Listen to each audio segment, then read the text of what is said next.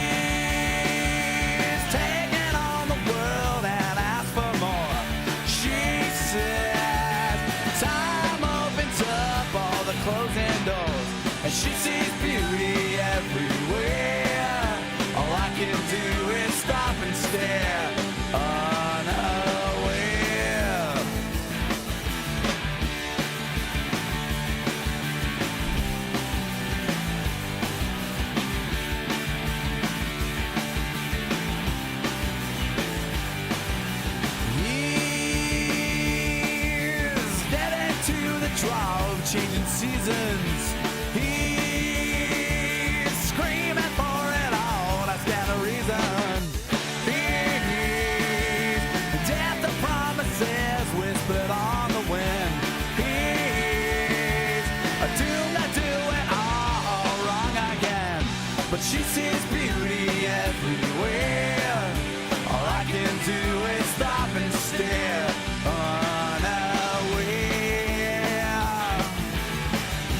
She sees beauty everywhere. All I can do is stop and stare, unaware. And we've been through this all 1,000 times before. We'll keep on screaming till we're face down on the floor. And I don't like me this way any more than you. Nothing we can do.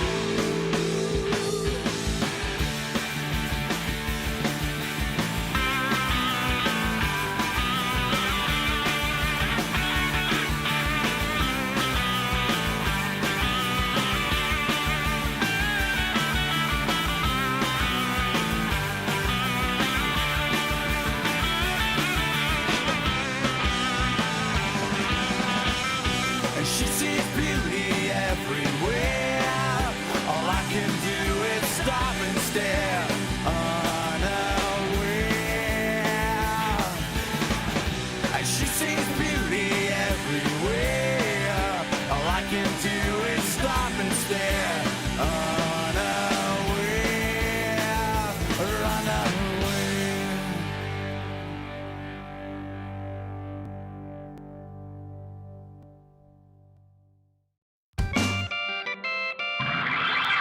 I don't know what's next, it's time for action.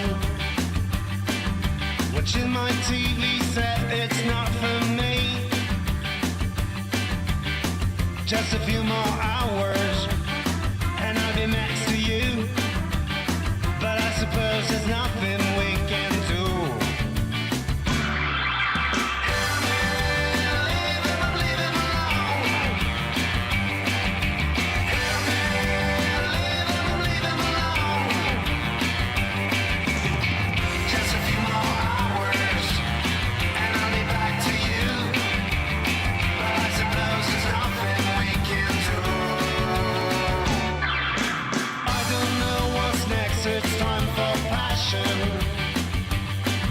Watching my TV set, it's not for me.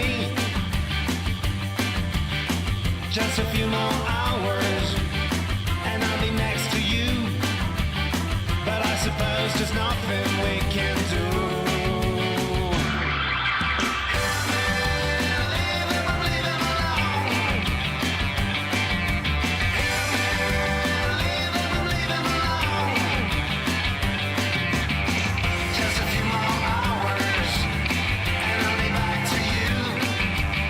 But I suppose there's nothing we can do.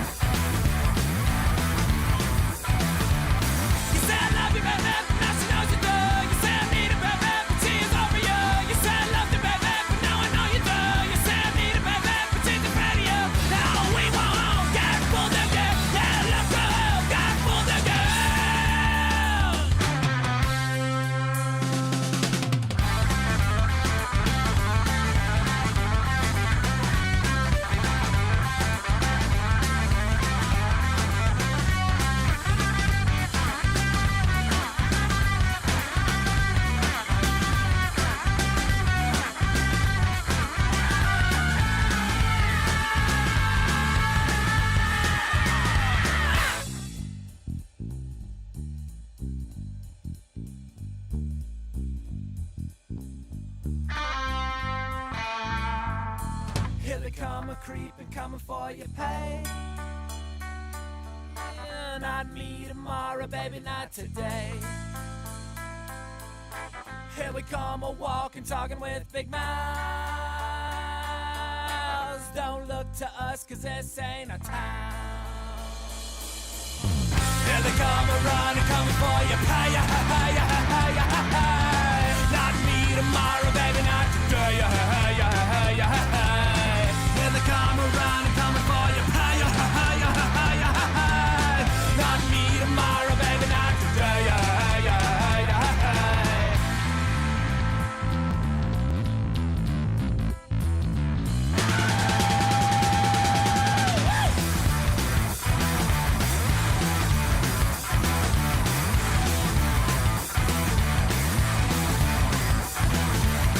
Said I love you, baby, but now she knows you do. You said I need it, baby, but she's over you. You said I love you, baby, but now I know you do. You said I need it, baby, but she's afraid of you. Now we won't get pulled again. Hell, let's go, get pulled again.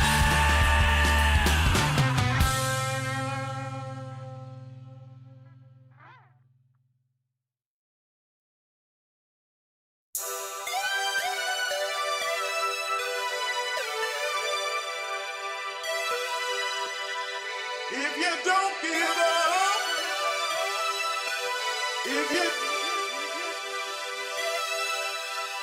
if you don't give up, you can get it done. If you don't give up, you can get it done. Oh, sunshine another day. Oh, sunshine another day.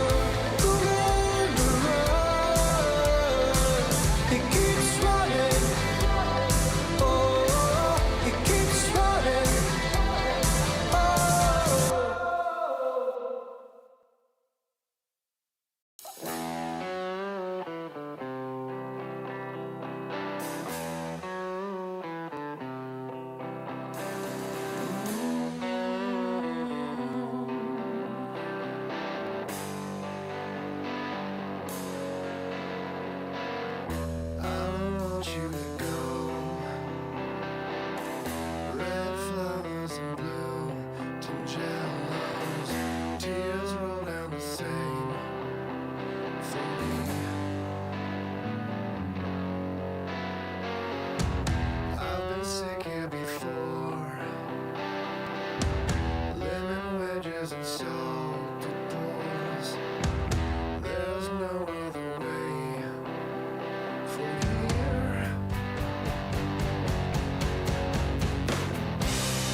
I don't need you anymore. I don't need you anymore.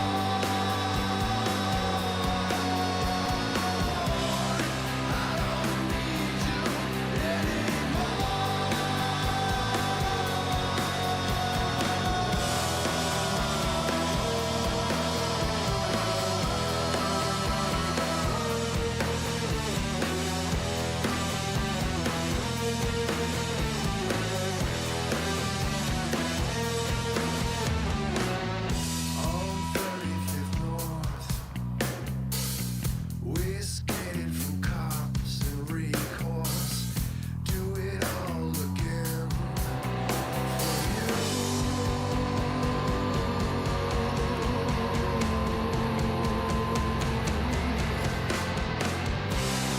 I don't need you anymore. I don't need you anymore.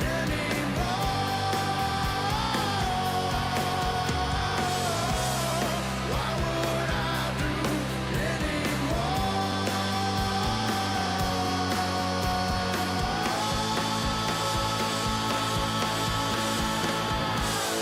But I came back anyway.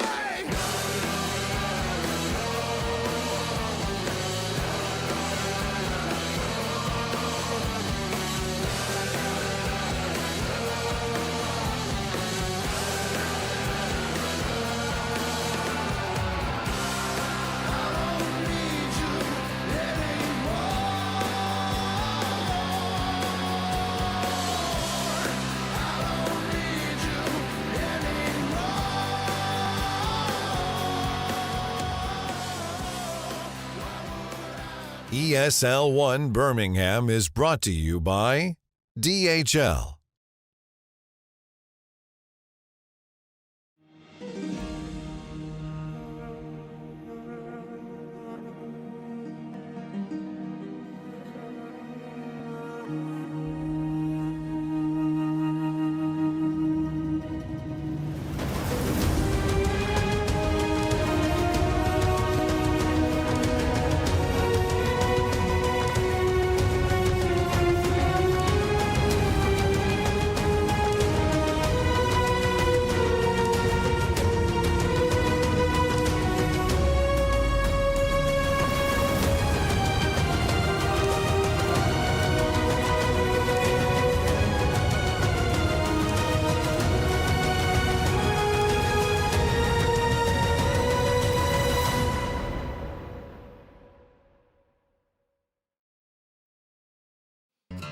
Happy patch day, everybody! It's also the final day of group stages here for ESL One Birmingham 2026. And with this big of a patch being dropped on this very early morning, we have a lot to talk about. And I know that you are used to seeing us talk about, you know, all the things in the group stage and how teams are doing. And I'm trusting that if you're really interested, you can look that up on Wikipedia as well. Or you can just watch during the games. We'll keep you up to date with all of that. But this morning, we are going to focus our attention on the patch. Couple of household announcements first, though, before we talk patch things. Let's take a look. We are in the third stop here with the EPT. The tour is at ESL One Birmingham, and there's a lot of points on the line. And the more points you get, the higher your chances are to make it directly based on invite, because you need to get top 12 on the EPT leaderboard in order to get a direct invite to Dota 2 at the Esports World Cup. So that's definitely a lot to play for right there. And I did say it is the final day of groups. Let's take a look at for who that is most important, because there's a couple of teams that are already locked into playoffs. Not 100% sure yet who's upper, who's lower. But for example, Mouse, Yandex, and Tundra, they're already locked to go. So we are going to focus our attention on the bottom half throughout the day. Group B is maybe a little bit less close, but we do have a lot of teams doing well as well. But the bottom four are looking rough, and some of them are facing each other today. We're keeping you up to date with all of that, of course, as well as we have still 4 streams active, but only 2 series per stream, because the time after that is, for some, it's to, read the patch and play Dota themselves, but there could be tiebreakers. That's right, this is the Ember stream. We're gonna cycle through them. We also have a Storm stream. To be honest, every single one of these series is looking great, and of course, the Earth stream as the final stream that is happening. And you might be wondering, why are you monologuing, Sheev? Is this just you on the panel? Keep it up, Sheev. No, we're not. We're not here. We know why. Laundry's done. All right, let's talk about the patch, guys. Let's talk about the patch. Where do we start? Where do you want to start? I want to start. Okay. Hey. Just in case people have not read the patch notes, there was one line at the start of the patch notes. We have to mention that facets have been removed. This was needed. Was it? Yeah. It was unexpected, but I like it. Yeah. I think it was, facets were something that was very interesting because you could basically try a few different balance changes. There's two directions you could take a hero, and then the community would test it for you. From like a dev perspective, you always want to iterate on things, and this and then test with data. This basically let Valve do that with like millions of people, which is cool as hell. But in terms of like actually adding depth to the game, there was just one facet for every hero pretty much. It was also cool in that you could have a facet that would make a hero hypothetically very good at support and one that would make them very good at core. But in practice, what ultimately would happen was the same thing. It's like, well, that's the facet. Like I honestly, when pro players would pick their heroes, I would stop looking at facets because I knew that 95% of the time they were going the same facets as normal, and 5% of the time they made a slightly interesting decision. Yeah, there were only a few heroes where I really like it. Like if you played Lycan against heroes that destroyed summons, you could play him without summons and like make yourself stronger. But for all the other heroes, it was like, this is the facet that you take in every game, no matter the matchups. So, get rid of it. I can just imagine some Valve employee who spent all of his time programming all of these facets that nobody ever took. Wasted his time or her time. I do think it's a cool thing to happen, because a lot of the facets that were chosen frequently are somehow worked into the heroes, as my panel said. And I think also a good place to start is to checking some of the major differences from yesterday to today. So we had 4 heroes that were very frequently picked. We call them the Big 4 because they were either banned or first phase picked, and they all have gotten some changes, Jenkins. I will complain about one hero. We'll see. Okay, let's start with Largo. The win rate on this hero, it did decrease. They basically took the Aghanim Scepter damage and they now put it on one of the songs. Bullbelly, no? Yeah, it's on the song that people weren't really using that much. The damage one, the red one. The red one. So now when you do get the Ags and you can play 2 songs, you have to choose between damage and healing and move speed, damage and move speed. And I do think that is a lot more difficult of a choice. You don't have like the 3 OP things running around a fight. Batrider, fuck this hero. We'll get into this one in a second. You'll see the win rate. Ridiculous. I did not see, what is the Trine and SF changes? I think Tree got destroyed. He got like omega nerfed on like everything. So the Eyes of the Forest is terrible? Yeah, the cooldown is about similar to Ravage, I think, now. Yeah. And they last only like 6 minutes or 5 minutes instead of 6 or something. It's Living like, armor was why would I nerfed. buy this? Yeah, like this hero, I guess good riddance, but he got, I think, a quite big nerf hammer. With that said, though, after, like, once living armor is maxed out, I think it's about the same. But the level 1 living armor is significantly worse. Yeah. So your impact on the first couple levels should be weaker. And if you ignore the shard, hypothetically, the hero should still be playable. It's just that was the way that he was played. So in Shadow Fiend, I mean, I think the big one is you now only have 20 souls. Yeah. Which means the ult is way worse. As you're gaining souls, you can't use more than 20 per cast of the Requiem of Souls. So it's like if you have additional souls, which I think you still can get. He has something cool on his spell, right? So Feast of Souls, you basically suck souls in, kind of think of like reverse Leech Seed. You're sucking souls from your opponents to you to temporarily increase your souls. That's on top of the skill, still giving you attack speed, still giving you movement speed. So that Feast of Souls spell now gives you attack speed, damage, and movement speed. And it doesn't require souls to cast. That was the most annoying thing.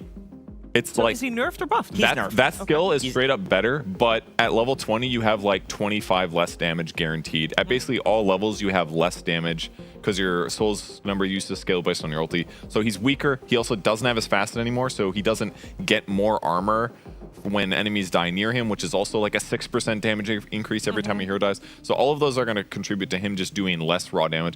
And it takes time for his Feast of Souls to suck souls in. So you can't necessarily get the same big ulti explosion. So is Tiny SF going to be as good still?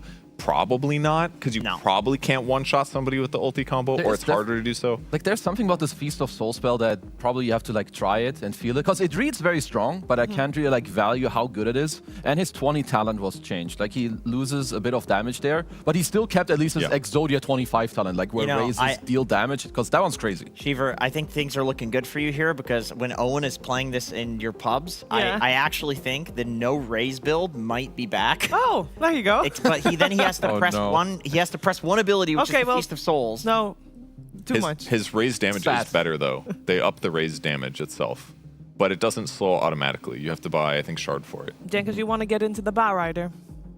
Yeah, we can get into the Bat Rider. Can we skip to the win rate? Yeah, we are obviously able to pull up graphics back and forth. So we have got a screen that shows the trends of the winners of the patch, so to say.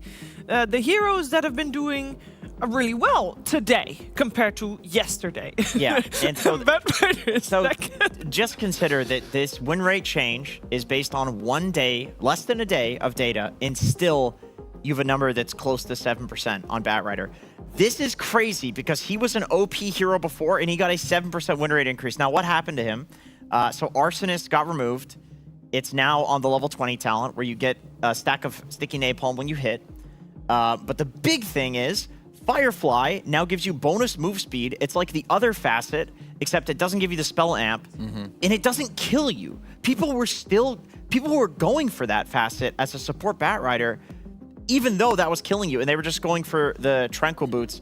And the thing, my personal take on Bat Rider, having played it a lot in the off lane, is like a lot of the time you were not really using the Arsonist that much to deal damage until you got BKB, and that's a very late game item on Bat if you're playing it from the off lane, right? That's like you're going like Bongo Boots into Pipe, maybe even one more item, Blink Dagger, then you're going for the BKB, then you want the Arsonist, and at that point you're like level 18, you're getting it on the talent. So we can kind of see that reflected here. The win rate went up. You basically got the other facet without any downsides, which is really crazy.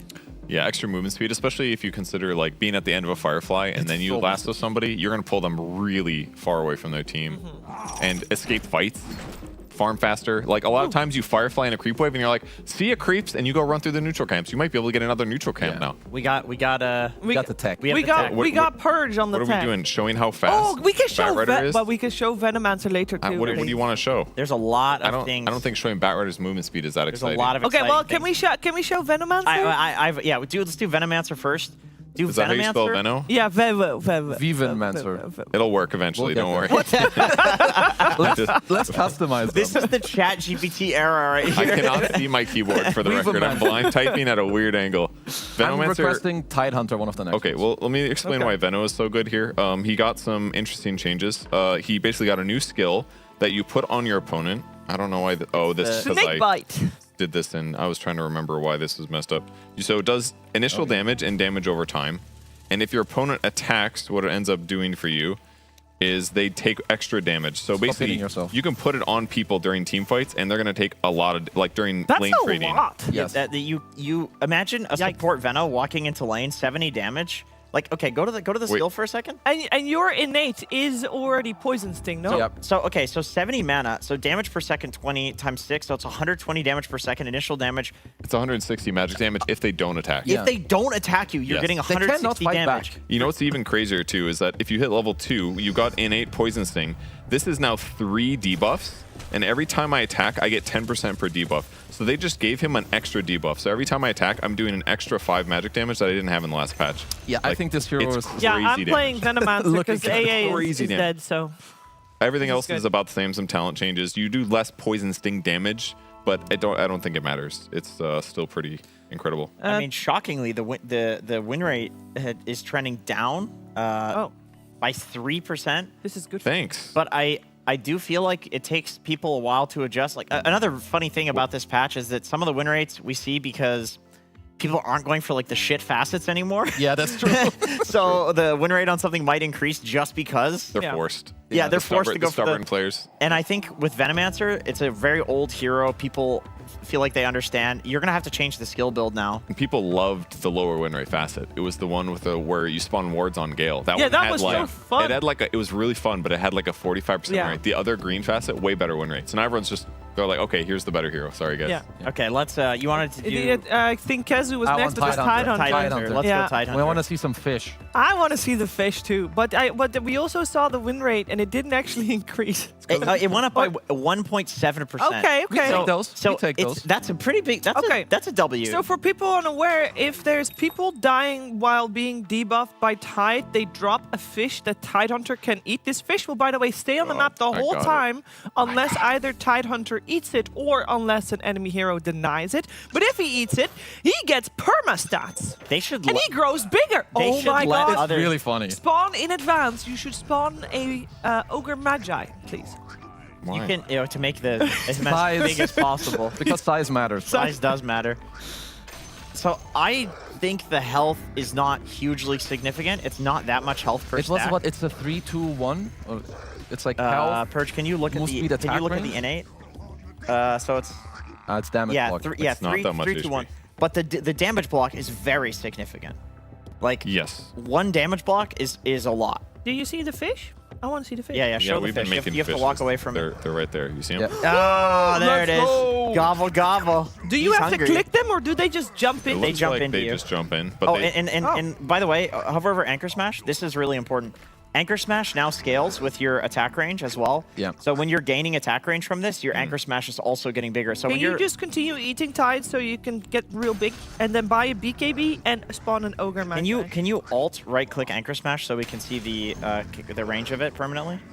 There you go. Like it's gonna get bigger and bigger every single time with attack range. Wait, there's a new item that gives melee heroes attack range also, no? Or did they put it on MKB? Yes, MKB. MKB Tidehunter, guys, coming to your matches. Yeah. Look at this AoE. I mean, he has killed 50 heroes. Ooh, and So can this you get the Chasm Stone as well? this is quite good. Ah, it's true. Killed by him or dies under his debuff. So Yeah, you don't have to kill them. Yeah, like it's if you about have, the same as before. I mean, I guess sometimes you'd kill people without using Anchor Smash, and that kind of felt bad when you missed it. Yeah. Because you're like, oh, I just lost my free stack. you But Can you like buy a dust with Shivas Ags. or a Chasm Stone? Do you say Chasm Stone or Chasm? Chasm. it's not Chasm. It's Chasm. you just want the AoE to be bigger. Yeah, by, you want the by I- 50. Yeah. He is I'm large. good. Yeah, look at this. We'll just get it by killing more people. And remember, he has an Anchor Smash when he uses Blubber. I would innate, like the so- Dazoon Blood Ride too, please. Thank you. No, Alright, that's sorry- too much sorry, work. talent. Sorry. I decline. What? Get the Dazuni. It's because the shop's on the left. He doesn't Yeah. want to click it. It's true. It's because I everything's always reversed. change the setting, and once I get in demo mode on these, this is a Could we Bloodlust and BKB Smurf him? account. Observer Yeah, but I 09. want a Bloodlust BKB him. Thank Is you. that the one request we And, can have? and, and remember, guys, BKB 7 seconds at lowest duration now, just not wanna- 6 seconds. This I is- like that one. This is an insane item. Okay, I'll do this for you guys this time, but I'm not going to continue doing goofy Thank things. you, What? Purge. Thank you, Purge, in the chat, please. Thank you, Purge. Thank you, because Purge, in the it's chat. a lot of work for. Stop This is complaining. great, like outcome though. Mm. Look at him! Oh, yeah. Don't tell me that's not worth the work. Look That how was- slow and fat I he think is. that was not worth the work. I Okay, think it was. You're a hater. I think this Look is at great. it. This is definitely worth it. Yeah, This is awesome. this makes me happy. Okay, my request, I'm very happy. Wait. You already got a request. No, that's what I'm saying. Like, This I'm was giving his it to you request? Oh, okay. He's Sorry, done I'm with this sorry. Stop being request. a hater. I'm sorry. I'm a hater. I'm a hater. early in the morning. Anyway, already hostile. I want to make a point that Kezu and I both agree with, which is that Spirit Breaker, check out Spirit Breaker, Aghanim Scepter, and here's the thing: everyone reads the. I shouldn't say everyone because the patch just came out, but And not everyone can read. not everyone can read. Yeah. I feel like a lot of people will react to the Spirit Breaker changes, which is like I think basically you have like some Echo Slam on charge. Once you charge somebody, bash them back, it hits somebody else, it Yeah. bashes them as well, and then the initial guy as well. Can we put them all in a line and then? Yes. Yes. We're gonna do no that. pressure, Kev. But Kev's got this. to me, the craziest thing is the knockback on Bash with the Aghanim Scepter is just huge. Like, it's like punch hooking or like Magnus skewering somebody. But don't, so, because the old Ags is his shard now, right? The pocket, the planar pocket. Yes. Does it Yeah. still? It still reflects spells, does it not? I don't know. I was probably too- does. I was Because too- that's really strong to move that also on a shard. they can just be together. No, this is great. I would like to see the chain effect. But God, I can't edge pan. How You the can fuck you do I can move? chain bash. You have middle mouse? There we go. Okay. If they're together, you're chain bashing also from the people on like the sides to the people in the middle. Jeez. It's better. It's better if they're clumped. I did this last night in a lobby. I'm gonna give them more HP so we can like. Yeah, really see it proper. You can also do select all and level up, maybe. Maybe that's faster. Sure. Yeah, my way worked too, didn't it? Okay. Sorry about that. You should move far away so you can gain the move speed. Or I can do it if you want. No, it's- I think I'm that's a good a idea. competent Spirit Breaker player. Nice. Here we go, here we go, here we Keep it go. up. Keep it up. Yeah, This is going great. keep it up. We are keeping it up. All right, check this shit out. Look at this. MTV, check this out. Oh, that's very All right, satisfying. now just use the ult. Come on, that's insane. that was really underwhelming. I'm gonna be honest. It does look very funny, but it is 4,000 gold. But like to be fair, this hero it was lacking something because yeah, this it hero looks used to pretty be very fun. underwhelming, actually. I mean, Yeah. it's giving you an AoE stun basically instead Yeah. of a single target, which is big, and it should be. It does go through BKB, right? So Yes. because the bash does. So hypothetically, if they get clumped up a little bit, there could be some moments like these Vacuum guys are Square not. Breaker. These guys are not super clumped. Let's see if they all get hit. Like that's decent. Like it should be you'll take the guy that's like on the back of the fight. Like this guy here or this guy here is probably gonna do it. And it's gonna hit multiple I people. disagree with you guys that this is underwhelming. Like, see- in a competitive game, moving somebody that far is insanely impactful. Was that an old facet? He had one like that, no? With like a bigger knockback. I Yeah, think, that on was the old- that was that was Yeah. the old facet. But it meant that you had to. Okay, and then they added bullshit and they replaced it. I think. But just being able to do this, I think, is really good. You could AoE stun twice. Also, it'll do way more damage if you have like Yashikaya use bulldoze. Like every tiny little bit of move speed on That's this hero true. matters a lot. Like this looks underwhelming because you're not pressing everything. I can see it. And Yeah, what here? Because what here we also have, you know, there's Dota looming on the horizon, so I want to also see other heroes. And Jenkins is being hostile, so we like to move on from the second. you need to relax. My quarter's. Is there a hero you would like us to highlight, Per? I think I don't know. I think the ones that I was most interested in is probably the techies change. I don't know if I'm gonna mechanically The techies be able one to is do really it. it's Oh, good. yeah. It's good. But it's this hero's been pretty low win rate for a long time. Pros tried a little bit. The facets haven't been satisfying for a long time. And you can basically plant like a remote mine. It plants when you die, which is good because it makes it useful no matter what happens. Let me, for example, show killing a techies. I mean, I feel like it should be really good. It plants a bomb, and this blows up later, basically. But it blows up regardless within after 1.5 seconds. No. Yeah. Can you show me the damage you take? So Not a lot. 120. So it does. That's but without it's any early other- game. It does Yeah. 50 damage plus a percentage of your max mana. So late game, a lot of techies have a lot of raw mana. This could be really high damage. But the way that I think it's kind of interesting is you can cast spell or use items while you're jumping. Anyone know how to make a? There it is. One of these. And then I thought that maybe like a hex build would be cool if I level up to like 10. I'm gonna max this out. Get And you can this. taser allies, which is super cool. You can Tasering taser allies is. All right, so here's and then is it shard or ags? It's shard, right? Yeah, shard allows you to cast it basically instead of it just being like you can basically channel it and you can choose to blow it up. It stays for maybe forever until you choose, and then But it you blows can only up. have one, But correct? so yes, so like here's a combo that would be good. I'm gonna give this guy more HP because he's gonna die otherwise. Yeah. Oh my god, I can't edge pan. Okay, here we go. This, hex, and then put the mine down basically, and then this one, and then you set it to blow up right away. I did it slowly, but It does work. hypothetically, Yeah. you can chain your stuff pretty well with like a disable. It takes a second to Does put it- this down. does it give vision? takes a second and a half to blow up, but like if you pair it after you lower their magic resistance with proxy mines, like. You could potentially like actually have something. This could be an Atos as well. I think if you it wanted does to give be. vision. So if it gives vision, then it's something you can put on Roche, and it's not going to blow up. Like That's they, also they, quite they cool. have to have sentries, or you can put it on like creep camps. That's kind of annoying. I mean, I really like the innate because techies, you're running around all the time, like suiciding, like trying to go for like these plays where you trade yourself, and now like there's even more damage. Yeah. I think it fits a lot. I think it's Yeah. really cool. Now, I think it's one super cool. change as well for techies is that if I buy a blade mail, I can kill him. That's true, actually. Well, That's a Herald review nerf right there. no, Sorry, man. I tested that. It's actually not that crazy against techies because the mines are mostly killing you because of the minus magic resist, and resistances are not considered. This really destroys Pugna, though, because the Pugna ward now hurts Pugna. So if you're like Queen of Pain versus Pugna, I think the counter works the other way. So you get a blade mail, you'll full to 0. So you're basically saying that these techies mines are doing 400 to 750 magic per hit, but it really shreds people because it's also lowering their magic resistance for each one. Exactly. But techies is only taking. I mean, you could still get some like Centaur with pipe and like run through 10 mines and kill them for sure. But But it's like it takes like 3 mines, and the damage trade is not worth it. Yeah, that makes sense. Let's continue with the final bit about heroes, because we saw the biggest winners. We also, of course, have the biggest losers after one day. It's right here. Got you. Tinker being one of them. Defense Matrix has been removed, which I think a lot of people. Current win rate 38%. That's mad. Oh, thank Gaben. Thank the Lord Gaben for this change. But he has a turret. They added the most dog shit ability to the game. The turret doesn't attack creeps. You can't use it to farm. It's really easy to kill. It does very low damage. It costs just as much mana as March of the Machines while doing the same thing but worse. I'm going to demo it. The one cool thing about it is that you can use it to like knock yourself back and do, cool like repositioning really weird. stuff. But it's weird. Yeah. High ground defense is a little bit better, but it does already assume that you're going to be losing. You can dodge them as well. The thing is, I don't know if you're high ground defending. I don't know why you would spend mana on this and not another March of the Machines. It does way more damage. You can use it to knock yourself back or to knock them back as well, like on the spawning of it. Yeah. This is a level 1 hero, so this is not the best example, of course.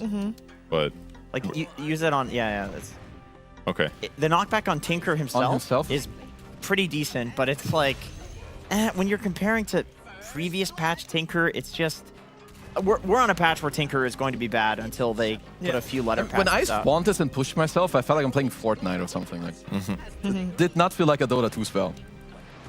Yeah, definitely. But when you get 9 of them, when you're playing with free spells, it looks cool. And also, they needed something that looked like this gun on Tinker's side, which is really important. For lore reasons. Who else it's got very nerfed? important. Invoker got a pretty big win rate decrease. Yeah. Although I was talking about Wepos outside, you get to choose which one you get. I really like that. So you can pick the shard you want, and you can pick the Ags you want, right? So you get the best of both worlds. I think he just got harder, and people. That's why, Excuse me.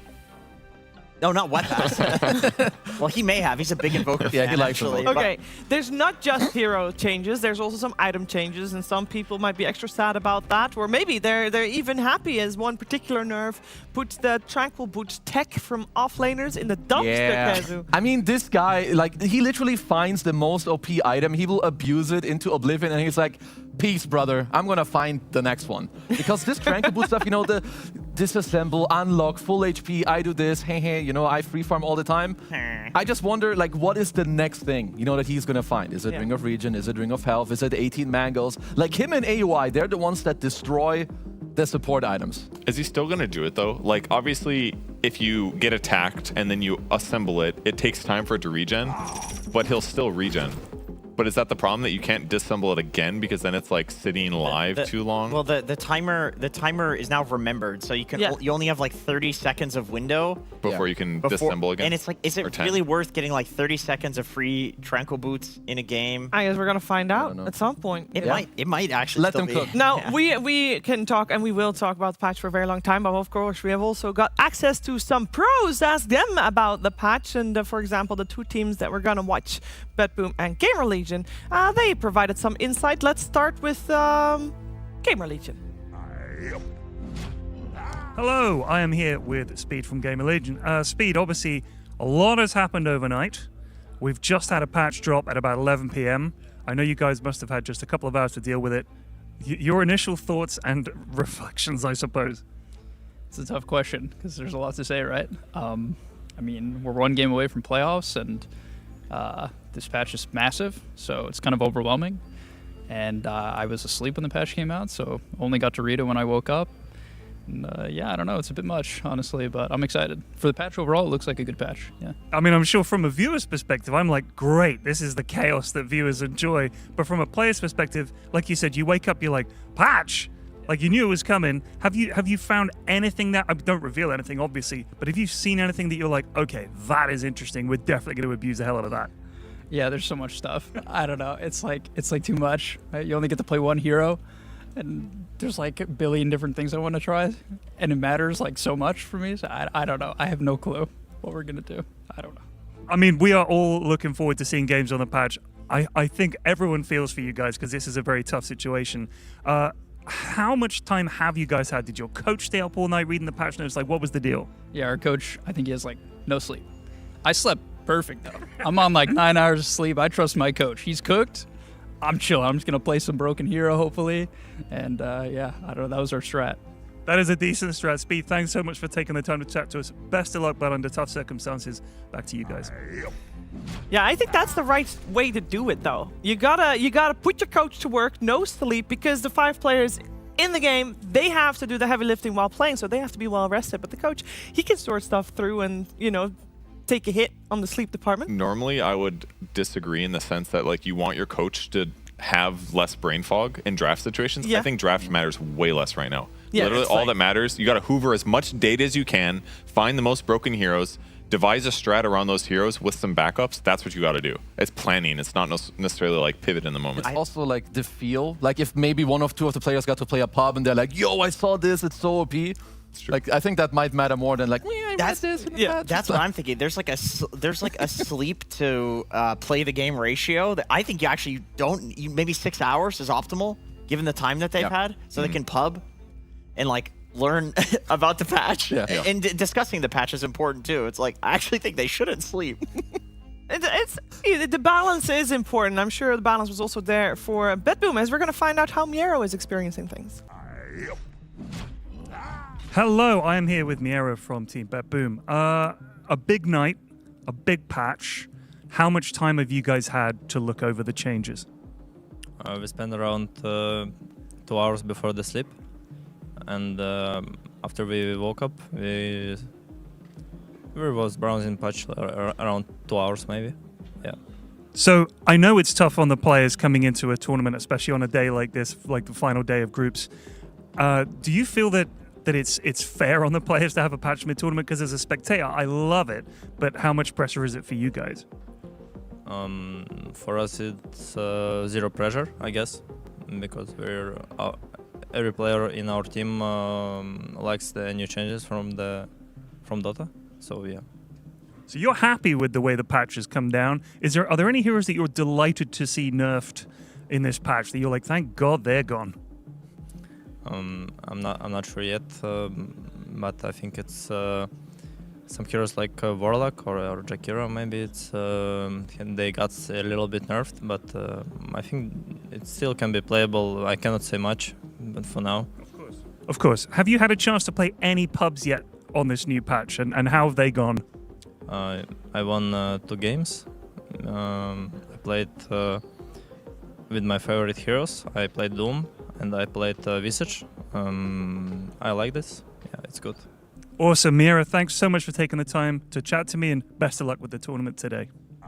Yeah, a lot of pressure also on BetBoom because they're 4-8 right now in the scores, and they need to win both games in this series in order to force out a tiebreaker. GamerLegion is starting on 6-6, and I don't know if mathematically they need 1 game for ties or 2 games for guaranteed through, but also, of course, pressure on them, as we saw from Speed earlier. Another thing that changed that I want to focus on, we're also going to have the draft, but I really want to just quickly show the changes that are made with the Tormentor and the offlane.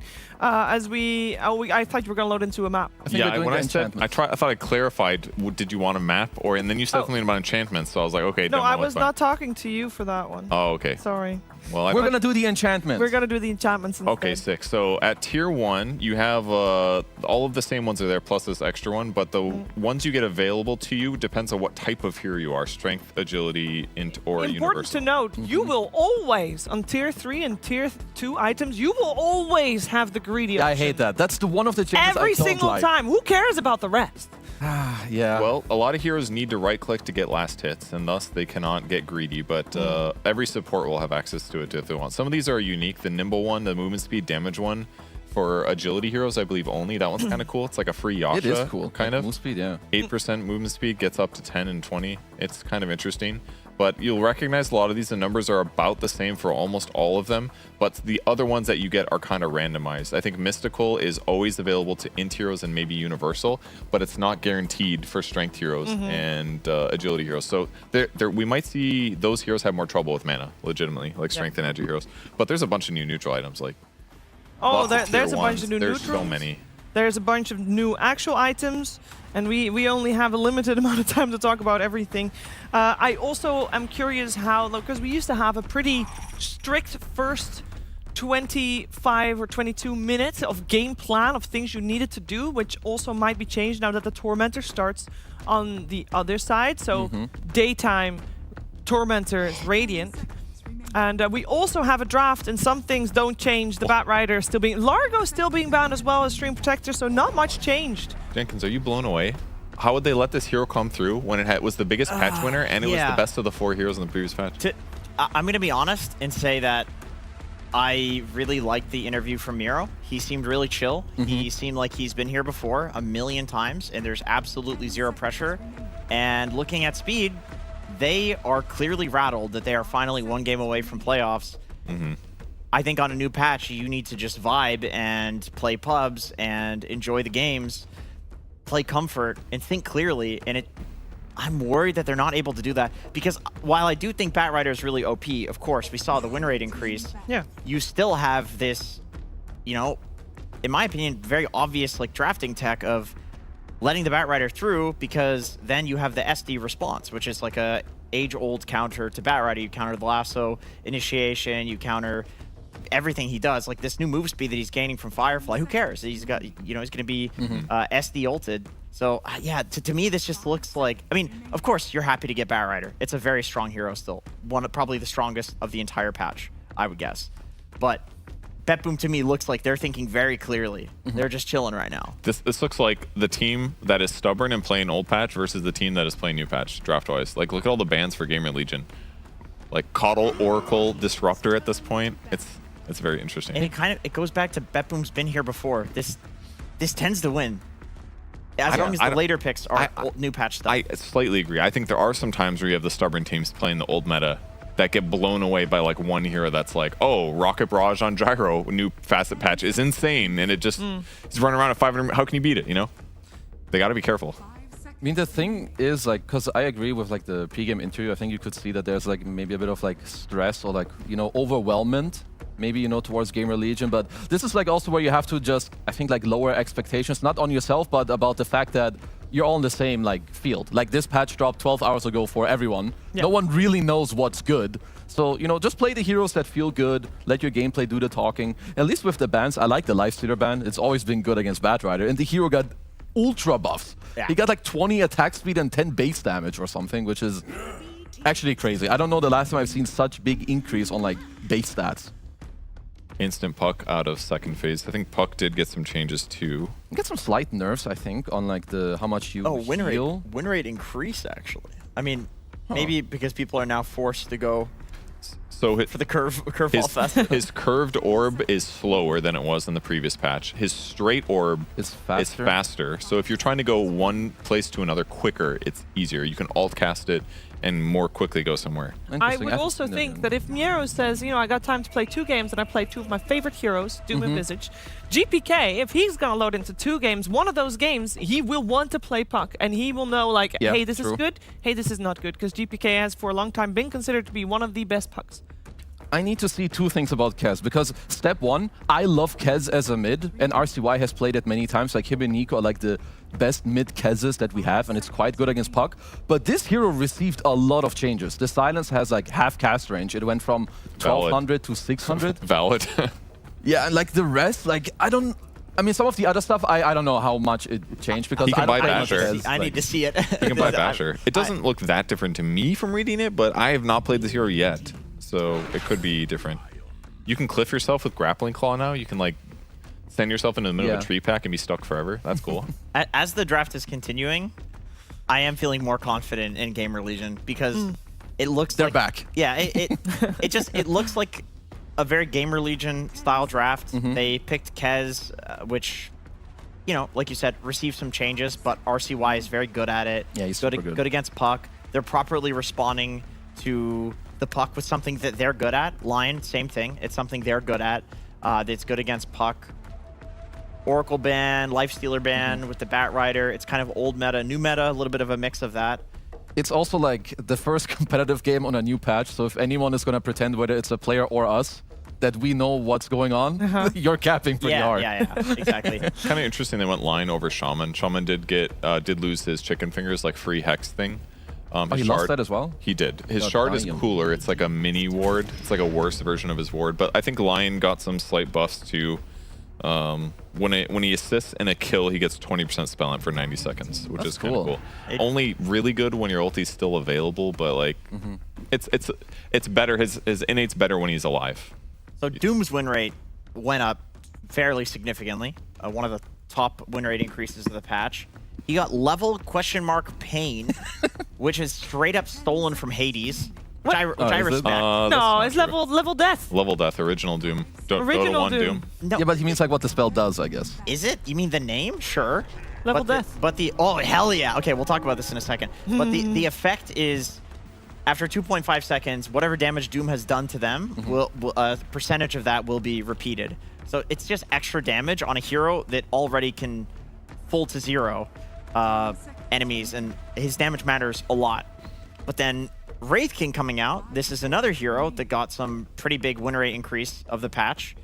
He's now Skelly Man only, but when you get the shard, you can get the old facet for like the Spectral Blade, so you can kind of have both facets now. And I think that facet was better late game. It was really good. Anyway, so you have now the farming, but the Spectral Blade, so Wraith King is really, really good. And against Doom, what are you going to do? Doom him, and then he respawns? They also buffed the damage. I think Spectral Blade, I believe, was 50% base. This shard is 75. So like your first 3 seconds of damage, it's almost like it's halfway to double damage from what it was before. It actually is a lot of damage. And you have the ability to farm, which is why it wasn't bad. So. And the skeletons are incredibly good this game. Like both these supports and overall, like when you play against Wraith King, you don't want like this one and done type draft. And for now, they kind of have that. So BetBoom with Kiritich's last pick, they'll have to try and fix that. Like this static guy that has a lot of damage. You don't really run out of it at any point. It is funny that SD and Bane and heroes like this were so strong on previous patch because there just weren't summon heroes. There's no Lycan, Beastmaster was going Aghanim Scepter. All of these single target heroes that hate summons were just god tier because there wasn't anything to punish it. So I can't believe I'm saying this, but it's kind of refreshing to see Wraith King, which is essentially a summons hero because of all the skeletons. Yeah, true. It's refreshing to see this. It's like, thank God Bane is being punished. Thank God SD is being punished. And I know you wanted to talk about Night Stalker that we didn't get the chance to do, but we do see BetBoom respecting it in the ban. I mean, the hero is like really, really strong. I like the changes they did where like early on when you just fight people, you have like a built-in lifesteal, and when it turns nighttime, you have the shard, you can eat things for free. And I just overall like Night Stalker. And like with all these supports, like another reason, like these SD's Banes, they should be punished harder in some of these games. So, you know, this hero getting a buff, we should be able to see it. I do think the Wraith King is great though, not just because it's good in the patch, good against Doom as well. Yeah. He doesn't care that much if he gets doomed. Doom itself is not going to have any extended durations or anything like that. Obviously, he's very happy to Doom maybe Bat Rider to stop the healing or the Kez. But looks good for now. I like GamerLegion's lockdowns. They've got good stun follow-ups. They've got tons of damage. Their team fight's a little bit weak. Doesn't do that much AoE stuff, but BetBoom's kind of similar. It's all single target stuff. Maybe I'd like a save on GamerLegion, but I guess they're expecting it to be Bat Rider support. But Yeah, they're I banning guess so. offlaners. I mean, I think traditionally, like, illusion heroes have always been quite good against Wraith King, but I mean, I don't know how good they are overall. You know, like your PLs and Naga Sirens. Why not Ringmaster, maybe? For GamerLegion? Oh, they need a 5, I guess. Ringmaster can jungle from level 1, by the way. Because he kills creeps, I right? tested it. It's 50 mana cost, and you have 3 charges on the dagger. You can get early neutral items. Like, kills it might be creeps. cool. You can get, at minute 0, you That's can get cool. early neutral items. You mean minute 1 because the creeps don't spawn yet? True. Right. Yeah, true. Keep that up, Urge. Thank you. It is nice, though. Like, I think... Sorry, Dude, that was that's very a good loud. shot. They were the Great first choice. team that did this stupid Venomancer jungle last year. They were the ones that invented that. Okay, my Oh. confidence in GamerLegion is restored. Through the roof. They cooked with this draft. They picked like 3 of the highest win rate hero increases. Yeah. right? And all heroes that they play and they're known for, and heroes that I think are good against the BetBoom heroes. So I'm very curious to see what's the cheese last pick on the new patch coming out from BetBoom for Kiritich. This is some PL or Naga. Go run it. I think you're right. I mean, what else got buffed? That's you gotta do it right on a But new patch. you can't, because the Venomancer, Noxious Plague will still spread, and it kind of is anti-illusion hero. Does he have Noxious Plague anyway? Yes. I mean, the ulti will spread, but it won't double spread, I think. Yeah, it's not an AoE spell anymore, but it is single target and it will spread. And it will spread to others, it will just not, when it spreads back, it will take the hit damage, but it doesn't refresh the debuff. I don't think it spreads back again. It carries all Oh, it does say debuffs that. placed by Veno. That's actually great. It does spread a second time. I was thinking, okay. Oh, that's cool too. I like that. I was thinking that the heroes that counter Wraith King are the Illusion heroes and Slark. You know, mana burn hero that loves that you have so much HP to just keep getting stacks after stacks after stacks. You respawn and Slark has like 30 Essence Shift stacks. Now, did Slark get anything in this patch? Yeah, Slark's win rate went up pretty significantly. And I mean, in my opinion, if you think about it, like, okay, so they changed his third skill. The third skill. Now the stacks are independent, so you're not gonna have like that fountain diving bullshit that was happening. Yeah. But if I hit you once at level 1, I get 4 HP regen for that. They made it even more. 4 HP regen, and then like 10 or 14% extra HP regen based on. So it's like 5 HP regen also added to my. Like, you're just running around with a tango in lane all the time. When Slark had this, because he had the innate built in, he was overpowered. You couldn't lane against him. And I think that's where he's going to be at now, where it'll be incredibly difficult to lane against. It's a good Slark pick. Yeah. I kind of feel like both teams got what they wanted. Hopefully, probably. Right? It looks very much like, oh yeah, that's BetBoom style, that's GamerLegion style. No, for sure. Like, especially like with this, I don't know if it's a jungle Veno, or I think it's just over like a very good hero when it comes to like the laning overall. At least with my Dota knowledge of what we have seen, it is a very good Slark game. So if you get the time and get that stuff, you're pretty happy. But GamerLegion, they have a lot of good heroes off the patch. RCY on Kez, who can pop off. I don't think it's going to be a cool game. Yeah, I think Veno's going to be really scared of Slark. I think Slark looks great here. Diffuse a Blade against Wraith King will be really good till he hits 18. But the downside is they do still have decent disables. They've got Lasso, they've got Lion. Those are heroes that are going to make Slark dangerous. I think the support duo from BetBoom, it's very defensive and safe, but I'm a little bit worried about it offensively, I guess. They both teams cooked with the drafts. That's all I can really say. They've picked stuff that's good counters. They didn't over adjust to the patch. Sometimes people just go crazy picking new stuff. Like, I like that we see SD Bat, these heroes that were already pretty good. Lion, same thing. But then some crazy stuff at the end. Like, this is how you need to draft on a new patch. And it's just cool that our first series of the day, like, both teams are reacting to the patch very well. Yeah. Yeah, and it's their style, as it said. Now, there's a lot of stuff that we didn't talk about. So hopefully you guys can either fill in the blanks yourselves. But of course, we also have got 2 people that are going to talk about the game, and I'm sure they'll have plenty of time also to fill in those gaps. I'm talking about Cap and SVG. We'll do our best, Shiver. We have a lot on the line here. It is going to be quite an interesting game. We have a bunch of new heroes with a bunch of changes that occurred, but also just the stakes that were at hand. On the old patch, GamerLegion was coming into this series with a fantastic score of 6-6, ahead of most of the pack to be able to secure one of those top 4 spots. But now are on a new patch against a tough team in BetBoom. And if they drop both of these games, then they're in serious trouble. Maybe some irony. And like, people were complaining, where's the NA region for so long, and then finally we have an NA team that they're doing pretty well. Man, they might even be able to go like straight into the playoffs here. They control their own destiny. Oh no, wait, there's a patch, so get wrecked. So now you have to fight for your survival on something that's completely new after you build up some momentum. So hopefully they can adjust quickly here, and BetBoom looking to right the ship, as it was not going well for them in this group stage so far. So maybe a breath of fresh air for them as they try and adjust. And boy, was this a big patch. I mean, there is a lot that has changed. So you just got to play off of intuition, try and get something going. You're going to try and save speed here, but he is done. Absolutely just got wrecked by that Infernal Blade damage. Holy. Yeah, unsurprising, as the Doom was definitely one of the heroes that I think everybody has looked at as being, this is one of the most buffed heroes, and it's just because the numbers look exceptionally strong. Oh, yeah. You have this now innate. He's just doing an extra 15% damage on these hits. He has a talent that gives him 66 damage. Because we needed to have every 60 number be paired with a single 6, everything is 66, and that included some other number changes that were buffs. It's just like across the board, this hero just seemed to get some big number changes. Definitely has one of the scariest talents in the game now with that level 15. He already had super high base damage. All these things seem like they're going to compound for this hero. Maybe he can be played in carry again too. That's it. I am excited to see the Veno here. We saw it in some of the other drafts as well. This hero seems pretty spooky on paper with an extra snake bite spell, the amount of debuffs that can stack up, the fact you can spread all these debuffs now off of the Plague. Like, that team fight potential seems insane. The trading potential in lane seems insane. So I would not be surprised to see Veno over the rest of this tournament, because this spell is stupid in terms of numbers. Like, it is extremely efficient for the damage. We have our mid matchup of Kez versus Puck, which true classic. Right? One of the two mid Kez players in the tournament, RCY, is going to be taking this mantle. Now, Kez got nerfed in quite a number of ways, and you said one of the biggest nerfs that you were very happy to see was the Talon Toss range. Yeah. Save? Is he going to die here? It's going to be a trade-off for sure of some kind. He does manage to get the kill. No deny out from Miro. Just support for support.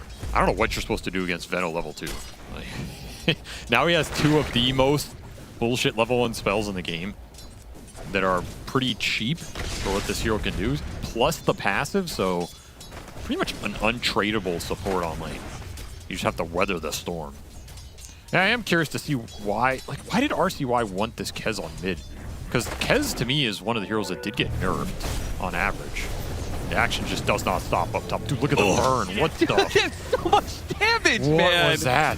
I was like, are we gonna see the Venomancer damage pop off or the Doom damage pop off? Well, combination of the Doom and the Shadow Demon doing some work there. He just got melted. Yeah. Straight to the face. Should have read the patch notes, I guess. Who can even read all of these and understand them? You just have to play, right? Yeah, it's been 12 hours since they released. They came out at midnight last night. Yeah, that's the other thing. Most of these players were asleep. Did you even have time to play a game or two? And maybe you play a game and it's all terrible pub meta. Yeah. Some guy's just messing around. You get pushed in the wrong direction. I do like the Slark pick, though, on paper. It looks like this is one of the best counters to Veno in every meta, so I have to believe it's still good. Sure. One of the best against Bat in every meta. It is a good carry matchup against Raid King. So this could be a hero that causes GamerLegion problems almost regardless of the patch changes, just because the archetype of hero that Slark is very good against what they've presented here. Yeah. Yeah, I don't know about this mid Kez to finish that point with the nerf to the Talon Toss range, because that's his silence on that. And that's kind of what got hit the hardest. And I feel like being able to throw out that mega long range silence is what made this hero really scary against some of these mobility mids. So maybe GPK has a lot more room to work with now in this matchup. Puck got some more damage off the orb. It's kind of interesting as well. Venomancer in some trouble here. Once again, the Shadow Demon Doom. Dude, what? Doom damage. What? Yeah. I mean, level 2 Disseminate combined with Scorched Earth level 2, which has always been one of the stronger timings for Doom. Level 2 Scorched Earth, we've seen 33 especially abuse that timing quite a bit. It just doesn't look... The eye test on this is already looking pretty stupid. I will say SD is one of the better matchups against Veno, because you can turn his passive against him. Sure. It's very annoying. We haven't really talked about this bottom lane with all the action happening top, but it is a Bat Rider versus a Slark, which you've already gone into how this is such a fantastic Slark game. And I can't imagine the laning phase is going to be too big of an issue for Kiritich. Well, he's kind of chilling down here so far. Yeah. He's got his boots up, got his wand up, putting some points into the saltwater ship now. Would never have seen this before, but you do get some extra regen on the lane. Pretty considerable early regen. You can just keep hitting heroes with it. Kind of a nice sustain mechanic for the hero. Yeah, absolutely. And he's going in aggressive down here. Got the pounce. I mean, frankly, there's nothing they can do to him. Oh my god, that's so much damage. Brain Staff, level 2, leveled up by Katomi. And don't forget, we have this permanent debuff, the Ichor of Niktasha. Did he get a stack? Yeah, he Yeah, he's got one on the line. He's also got one on the Venomancer from the first blood. Damn. He has been terrorized here. Mm-hmm. You'll feel the pain of the Bane. And going back onto Fade, he got leashed. Big trouble. Making a Firefly run away. Oh, he's out of mana. That Kiritich in trouble. Kiritich almost burning out. One more hit. Fate would be able to get the kill, but it's not quite good enough, and he can't really take the man fight against Katomi. Katomi getting close to having enough mana for that Brain Sap. At least secure himself the Lotus on Fade. We already saw some neutral items come out too. They got 2 neutral items down here bottom. I'm assuming off of the small camp pulls. They're the only 2 heroes in the game with it. Oh, yeah. yeah. One of the new ones too. That's a good point, actually. These easy camp pulls are way more destructive in lane than before. Like, they were already good to be able to have that easy camp available, but now the fact that you would be able to instantly get a neutral item off super strong. Yeah, that's going to be so good. Because he just got an early Curio, but it's mana regen, so it's like having a Bassi or something. Sure. That being said, the damage that was done earlier is still pressuring BetBoom, and this is a tower that's going to be taking a lot of damage. Meanwhile, mid lane, RCY is totally fine. So who actually came out ahead in this laning phase? The Kez at the top. Funnily enough, he just out-CS'd this puck by such a large degree. Doubled him up. Look at that CS. Look at the net worth. He is 1,100 up on the puck. Pretty disgusting what RCY has done in this mid lane. He came to play today, 13 denies as well. Really enjoying this matchup. Just look at the base damage difference, right? He's like 105 to the 75 a puck. Yeah. So while everyone's focusing on all these fancy stat and magic damage changes, there's that sleepwalk pushing the Bat Rider underneath the tower. He gets the Firefly and tries to make a run away, but it's just too much burst damage for him to handle. It's a little 5 Bane. And they're going to get the extra kill on Bignum as well off the disruption. So Kiritich, he's going to get some early agility stacks, though only one, sadly. RCY, he's going to have to make some moves here. His side lanes are not going the best. Shad came through, and he is going to be able to... Oh, he just immediately stuns up Miro. He says, I don't have my level 6. I need to be able to get a kill. Kill the range creep. He gets his level 6, but he didn't have the mana for it. Didn't get the Soul Ring off to give him the mana. Very awkward situation. I mean, does it even really do anything for him to survive a second time there? No, I don't think so. Kind of sad for Kataomi. He gets 2 kills, but he doesn't get any of the Iker stacks since nobody was under a debuff. I mean, he didn't actually get the last hit. I feel like that this Iker is kind of just a meme. I don't know about that, dude.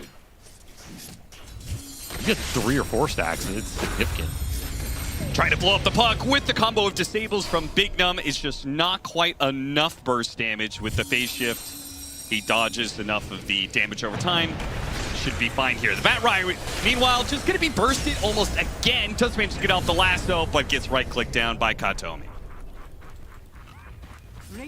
Building up some agi down here for this Slark. This is nighttime fighting. You have Bane and Slark.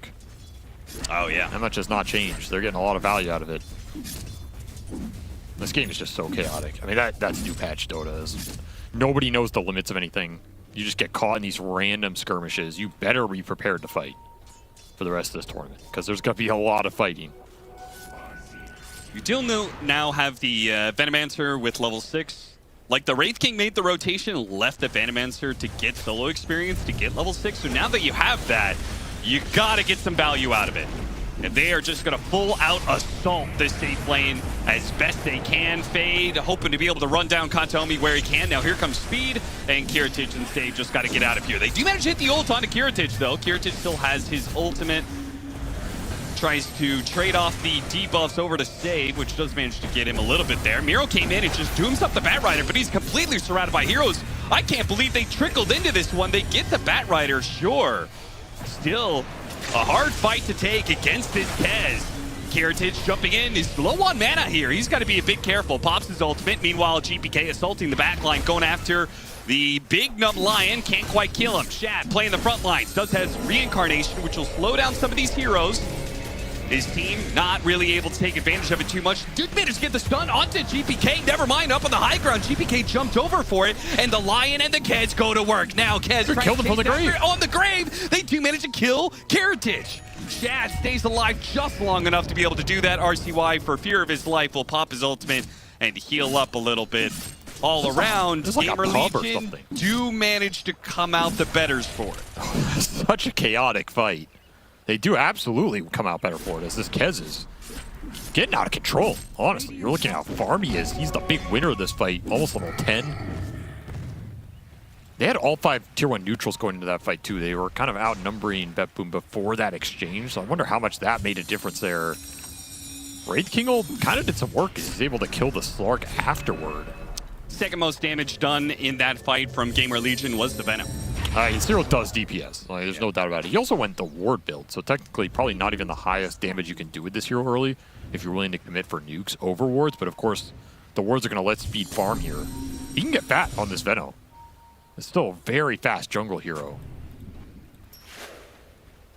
We're seeing observers pointed out the Mass Forgers kit. You can always tell a team that has really delved deep into the patch when they all are like, all right, this is the neutral item that we're all going to get if it shows up. 3 different Forgers kits for BetBoom. Well, they saw you could dig a bag of gold, and they're like, that's good enough for me. Yeah. You give Dota players an option to get more gold, they're going to take it.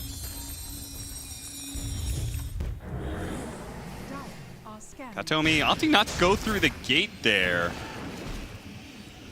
Shad gonna try and catch up to him. Oh, these map changes are they're weirding me real out. They're real wacky around It's these the first gates. time I've seen this. Tormentor's on the low ground now, huh? It's on a super low ground too, relative to the gate, especially. Like, that's a really steep stairwell. Yeah, they're funky. They're really funky. That is gonna be a hard objective to do.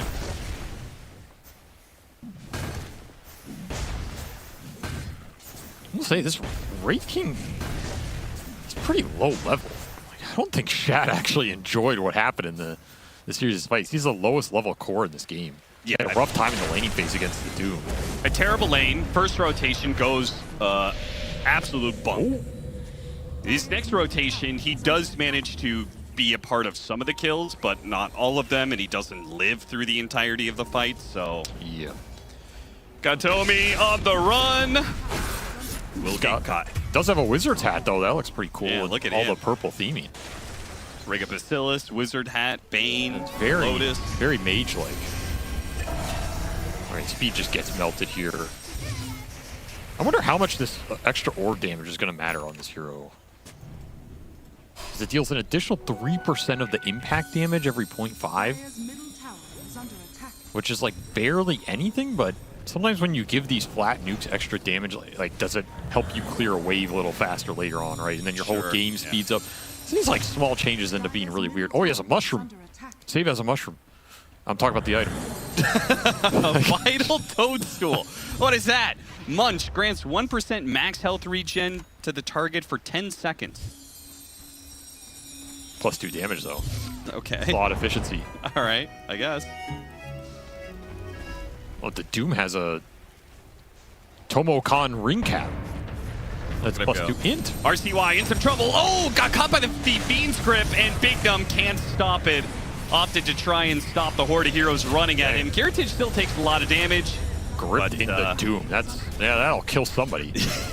That's like, this new patch is chaotic, so let's just pick some spells that always work. Like, I don't know what this hero does, but I feel like if we grip him and we doom him, he's probably gonna die. That's a good bet. There's definitely some ease of execution in this lineup for BetBoom, just with the ultimate power.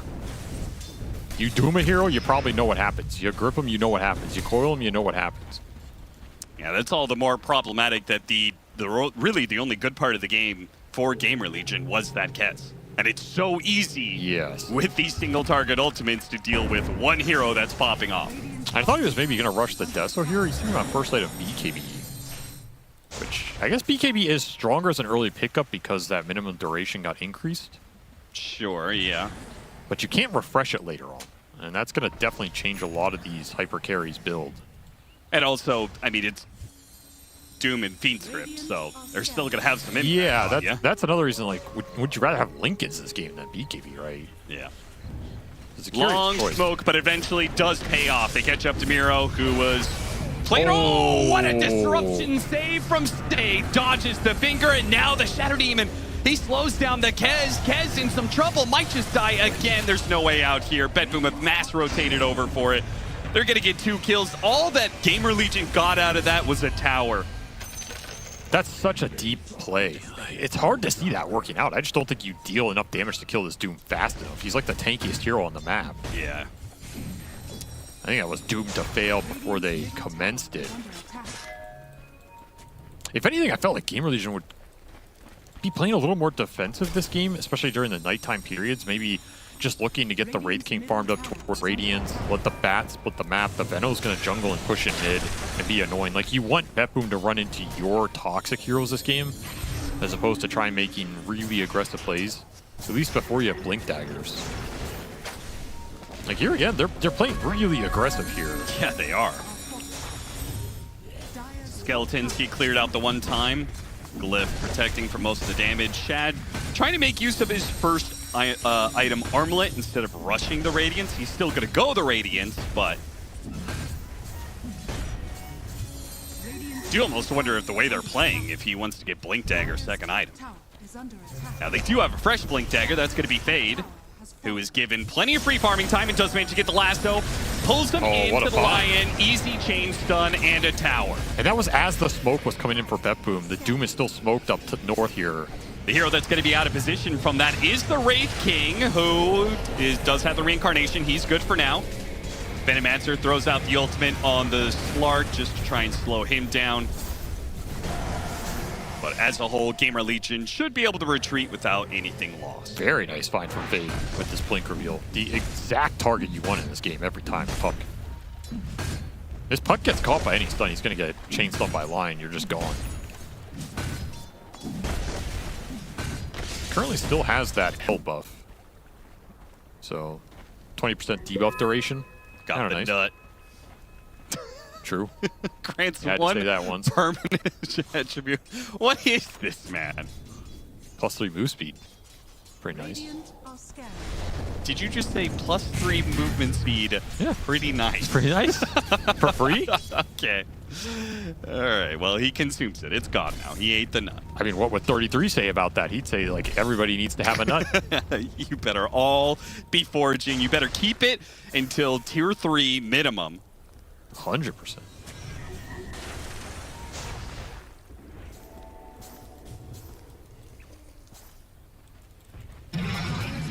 That's Wraith King's, he's caught back up. He's pushing in lanes. It honestly looks okay here in terms of what he's been able to do around the map. But this is still nighttime for BetBoom. You still have this Slark with now Echo plus Diffusal is kind of when he's super ready to skirmish fight. So I feel like BetBoom have to be wanting to take fights right now. They're making a move up to where the Shad Wraith King is. They run into Big Nub, though. Get that kill off of it, and Shad disappears into the night. Past Lion's just mega poor this game. It's going to be a long road to Blink Dagger. Of course, the Veno can make up for the support farm. Full Vessel done for speed. Oh, he took Medallion of Courage on Venomancer, but he had Searing Signet. Isn't that just another dot that he can spread? Well, does Medallion count as a debuff? I mean, yeah, but there's no way you could spread that, right? No, why not? No, probably not. 7 allied armor is pretty nice, though, from a neutral item. Yeah, no doubt. Like, no that, doubt. that seems strong as hell. Is this the best armor game, though? I guess probably not. Not a lot of heroes on the side of BetBoom care about armor. Slark is not a hero that's deterred by resistance. The Doom doesn't care. The Puck's all magic damage, so maybe not the best Medallion game. There could be something there, but in general, this Medallion does seem pretty strong on paper. And he's thinking about, what, Glimmer Cape, I guess? Okay. Save's working through his backlog of mushrooms he's been foraging. 3 of them in his inventory, just ate the permanent attribute one. Always be foraging. Yeah, they are eating a lot of mushrooms overall, man. I wish it showed the mushroom stats. Trying to play for power runes, the entirety of GamerLegion stack in the mid lane to be able to secure a shield rune. They have level 2 ult for the Wraith King, and he's very close to Radiance. So during this daytime, if you can hit the Radiance, you're gonna feel very strong relative to BetBoom. It might just be able to force a Roche, especially with Veno wards controlling an area.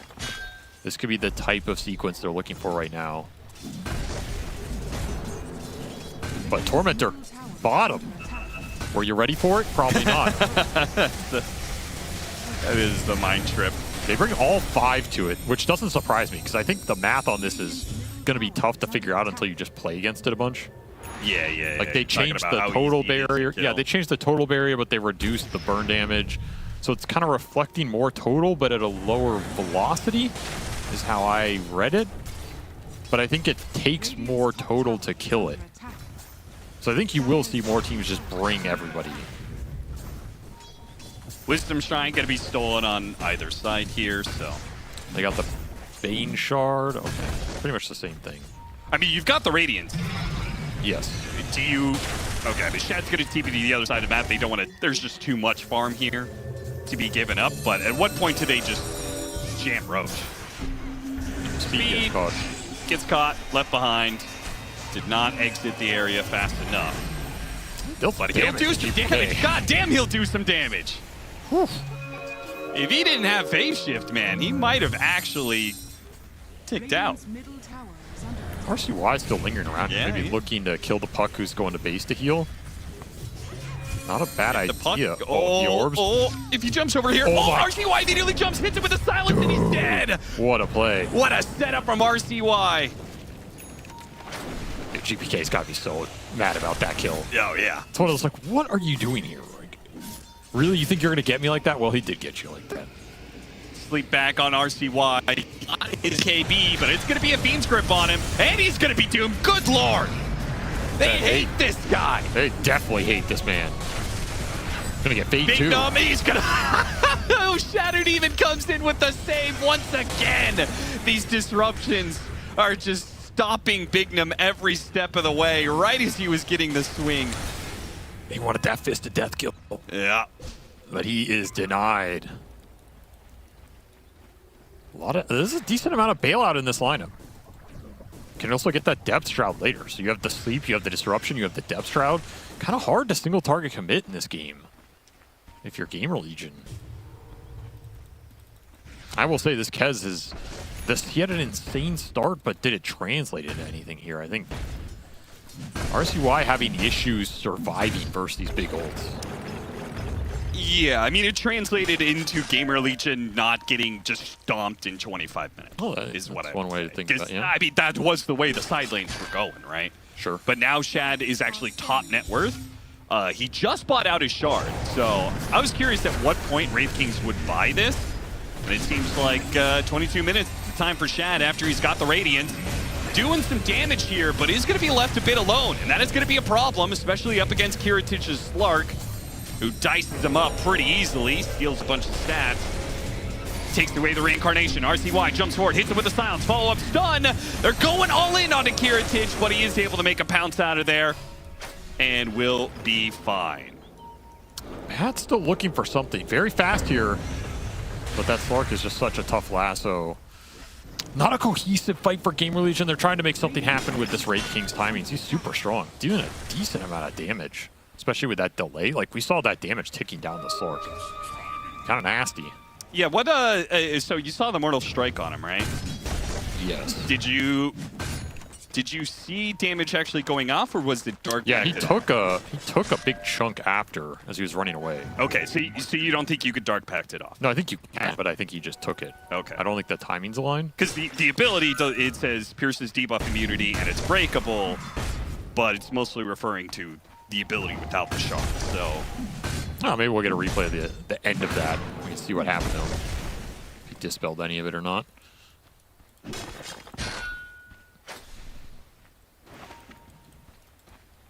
Oh, 15 now. Get an extra stun on this Wraith Fire Blast. It's pretty nice talent in this game where you just want to be chain stunning people. So I feel like he does take, because he has all the debuffs on him. Okay, he did get rid of them all. Interesting. Because he was ticking down. Yeah, and he just debuffed everything there. So it was all dispellable. That's pretty nice. I mean, that's another reason it's a good Slark game, I guess. Okay, just one more ability. What a sleepwalk. God tell me nightmares Big Numb up the cliff. Big Numb is having no game at all. It's getting wrecked.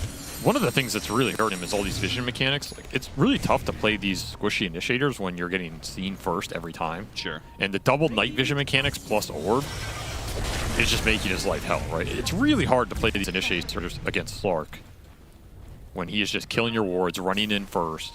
He's not a hero you're confident in jumping. It's very risky. For the puck, go for the Bane. Yeah, like right here, right? Do you want to try and lasso this Slark? It's not a play you feel confident going for. He has flags now, too. They knew what was going on. And Heritage is seemingly not too afraid. Like, wants to keep poking here for sure. Just keeps walking division, giving his allies the idea of where the wards are, where he's being spotted. It's definitely going to be a Solar Crest meta again as well. See one on save. Yeah, no doubt. The fact this thing goes back to giving, you know, a bunch of armor by default, pretty nice. Definitely much better against GamerLegion than against BetBoom.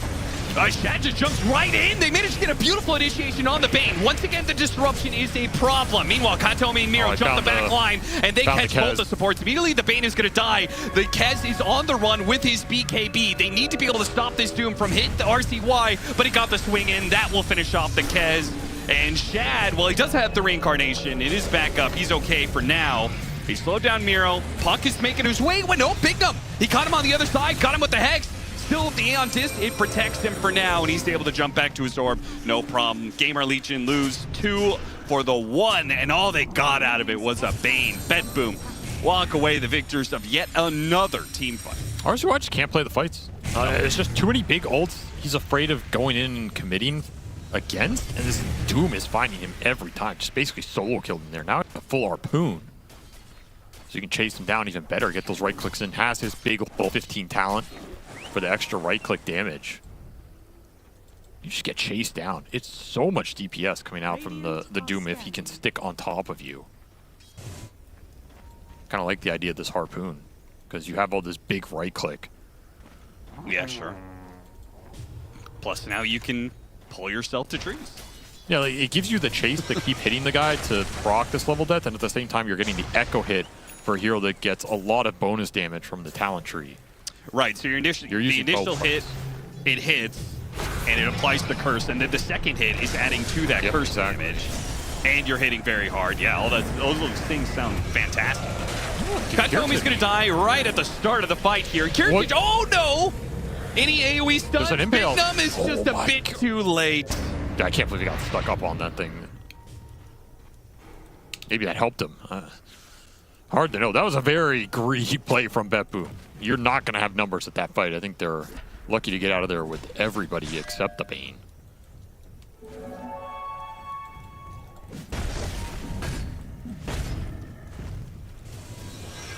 Roshi's down here right now for another minute. Just kind of scared to take these nighttime fights. Oh, speed. That's not where you want to be. And he's on top of a Sentry, Gem on top of the Slark anyway. Oh, Shad actually jumped in. There's just very little chance you're going to catch Heritage like that. He is super strong right now with this Gem, just running around. It's a dream Slark game. Stormcrafter as well.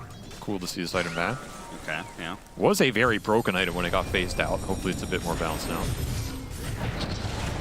Caught RCY again. Harpoons him back into the Doom, and the BKB is near worthless for him. He dies with or without it. And Chad will die back to back. I mean, these heroes are just doing way too much damage now. He is just out of control. 46 Essence shifts. It just doesn't look fair. The team fight just looks way too straightforward for BetBoom. You run in, you doom the Kez, and the fight seems over. Yeah. No, patch or no patch, it's just too good of a Slark game. That's what it comes down to. That's what it looks like, yeah. There's just no control for him. He has way too much freedom to go in and out here and start to build up the stacks. Once he's building the stacks, he just becomes a beast in the fight. And he has saves to bail him out. That's the other thing. Yeah, you may be able to say, okay, let's find a lasso, let's chain stun him down. Well, then he just gets disrupted. They pops ult, and then the fights reset. Miro took up, he ate the lizard, and he's got War Drum's aura, so a bit more attack speed and for his right-click build, and accuracy. So the entire team will not have to worry as much about the Radiant evasion. Helps the Slark Wraith King matchup here.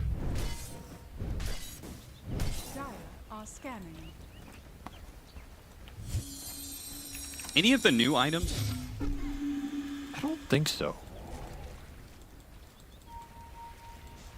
Well, that's disappointing. Honestly, I think the new items are pretty... I don't want to say they're niche, but you need to have the right circumstances for them. Maybe the Urn buildup is the most versatile. Yeah, I mean... You thought the Urn change was one of the biggest changes in the patch, right? Yeah, that thing seemed really cool on paper, this Essence Distiller. I feel like it seems like a strong support item on paper, especially the fact that you can kind of use it as like a mini ward. Sounds pretty cool. Well, BetBoom clearly winning this game are going to get a free Roshan. And GamerLegion just going to play it a rat and hope that BetBoom somehow throw an Igon push somewhere while they get picked off around the map. Fade will not quite die. They're going on to Kiritich, isolated. Oh, he is. That is going to be his Aegis. Yeah, he's trying to play super aggressive with the Aegis. He has BKB here, though, so... I can't believe that Chad's even thinking about sticking around. You got to get out. No shot on that respawn. What? Nice little free Aegis gift. Still, there's multiple carries in this game. I mean, Puck's going to continue to scale up. This Doom is just building right-click, by the way. Yep. Just going into AEC off the Harpoon. I think this is the way to build it. Yeah, it's pretty terrifying. I feel like he's just going to out-trade most carries. He has splash attack, too. He took the dragon, yeah, and now he's going to be farming up even faster. This is an abomination. I expected this hero to be like an auto ban until you know what's going on. Sure. Let's see him take this Tormentor. Definitely takes a bit longer. A few times I've seen it. Oh, they get a really nice shard off that too. But also looks like supports are less likely to die because like it used to be, you would do the Tormentor faster, but the damage would also hit you fast. They have a bit more time to react. Yeah, it feels like the supports will be able to do the math in their heads a little bit easier. I mean, if Kataomi actually gets the full out X, this is where I feel like the Icar of Niktasha can actually be more value. It's just like, if you have a more guaranteed Fiend's Grip, right? It's like if you're doing an extra like 0.5 seconds of Fiend's Grip, like if you were doing a 5 seconds Fiend's Grip in the first place, you probably were already killing that hero. Sure. Or winning that fight. Yeah, I'm not going to say it's the most impactful debuff, but it's free stun duration. That's how I think about it. Yeah, sure. Well, not to be too pedantic, but I would argue that like, if every hero gets something, it's not exactly free. Oh. Also, to be honest, some of these heroes we're seeing, like Slark could just be better because that Ancient Camp got removed. And he was not a hero that really ever farmed it. Right, yeah. I think that's one of the biggest changes to the game is honestly that those Ancients got removed. It's going to change a lot of the carries that are efficient and effective, and also what core lineups you're running together to take advantage of it. Like heroes like Bristleback have to be nerfed. You know, heroes like the Beastmaster carry, for example, right? Wait, where is the camp? It's just gone. It got changed. Gone. It got changed to a medium. Okay, so there's just one less Ancient Camp on the entire map. Which is huge, because that was one of the largest scaling gold injections into a lineup, an XP injection. And it's a reason we saw a lot of these tricores where it's like Bristle, BB, Sand King, and everyone's just doing Ancient stacks all the time, right? Yeah. Now, maybe you can play a bit more of these Agi carries that are like actually killers, because you don't want to just layer the Ancient killing across all 3 of your cores. So a hero like Slark, who wants to run around and fight and kill and not just farm Ancient stacks, he becomes a lot more viable than just, oh, I have to play carry Beast so I can kill the 7 Ancient stack, you know? For sure. So I think that change I like. I think these Ancients were way too influential and way too deterministic on what type of cores you can play, and hopefully this brings a bit more of the, you know, the skirmishers back. some of the early fighters. Oh, he almost got there in time. Both teams went for a smoke. Both teams went to the other side of the map to find the enemy team, and in the process, dodged each other. GamerLegion got baited by a puck orb, and BetBoom got baited by Wraith King Skeleton. So both teams had false ideas about where the other team was. I do feel like BetBoom are just getting more off the map, though. Like, they finished the AC, they finished the puck Octarine. These are really scary items, whereas what are you really getting on the side of GamerLegion right now? Like, Lincoln's for the bat. Did get the Ags on the Kez, which someone's very happy about. I won't name names. Yeah, I mean, I don't know if that really is going to save him from being doomed Probably not. every fight. Probably As not. BetBoom have made it very clear that they don't think any other hero is a threat in this game. I think they're right. Yeah, The Wraith King can do some damage in the fight, but it's a lot slower. You have a lot of time to react to it. You can disrupt him, you could sleep him, you can even enfeeble him at this point. The chances Pretty of him annoying. killing Puck or Doom or even the Slark, I think, is highly unlikely. Yep. He can rush the supports and take them out pretty easily. I think the only way GamerLegion win a fight at this point is if you can initiate on the supports, or you find an isolated Doom or something, which just seems really rare. He's got his choice of a lot of neutrals here. Opts for one of the old ones, Player's Boat. Tried and true. I guess so. Nobody's got anything new, man. Radiant's top tower is under attack. Yeah. Well, Stormcrafters technically new. Come on, man. All right, they're gonna smoke again. Still nighttime. Oh, I mean, they do find a potentially isolated Doom. Katomi, he nightmares up Miro, but it's going to be Katomi who gets jumped instead by Shad, trying to blow up. Nice. Once again, man, Save is in the right spot, gets off the disruption. Katomi, he's even walking away from this one. Shad's just going to die 2 times in a row. Brutal. Maybe he can get a retribution kill? And he Got does. him. Off the shard, he will get one. He got him. Yeah, Katomi's laughing that one off. He's like, come on, dude. I killed you first. It's not fair. Need Lincolns on this Kez to commit to the fight. That was a jump scare right there. I think he, I think maybe he forgot about the Mortal Strike. Oh, goodbye. Man, they had the ultimate, like, fuck you spells, sure. you know? It's just like Demonic Purge Doom, Fiend's Grip Doom. Just the Doom damage is so fast. Like, did he even need to do him there? He just melted his face. He really did. It's going satanic. I mean, yeah, this hero's not right for sure. Oh, he did take a Conjurer's Catalyst. Hey, we got something. Yeah, you get the overheat. You basically get like Lena's passive. Oh, okay. So what happens if Lena gets that? You're just a normal hero. Oh. Yeah. I will say, to me, that was one of the most uninspiring hero changes of the entire patch was Lena. So you don't think she's going to be strong? I mean, you can't really know ever, but I mean, because first all of her impression, abilities no. do more damage. It's just over time, though, damage it's like over time. they keep turning her into this DOT hero. It's just like, but all of your spells are burst oriented. So what are we doing here? Are we bursting someone? Or are we damaging them over?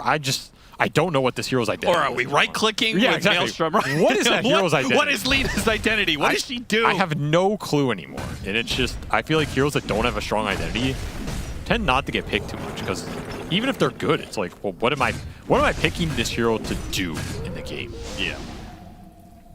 And so, yeah, that was very uninspiring and very confusing. Is this Satanic almost done for the Doom? He is terrifying. Also 25 as well. Will he take permanent Scorched Earth, Austin? I was looking at that. And I was That's hype. That's a hype talent. I mean, look, Doom applies mute is probably stronger in a lot of like pro games. No doubt. But in a game like this, do you really care about muting someone? I don't think so, dude. I don't think so Take either. that permanent Scorched Earth. And combined with your splash attack, you're just farming the whole map nonstop. Dude, he's so fat. He has 400 CS. It is pretty bonkers. I think you should take it just to make sure you always have the movement speed. Just so you can always be running around the map. Yeah, you're killing neutrals, but also making sure you're in the right spots for your team. Shad trying to scout something out here, but he is on Sentry Ward. That is not going to work. They do have Lincolns on the Kez now. If you can get some good Lincoln blocks, maybe the fight can open up a little bit here. Yeah, maybe. Smoke is coming through, though. And it's going to run straight into Speed. Speed, can he get off any abilities? No. The entire team is making a break for it, but on the other side, a TP in from Katomi. With his axe, they're going to lasso up the Doom, try and make a run for it. Lincoln's trying to break through things. Spade trying to get to the other side of the cliff, but he is ultimately still dead. They can't even get away from the play from BetBoom that runs into Speed. And to be fair, it was an Arcane Rune puck. Yeah. Kind of just straight nasty. You want none of that. That'll be level 25 for GPK here. Yes. Having himself a puck game. Well, the woes continue for GamerLegion. They are significantly behind now. These fights just look impossible. You have to find a way to get isolated heroes in this game. RCY finds an isolated Bane. It would be a really sick pickoff. And he got him, man. 922 gold. That's how you know. I mean, we know they're behind 23,000, but if you're playing this game and you said, God damn, this Bane just gave me 900 gold, boys, we are behind. He got chunked at the end by the pendulum, I think, right? Because it delays the damage, but it can still be, it's still the same damage, it's still lethal. Yeah, I see what so like, but 5 seconds, did it take longer than 5 seconds to kill him there? Probably not. Yeah, it doesn't really show. It looks like it took less than 5 seconds. Yeah, it's pretty close. Really, that means that the Kez was doing 30% more damage. They just got a BKB TP out of the Doom. If they can get Wraith King to level 25, where you get the Mortal Strike cooldown alongside his Shard, still the problem of matchups. It's no matter where you go, no matter how late this game goes, you're just kind of like always matched up into Slark. There's just so many saves in this lineup too. How do you kill anybody? Looks so hard to connect the damage. GamerLegion are going to push into them on this high ground area, but immediately spotted.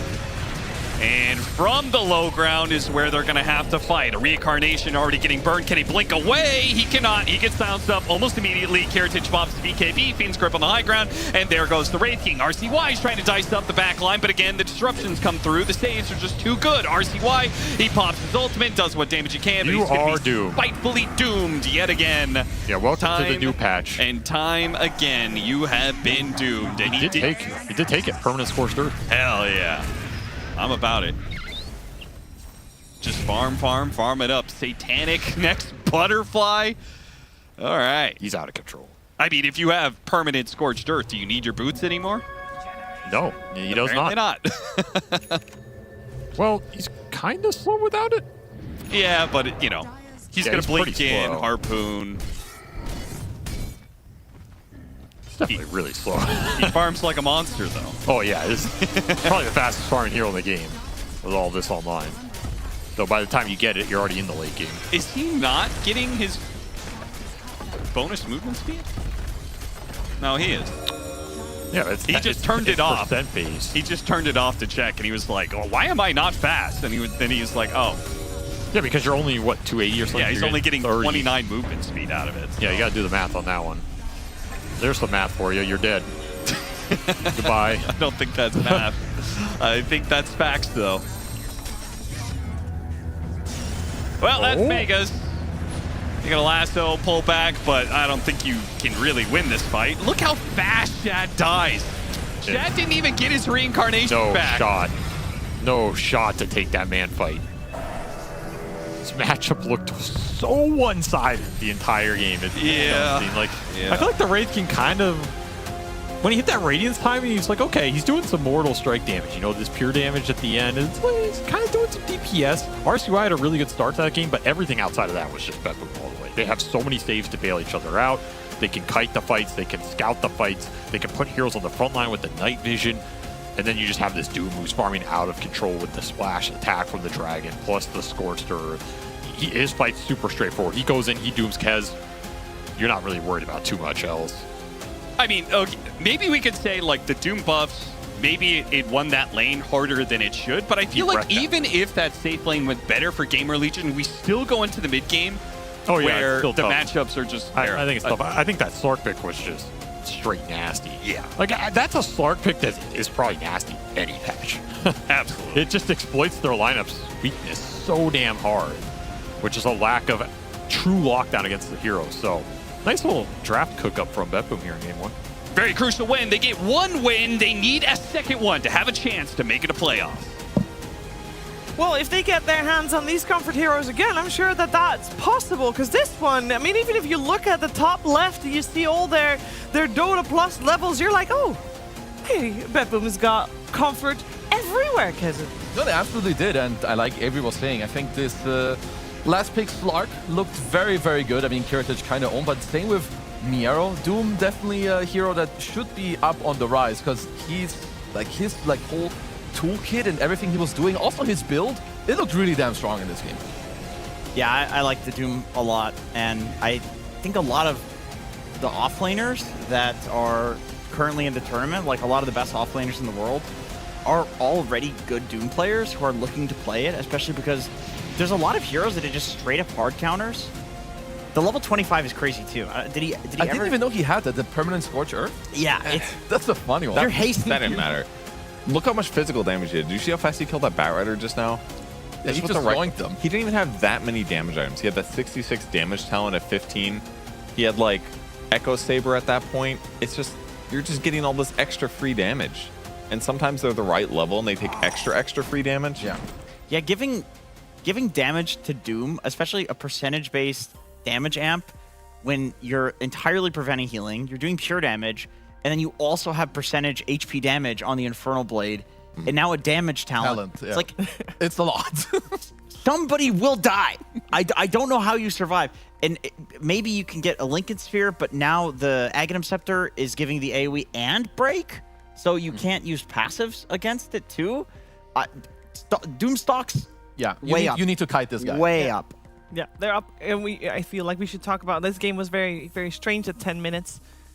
We had, I think it's been a very long time since I saw this, 10 heroes on the bottom lane, right behind the tier 1 Radiant. They were just fighting for like a full minute and a half. Yeah, it's the good They old were just battling. The 5v5. It's like a new patch classic. Like, The you don't know confusion. what's good. It's like, I'm going here, I'm coming. It's like, well, I want to join the party too. Like, new gold, new this, new items. You can't be the guy that's not there. Exactly. You know what I mean? It's like, bro, it's a new patch. Join in. Yeah, exactly. You gotta have fun. You don't know who's strong is the problem. That And also. everyone's like, I have a strong hero. So everyone decides to go. You can't like read whether it's a good fight or not. So everyone just shows up. Everyone's power spike, right? Everyone wants Yeah. to like press their new spell that they have. you know? It's like, Yeah. I saw GPK die in that fight to like just a lion. He got caught by a hex, and it's just like, this is GPK Puck we're talking about. Like, this guy's not getting caught out, but he's so confused by all this new stuff flying around, like Wraith King turning into a ghost. He didn't have mana. There's skeletons as well. You're like Spectral Blade, and it's like, what the fuck is going on? It was definitely mayhem. That fight actually did feel like GamerLegion came out a little bit on top of that fight. How come they weren't able to do so more? Was it just indeed too good of a Slark game, as we heard? It was too good of a Slark game, too good of a Doom game. Doom won his lane more than he should have. I think the Wraith King caught up nicely. But Slark was also a really effective Slark. Batrider didn't perform at all, frankly. I think it did okay, but its KDA was weak. He was getting exploded by either Slark or by Doom. I think Bane had an incredible game. He was setting up kills, guaranteeing that the Batrider was dying. He had a lot of terrors. That doesn't matter. But it was cool to watch the numbers track. But He's been using that sentence a lot this panel. This is already the I second one. genuinely think that didn't matter. Okay, his nightmare lasted 10% longer sometimes. Okay. You know what mattered was that those heroes won the laning stage. Game of Thrones? I have the knight. Do you know Stannis I'm almost done, Baratheon? please. Do you know Stannis Please. Baratheon? I'm almost done. The knight is dark and full I'm of almost terrors. done, please. Those guys did really well, and then every time GamerLegions almost did something cool, Save was like, disruption. Yeah, that's true. Shadow Demon's still very much high demand hero. It's a good hero, Yeah. definitely. Like, I think that's where the Batrider OP stuff, sure, you know, we're talking pub trends, we're talking against every hero in Dota overall. Yeah. But BetBoom drafted the same counters to it. Yeah. And in fact, they even drafted a new old counter to it in the Slark. So he had a very good lane on Kiritich. He snowballed super hard, and then in the game, then you have the SD. So it's just like classic drafting. I mean, it's just good drafting. Yeah. It's also like a hero like Slark or like these annoying heroes to deal with. They are very like even more annoying on like a new patch because everyone is like you're overthinking like the new items, the new neutrals. How is your hero working? And at the same time, there's a Slark who's like really good. He's like super strong. You already don't really know what to do. So I think overall it was just very good, not just for the game, but also for the start of a new patch. It's a annoying hero to deal with. Yes. We also have a head-to-head for you guys, and we went for the offlaners because it was a big story where Doom had the good laning stage, and Batrider is, well, was supposedly getting nerfed, but then he wasn't really nerfed and he's buffed, but he still didn't really live up to the hype. Yeah, Jenkins, you hyped him up. Yeah, you did. These are the two OP champion E athletes that did indeed play the new OP heroes. Doom, of course, Miro doing quite a lot. Took a lot of damage too. I mean, a lot of that is mitigated by the fact he had a damn satanic permanent scorched earth, butterfly, BKB, AC. Like the guy built. I mean, that's a carry build. Yeah. You know, like he has a butterfly. Nightfall is going to be looking at this build. Yeah. Honestly, yes, for sure. I mean, I think Doom is going to move its way into the first phase of ban after this. I think in one of the other series where we also saw Doom. I'll let you 30 triples Doom. I'll let you get to that later. But look at the damage dealt. And does Doom really need to deal that amount of damage? You're already nullifying one guy in a fight. Your team can do the damage, you know, and it's still probably a good hero because they can't heal. You're buffing up your I carry. will wait a bit more because it's just one game. Well, Yeah. maybe two of the Thunder Seas, but it did look very good. Or maybe we just need to be reminded by Purge. That's right. Please stop talking. Thank God. everyone. Let's tell him that didn't matter. Check out these great moments where there a boar on GamerLegion the was map? trying to catch up in this game. The stun, the damage, the right click. Big Num is exploding, by the way, at the start. He died so many times. Venomancer having a rough one here.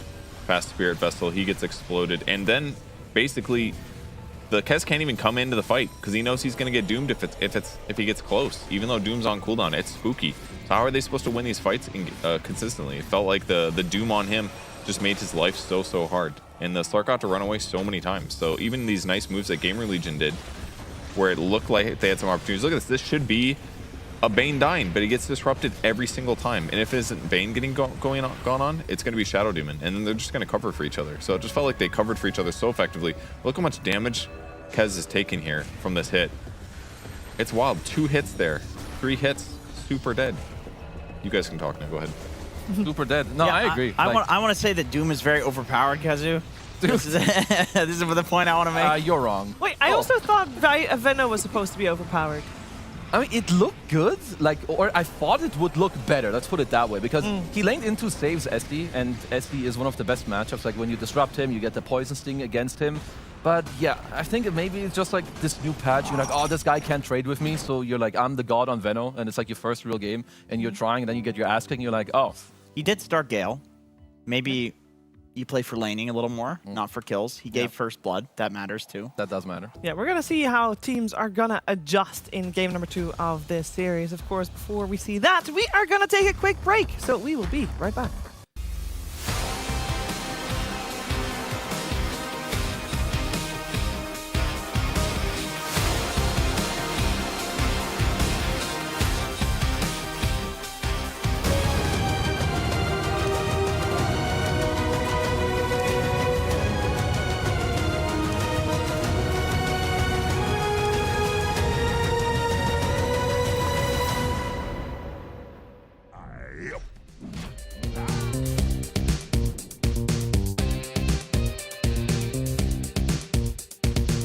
The script is written, you've memorized your lines.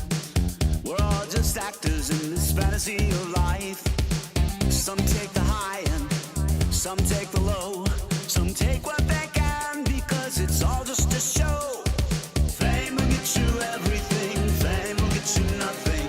Living in the spotlight, dancing under starlight. Fame will get you everything, fame will get you nothing. Living in the spotlight, dancing under starlight.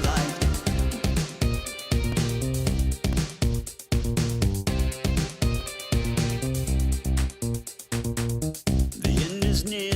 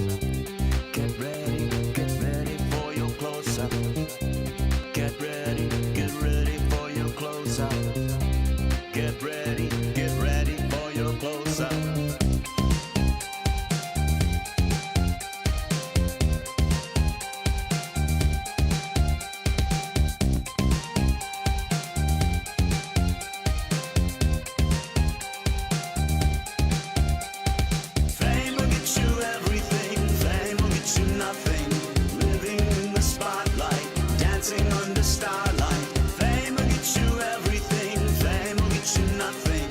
Living in the spotlight, dancing under starlight. Fame will get you everything, fame will get you nothing. Living in the spotlight, dancing under starlight. Fame will get you everything, fame will get you nothing. Living in the spotlight, dancing under starlight. Fame will get you everything, fame will get you nothing. Living in the spotlight, dancing under starlight. Fame will get you everything, fame will get you nothing. Living in the spotlight, dancing under starlight. Fame will get you everything, fame will get you nothing. Living in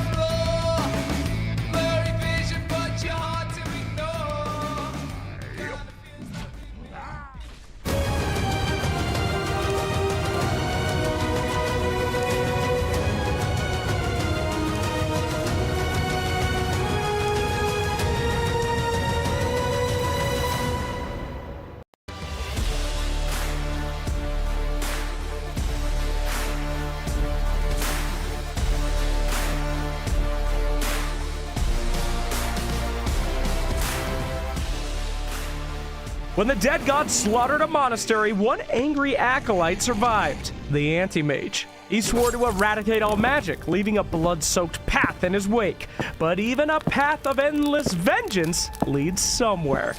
And for the anti-mage, it led straight to her. You voted for Wei, but to understand the apprentice, we must first know the mentor. In Tales from the Lore Keeper, Wei, Part 1. Brought to you by DHL. Did you know that Anti-Mage got 1 extra armor? Maybe pickable again. Could be. That would be an exciting Let me one check for sure. the Magina. Let's see. Oh, no. Minus 4.51%. That's bottom Well, too 5. bad. All the Anti-Mage players tried it. Of course, we're here watching BetBoom GamerLegion. They're playing a 2-game series with game 1 already going the way of BetBoom. But this is exceptionally important, especially with other series going on. Kazu, why? Absolutely, because I called the, what's his name, Dr. Neustadel. Neustadel. Yeah, so he was telling me that the next couple games, they matter a lot, because if you look at the top, they're all locked in. You know, your Yandex, your Tundra, your Mouse, no one can touch them. But all the other teams, GamerLegion, Yakult, Pari, and BetBoom, they're all playing each other. And if GamerLegion lose their next game, there will be guaranteed 3 teams at 6 and 8, which would give us a 3-way tiebreaker. But if GamerLegion win, they're going to be the 4th team secured in the bracket. Lot riding on this one, especially for our boys in blue.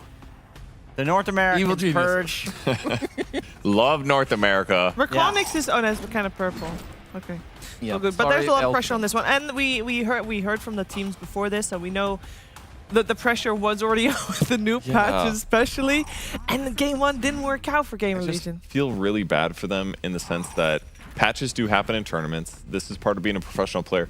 But why does it have to happen the one time that they're like, okay, we're about to get through. We've been slowly improving. We're ready for that nice breakthrough moment at the biggest points of the absolute circuit to possibly qualify for EWC, and this is when the patch comes out. See, that's what I hope doesn't get to them, though. That's what it seemed like. Speed was.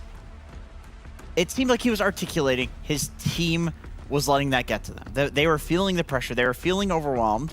They didn't look that overwhelmed in the last game. They looked fine. But I hope that going into this game, you know, they're still feeling okay. And the last game was just crazy fighting. BetBoom figured out the better heroes. Doom is out. Let's get that out.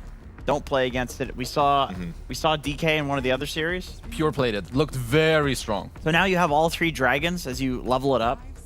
Effectively, they just combined all the facets. It's back to how it was before. It's like pre-facet Dragon. Pretty much. Yeah. And I think he has Cleave built in to his 3rd skill, Worm's Wrath. No minus armor, if I'm not mistaken. Whoa, look at that.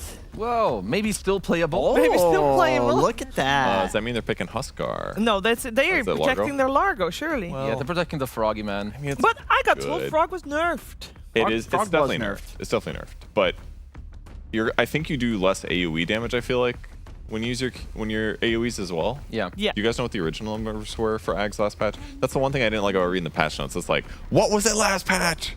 Didn't always tell. Because there was a lot of facets. It was definitely more. I don't know how big the difference The number is was. 20, 30, 40, I believe, based on your ultimate level right now for your AoE damage. Yeah, but only So- with the Bull Belly Blitz, which Yeah. people True. didn't used to like playing because the movement speed was the main one, and then the heal the second, so And the normally heal. they went for Yep. those 2. There's rare moments where you're like, okay, we're winning the fight. It's time to DPS this one guy left over. But the fact that he's just going to not do as much AoE damage. Like I'm dying, I need to run away and heal myself would accidentally kill people sometimes. You're like, oh, whoops, that guy died while I was running away. That's not going to happen anymore. So it's definitely weaker. But I doubt the percentage is going to drop a lot. You'll farm slower. Yeah. That part's good. I mean, maybe it's also like, you know, it's gonna like rise as a support as it was intended. I would assume. I don't know, or maybe it's just a flex. But I would assume that if they do first pick it like this, Miro maybe still feels like that it's just playable as an offlane. But we'll just have to, you know, wait and see. Phoenix nerfs were kind of interesting. Yeah. His innate is now the Dying Light, the damage reflect while you are low. It does work in your supernova now, Which is cool. Slight buff. Yeah. But you lost all of your evasion or mischance applications to enemies. That's all gone now, I believe. Yeah, that was a big thing too. Like just randomly, like people missing, you know, when they were sunrayed or fire sworded into the egg. So definitely an overall nerf, I would say. Yeah, especially on the lane, because now harassment will actually always hit. Yeah. And this looks to be our offlane for BetBoom. Looks like it. Good disable. Dark Willow got generic regen buffs to the hero, I think. It's like 20% when you're not in Shadow Realm, 100% when you're in Shadow Realm. Yeah. But I think that was about it. It There was wasn't that much. mostly, yeah, because it was mostly taken from one of the facets that had that. I suppose that, or was that the innate before? I think that was the innate. Her facets increased the damage she dealt. There was the deal more damage while in The Shadow throwing Realm shade, yeah. with all your spells. And your other one is the one that nobody took other than me because I like playing bad facets. And that was the... You were one of those. When you deal damage with during your third skill, it would do Oh, a it's damage like some chunk amp. based on... It was kind of good if you had good right clickers on your team. Yeah. To amplify the damage. Oh, that the deal. Curse Crown one, yeah. Would you guys believe Phoenix's win rate actually went up by 2%? I would, because we saw GamerLegion go for the win rate uppers previous game as well, so I would imagine they do their due diligence. The using Dying Light in the egg has got to be impactful. It uses your HP calculated at whatever your HP was before you egg. So if you're super low, you get this massive damage nuke. Like, imagine this Is it pair. massive, though? Or is it just I moderate? mean, if you're low HP, I guess it's quite a bit on top It's of a the lot, egg. dude. The way Kaori uses this thing to like be low HP and deal damage in fights and in the laning stage, for me, it made me realize like this is a lot of damage. You just have to risk yourself dying because you're low HP. But when you're egg, people are going to be on top of you, and you're not. I mean, if you're placing the egg correctly. You're not risking much. They've got decent ways to kill the egg, though, on the side of BetBoom at the moment anyway. We got the other support duo complete as well. GamerLegion goes for the Bane themselves. It looked good in the last game. It did. Quick question. The night is dark. No. Full of terrors. No. Quick question. Bane was previous game was position 5. Normally, we see Phoenix also as the position 5. Who are you promoting? Bane, It's a bit hard to say. I think it's like a little bit about player preference. I know Phoenix 4 can absolutely be played, and it is strong, but to me this is more about like player preference and who you want to move around. Like at least if Bane is your 4, I think it's a bit easier for him to like move, which is nice, but either works. Okay. The big thing about Pango that changed is, well, overall buffs. He got a lot of buffs. He got overall buffs. Like Swashbuckle slow increased a little bit, shield crash damage increased, but Rolling Thunder went from 0.8 second stun duration at level 1 to 1.2. So now you can pretty consistently chain stun people. It really felt like before, the level 1 Rolling Thunder was super weak. And now that's fixed. So the win rate on the hero went up immensely, and this is RCY's best hero, It period. looks really good against these first 3 heroes on BetBoom. Like Jakiro, Dark Willow, Largo, he's just going to run into them no matter what. And he's going to be providing really good chain stuns. That could be hugely disruptive for Sunrays, or for eggs. Egg protection, yeah, exactly. And even Fiend's Grip, really. Like he's going to get in there and he's going to do a lot of fight disruption, and we'll see what items he buys to transition. Does DK still have minus armor? No, right? Like he had that on Green Dragon? That's fully... It's all splash, I think. I think the minus armor's gone. Well, so at least, I mean, Pango still amps it, like, overall, right, with the minus armor you guys talked about, the team fight, which is pretty nice. But at least for BetBoom, looks kind of, I mean, it doesn't even look like that new of a draft. You know, you have Dark Willow, Jakiro, good heroes. You've got Largo with the Storm, lots of backup. Very good Storm game for now. Like, you know, there's some random stuns, like a DK, of course, can stun you, and the Grip, but that is kind of covered. All the 3 other heroes can cancel it, so very, very good Storm pick here for Mr. GPK.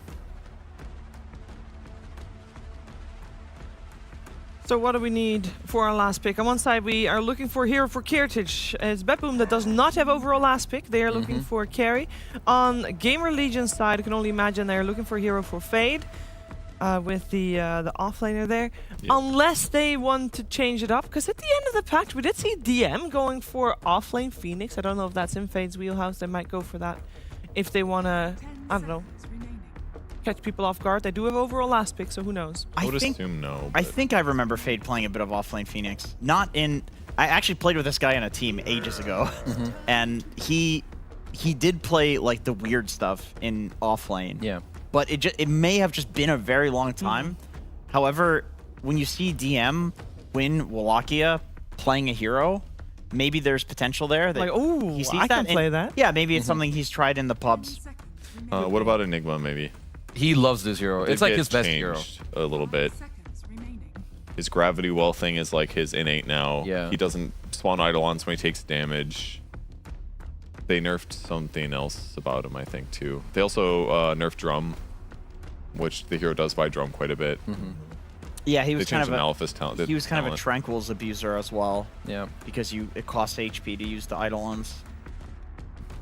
I mean, if it was last patch, I would say like last pick Underlord is something that's in the wheelhouse, and he is very good at that. But I think this hero is gonna be way worse. They just straight up removed his cleave, which was so OP on Underlord. I mean, they buffed some of his other spells, like Firestorm deals more damage, but yeah, that feels like one of those changes where you need to play at least one pub to get back to the vibe, or you're going to lose a lot of efficiency that you're not ready for. Yeah, like some Tidehunter could feel cool for GamerLegion, but then again, for them, they see BetBoom's carry pick first, so they can use that info. Yeah, Tide definitely eats fish, or frogs, sorry. Fish and frog. He'll do both. Frankly, he did anything. Probably eats rocks. Brew is the one that gets removed for BetBoom, so that's the offlaner. Okay. Brew was basically unbanned, and I think he was actually one of those heroes that actually didn't have a facet before the last patch, so... Or on nerf, sorry. Do you feel like it tells us anything about which type of carry they're going to go for? More team composition. Surprised they keep banning Terrorblade. They do, yeah. Second time. Bloodseeker as well to protect the Pangolier. Yeah, it is still the age-old best counter to the hero, other than maybe Bane, which is also on his team. So. I mean, I know there's Phoenix, who's a bit annoying. You could go maybe TA. Did TA get a lot of nerfs? I don't fully recall. I feel like I remember reading a lot of notes. Weaver is overall quite good, I would say. Is the good Slark game? It's so-so, like Pango Phoenix. Okay, yeah. Okay. Are annoying. Alchemist! Oh, okay. When you give an axe to a teammate now, it increases the amount of gold you get for creeps for the rest of the game. Kind of cool. It looked quite strong, like the numbers. Did you? Like 6 and something else, or what was it? I think if you think about it this way, So it's every CS? if you give an axe to an ally, you get 6 more gold, min and max on Greevel Screed, so you should be getting 6 more gold. But if you think about 100 CS after that, that's It's only only 600 gold. Well, it's there like, is okay, a hero in this game that really likes Aghanim Scepter. Is it worth to rush Ags for Largo? Not as a carry. Like, not carry Alchemist doing that. That would be horrendous. That would be awful. There's definitely abuse you can do. You can do some like later on, give him an axe to accelerate him, but it's usually better on like a mid hero, I feel. What do you guys think about swapping the DK to offlane and then picking the Slark for GamerLegion? Kind of a That's cool idea. spicy. I don't think they'll do it. They'll go for Queen of Pain. So they do swap the Pango. Okay. Okay. Well, maybe... Pango offlane. Is it? I Is guess. it Pango being swapped? Okay, it is. So it's Fade Pango. I mean, that looks good to me. He's got high stun duration with Rolling Thunder now, so like his job is to get in there and to disrupt team fights. That's true. Yeah, he's much better for like utility stuff right now. And people were playing it in the offlane when they changed Swashbuckle to be this slow and going 4-0-4 build. Yeah, I definitely like it. It's also very good with Phoenix. Like, you have very nice team fighting there together. Maybe that also gives like space that Bane can take a bit more time in the fights to like go and do his thing. But I like the overall last pick co-op. I think it's one of the heroes that can definitely shut down the Storm, at least a little bit. But when I think back to the last patch already, like BetBoom were really good with these drafts where they have 3 people that go mid to GPK. And Mira was also always there. I think even Jenkins, you made like a small segment where Mira would like always go mid like early on. Even like, with the Largo. Yeah, like especially like with this exact matchup. So I think they should be like very comfortable with the draft they have, even though there's like this random Alchemist, which I actually kind of like. Do you think it matters that he can lick runes? No. Okay. Not that much. That was cool. that was Valve devs read that on Reddit and they're like, oh, that's a cool idea. Yeah. We're stealing that. Yeah, mini pudge. Can you check the win rate for Quap and pubs? Because she did get some changes. It's up like 0.5%. So almost nothing. I mean, Yeah. I personally think it should be higher. Like Scream of Pain is now Oh, it got buffed a lot, right? 345 damage. You're also getting 15 extra damage on the level 20 talent. The Aghanim Scepter is already insane. It just takes a long time to get, and you're reflecting 25% of the damage back to you. Which is more than it was before. Which is more than it was before. Your ulti is going to do less damage now, because if you used to go the Masochist's talent or whatever, that would increase your ulti damage also. So it's like, you have more damage. Your Scream is like all the facet now. It's like the one spell. Yeah. But I like it. I think you need some sort of like spell lifesteal. Maybe Dagon is a thing that you can go for. They did add cast range on Dagon when you level it up. That's pretty cool. I think Dagon doesn't give that anymore, does it? It gives doesn't give spell lifesteal. Oh, It does not give spell lifesteal. It's Veil and Bloodstone. Then maybe you do that one, like Veil or some build up. Yeah, Veil. I mean, Veil's got to be Should good, be good. right? It's got to be good. AoE magic damage. I just like the co-op because it's going to allow him plus a Rolling Thunder to blow up a support. I really struggled with that last game. They need to kill these guys at the start of the fight and then deal with the rest of the heroes. Well, BetBoom needs to win this game, or they are not even guaranteed tiebreakers. GamerLegion, They need to win. They need to win so they don't have to play tiebreakers. And I do have the main question here. Like, based on this draft and based on the previous game checkers, do you feel like GamerLegion did it? It feels better. It feels like they have more options, but there's so many question marks because it's a new patch. There's a big question mark for me on Alchemist. What happens when he starts feeding Aghanim Scepters? What's the build? Is he going to go like Radiance, Blink, BKB, then start feeding Ags? I mean, I hope so, because that sounds pretty fun and entertaining, awesome. and that's my hope for this upcoming game. A fun and entertaining game with Cap and SVG. On patch day, as much as things change, other things stay the same. Jakiro was featured in over 1,000 different drafts of last patch, both in bans and picks. And now with a brand new patch shaking things up, it seems like the hero is still going to be here. Picked up on the side of BetBoom, we also hail the return of Pango. The hero is gone for one whole patch, and then it's got to be back in the meta again. I don't know if he's back in the meta. We'll see what happens here. I think the hero still looks a little weak on paper because the big nerfs that happened to him are not completely undone here. But he's getting some small buffs to try and bring him back, of course. I will say if there is a position for him, it does feel like potentially the off lane with the buff on both Shield Crash and his ultimate Nightmare is not going to save you here. Big Num. Yeah, that was a little too early. Big Num died a lot in game number 1, and game number 2 will start off no different. Had the dodge Alex done there for a chance to survive. Even then, maybe not with Blood Grenade action coming through. Ooh, you want to get careful there. Definitely careful. Interesting lineup from BetBoom. I'm a little less convinced than the first game just because that Slark pick was so good. I don't think they got him. They didn't get him with anything here, and they didn't have Ultra last pick. But the Alex, not a hero I expected to see, honestly. Kind of a cool idea here in terms of the Ag Scepter potential, maybe just some sustain against the Dragon Knight. Like, in theory, could be a good matchup if you can just start hitting him with the corrosive weaponry. Just slowing him down, removing some of his attack speed, maybe just sits there and becomes a blob. So that matchup could be very interesting. Of course, you're playing a Largo lineup, so if you just get the Largo going, you can still do similar things, though he did get significantly hammered down. Yeah, by your estimate, when you read the changes, did you go, okay, Largo is no longer a hero? Did you say, okay, Largo's still going to be a top-tier pick, but he's not broken? He still can get to kind of the same max impact, but it should take a lot longer, and the way he farms and uses his ult is going to be different. I felt like it was a big nerf, and big nerfs usually push heroes down. I think the rest of the kit is not that scary. Like, him fundamentally as a hero is not terrifying. It's what the Ags does and how much effective HP it's giving your team. So anything that slows that down or slows his ability to get there or use it in the fight is going to have a huge win rate shift on this hero because he's super dependent on that right now, and the rest of his kit is not that insane. So, and if he's slower at farming, it means that if you can win the lane against him, he's going to be even more impactful. Oh yeah, right. So he was one of the offlaners that didn't farm Ancients super early though, so maybe that helps him out a little bit. That said, I think GamerLegion with this last pick Queen could be pretty nice this game. There's not a lot that's going to burst the Queen of Pain down quickly, and it can be a really good scaling matchup against heroes like Alchemist who, you know, get kited around by Sonic Wave and Dagger spam. You're not going to have like Refresher double BKB in the late game, things like this. So I could see RCY going ham. He was going ham in game 1 with the matchup. He just could not scale into anything. So he's getting a little dominated here early. 12-5, 2 of the 5-3. Queen of Pain struggling to CS against GPK. Picking it up in game 2. yeah, what do you think of that upping the screen damage, but then the 25% damage to heroes is reflected back? So probably won't matter too much in the laning phase when he's just using Scream to farm creeps, but it's an interesting change. It really incentivizes you building spell lifesteal in this hero. No, for sure. They really want you to go that route. The thing is, you look at what can you build for spell lifesteal, and well, you're not going to go Broach on this hero, I assume. assume so. Sure. So then your option is Veil.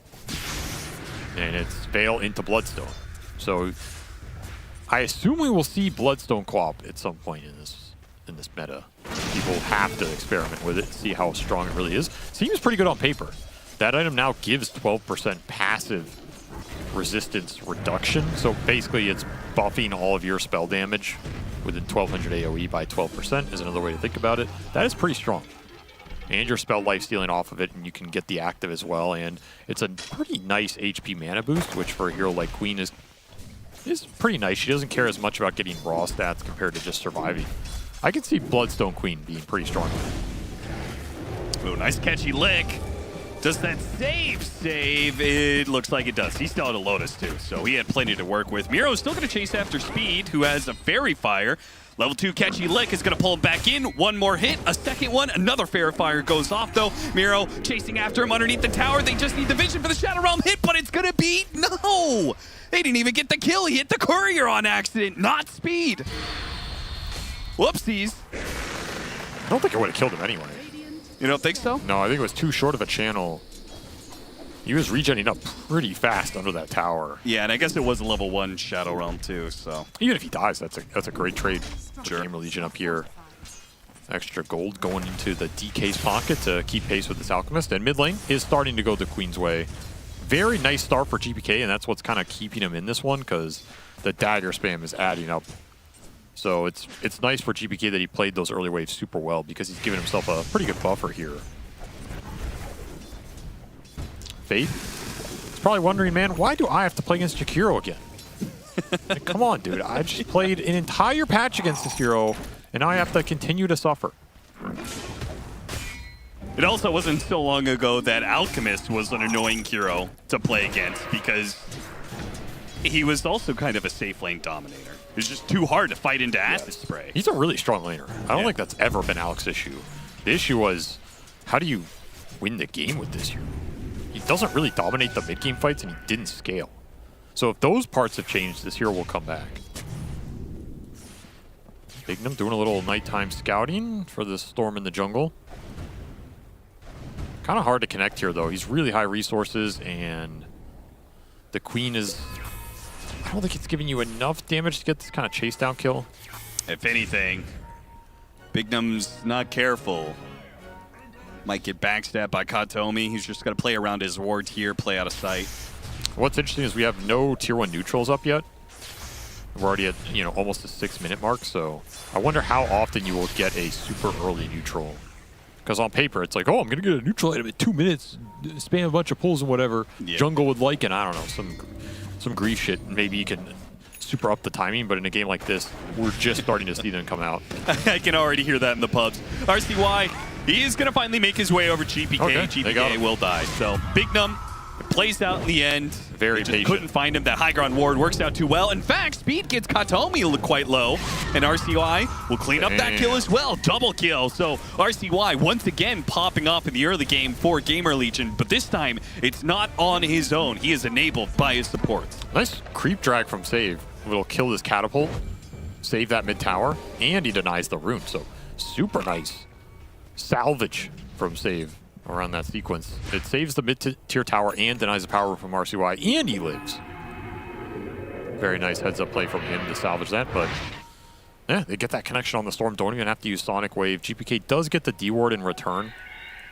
Try and protect himself in the jungle, but a much more stable start here for GamerLegion in this game too. It seems like they settled down, they got a more comfortable draft. There's no like real insane last pick threat that just threw him off, and starting to see them play their game. RCY, he will take this mid tower in the end. Nice little last hit for him if he can get it here. That's a very early tower save. Gets the pick off on Speed.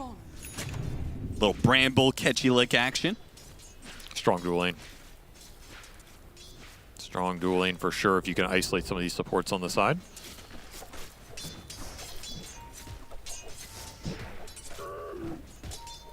All right, RCY, he's got a level advantage of the Storm Spirit.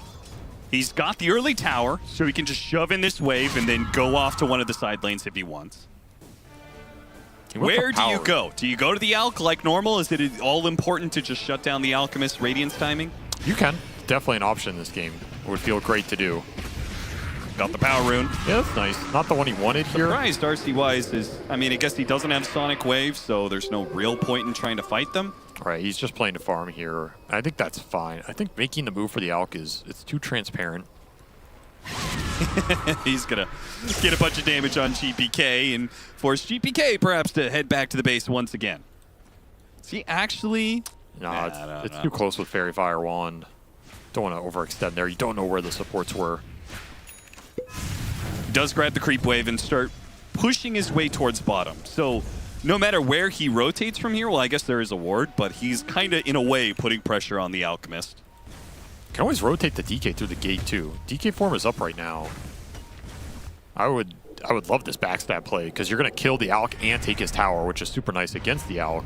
I can't believe Kiritich is still here, frankly. Yeah, a bit risky, but I think he kind of read this idea. Like, he saw the DK back off top. He's like, all right, he's got a gate on me. I'm just going to bail. I mean, it's the right call. If the Quap ran down, though, caught him in a dagger, he's just dead. But that's where that move is pretty transparent. Kiritich should read that these cores are converging on him almost every time. He makes the right call. We'll be at the tower, though. Power that DK ulti early. Gets the last hit, too. So opening up the map here, always nice to do against the Alk. You can take some of those camps away. Get deep vision, maybe hunt him a little bit. Slow him down, because he is starting to accelerate. How good do you think this Dragon Knight is as a carry? Like, he's kind of back to his old dragon form anyway, where it levels up and he goes green, red, blue. He doesn't get the big boost of damage that he used to from activating dragon form. I mean, he's got to be flat out worse, right? As a carry, I would assume so. Maybe do more around the map. Burst down the Bane. RCY trying to look for some sort of return kill, but just doesn't really see an opening for it whatsoever. Look at the rune. It's true.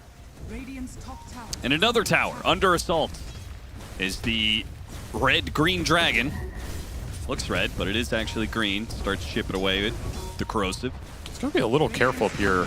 Speed does get hit by a bramble. Will manage to make a bit of a dive away. Got the Dragon Tail stun on Katomi. Katomi being healed up by Miro, who is running low on mana, though. Might not have enough resources to bail out Katomi. His Big Numb there on the other side will help get the kill. And the tower is still under assault with Siege Wagon now hitting it alongside this Dragon Knight. Very fast game from GamerLegion, and generally the type of game that works against Alk lineups.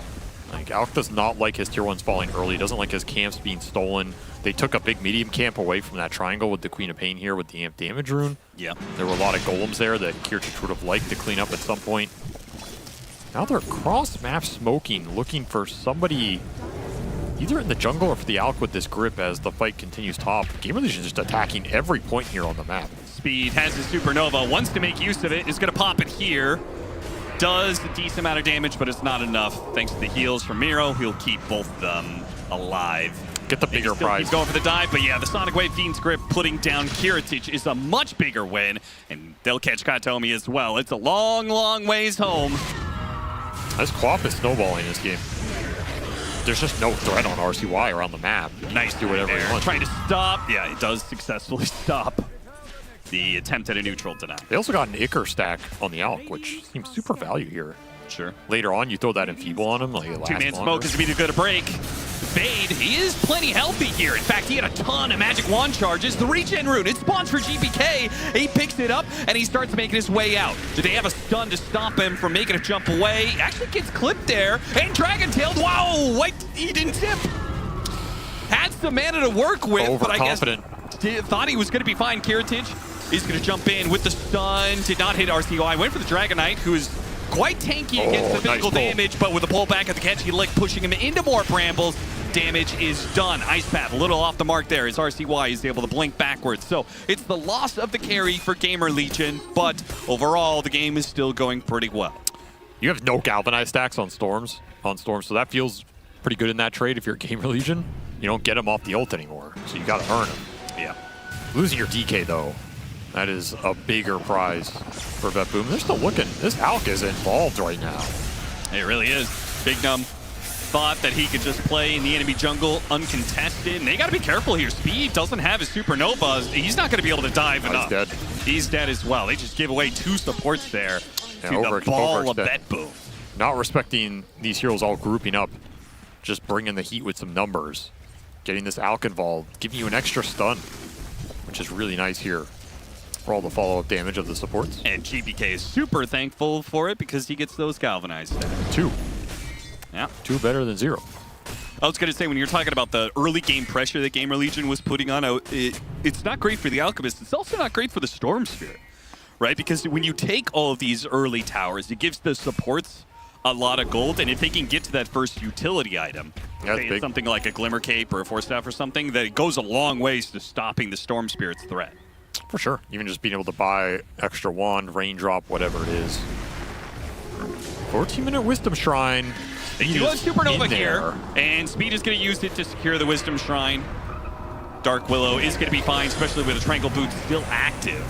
So plenty of regen there. They're going to take a lot of damage to be able to secure this. Terrorize being threatened. Miro's going to be low here, but it can't quite finish him off. The Unstable Concoction lands onto Speed. Shad runs interference, making sure that BetBoom do not feel comfortable chasing after these heroes. RCY is here in the back line, and they're going to hit these 2 cores. Just do some damage, see what opportunity presents itself. Too deep, especially with the haste rune. You have that Largo healing everybody up. Do not want to overextend there into potential Alk ult. He just got his Radiance delivered. Would have liked the fight there with the Diffuse on the Pango. It was hasting in. You had Sonic Wave, but the fact you have to use Egg to secure the Shrine, still a victory here for GamerLegion. So I don't think they're too sad about it. They're really trying to control BetBoom's side of the map. They don't want to give Kiritich the freedom to just farm up here. Yeah, like this is the hard part of the game for them, I feel like, in a way. Like taking those early tier 1 towers, those are relatively straightforward moves. You were just stronger than the enemy. Here is where you actually need to get more map control, try and shut down the Alchemists without overextending themselves like they've been doing. Oh, very easy to throw these fights. If you just end up walking into numbers, you give GPK some good vision to play off of, and he can pick his targets. Katomi gets found. Diffuser Blade goes to work. It is nighttime, though. We're seeing Big Num positioned very aggressively on this Bane. He's got Fiend's Grip. That's a really nice catch. He could Fiend's Grip GPK here, lead into the Dragon Tail stun. The Dragon Tail is going to be the first one going out. The Fiend's Grip never gets used. He gets hit by the Terrorizing, just gets blown up immediately by the Bedlam. What was that? Oh, Sonic Wave in the back lines does not kill GPK. Brings save a little bit low. He might die to the dagger here. They're going to catchy lick him. Never mind. He's fine. Completely dispelling out that crucial threat. Again, that's the risk in this game. BetBoom are going to be able to bring more numbers to these engagements that are so deep on their side of the map. You got to respect that. I like the poke there on the Storm. I think it's going to force a reaction on BetBoom. I think then you either just back off or, you know, you try and grip him and trade ult, something like this. Yeah, frankly, why didn't they just Fiend's Grip, force the Terrorize to be used on the Bane, and then the Dragon Knight would still have the opportunity to maybe hit the Dragon Tail after the Fiend's Grip gets I think they wanted the sleep to go longer so they can bring in the Queen. They're trying to bring more damage into the play so they can convert onto the kill. Just end up paying a long big price. stiff, but Katomi's already dead. Now the question is, will Shad get punished with Miro on its way? In fact, all 3 cores of BetBoom showing up in this bottom tier 2. And they're really forcing BetBoom around this map, and they're just not farming that much. They're still going to catch Miro. Miro pops forward. He now knows about a lane ward, but it's not going to save him. Oop. It's not going to save him. It's not going to save him. He's fine. Our ward's going to expire, too, so it's pretty annoying. There's one behind that tier 1 up a little bit north, which is a pretty sneaky ward. You're not going to deward that off the cliff, so it's going to be a hard one to find. Oh, well, the Fiend's Grip gets put to use anyway. Catches GPK running down the mid lane. Do they have enough damage? They do. Could he have jumped there? No, kind of close. It didn't even try, yeah. I think he assumed he was dead. No Sonic Wave available. Would have been close. Another nice pick from Big Num. Really got deep vision out. If you look at this map right now, there are 3 wards on 3 lanes, all scouting where BetBoom are moving, and it's restricting their farm so much because they're afraid of this Bane off the map who can just set these easy pickups off. This map is really scary to play right now, and you're seeing the 2 cores outside of the Alk. Yeah, the Alk can farm some of the safe farm. Yeah, don't lose that. But these other 2 cores, like, what are you hitting here? This Largo is super far from Ags.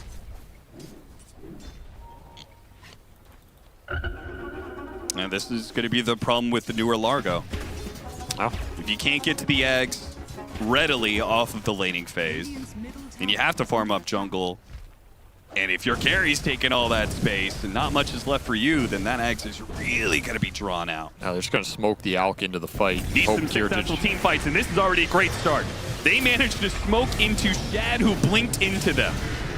So Shad in some trouble. He's definitely going to die here, hit the Terrorize before the Phoenix can make the dive away. 2 kills for BetBoom. Big 5-man smoke move. Strength in numbers right now. That's the name of the game. Play behind this Alchemist. Immediately TP to the other side of the map here. Oh, and he got them both with the unstable concoction. The follow-up here from GPK. He's going to zip after him. Wakes up Kiritich. The Rolling Thunder is the response, though. GPK's low on mana. Ooh, didn't hit it with the second round of Rolling Thunder. Could have used that. Sonic Wave, he zips over it. Save is going to be low enough that RCY can pick up that kill. He does have an Illusion Rune, doesn't pop it just yet to dodge anything. He does have an Essence Ring, lives long enough, gets the blink away. Still, though, chased by Kiritich, blocked out by the Illusions. Kiritich, he takes a little break here to pick up some Lotuses, knowing he can no longer catch RCY. Pango doing a lot of work in these fights. Yeah, he is. He's not a early target that BetBoom are trying to focus, and he's just getting a crap ton of damage out with this Diffusal Swashbuckle. These heroes do not like being mana burned right now. This is like Kiritich versus the world in this game. Trying to just salvage everything here. If he's doing all this before he even gets his axe on Pango, it's going to be a problem. Yeah, that mana burn was nasty. Imagine he hits the Rolling Thunder on GPK a second time off the bounce off the wall. There's just no way GPK gets out of here. He doesn't have enough resources to take an extended fight. Yeah. And Essence Ring, Illusion Rune, RCY, he had a lot of tools to play with here.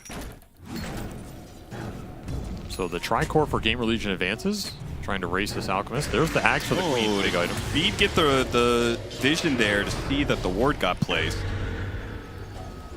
Not dead yet, and will not die. Well, gets to save his ultimate. I feel like we're seeing the effect of the just average gold through neutrals being reduced across the map. Like the Alk has to take more camps that aren't Ancients, which means you're taking camps away from your Storm Largo. I really think these greedy Tricore lineups are going to be hurt the most. Where all 3 cores need neutral farm. I think you will have to play more killers. Like how much of RCY's gold has come from him pressuring the map, killing enemy heroes, not taking camps away from the DK Pango, who are mostly farming lane and jungle. Yes. Though specifically for this game, GamerLegion has also just controlled the corners of the map better. For sure. Right, they still have their safe lane tower, and that bottom right corner where the Ancients used to be, like that's very rarely has BetBoom ever gotten the lanes pushed out enough to even get into that area. Hell, we saw Miro not even get much past his tier 2. I'm going to steal another Wisdom Shrine here too. That's pretty nice. Yeah, they've definitely had the better map control, so that's the biggest difference here, but I still wonder just, can you get greedy? Can you play these super greedy Tricores in this meta? Yeah, inherently, BetBoom has a lineup with 3 cores that all need to be able to hit some neutrals. Yes. That's or the downside snowball really hard. That's the downside of Largo. And I think on that old map, it definitely helped you out a little bit more. Here, it's been a slog. Tormentor, available for GamerLegion. This is definitely slower than it used to be. Yeah, a lot slower. This is actually quite rough. Yeah, this you really need 5. a fight that BetBoom maybe could have taken. Goodness. So that's definitely been changed a little bit. They do get a pretty nice shard though. Extra Sunray is going to be juicy in the fight, and they have their Ag Scepter. So you have BKB on the Dragon Knight, Ags on the Pango, Ags on the Queen. GamerLegion very ready to take a head-on exchange. Combined with the level 15 talent on Pango as well, right? Oh, yeah. That's a ton of mana burn he's throwing around in fights. Yeah, really worried for GPK here. I think if he just ever gets stunned and hit by some of this mana burn, even if he doesn't die, he's taken out of the fight. I don't think he can be the first one. He does have a regen rune right now, which definitely helps. Yeah, and that mana item could go a long ways if he's ever out of combat. But yeah, just the fact that you're just sitting on so low galvanized stacks all the time. Because he would have 6 more, right? Because he has level 2 Ball Lightning in the previous patch? Yes, he would have a lot more. And we've seen these Storm Spirits, the main reason they go off so much is that their mana regen is just kind of insane. They get almost empty, but you give them just a couple of seconds, they've got a decent zip on them. Turning off the Radiance, trying to make this smoke and silence.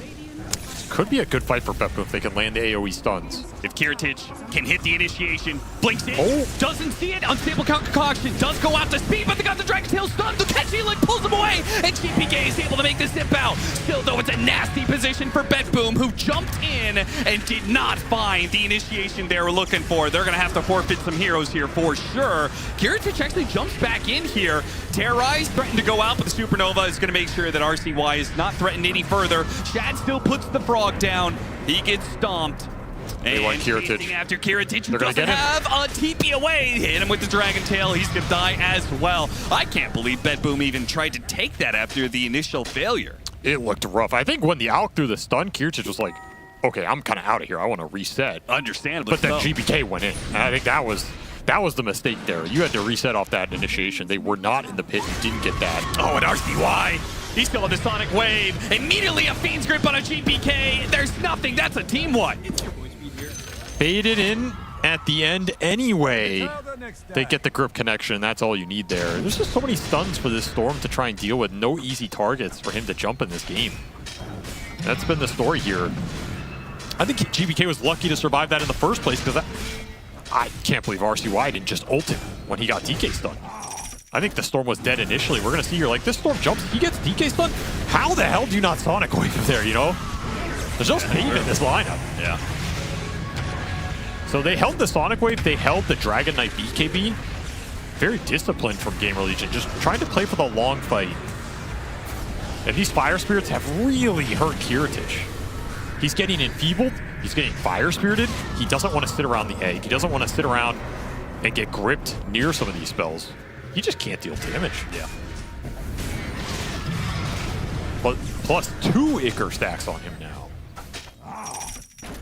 Those debuffs are adding up. I mean, Bane owns Alk. It's a super nice matchup for Alk. Or for Bane, because Alk almost just always goes in the front of the fight. He kind of has to start it on his terms. And then Bane can just enfeeble him. He can sleep the guy who gets stunned. He can grip the Alk through BKB. He's a very BKB-dependent core. Right. I think Bignum's a big problem in this game. We saw this Bane be very successful in Game 1. This hero on the rise in this series. He already has an Aether Lens. And if the Storm Spirits already having a hard game, which should be one of the heroes that can try and stop it. Yeah, that's their big counter, is the Storm is supposed to find this back line, threaten them, take them out of the fight while the Alk's going in. If GPK can't stand there on his own, he's going to have to go second item BKB here. Just to pose some kind of threat. Big Dumb, he's there. He's got the Nightmare, Katomi. He'll clear out the creep wave, but yet another kill and yet another pickoff for GamerLegion. Up 7,000 net worth against an Alchemist. That Alchemist is at 17k net worth. He is 3,000 above the Dragon Knight, and there's still a rather large lead ahead. Supernova is available here, so the defensive Nightmare is going to do some work. Grip it BKB just trying to finish off the egg, and they do manage to do so before the grid can come into play. Still, the grip is going to be used on GPK. Sonic Wave also being used, needs a little bit of help, and that's where Fate comes in to finish him off. Got the Storm Spirit. Another 2 dead on the side of BetBoom in exchange for a Phoenix. The fight feels really difficult if they do not find this Bane. It's just ruining the Alchemist. We see it there. He's getting enfeebled. The target he stuns gets slept. It disjoints the fight. That means you get egg off. Now you have to sit there in your BKB and kill an entire egg. Not really what you want to spend your entire BKB doing. You could have even gotten grip there if the cooldown was like 5 seconds faster. And that's even more of a disaster. Instead, you get to grip the Storm. So, and guess what? Bignum, he's halfway to Ags now off of that fight. It's about to get a lot worse for you.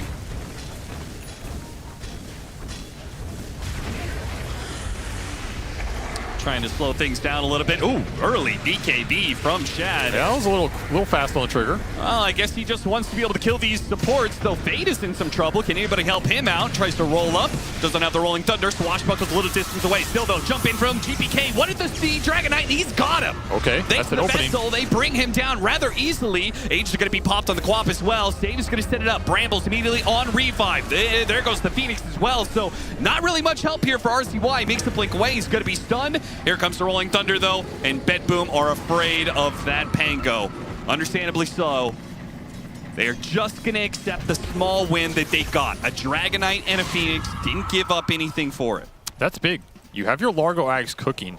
It's all about getting him to the next few items here. That Kai Assange into another defensive item. Start getting those talents up. This is where the hero can become a menace, even if you're behind. It does some work. Oh, this is a nasty neutral item for this hero. Oh yeah, Spellslinger. Yeah, Largo, his game, you pick up Aghanim Scepter, you're like, oh great, this feels good. And then you realize, oh my god, I used up my mana so quickly. I need Kai Assange really badly. That's like the perfect neutral item for this hero. Exactly. He wants long fight and Kai Assange, like, holy crap. He's gonna get some mana back for sure.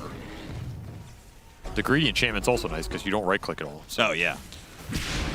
Another 250 mana on top. Definitely something cooking here for BetBoom right now. I think this is their time to try and take this game back.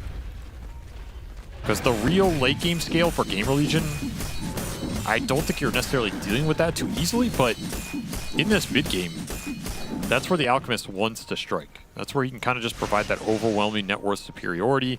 The Storm's gonna have BKB here, and then GPK is gonna be able to have a lot more impact than he's been able to have so far.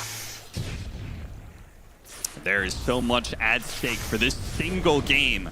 For GamerLegion, just one win secures them playoffs. Meanwhile, BetBoom had to win out in this series just to be able to have a chance at tiebreakers. In fact, would get tiebreakers because your Cult Brothers, spoilers, they already lost their first game.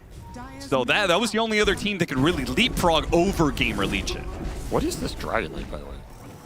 What do you mean? It's cosmetic. Oh, like, tell me, what dragon is this? That is a frost dragon that That's a purple was dragon. never meant to be a frost dragon. It's an iridescent purple dragon. Yeah. Which is not green, red, or blue, I guess. What happened to the game I love? That's What do you mean? It's been revitalized. New patch. That's true. Though you hate patches, so what what really did happen in the game? They just all in to blow up the co-op, but GamerLegion was more than ready for that one. Immediate Supernova, immediate Fiend's Grip, immediate Dragon Tail. GamerLegion, they said, you want them, you can have them. We're just going to immediately respond with every single spell that we got. Now, Fade maybe goes a little bit too far forward. Sonic Wave finally gets used, hits on 3. A sleep that bails out Fade, and he gets off another shield crash. He dies, but the fact that he gets a little bit more damage out is still huge. Kiritage, with no more BKB, is making a run for it. He's trying to get a blink off, but he's being tagged by damage. Now CPK to the rescue, up a buyback, does jump in, kills off Bignum. Shad is low, can Shad get the kill on Kiritage? It's going to be close, RCY. It comes in, cleans house, triple kill for him. Can he get the blink away? No. GPK, he denies the escape and will clean up the rest. He buys back. He had no galvanized stacks. He gets 3 of them back after that buyback. Level 22, that's what's more important here. He got a lot of XP. He'll finish BKB, recover the gem. Technically not an uneven fight for either team. Like, you're going to get the same gold here because you have to spend the 2 buybacks, but you're definitely happy your Storm gets a lot of levels out of that, and man, that's one of those game-ending fights if you lose it. Yes, BetBoom. So you 100%. have to make something happen there. The way this started is terrible for you, too. Perfect roll-in, you stun both heroes, you get the grip on the Storm. This fight's already pretty much a disaster for BetBoom. You're just trying to salvage something here, and you do salvage it a lot. Fade overextends a little bit, going too deep, not respecting this Alk, who's going to come back in. And look at the damage here from Kiritage. It's swift. The Bane's still causing him a lot of problems, but he's able to just power through it. And man, he's dealing some serious damage. This is through Enfeeble. Like, he's getting enfeebled through a lot of this. And this, I think, is just too far for the Dragon Knight without BKB. There's only so much you can do to protect Shad there against that Storm buy. He's very close to winning this man fight. If he has any sort of lifesteal built in, maybe he can take that. But man, Storm dealing some deeps here at the end. No ability to blink out before you get chunked down. Honestly, BetBoom should be happy with how that ended, considering how it started. Oh yeah, absolutely. That should have been an absolute failure of a team fight for them, but instead redeemed off the buybacks and able to keep the game going. Because as you said, you lose that fight, that was one of those, like, you know, GamerLegion, maybe the game wouldn't immediately end, but they would have such a large lead. Yes. It would be near impossible for BetBoom to come back, but instead, keeping it within striking distance. The Alchemist is still a threat. The Storm Spirit got a lot off of it, as you said, level 20. Yeah, he got his BKB. That's the biggest thing. GPK, he's very low net worth here, but he can still do a lot in terms of finding the Bane or opening the fight up for the Alk. Though there is an Ags on this Bane now. Oh, yeah. That's a little concerning. Even if you find Bignum, he can also just throw this grip on anybody, and what do you have to stop? It's Terrorize, right? Yeah, it's Terrorize or Bust. That big AoE can maybe hit all three. I don't think you can hit all of them. You don't think so? I don't think it's wide enough. I think they're too split, so I feel like this is just going to ruin someone's day, and you have to almost accept that unless you can Lincoln's block it, which could come down the road with the Largo, of course. Yeah. You know. Or they get the initiation in the first place. Yeah, or that. You just jump them and force the fight. Chop this Bane down quickly. Comes a smoke from GamerLegion. They are absolutely ready to fight. Basher on the Pango as well. Super annoying for the Alchemist here. Good timing on that. GPK just, he spotted the ward that GamerLegion was smoking too. So he's not going to get caught there, but it is going to be Miro instead trying to farm up that bottom lane.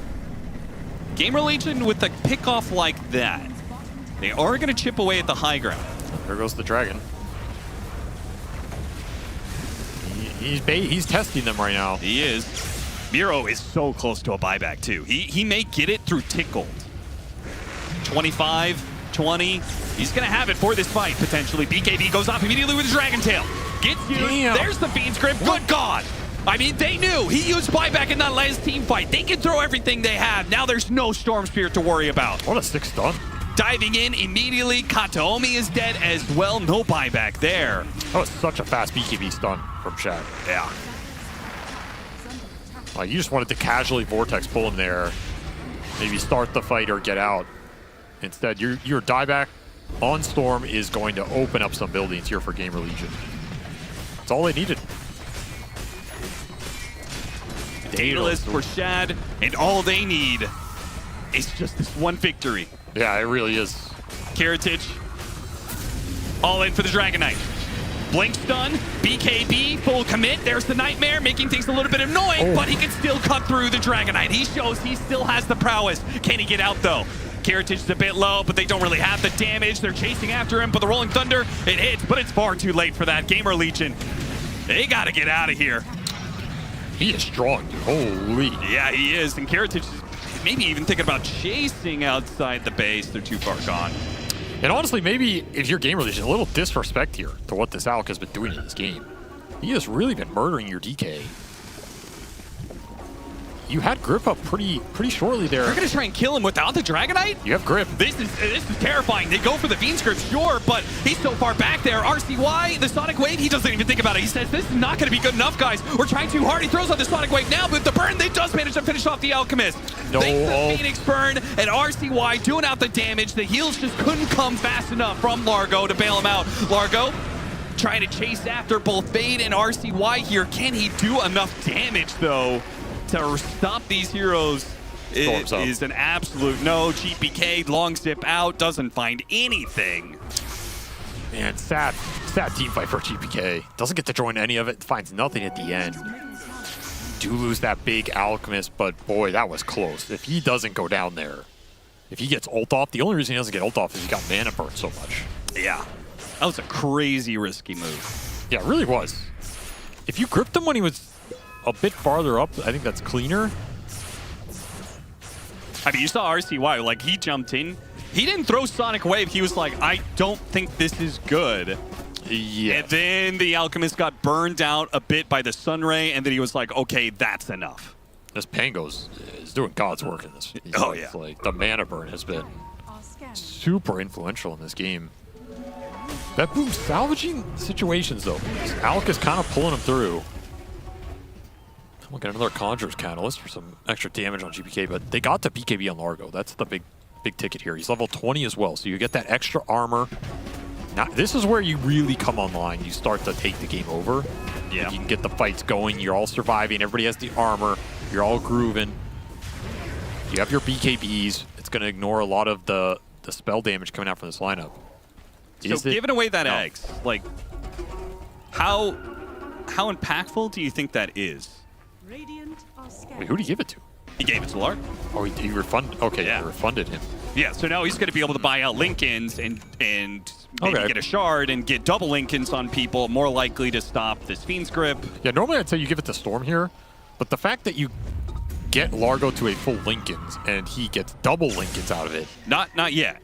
Doesn't have the shard. That's true, he does not have shards, so he has to buy that. But in theory, this is like mega value. Right? Yeah. You just turned 4K gold into almost 9K.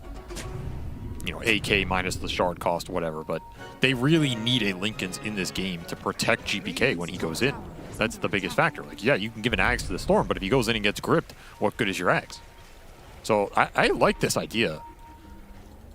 Very strong here. GamerLegion not playing for any objectives here. Not Tormentor, not Roshan. And there's a world where BetBoom could have just done Rosh right now. They approached the pit. They took a look inside and said, nah, it's not for us. This game is not as one-sided as it's felt. Yeah. Like, that is for sure. And nobody is level 25 yet either, though some of these heroes are getting close. There's some big level 25 talents in this game. With the Octarine done on the Clop, you can get to 25 as well. BetBoom set up on the high ground here with a low ground ward. Getting some idea. They spotted the Bane. Just who they wanted. Put the Lincolns on the Storm Spirit and let him rip. Kills the Bane at the start. There is a buyback available for Bignum, and he may pull the trigger on that just to try and ensure they're the ones to get Roshan. Rather Spawn, though, he's low level. There's a 40-second death timer. Not really fast enough for BetBoom to commit to Roche. Especially if Roshan's about to swap over to the other side as well. Yeah, your Alka is running out, so I think it's a smart call to just back up and save it. But that is absolutely the target GPK wants to find every time.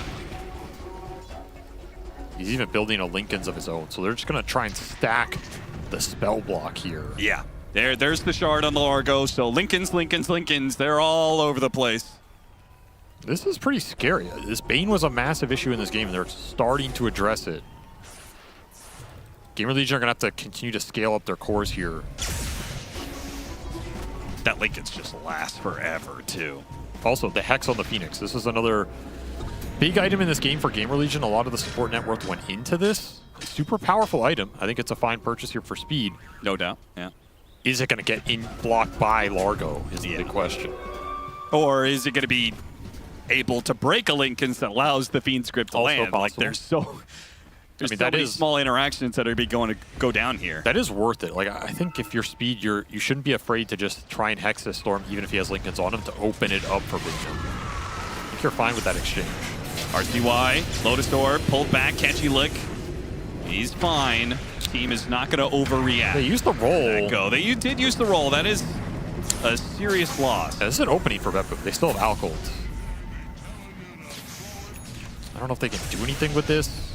Yeah, you got 60 seconds. Like, it's hard to fight into the Roshan pit because of the Phoenix. All right, they're going to really force the issue. They're doing it fast. They're doing it real fast. GamerLegion, the scan is on them right now. BetBoom, they know they have a few more seconds. The stun is already going to go down on Kataomi. Kataomi is dead immediately, but the Roshan is going to fall. RCY is not going to be able to blink in there. Doesn't even throw the Sonic Wave. Oh, the Phoenix jumped in, and Phoenix, oh, he just dies like that. No Supernova around the pit here, and Chad's already low. Chad's making a run for it, and his BKB is going to expire soon. Sonic Wave gets thrown out, but look at all they're so healthy on the side of BetBoom. All of these heroes, full HP, alongside an Aegis on a Storm Spirit. The game has slipped through GamerLegion's fingers. It's absolutely crumbling for them. They're just not ready for this play. They waste of the Rolling Thunder mid, gives BetBoom this opening. They seize it. GamerLegion are not ready for it. You get no egg off in this fight as you get orchided by the Alchemist. Way too close of a dive there for speed. And without that, there's no way you win that fight. Even if it goes off, I'm not sure you're winning that fight. How much do you have to protect the egg at this point with all these Lincoln Spheres going through? Yeah. That is a big Aegis for GPK to pick up. No one even really got in the pit to try and steal it or make something happen. Yeah, no, not at all. What is the damage coming out from Shaq? Is there any? It's very little. Like, I don't see him doing anything to this Alchemist. There's no anti-healing here. This game is starting to look really difficult. The Largo's online, the Alex healing, the Largo's healing everybody else. Everybody's getting Lincoln Spheres thrown around. It almost feels like GamerLegion need to take a step back and like get to those 25s. Like Fade got to his. He got to his 25. He's got Iascati as well, which is a big factor against this Alchemist if he has his Rolling Thunder to get in there. Yeah, they did, like you said, they hit the 25, so you have extra attack damage on the Swashbuckle, and you have your Queen of Pain. They're actually just going to go for this Alchemist, saying he's a little bit too far forward. He's not the one with the Aegis after all, but GPA, oh, he got Fiend's Grip. That's going to be an Aegis. I think you got it back here, though. Yeah, when he comes back, it's going to be a BKB, and RCY's dead in the back line. So GPK with his BKB will grab Shad here. Shad, he still has his own BKB. Can he get out, though? He doesn't have a TP. He's just going to be stunned up. This Curse Crown is going to hit him as his BKB fades away. GPK says, you guys got him. I'm going to go for more. I'm going to go after Bignum. I'm going to go after Speed. Whatever it takes, we're going to clean up as many supports as possible off of this. They pull back Speed. In jumps Fade, trying to protect the egg as best he can. And is it going to be enough? No. Oh, it's so close, but not good enough. GamerLegion, that's going to be the motto of this game. So close, but not good enough. They needed to bail out after that Aegis goes down. There's no way you're taking that fight. BetBoom with everything that isolated your Queen of Pain. RCY just ends up in no man's land there. He deals no damage in that fight. And honestly, this Queen has felt extremely useless in the late game scenario. Like, where is the damage? Yeah, the time they usually say, like, Quappa's a terrifying late-game hero. His item build is extremely defensive.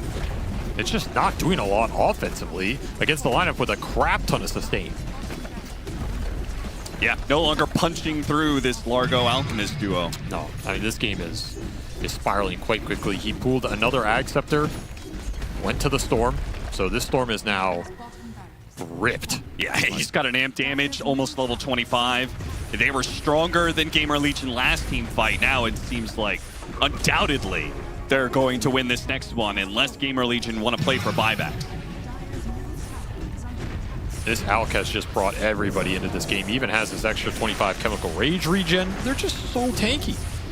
Everybody's Lotus Orbed, everybody's Lincoln Speared, everybody's getting healed.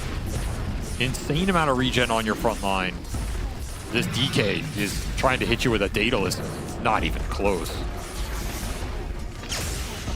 Very cool strat here from BetBoom. You're a little worried, like, is this really going to scale as hard as, you know, sometimes we see Alk fall off, but with the Largo Tricore still being as strong as it ever was. We saw how much Largo suffered in this game. I think there was a window. GamerLegion could have just ran him over. You let him get to this point, though. It's still the same beast. Yeah. Not much has changed, and he is thinking about... What is he thinking about? Chasm Stone into... Shivas? Yeah, what are your options with this now? Shivas or Gleipnir, I guess. So, probably Shivas. Yeah. Doubt he will go Gleipnir. Gets that Shivas, he gets his 25 and a 30% on the song effects. Shivas is an interesting item now. It's not an anti-heal item. So you kind of have to change your perception of it, what it's doing for you, but it's pretty cheap. It's a lot of armor for pretty cheap, and it does give you that AoE bonus, so it seems kind of nice for a hero like Largo.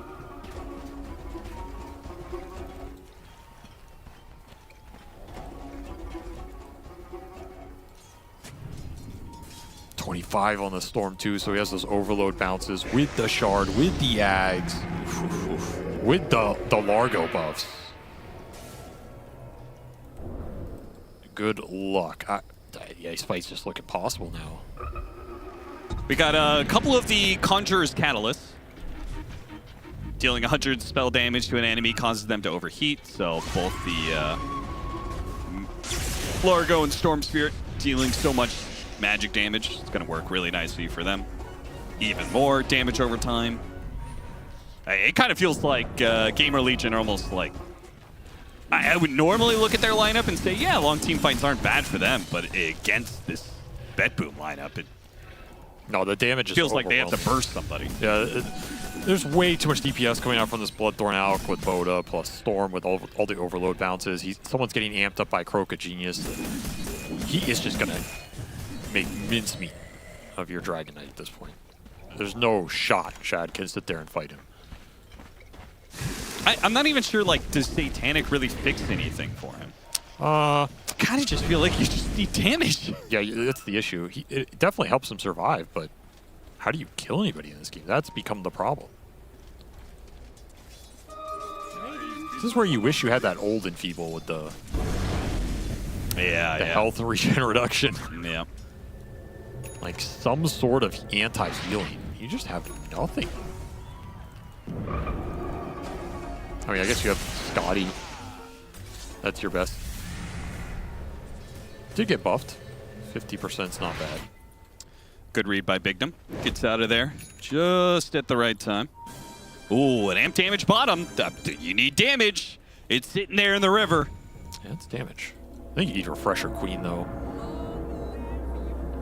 I think you need double, level 25 Sonic Wave. That is a lot of Sonic Wave damage. We're kind of asking, can you stall the game for 10 minutes? Probably not. Probably not. I mean, BetBoom's going to get this next Roshan, and they're going to hit high ground. Yes. If anything, GamerLegion might just need to be farming up buybacks here. Shad, his level 25 is almost here, but I mean, maybe with the Satanic combined with the extra armor, he'll be super tanky. I don't see it, man. Also, is that Worm's Wrath bonuses, like, is that not terrible since the change? An extra 20 magic damage and 50 AoE bonus? That sounds terrible for a 25 talent. Yeah, that seems like one that got overlooked a little bit here. Yeah, right? Unless it like somehow also applies to all of the Elder Dragon stuff. Like that would make sense to me, if you're getting an extra 50% of like the corrosive damage and the splash. Yeah, but that's just gotta be Elder Dragon stuff, right? But maybe they just didn't change the wording. But yeah, I don't think you're taking that talent until you know that for sure. Still, 12 Regent armor, is that doing much here? The thing is, I don't think he's really dying to physical. You're dying to all these random overload procs and Largo damage, and the Alk just... Like, the Alk kills you because it just hits you so much. It doesn't really matter how much of it's blocked. He's just going to sit there and wail on you. He has a Bloodthorn that's going to deal a lot of extra damage here. There they are, smoking straight to an opening here. Zipping inside the base, managed to get the Bango and the Phoenix with the Terrorize over the top. It didn't get it in time. The Supernova and Roll-Up are both going to be used, but if BetBoom can manage to escape here, that's still two big ultimates on cooldown. Just couldn't grip anything. And Dragon Form as well. So it kind of guarantees they get rushed. There's no way GamerLegion can contest them, I believe. Everybody has Spell Block. You just can't throw these stuns out and lock anybody down. It feels like you need like 3 more hexes or something. I think you have to fight this if you're GamerLegion, though. I say that and it's already gone. I mean, how? It's like you can't even get there fast enough. You don't have Rolling Thunder. You don't have Supernova. You get back to them. I think you just hole up inside your base. Well, Refresher for the Storm right now. Get the double Vortex pull. That's going to be nasty. Have we fed any more Ags? No, not yet. Going to get full out Abyssal Blade.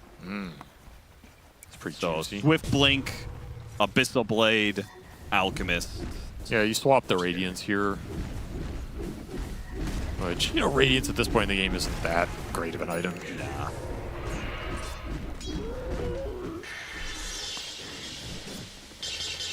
Keep it the farm, though. Pretty good. This Dragonite just looks like such a different beast compared to older Dragonite.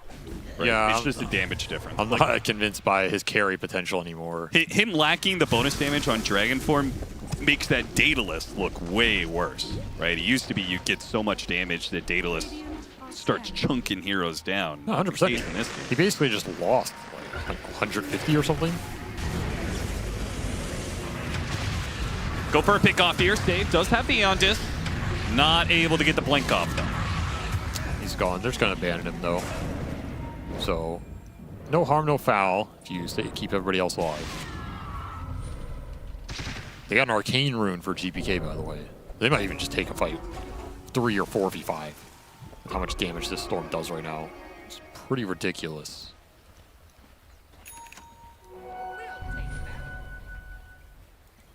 When your inventory's so damn good that you don't even have a slot for a refresher, that's how you know you're cooking.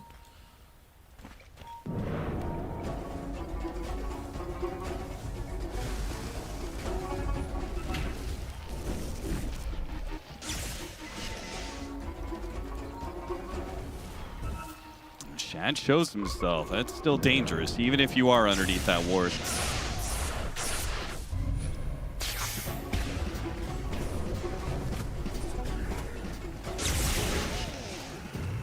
RCY so afraid of showing he's sonic waving creep waves. Gotta get the Queen refresher. I think it's your only real damage upgrade. Yeah, what can the Pango, like the Pango's, you kind of hit your peak Pango. You already got all your orb items. Thinking about a disperser and a refresher after that. I mean, they're small upgrades. Disperser, Abyssal, some blink upgrade, refresher.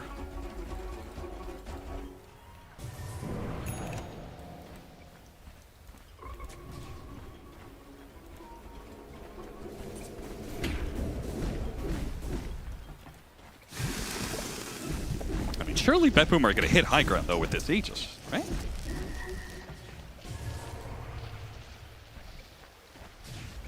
You put GamerLegion in such an uncomfortable position, having the Alchemist just hit the building with an Aegis. I'm kind of surprised they're not going. They're heading to it now. You're not waiting for anything. Bottom lane is pushing in, though, quite a bit. It is the one lane of barracks that GamerLegion took. Dire's top tower is under attack. Are they really that afraid of just forcing the high ground? I guess so. I mean, it is you the only worst. got 70 seconds left. I mean, it is the worst place to fight for the lineup. No doubt. But like, what's the other option? Yeah, like, GamerLegion has clearly shown that they're not willing to poke their heads outside of their shell here. You have banner too. This is a nice little banner. All right, here it comes. Last minute on Aegis with the banner, with the smoke. You're gonna jump after RCY. Doesn't get him. He's gonna be self-stunned. This gives GamerLegion an opportunity to poke some damage at Kiritich. GPK jumps to the back line, trying to stop them as best he can. Kiritich is relatively unharmed. Going to work on the tier 3 here. They kind of have to stop him, even though he has this Aegis. It's not going to feel good to use spells on him, but he is chopping down the building so quickly. Look at him go. He really is. Tier 3's already gone. Trying to Nightmare him. 25 seconds left. Hit him with the Dragon Tail stun. Follow up, Rolling Thunder. Chain stunning him up. 18 seconds, trying to pull him out with a catchy lick, not getting away. 10 more seconds, but he's falling fast, and they're just going to take out the Aegis here. BKB goes out from Shad, now trying to kill the Largo. They got him off the Sonic Wave, and GPK as best he could. Hits one of the supports, forced a buyback out of one of them. Kiritich no longer has Chemical Rage on the second life, so now he's just walking away, a dumb ogre. Slow as hell. BKB does manage to get a blink out, though. That was crucial. Does not get tagged by damage. He's making his way away, and they're seeing if they can reset and go back in. Hit the silence. GPK outside of vision, though. They didn't spot him. Now they spot him. Hit with the silence. Follow up. Now the Fiend's Grip. GPK is caught. Shad's in trouble, though. The Alchemist is back into play. Immediate buyback going to be put to use as Largo's going to rejoin his companion in the Alchemist. Chase after RCY. RCY able to get the blink away. Here comes GPK. Boots are traveling in. A zip in to grab somebody. It's going to be Big Num. Trying to force a dive back out of this Bane. Hits the Fiend's Grip. It's not going to be good enough. A Nightmare, rather. Fade, meanwhile. Catchy lick into the Brambles to pull him up. Roll up, but he doesn't have the Rolling Thunder. He's going to die there. He does have buyback where Big Num does not. It's going to be a 4 versus 5. Just a cheese left on the side of BetBoom, but the buildings are gone for GamerLegion. The buyback's going to be put to play, but the damage is already done. Immediate hit by the Ice Path. Fade's in trouble. Doesn't have the Rolling Thunder. Not going to get grabbed. A Macro Pyre over the top. Sonic Wave trying to push him back, but it's not good enough. They burst down the Pango, and there goes much of your damage. Kiritich, though, stuck in the trees, will die. But again, the Ice Path. Again, GPK. Again and again jumps in and crushes GamerLegion. The Storm was the real carry all along. So much this game has been about the Alchemist, but when it came down to it, the Storm damage insane. 23,000 coming out from that Queen. Every single buyback being expended, but it's left in a 2 versus 5. No shot to bring the sustain down. Divine Rapier for Kirtic. He's just going to clean this building up. GPK, the final grab on both the remaining heroes of GamerLegion, and GG will be called. GamerLegion are going to have to try their luck in tiebreakers because it does not work for them against BetBoom. A rough game, too, as well as it felt like it was in your control. You played that early game so damn well. You pushed BetBoom to the limit. You had the advantage over the Largo, who was really far behind. But BetBoom just found those little openings, little abuses. Very disciplined, very patient. That one Rolling Thunder mid that led into the free Roshan turned so much of this game around. And we definitely saw some of the scaling for this DK just not there where it would have been in the previous patch. It's just not the same hero in those ultra late game scenarios, whereas Salak was pretty impressive. Like Kirtic, MVP of this game too, man. He held the early game together. He joined all the fights. He used all of his timings pretty well. Led a lot of the exchanges around the Rosh and stuff. And then he pulled 2 Ags, which brought his other 2 cores into the game with some nice like double Lincoln's timing. Brought the Storm back in later. Huge props to Kirtic. I think he played a phenomenal game on this Alchemist, given the position they were in. A do-or-die moment for multiple teams in this last day. BetBoom managed to get the 2-0 over GamerLegion to put themselves at 6-8. PARIVISION did the same. It was a question of whether or not it would be PARIVISION or Ucult Brothers in this last game. Who's going to be joining them in this tiebreaker, but it's going to be PARIVISION. So 2 Eastern European teams and 1 North American team are going to be playing it out, but for this series, it is BetBoom all the way. Yes, hello. I am here with Kirtic from BetBoom. Wow, that's quite the comeback from you guys from where you were earlier on in the group stage. You're now through to the tiebreakers. Are you going to be able to keep this momentum going here on this new patch? I think we pick a bit trash hero, like Jakira. So game is a bit hard, but we know we have Ouch with Axe. He a bit up in this patch with Axe. And we trust we can come back this game. We just try to play map. It's very, very hard game, but we mental strong. Mental strong. In the start of today, when you guys were thinking, all right, lads, we've got to win both of these games, obviously with the patch happening overnight as well, what did you say to each other to make sure we've got to stay focused, guys, we've got to win these games without letting the pressure get to you? We just focus on process, like in game. We focus what we want to do, what we want to pick. I just don't sleep today because I learning this patch. Full read, full test, all heroes. And yeah, just sleep 5 or 6 hours, but it's fine. I'm just ready to win here and win a decider match. I get good knowledge. Forgot this word. Okay, I get good experience from this patch. I know what hero is good, so yeah. We just focus on one game, what we wanna do. This is why we don't have like too much pressure. We just understand it's just game. Any team can mistake on any game with 30,000 net worth. It doesn't matter. Well, it was an absolutely fantastic series to watch, especially that final game. Really, really exciting. Now you go into the tiebreakers. We look forward to that. You've got PARIVISION and GamerLegion. Do you think you're going to come through this and get into the main stage? Yeah, we're ready to fight. It's so fun to play decider match. I'm so happy to play on new patch. So we just see who will be more strong. We're ready. Brilliant. Thank you, Kirtic. Fantastic interview. Good luck in the tiebreakers. And now let's go to the panel. A lot of positive energy coming out from Kirtic there. That also, of course, BetBoom didn't just make themselves happy. They also made PARIVISION happy to be in that tiebreaker with GamerLegion. But you, first of all, actually, we talked about the balance of how much do you sleep, how much do you prep. He actually answered it. Yeah. 5 to 6 hours is the meta for sleeping. GamerLegion, they cared a little bit too much about their health and their sleep deprivation. So you gotta stay more awake. He had the perfect balance apparently because he did. Like, with his gameplay, honestly, GPK didn't. No, GPK, he was on. I don't know what he was on because the first like 30 minutes, maybe until this buyback, you know, where he gets the buyback, he gets the kill on the RCY to come back. Because before this, I was like, this is one of the worst matches I've ever seen him play. but he did make up for it later. Maybe not in this highlight, but some of the or maybe not this one either. Oh, come on, that's doing him dirty. It's the one after this one. This guy slept 3 hours. He didn't get the ratio right. He didn't get it. He didn't get it. This one, it was better the later on the game goes, but the start of the game, Purge, was still very much GamerLegion focused. Yeah, very much so. They did really, really well. It felt like they had the game in their control. It was a little bit tough high grounding. The Dragonite did a little bit less damage than we expected. He had a lot of really crucial stuns that did get a lot of those storm kills. And he frontlined okay, but like they needed maybe a save or something like that. They, they had Nightmare, they had Sunray for heals, but it just didn't feel like quite enough to keep him alive. And it also felt like Alk just did more damage than he did the last patch. I don't think they changed anything damage-wise on the hero. Think they did. No. But Well, he they- just felt like he was hitting hard. And Kyrgios said that they thought that Alk specifically was strong with the Ags building. Yeah. Like he mentioned, like Jakiro is bad, which. I mean, he gets about time. He gets more GPM afterwards. Does he still have that facet where you do more right-click damage with your Greevil's Greed number? Does If it doesn't list specifically that it was removed, he still has it on he still 50. has He it. probably took that. Which is better with Ags then, right? Because you're getting 6 more damage. Yeah. But it's 6 damage. I But don't it's know. still like for GamerLegion, it's so like this was kind of their game. Like I'm not gonna lie. This hurt. It hurt. They a had bunch. it. They played really well. Like Big Num on Bane, he did super well. Everyone really like they had it all, and then I think they did like 1 or 2 misplays like around the game, and then it just slowly like gets out of reach.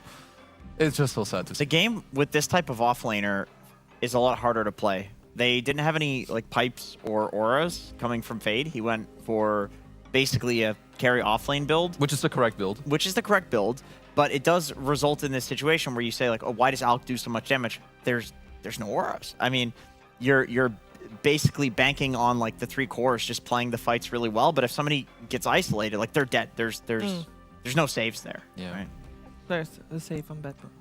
Yeah, he is there. I was holding back from saying that as they were talking, and then you just pulled it out. It's the final day of group stage. Yeah. Like, Yeah, you we gotta- don't know if they're making it out of the tie break. You gotta use it. You gotta use Yeah. the saves. Yeah, I respect. I mean, when you play against this BetBoom draft with like the AC and the Largo buffing, you need to keep a good formation. Because the moment I think one hero dies in a GamerLegion draft, you're gonna lose the damage. Whereas a BetBoom, if you tickle them to 1%, they're gonna heal up, then they're gonna run you down. So I think maybe like the formation is something they need to think about a bit more, because they're still in it. They need to play tiebreakers, but gotta maybe like lose the emotion and the stress of it. Like -1 level on this. However, they need to do it. They need to try to make it happen. Some moments looked very good for GamerLegion, Yes. and I believe, Purge, there are some of those moments that you'll highlight as well. Yeah, GamerLegion had a really good early game. They had a really good mid game. They had a 4K advantage early on in the game. Look at this, 6 minutes into the game, chasing GPK through the jungle here with damage. RCY is going to run him down. This is a good timing because they've got Catapult coming. They managed to kill him. They also managed to pressure the Jakiro over here. They run him down. But Save does this really smart thing here, which some players do. He runs this way into the creep wave. And by doing so, what ends up happening is it drags the enemy creep wave with him. So despite there being a catapult here, he basically just attacks one time, and he says, okay, you guys have to follow me, and he just runs away. He drags the creep wave with, and that means they have to tank tower or the catapult dies. So that was a really cool play there by Save that I liked. Very interesting stuff. And then later on, we just have tons and tons of Fiend's Grips and kills on Alchemist and other heroes. In this case, they get both the Jakiro and the Alchemist, which is great for them. 4K advantage here at 11 minutes. It's a huge, huge advantage. And it kind of looked like they were going to be able to carry this for a while. This little fight here was not so good for BB Team. The Storm managed to get away just barely, but this allows them to run down their opponents. And at this point, they still have pretty decent damage against most of these cores without needing to rely on the Dragonite. So even though they were able to run down some of these heroes, they're able to cover each other much more effectively at this stage in the game. But as the game went on, I kind of felt like the Bane started falling off a little bit. It was harder for him to land Fiend's Grips effectively. Even with the Aghanim Scepter, he was eventually getting gone on, and they just couldn't keep him alive, whereas the BB Team heroes were just way more individually survivable. It felt like it was hard for GamerLegion to kill BB heroes, and it was easier for BB heroes to kill GamerLegion ones, so that made the game hard as the game continued. But almost all these clips are great for GamerLegion. Yeah. They played great. I am impressed with Bane as a hero. Oh, me too. It seems quite good. When the night is dark and full of terrors, it's good for Bane. It's good for Bane. It's good for Ame. There's a lot of duration on your spells. We did see a lot of the stacks on the side of BetBoom. I feel like this was an outlier with the quantity of stacks he was getting. It does make sense, though, because you're always going to be hunting the same hero, right? GPK, his game... it's your job to kill the Storm. Exactly. You're going to do that in every fight, so you will also have a lot of stacks on him. And maybe that's part of why GPK's game looked so awful, is because the guy that's, you know, gripping him is doing it for, and nightmaring him is doing it for like 12 seconds straight. It's like also eventually, like when they fed the Ags to the Largo, and then you mentioned, you know, he gets the gold back, he gets the Lincolns, and it's like double Lincolns against the Bane. Everything just becomes like so much harder eventually for them to make happen. But in all these clips, like they're ahead, it's nice. So I still hope that like they take the good things away from this, like into the next series, because like we said, they're still in it, still, you know, your tournament to like get to the playoffs and to do well. Yep, there were a lot of good moments also from the stand-in, or it's called Trial. I think he's on Trial, Shad. As we want to take a look at the carries here, Jenkins with the head-to-head.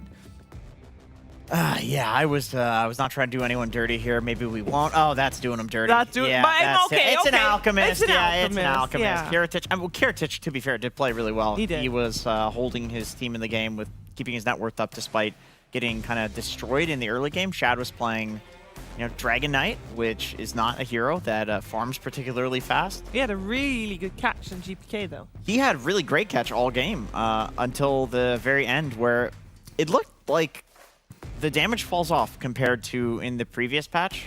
It seems DK has kind of gone back to being that like early game hero, and that if you want to pick it as a carry, probably you need some sort of semi-carry potential in the other roles, which potentially why Fade went for the more like carry offlane build, because DK, he can't pump out the damage like he used to. I mean, I guess it can work, like maybe with different builds, because, I mean, this is also how Shad plays, right? It's more about, he's going to play this way, and there's a reason that they're 9k gold ahead in this clip. You know, he plays like the faster DK, maybe like less carry heavy, because when I looked at Pure, he played like the Mask of Madness, Armlet, Blink into like Aghanim's Daedalus, so like a lot more hard carry style. And it's just, when you play like this, you need to make use of the fact that you do have a lead. Like, you have more gold on other heroes, maybe less on yourself, so then the mistakes, they get like even more amplified, because eventually when you can't break through them as the DK carry here, the game is gonna be tough. Yeah, the game turned out to be pretty tough, and there's a question I still have, because Largo was nerfed. We saw it, Amyero.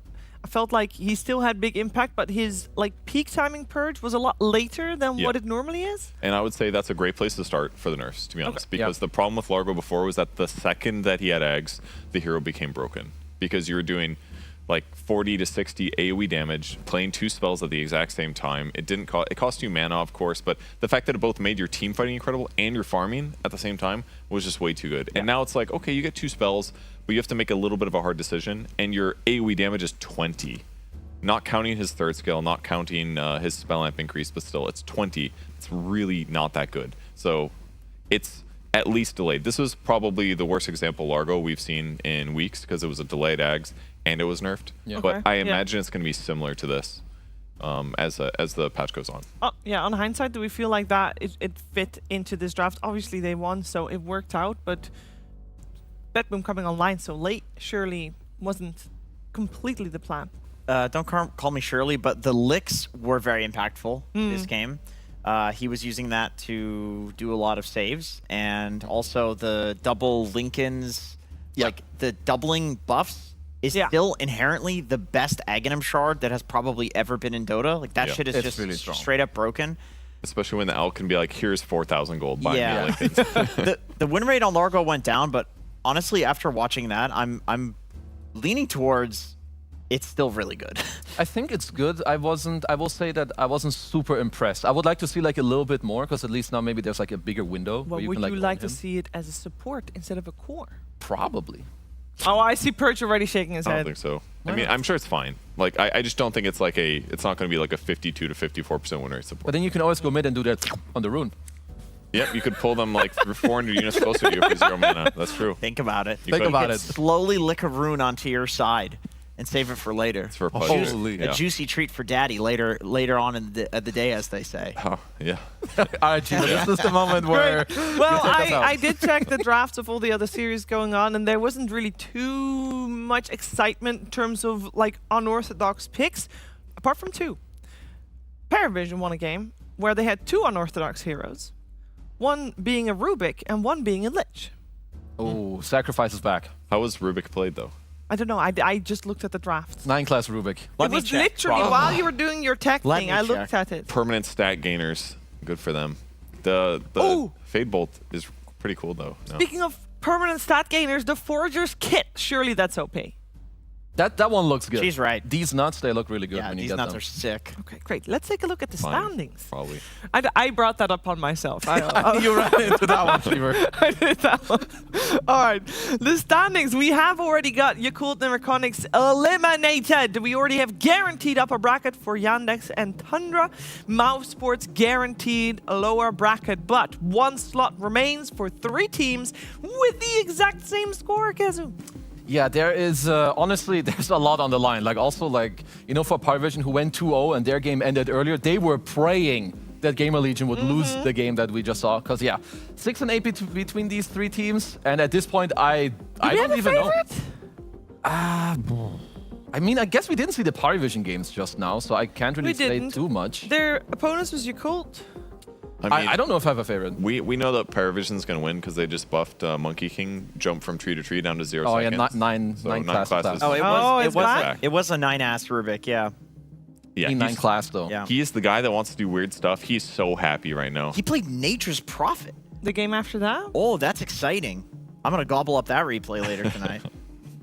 That's good. Daedalus, Nature's Prophet. Mjolnir? Glass, what are you doing? It is day 1 of a new patch. Like, if you want to be craziest God. right now. But it can go both ways. You can overcook that way as well. Oh, yeah, this might be an overcook even when you win. Wait, 9 class overcooking? No, that's impossible.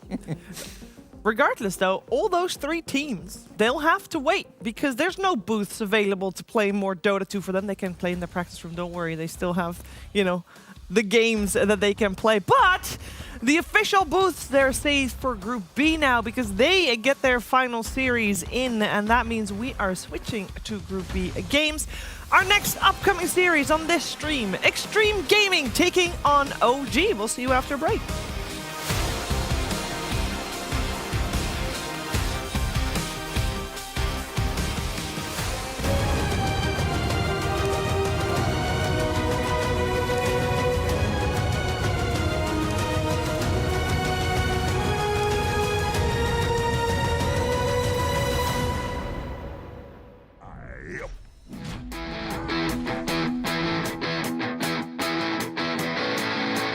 Bobby's really on one, climbing up the walls, screaming at the top of his voice.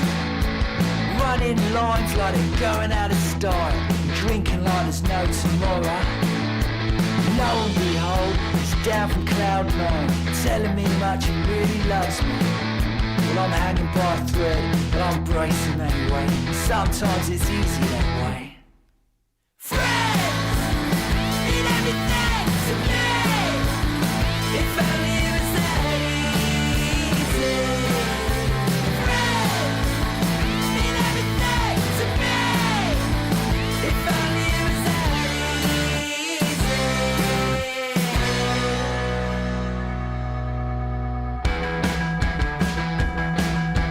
Seriously, mate? Are you for real?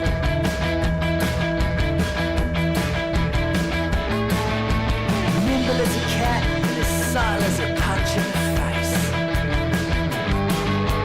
Storming a teacup, bullying a china shop, laughing at a wreckage and debris. Wind your neck in and bite your tongue. Wind your neck in and bite your tongue.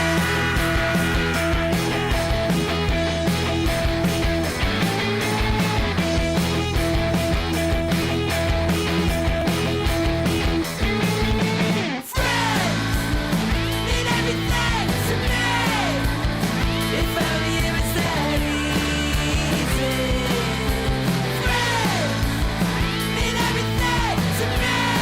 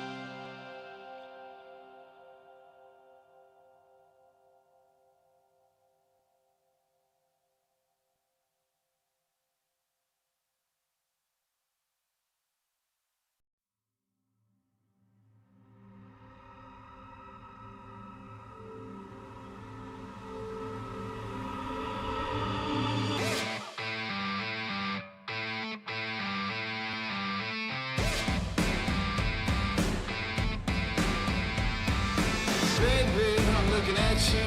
You're the prettiest girl in the room. I know I'm not the only one. All the other boys want you too. Oh, jeans and those eyes. You don't even try now, do ya? I'm praying I'm your type. I'll be anything that you like. Baby, can we dance? Can I leave here with your number? Asking for a chance, baby, after the party, come on over. Come on, baby. Come on, come on, come on, come on. Make me feel alive. Make me feel alive. Make me feel alive. Oh, oh, oh. Baby, can we dance? Can I leave here with your number?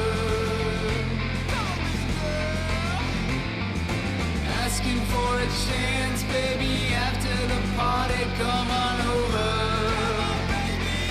Come on, come on, come on, come on. Make me feel alive. Make me feel alive. Make me feel alive. Oh, oh, oh. And I know that you want me from this sweet look in your eyes. Do you wanna leave this party, baby? Go for a ride. I can be good, I can be bad, I can be anything you like. So come on over. Come on over, baby. Make me feel alive. Sugar, sugar. Make me feel alive. Come on, baby girl. Make me feel alive. Oh, oh, oh. Make me feel alive. Make me feel alive. Make me feel alive. Oh, oh, oh. Make me feel alive.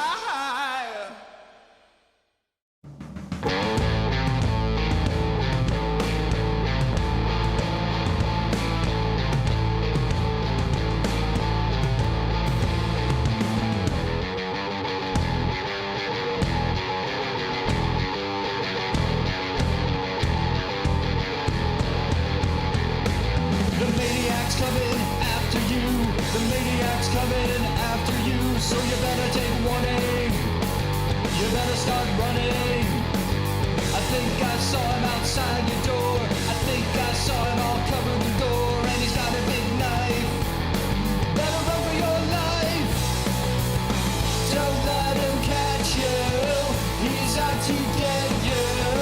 He wants to drink your blood tonight. He's out to get you. He wants to cut you and take a trophy home tonight. The maniac wants to be your friend. The maniac wants to be your friend, but you better say no. You better go, go, go. ESL One Birmingham is brought to you by DHL.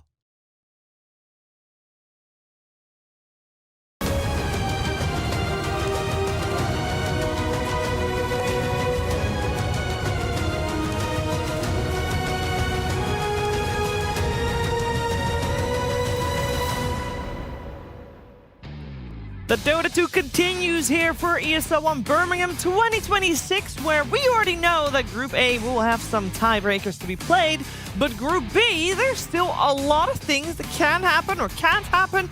There's just a lot of Dota, and we don't know what's going to happen with the patch and the influences it has on these teams as well. But before we get into patch things, yes, there's going to be more patch things.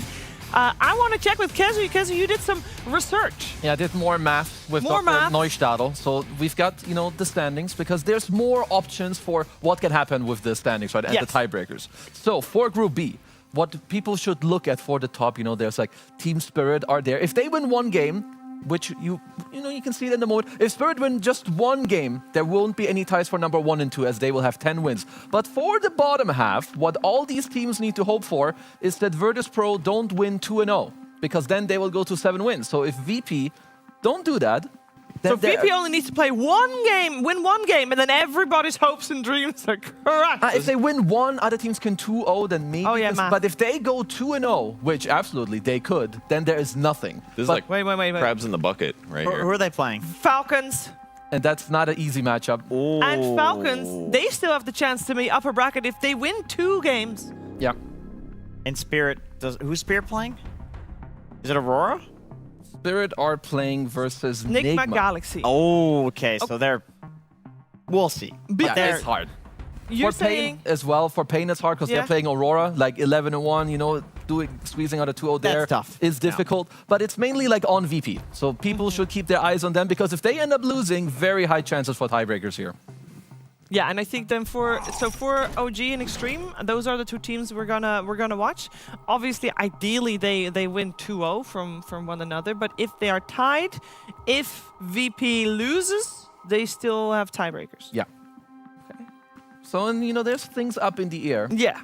Well, we'll keep check on that, considering, there's a lot of games going on at the same time. But in the meantime, we're just continuing on with things happening here because we've had a lot of patch talk already. We've obviously had a lot of Dota games played, but there's a couple of things we did not touch upon, and you might not have understood everything about it.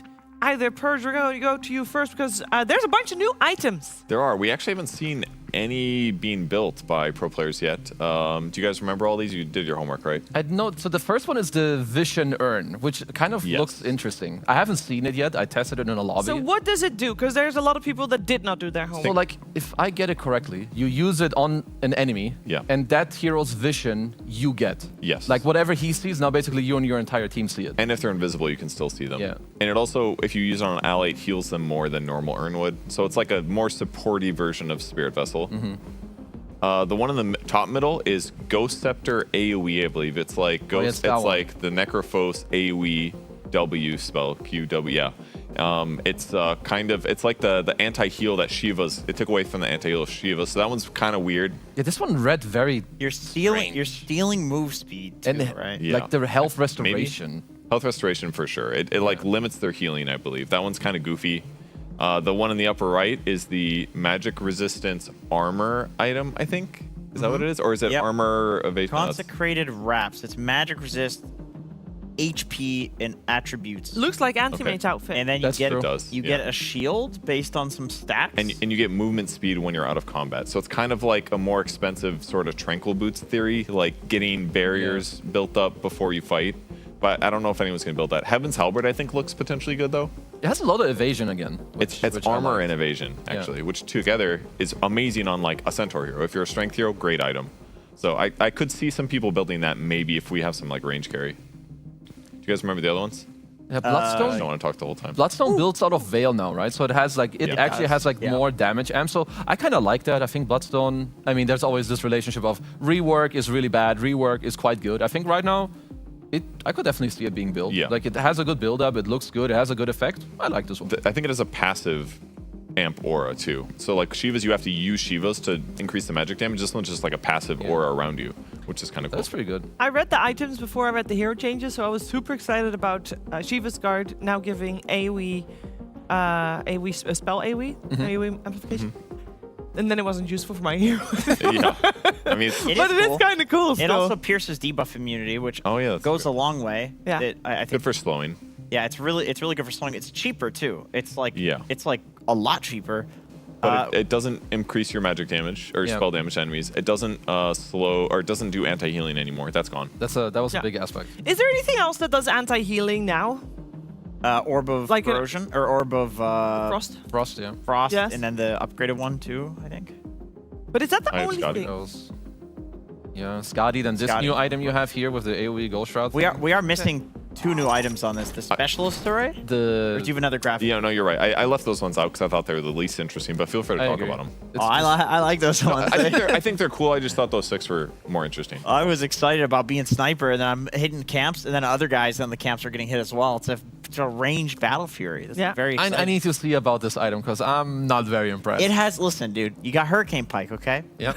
And I read this one and I was like, this one is bad. And your range is quite long. I'm hitting you from all the way over here. But if I get this item, I'm all the way back here because it's even more attack range. This is the highest attack range item in the whole game of Dota, and I get to hit all 3 of you at once. What are you going to do? It actually only hits 2 extra targets. No, it's 3 extra targets when you upgrade it, actually. Oh, okay. Actually, I read the pants now. I like to play sniper. And he gains damage with attack range. That is distance from you. Is there any other item you would really like to talk about? Or Hydra's otherwise we breath. move on to talking about... I think Arcane Boots is broken. Everyone in the previous series was going Arcane Boots on support. You now get mana with it. That is a big deal. There's a lot of heroes. In raw mana pool. Raw mana pool. There's a lot of heroes like Tiny who really But you used to be able to get that, no? True. That's how it used to be before. and it was good. Yeah, it was. But it also didn't build into this OP Greaves. You know, like Greaves is cheap and very strong. Yeah. True. All true.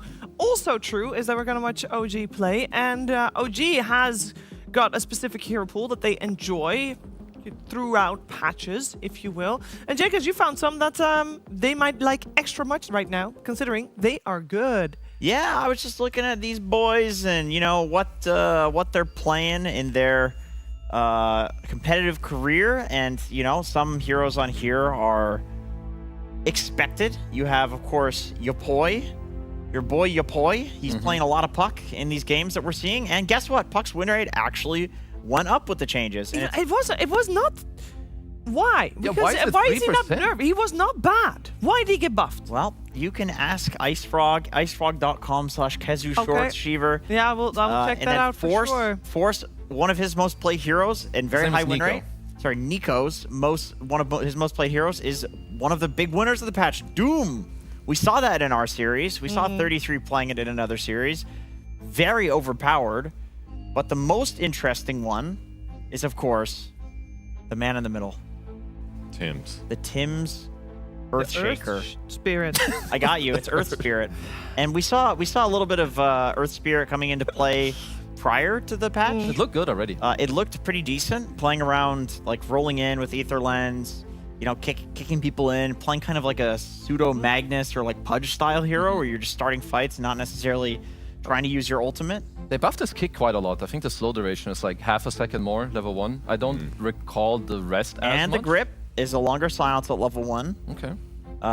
Stone Remnant is a little better. Magnetize a little bit, just a little. So everything's just a little better. buffs to a All hero that's that. already good. All that should probably make it that OG is feeling very comfortable in this current patch so far as you can be a day into the patch. But we're going to find out because we're going to check in with Pyrian, who had a chat with Skem.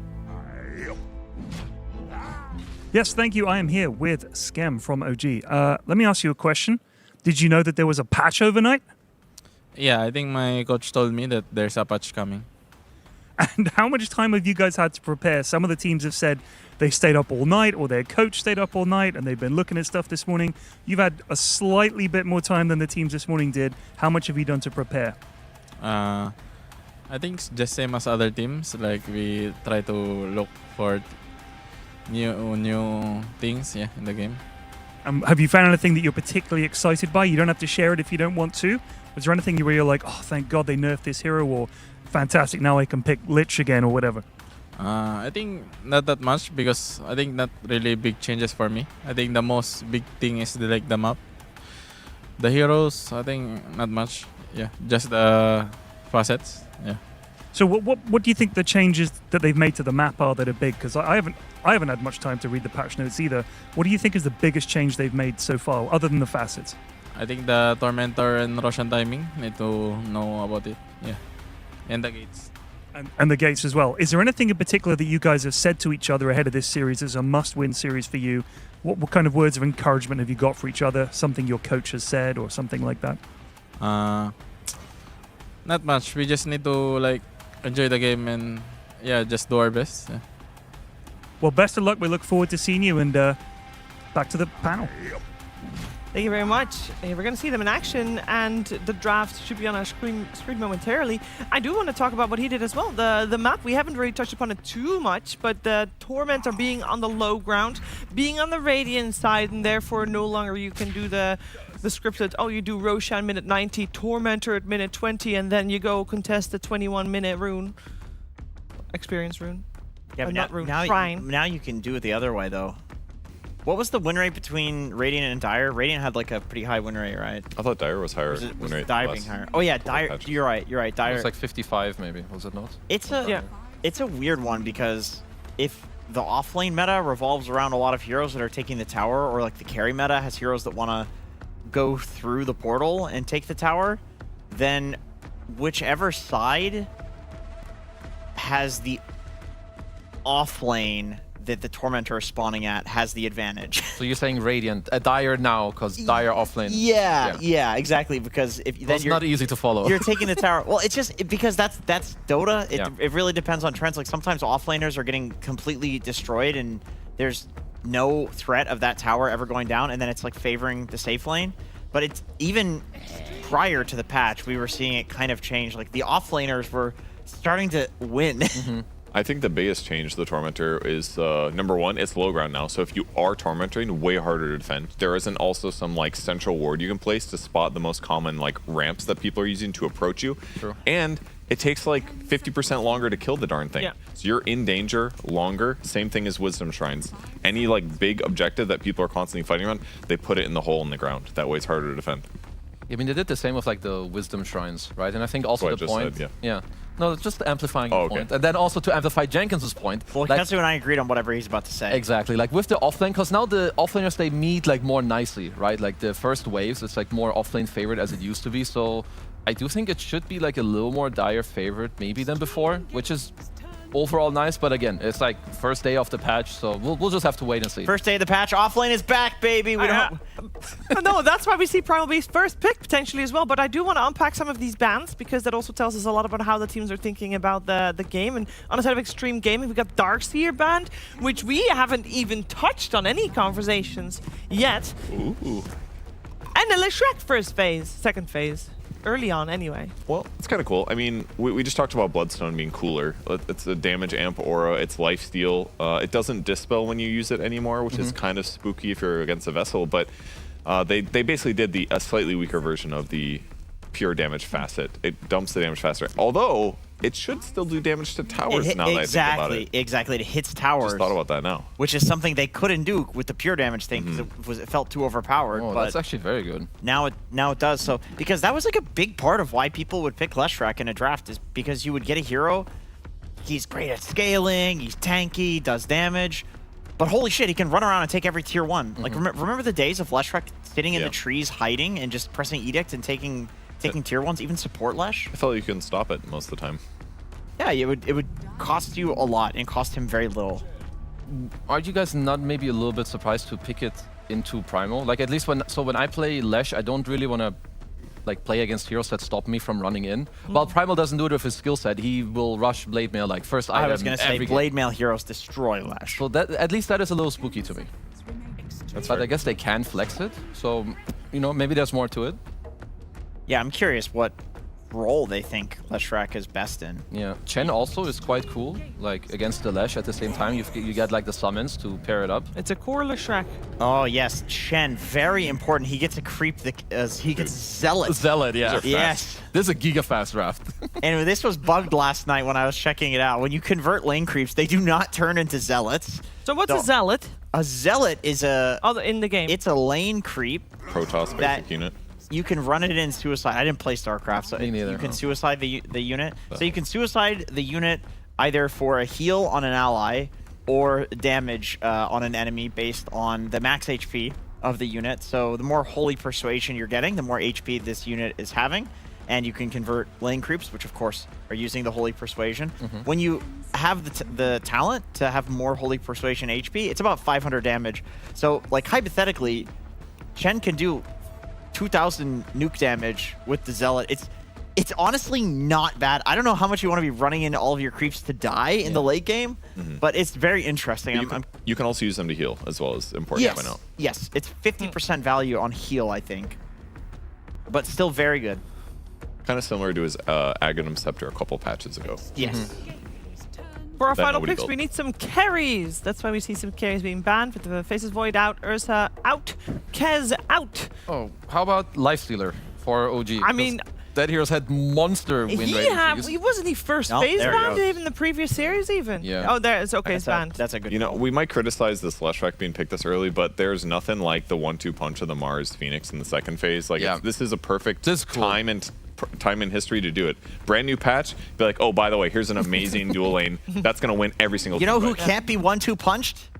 Wraith King. He can't be 1-2 punched. I saw him get 1-2 punched earlier today. Oh, yeah, he was. did get his ass kicked, actually. You're right. He's dying fast.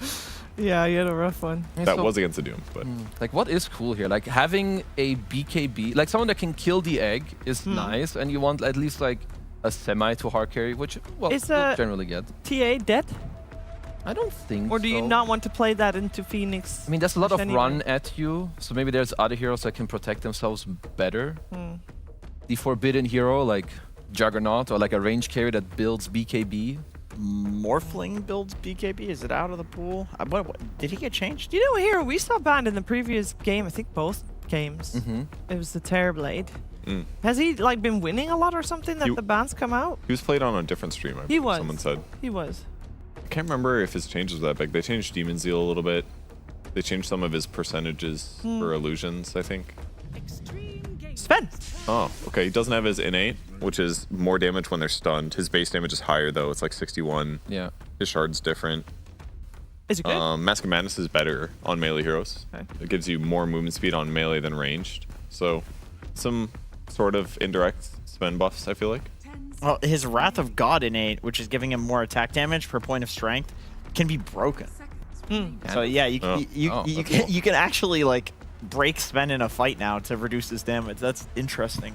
Kind of fair, because he has a ton of slow resistance. Does the slow resistance work against like the speed cap of Silver Edge? I don't know if that works. I guess not. I would guess not, but it's an interesting question. Yeah.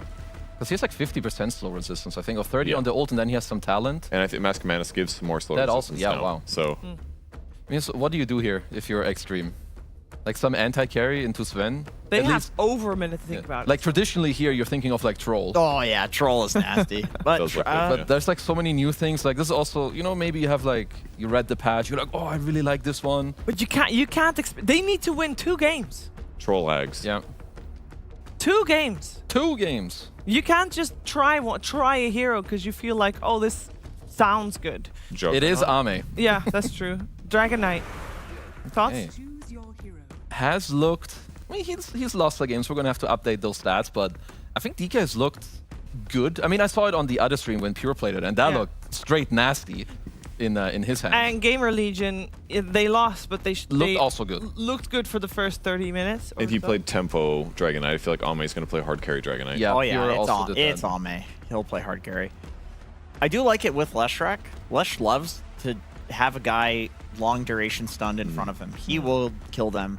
So it means Ame can play the hard carry Dragon Knight and still show up to fights kind of casually with Dragon Form and stun people for his Leshrac and still have some pretty good impact. Yeah. As long as he's not doing what we saw yesterday, where he's farming medium camps in front of his base when his team is in front of the enemy base. But that doesn't sound good. I'm sure they watched the replay and decided that there was some disconnect there. You'd imagine so. It's Xtreme Gaming, so I believe in them. It's a very good draft from them. I really solid. like their draft. Like all this massive team fight, they all like having each other, like in terms of, you know, the hero matchups that they have. DK with the Lash, you have super team fight, Phoenix has people running in for him. OG as well, they have some cool things. I think the Ember, maybe you go Vessel with the Hoodwink ult, you can actually end up killing Ame in the early game and slow him down. Yeah, he's been cooking it up. I mean, okay, but is this potato burned or just right? No, that's that a one poutine spot right is there. burned. Most of it's fine. No, that's a potato going Super Saiyan mode, Shiver. That's a really badass So potato it's right there. good cooking. That's Is a this su- good? This is what good cooking looks like. Apparently so. This is a supernova. That's gonna be good. He cooked a very normal draft on literally any patch Yeah. That's why it was a potato, but there was some fire in there. Yeah, 'cause so it's a fire. normal potato with some sparks. Yeah, double when they cook a potato twice. You know, double fry. Double fry. It's better that way. You cook it. If you take something that's cooked and cook it again, it gets better. That's how it works. That's how it works. Fever. Birds, give me some. This draft has been cooked 15 times over the last 6 months, so I'm not surprised it's better. But it is good. Yeah, they have saves. They have Phoenix plus Mars AOE teamfight. They've got Mars plus Dragonite to go in, which means that Leshrac can do whatever the hell he wants behind them. It looks really good. I didn't look at the lanes that much, but I assume they're fine. Those are all very conventional heroes. We're going to find out their lane setup as it is time for Game 1 Xtreme Gaming and OG with Gareth and Lacoste. Let's find out if Shower has cooked up a nice perpetual stew, taking out some of the age-old combinations here with that Phoenix and Mars yet again. But they're against OG with the Zealot Chen. I'm excited to see what goes on with that. Yeah, definitely excited to see this one in action. And my favorite part of the year, always, the patch drops. I don't need to look dumb. It's a learning experience for everybody, so just sit back and enjoy. But looking at the Xtreme draft, I do agree with the panel. I feel like this draft, we've seen it in the last couple of years. You could show this draft and it would still look very good. And they talked about, cooking things twice. And things like Ame's getting cooked. Already getting started on. And the Dragon Knight slain by Yopaj. OG mid lane are getting first blood. Great start there as they also snap smoke to reposition themselves on the map. Very quickly into action for OG. A statement of intent here, game 1 in this 2-game series. And yeah, patch day, we all love it. I'm a little worried for my keyboard. Control and F are going to get absolutely busted through this cast. It's how it works. Gotta find out what's broken. We saw that teams are a little bit slow. You'll see them maybe squeeze in 1 hero, maybe 2 heroes, but they don't want to overcommit. Like, you still want to be playing your comfort heroes, XXS. Let's see, he's getting outnumbered. Dauntless, very good ability now. We did reduce the region from 70 to 40%, but it also doesn't count in your ally. So very good. You're going to be having some extra bit of region in the lane. Getting Zerg rushed by the Chen Creeps already at level 1. A little Zealot already being used up. As XXS at half HP does have to try and top himself up in this lane. Handed over some tangos. Tusk and Mars. So now, lanes meeting a little further away from that safe lane tier 1, making it a little easier, right, for the offlane. As an offlaner, love it. Big fan of this change. So we might be seeing offlaner and the position 4 body blocking, not the enemy lane, but you're going to be blocking your own wave, which means that the lane might actually get somewhere in the middle if you're going to be very good at blocking, and FY with that bugged cosmetic item is going to be pulling the creep wave. So shiny. A little ghost of Tusk following around everywhere. I was wondering, like, is this going to reduce the amount of wave dragging and lane shenanigans we get? Seems like no, Tusk's still going to drag the wave back. Secure things for XXS, as there's still a double melee lane playing into a Chen and a Sven. And in the mid lane, Yopaj, Ember Spirit. And we know and love this hero. Classic gap closer.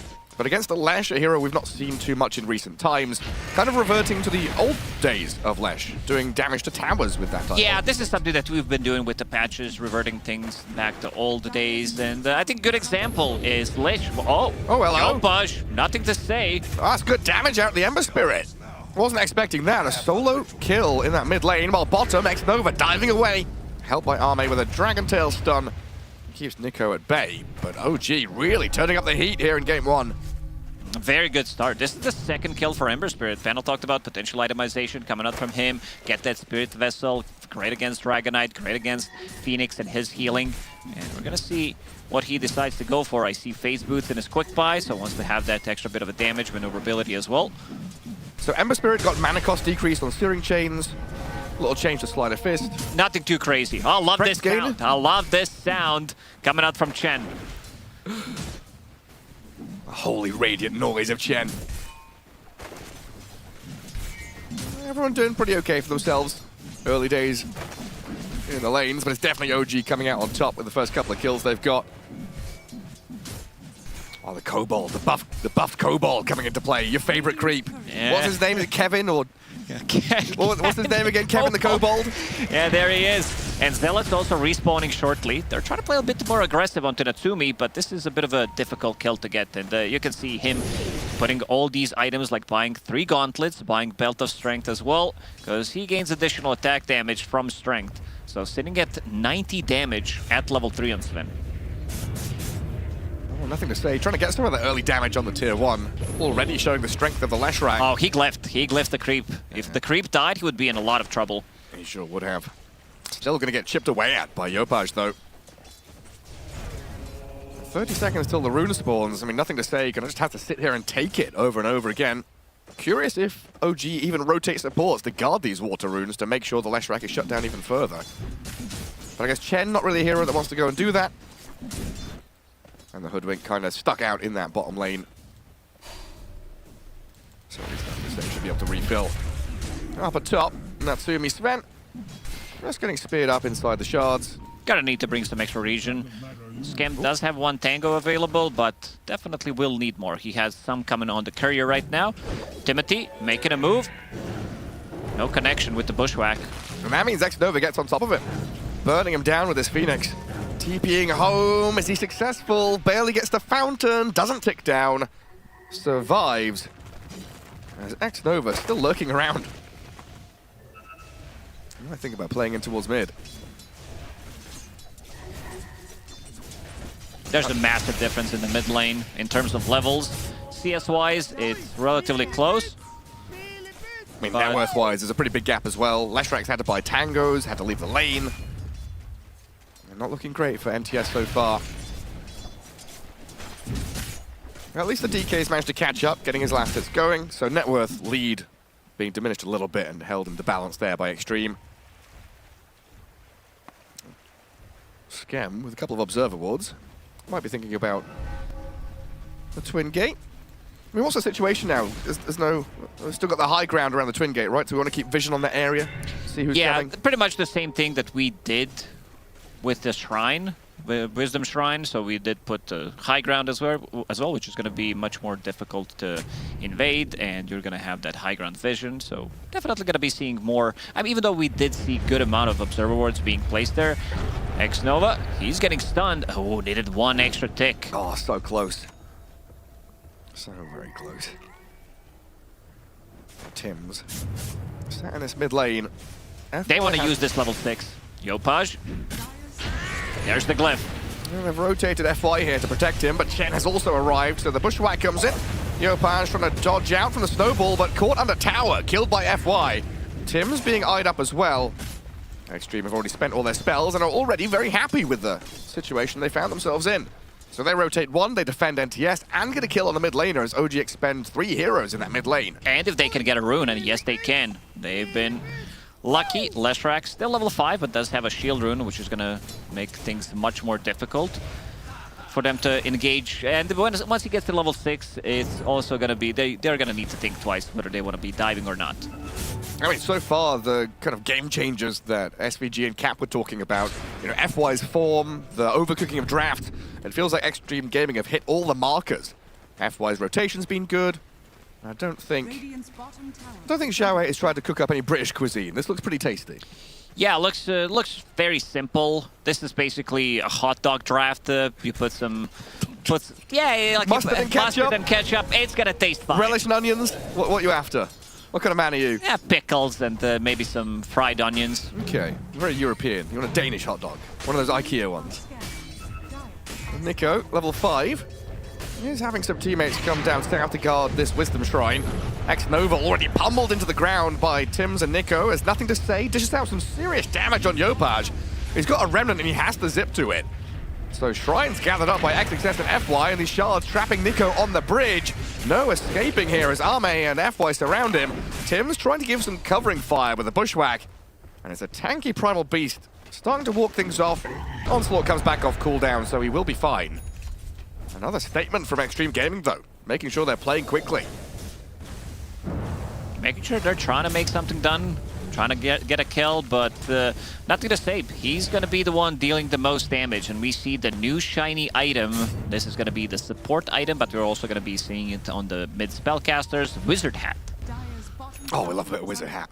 Wizard Hat, Wizard Shoes. Get the arcane boots going. Yeah, as you said, it's very important to have a hat when you're making boots. It's It's one of the components. Well, it's all part of your outfit, you know? You've got to dress the part. Tim's trying to break free here, but Xtreme Gaming have got him all surrounded. And that's how you know the power level of a wizard. The size of their pointy boots. How many little badges they've got on their hat. Rincewind knew all about that. And TS clears out a few camps, leaves the Madstone, little TP home. Clears the stack, that's what they came for. And meanwhile in the bottom lane, Ame, he's gonna be able to kill the tower. We've seen Dragonite in the previous series. It looked good until it didn't. It feels like the scaling of the hero has been nerfed, but we'll have to see. I don't think having one game is gonna be enough to justify like what they did to Dragonite. And what kind of changes did he have? Because he's got a pretty long list of changes in the old patch notes. You know, every single spell got touched. A few little changes to talents as well. Zelda Dragon form has like 10 lines of text. Right, Control F going to work on Lacoste's keyboard. He's found it. Yeah, basically your all the bonuses are cumulative, so you're getting the pretty much what the old Dragonite was. You are getting the extra damage from Corrosive, you are getting the splash damage from the Red Dragon, and then you're also getting the slow coming out from the Blue Dragon. Parish trying to play in tandem with Tim's. FY again is going to bodyguard this up, make sure that Natsumi can't advance. Still attempting though, and this is into Arena. The shards will block. So Success gets to hold his ulti as Nova also arrives in that top lane. So far, they've managed to hold back this Chen and the pressure pretty nicely. Defending that mid lane with numbers, making sure that Scam has kind of been booted out of that early aggression. I'm looking at Sven. Like, what is this damage on Sven without even having a God Strength? He's sitting at 135 damage with 3 gauntlets and treads. That's it. It's pretty good. Nothing to say. A little sad there as he does get taken down by a Pulverize. DD Rune as well for Ember Spirit. But in the meantime, they have claimed that top tier 1. And you know, yesterday we'd be saying, oh, okay, that opens up the Tormentor area. This is going to be a nice situation for you to sit in and play forward. Joke's on you, it's reversed. It is. Everything is reversed. My world is turned upside down. What if we reversed Radiant and Dire as well? Now, you're being silly.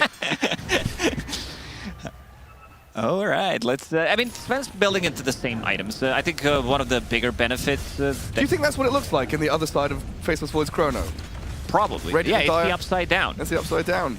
We bring back the Scourge and the Sentinel. Rename them as well. Catapult wave here for OG. The Frost, what is he? Frost Ogre Mage Vampire. He is a Those vampire. heals being given over. So Yopaj can keep scouting in the front, keep the catapult alive, and open up the map for themselves a touch. Very close. I mean, it's not been a slow-paced game. We've had moves, Definitely but not. 6 kills total. Both these teams playing to the limit. And this is before we even get our initial items up. Sven, of course, going to be farming up into his scaling and farming items, but it's this Nico Primal Beast who is 800 gold away from Blink now. He's very good on this hero. Every single time I watch him play, even when things don't go correctly for him, a lot of the times you will lose a tower early on as a Primal Beast because he's not the strongest laner. This hero doesn't really have that much kill threat. Maybe you're going to get a return kill, but you want to be farming the stacks. And now Yopaj, with amplified damage, he's ready to go. And I like what I see from his itemization. This is the item that also has been changed. Mage Slayer, it is now physical damage. And it's also dealing total 120 damage over the 3 seconds. So building into all of these smaller items, Orb of Corrosion, reducing the healing as well, and also having extra bit of a damage for himself with the minus armor. And slow, of course. I love the active. So the vital toadstool coming out of that Forager's kit that the Hoodwink has. The active is called Munch. I love that. Might have to munch on the mushroom soon. Not going to get a chance to do it as Tims does get slain inside that arena. Max Nova going to come steal the bounty rune as well. We always feel the strength of this Mars. Able to find the pickoffs. Yopaj seems pretty comfortable to sit by that tier 2 to push the additional wave.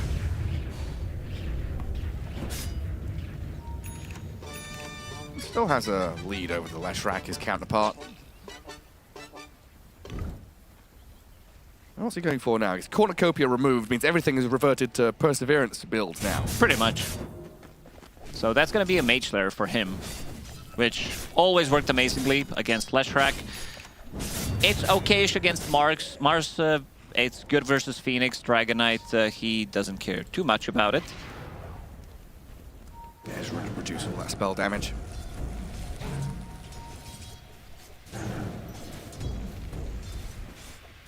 DK about to finish off his armlet as well, so it seems like both the carry heroes pretty happy with the state of affairs. Not quite ready to spring into action yet. So it's very much eyes on Nico Primal Beast. Next success on that Mars. We've got 20 seconds or so before the arena's back up. Supernova is obviously ready as well for Phoenix. So if Nico does make an aggressive play somewhere, Xtreme Gaming have a lot of ways to react, defend, save people with Arena, Snowball, Sunray. I'm just looking at Sven. Like, this is some insane damage that 200? Hero has. He's sitting at 200 damage before he even uses his ulti. And he's also going to have good amount of slow resistance. Now you have slow resistance on Mask of Madness as well. It's 30% plus God Strength also gives you another 30%. Against Tag Team, against like Dive later on, it's good against Lightning Storm. Dragon Knight will also have slow on his level 3 ulti, but you don't care too much about that, having that insane amount of slow resistance. And now Ame gonna move to the mid lane. Nothing to say with the Blink Dagger, ready to jump in. Yules to set up, Spear comes in, the chain stuns look good as Xtreme Gaming take out Yopaj and finish off the tier 1 tower. OG not ready to react to that. They are spread very wide out across the map. And one of the advantages you do get from playing this Chen is he's pretty good at farming, so he is scaling pretty quickly ahead of the other counterpart supports. His army of zealots, the cult of Chen, ready to claim some gold. Pay the tithe. He was sitting at the 1600 gold. He just finished off mech. Let's see, Yopaj. Yeah. Got a bit of a head scratch. I think this is universal gamer move. Ah, they got it me. Needed, yeah, they got me like, what can we do? Gotta reset, gotta stay PMA. We'll get a D-ward. Farm through the jungle in the meantime. But it's very difficult. I mean, almost impossible to deal with that Yule Spear. Which is exactly why XXS has gone for it and how potent it has been against heroes like Puck, Ember Spirit, all these slippery devils. Basically, OG, they were playing 4v5, and once Sven picks up a Blink Dagger, he wants to join. He has Echo Saber, Blink Dagger is on its way. So I would have seen Natsumi join this bottom team fight. They don't have a tower to TP to, but they have tier 2 tower. Timothy, he's trying to run away. XXS was getting pretty close to catching him with the Yules. But instead, it's OG who fall back, smoke up, and reposition themselves in towards mid lane, where X-Nova's Phoenix could be an easy snipe. Smoke's gonna break there. X-Nova, he does get jumped on. Pulverized into chain stun. No, Tims doesn't have the pushback connection, so the Supernova comes out. Now shards from FY. Xtreme Gaming want to play forward. NTS blinks in, XXS and a two-man ready arena, to jump blowing in. up both supports. And a dive forward looking for more. The Chen army gonna get dismantled. He popped that ulti. He was ready to jump in and then realized maybe we really can't take that fight, but still lurking around. Maybe there's going to be somebody who's going to be playing alone, but doesn't seem to be the case. If you catch Chen inside of the arena and Hoodwink, Hoodwink really hates to play into Mars because you're cutting down all of these trees and it's very easy to find her. A lot of the times this hero is super annoying playing on the other side, like hiding in general with the arena. And this was pre-Blink Dagger on Mars, so for the next one, XXS, he's going to have a much easier time initiating a fight. It's starting to feel like it's just much easier overall for Xtreme Gaming to do what they want on the map. They don't have to bring everybody, they can just react, cast a few spells, reset when the cooldowns aren't ready. Maybe OG can exploit that a little bit when Arena and Supernova are down. They can try and make a play, but instead it's another Yules into Spear, catch on the Hoodwink. Tim's healed up quite a lot. Helped out by Scam with a Centaur Stomp and a Sven arriving. They'll jump in with Natsumi and Nico coming in. Finally, OG reacting and getting a big kill. XXS had a lot of cash to hand over. 500 going in the pockets of Scam, an extra 400 spread across the team. Good amount of heals. Mech coming out. You can also use these zealots to be able to heal them up if necessary. And Medallion of Courage. I don't know why, but this item has a special place in my heart. Oh, it's beautiful. Yeah, remember when you could use that on yourself as well? That was good and fun times. But now it increases armor by 7, or you can decrease the armor by 4 when you use them on enemies. Still can't use it on yourself. There's a couple of them coming out. FY, nothing to say.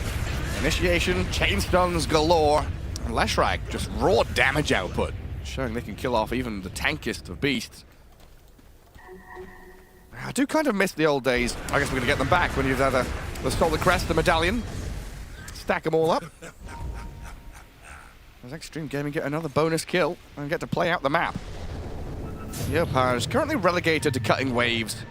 Doesn't want to commit on X-Nova there. Probably would have forced the Supernova, but he's much more focused on gathering what farm he can.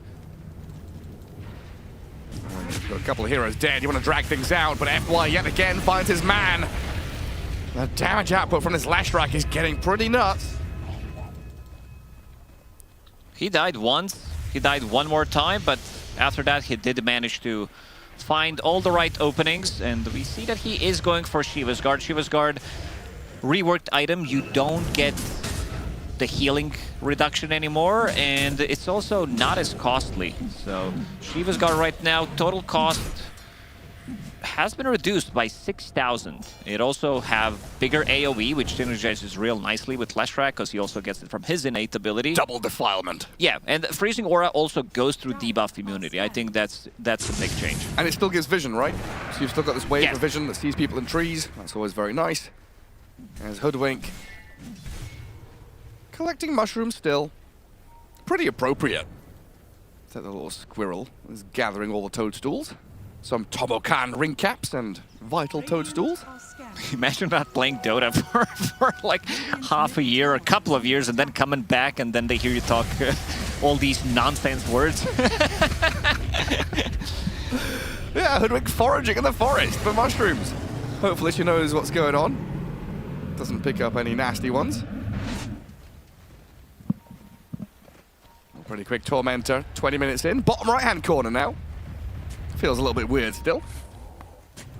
Smoke up as 5. Find Tim's here. Straight up Arena Spear from XXS, making it clear. That was personal. No answer from OG. Maybe he was expecting one more hero to be there to catch him with the Arena. Had the Yule Scepter to try to set it up, but quick and easy kill. Yeah, usually if Hoodwink is there, there's like a carry farming the Ancients or something like that. So it made sense to just spam the Arena. And Dragon Knight dealing with the Chen army, while Natsumi closes it on BKB. Still yet to feel the impact of this spend. Has a couple of assists, has been primarily farming, and we see that top of the net worth. But his damage output is not there. He probably is the lowest Nico hero in the game. Hand of God, keeping him alive. XXS is giving chase. Blink being cancelled. Oh, no! Misses the spear, but he makes sure here that he gets the God's Rebuke in the end. That would have been embarrassing for XXS. One of the better Mars players out there. Whenever I talk about like top 3 Mars players, it's always going to be Collapse, it's always going to be Amar, and he's my third choice. Yeah. Catch on Sven. He's got BKB and he'll have to spend it here. Walrus Punch buys time with the shards, forcing Sven to walk the long way around, and the Sunray from X-Nova keeps the Tusk alive. Yule's in the sky, sets him up for a spear back into the trees. That damage is good from Xtreme. They're dominating Mars. And they're ready to potentially chase another Arena in a couple of seconds. Roshan is on the Dire side. Let's see if they decide to go in. No Dragon form for now, but Ame, he continues to farm up. Blink Dagger, Armlet, Mask of Madness, soon to finish off this BKB. And once he gets it, this is a very tanky hero. They have one ability that goes through debuff immunity, that's Pulverize. And I don't think they can kill him. I think Ame is in such a good spot right now. But now OG feel a little bit lost. Like that's a kill on your Sven. Xtreme Gaming didn't have to spend any big cooldowns, so they can go into the Roche Pit, continue looking for fights. All the momentum here for the Chinese side. 12-5 with a 3K lead. It's probably going to build up to 5 or 6 in the next coming minutes. Simple Roshan. And the Aegis for nothing to say. So the Blink Lashrak with a double damage rune, having a second life now, can be even more bold with his aggressive moves. So what's the plan for OG? Because it feels like, you invest in this Blink for the Primal Beast. Now you're waiting for BKB. Yopaj Ember Spirit has just been cutting waves. Is it the triple BKB timing that OG need? It definitely feels like Primal Beast needs it. He can't, that there's so many stuns, so many disables. You're playing against the arena, means that you're not getting out and you're also not getting in the arena. So probably gonna try to slow things down, maybe get a pick off, farm those BKBs, and then wait until Aegis expires. This is also Aegis on Lashrak, one of the better Aegis carriers. Storm probably the first one, but you also don't want to give it to transformation heroes. Both of the carries are transformation heroes. It's kind of cheeks. When it's implanted a new word. We've not heard that in a while. I'm gonna start using it even more.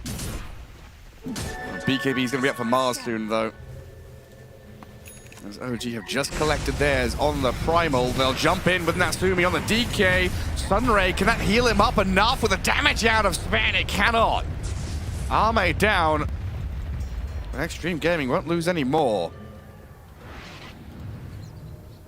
Nice spark of aggression from OG, finally unlocking the potential of their heroes. And honestly, not having to spend a whole lot, so now they can actually play the map. Yeah, finally we see the damage coming out from Sven. He gets involved and managing to pump the damage in. Level 18, that's level 3 God Strength, so extra bit of the damage. Gonna be even nicer when he gets that crit. I think this hero is gonna be super popular with the damage that we're seeing, like these damage numbers, 300 plus without really building into damage items. It feels like it's a lot, but we still haven't seen Natsumi pop off. We saw him just finish off Dragonite, and now scan. Radiant, they're not gonna find anything. They can keep going deeper though. They see the courier. They don't want that one. They don't want Timmy. Oh, they know. Someone's got to be farming here in the back. A couple of camps tucked away. FY starts. He'll get the shard block. And nothing to say with all the damage in the world, backed up by the Supernova Sunray. And then a ward placed to give them even more vision. Very swiftly getting retribution after losing Arme moments earlier. FY even looking for a courier snipe. Nico's going to juke it around across the canopy. So once again, OG find themselves in a situation where it's back to wave cutting, trying to scale, trying to farm up their next round of items while Xtreme just keep running at you. I like what I see on XXS in Quick Buy. He is going for Abyssal Blade. I think they understand that as long as they can stun them, as long as they control this Sven, they're gonna be able to out-damage him. And if they get like a good initiation, snowball, save, they are gonna be winning those fights. So it's pretty much all about Sven. He is the damage dealer, Primal Beast. He also scales really well. It's just that right now I feel like he can't do as much as he would want to. And also Ember Spirit, he's been kind of shut down. Ooh. These bushwhacks, they're not connecting. No, it's been a rough one. Too much time foraging. Looking through the bush instead of whacking them.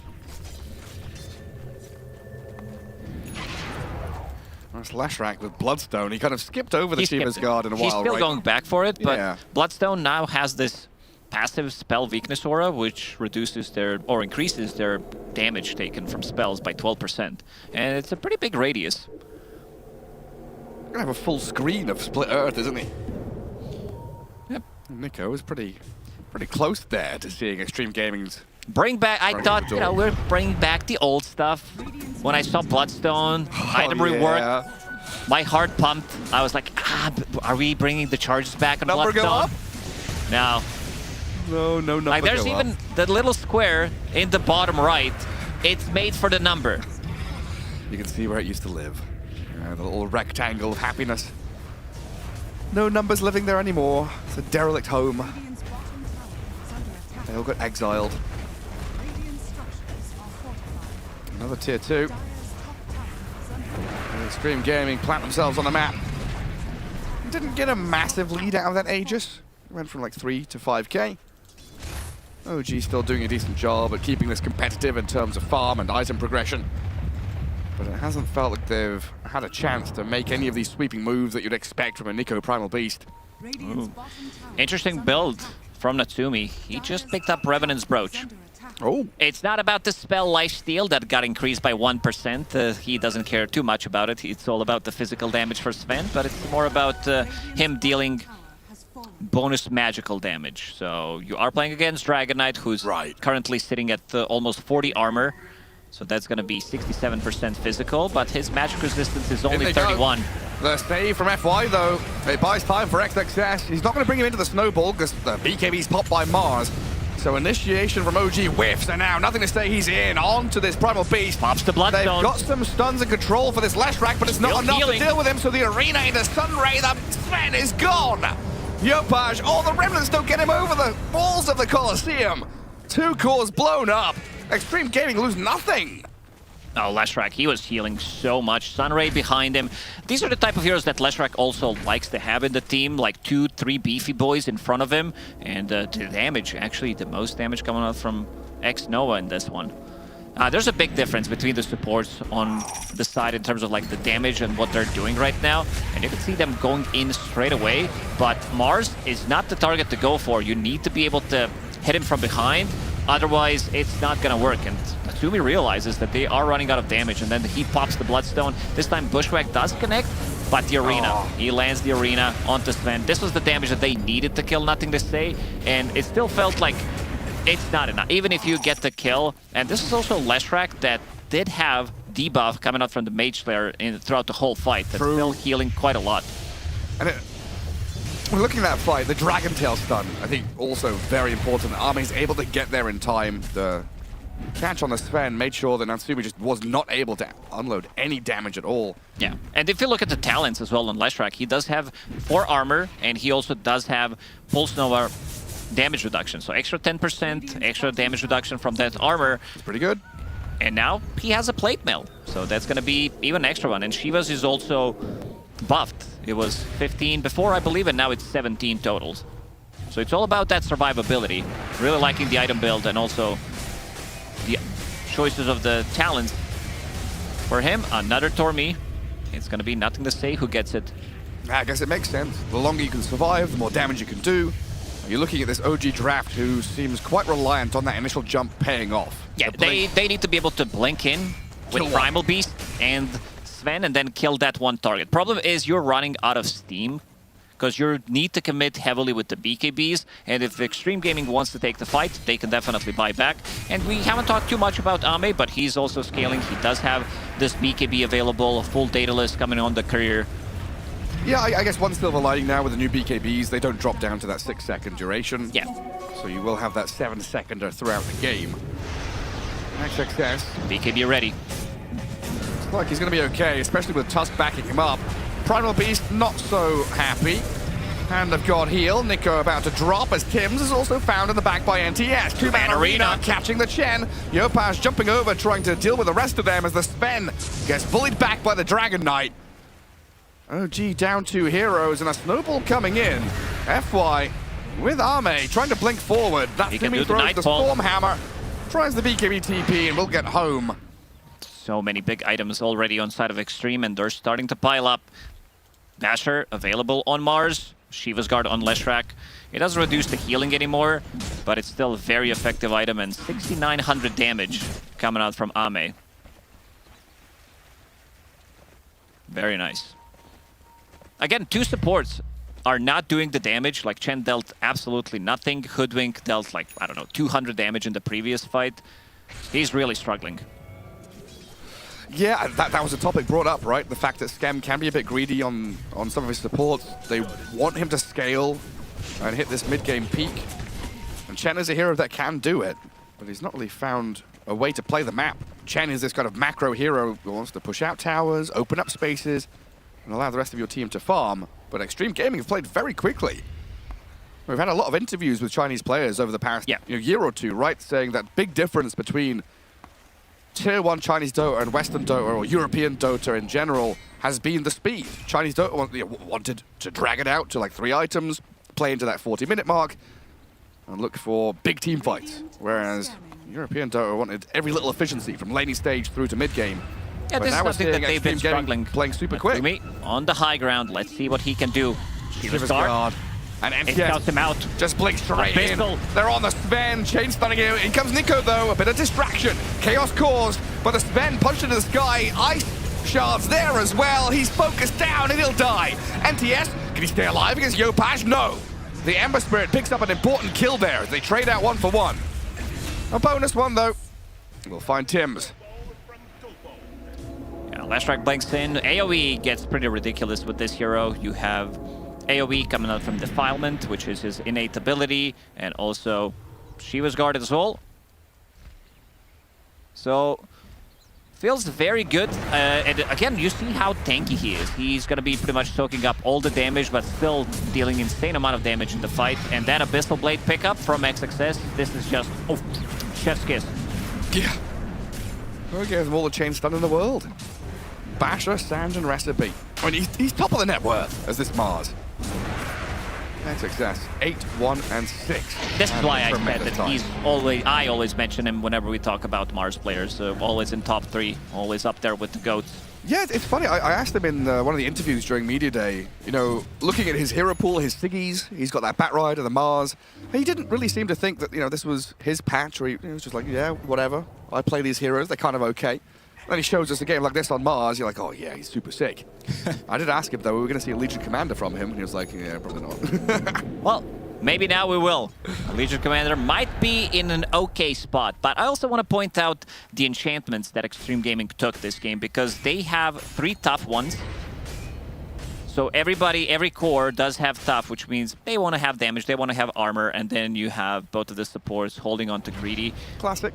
Yeah. Now, you always have guaranteed greedy to be picked up, so we're definitely going to be seeing more of that. But On you can tier 2 and 3, right? Yeah, but now you're going to be seeing, I would say, a lot more defensive tools from Xtreme Gaming, because they understand if they survive the initial jump, they're going to be more than fine. Yeah, it's like that classic thing, right? You're ahead. The way for your opponents to come back is to kill off one of these Pinata heroes. So as long as you can keep them alive, you don't let the lead slip. OG holding a high ground, wanting to try and find something here. They still have this incredible burst of damage if they could just latch onto a target properly. But a smoke from Xtreme repositions themselves. And a dive away from X-Nova as the smoke breaks means there is no immediate jump. Ward into ward, backstab comes in. Yopaj and Natsumi, they destroy the Phoenix. Down goes one. Primal Beast, though, being dealt with by the DK and the Mars as Nico tramples over the top of them and gets himself a little further away. OG with a good snipe and still being aggressive, poking at FY. Yopaj with his BKB, getting onto the Tusk, not quite finishing the job. That's for Natsumi to get the kill while NTS is broken. A stun on the Ember Spirit, but surrounded here. Scam Tims and Nico going to come back in for another round of fighting while the Sven has died off screen to Ame. The Dragonite arrives again to clean up a bit. A double kill for him. Oh, I was looking at what Natsumi was doing. He killed Tusk, who was holding on to Gem, and then he tried to pick up the Gem, picks it up, and then dies because of it, because Mars was still able to get the jump. Oh. And again, the damage is not there. Every single time, it is not the amount that you want to be seeing from your carry. Name holding the Aegis, even though he is Transformation Hero. They want to have that extra bit of survivability on him, knowing that they can still kill him. They've shown in that one fight, like 10-15 minutes ago, that once they group up around him, they're going to be able to get the kill. X-Nova and FY, both of them did buy back. They need those supports behind them, because there's Solar Crest, there's Sunray, and there's also Vlad's on your Phoenix. And the snowball save. It's been very important. But yeah, yet again showing that OG, like, they can blow up a support, they can get the numbers advantage, but in an extended team fight, they don't have the continual firepower or the sustainability to keep things going. So even if Xtreme Gaming lose a couple of heroes, they're perfectly fine to stick around. So one lane remaining for OG to defend.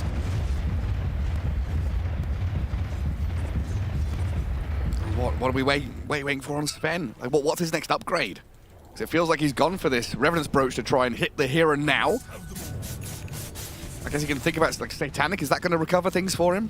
I'm not sure if it's going to be enough. Like, you have it doesn't feel like he has enough damage. Harpoon also is a cool item now because you can use it on the trees to maybe get yourself out of the trouble. Just role players Timbersaw. Or Kez. We see XXS. Well, this is risky business, but they're going to go on him. Pulverize and then disengage. I see this DK has arrived now as OG reset and hold that defensive line. Trying to poke, trying to get something out of him. Maybe he wants to use a BKB, but also wants to hold it because he does have Aegis. And they try to heal him up, but he goes back to Triangle, puts in his Mask of Madness to have extra bit of a lifesteal, and actually getting very close to that Satanic. Level 25 DK. More HP and armor.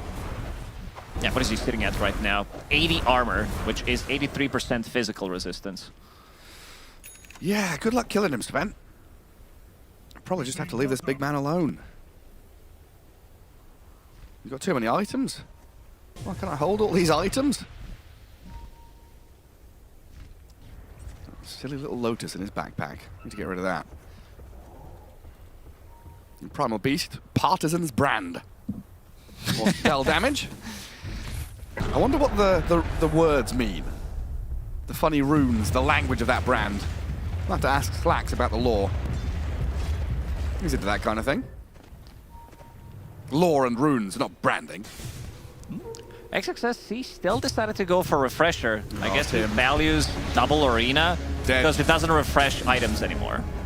That was the big nerf, but we also did buff it in a way. So it's still 3-minute cooldown. So at least it got something. Still making the item viable, but no double BKB. No double BKB. That was the biggest. So that's what I think one of the reasons why we also buffed BKB up to 7 seconds. Yeah, it makes a lot of sense. Only one lane to play in here. Top tier 3 almost dead already. OG setting up with a forward ward. But Arme, 4,500 health, just steps up, demolishes your buildings. Not even needing the Leshrac currently to kill off the barracks. They do go in onto him as they turn with XXS. Dragon Knight tanking through the initial onslaught and the Primal Beast being hammered down.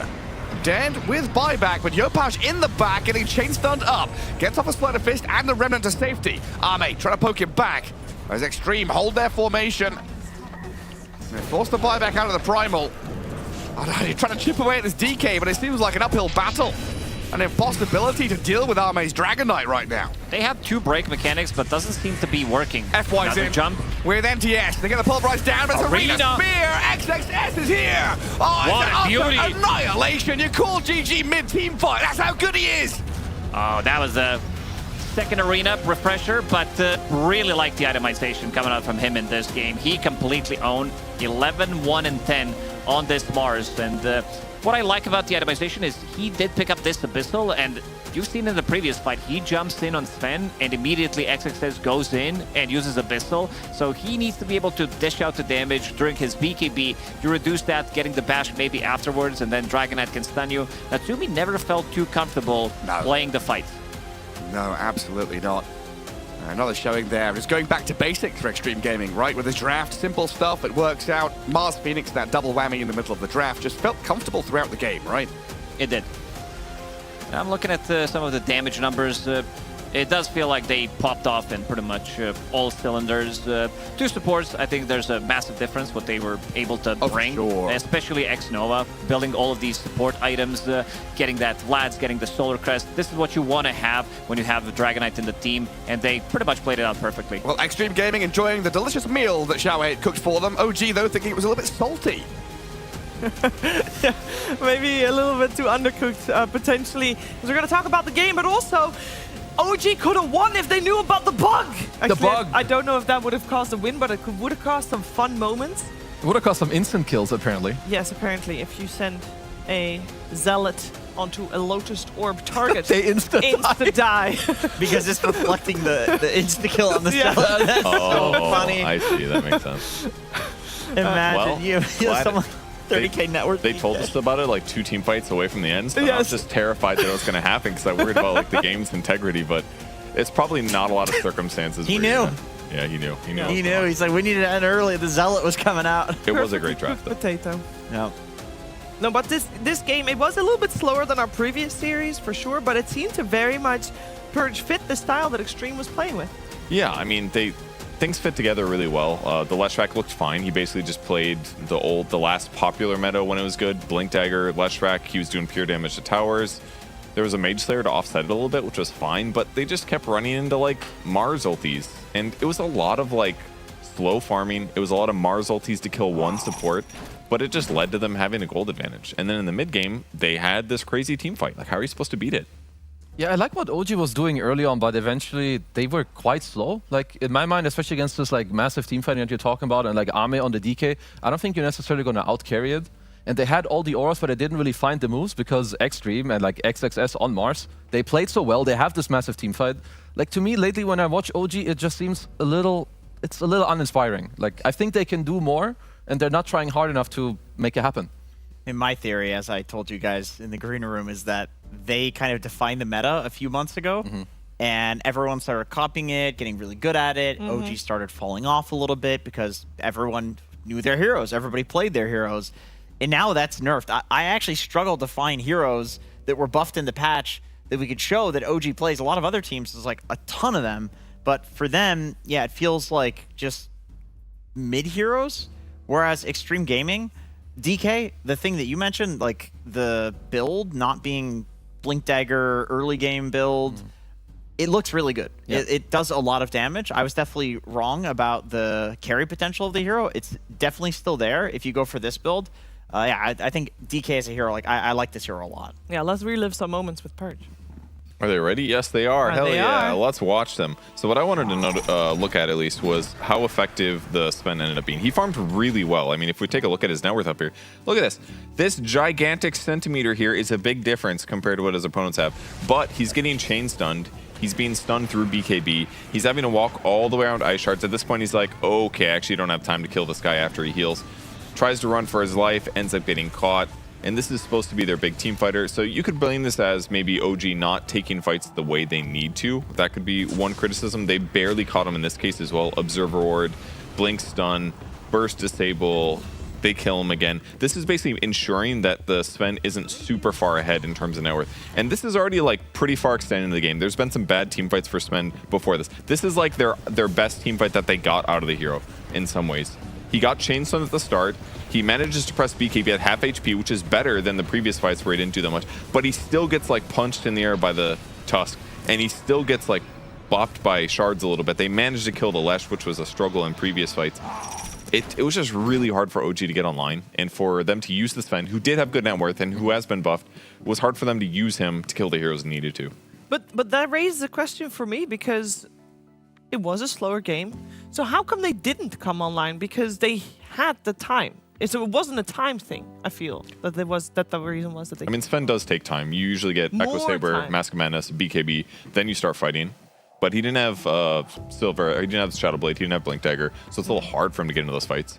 And on the other side, even if he is running in, he's still going to get Walrus punched. There's still going to be an egg that he's like, if I'm not on top of the egg, I don't really want to fight this. It just takes time. And there's still going to be an arena from the Marth, from the offlane, as we want to take a closer look at the offlaners of both teams. This was a Primal Beast first pick.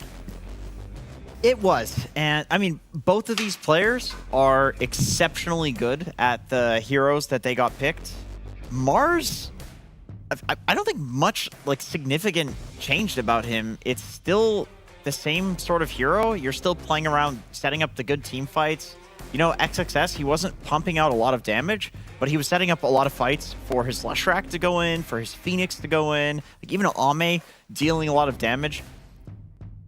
It's just another patch where you can't give XXS He Mars. is like one of the best Mars players in the entire world, I think. Like him, you know, with like the likes of Amar, they're so clean on this hero. Like they always have like a perfect game, great spell usage. He also he built an Abyssal Blade, which is something you don't see very often that I loved in this game.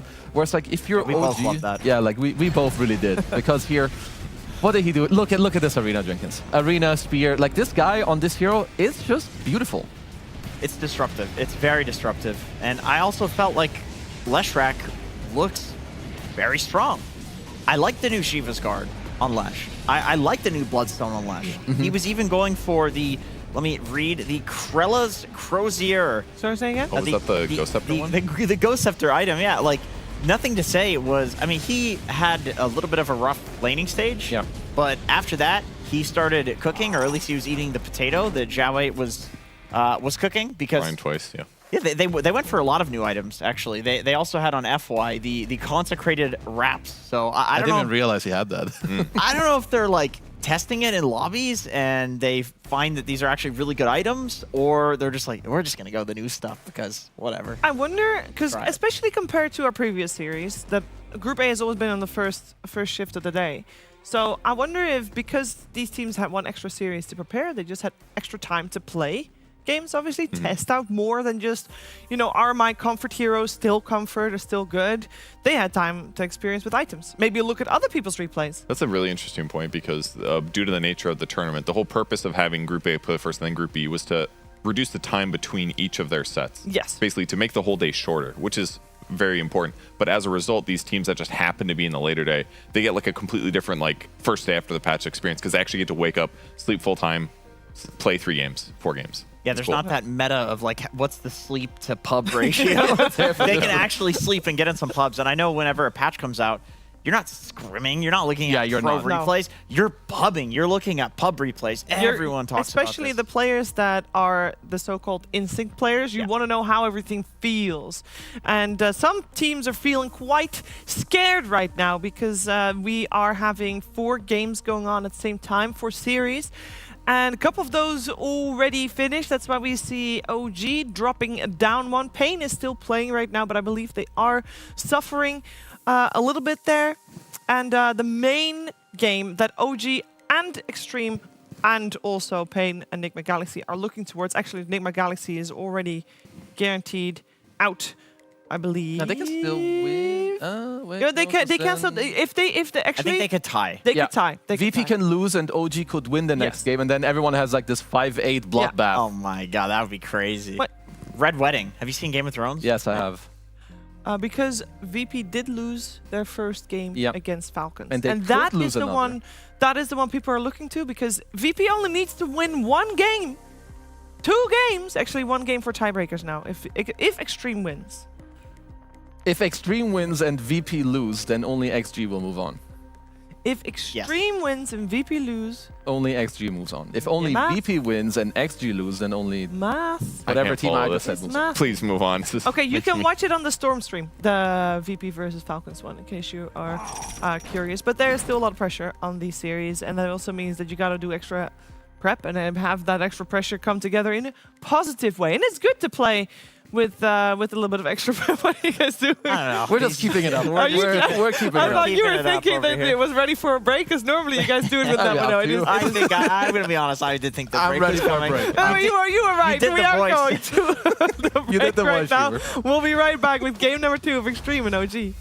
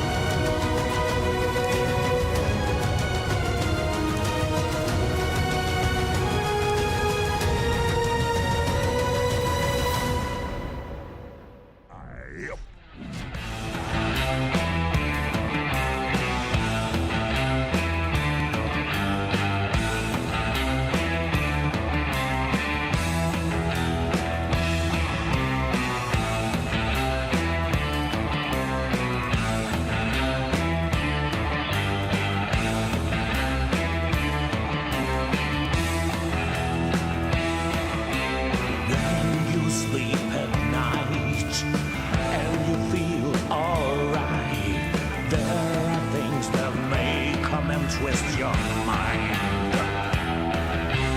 These are fairy tales, nor stories of grace. Now the light is shut and shadows arise. Oh, there are things you won't get. Be safe, they'll come to an end.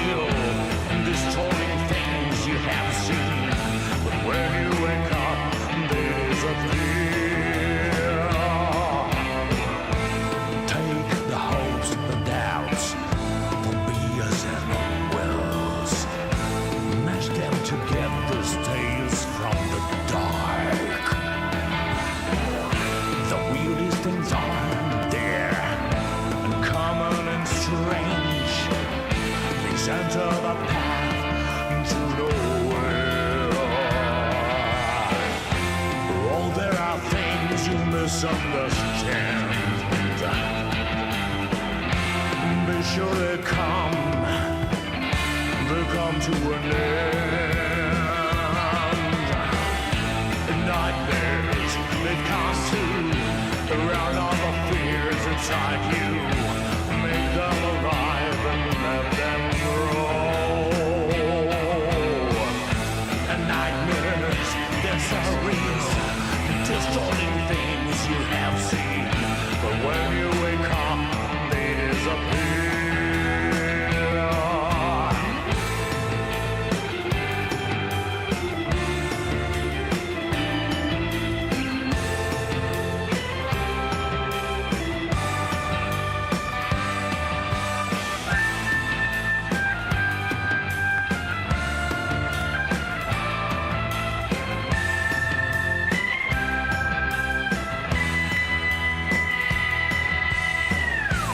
Nightmares, they've come to drown all the fears inside you.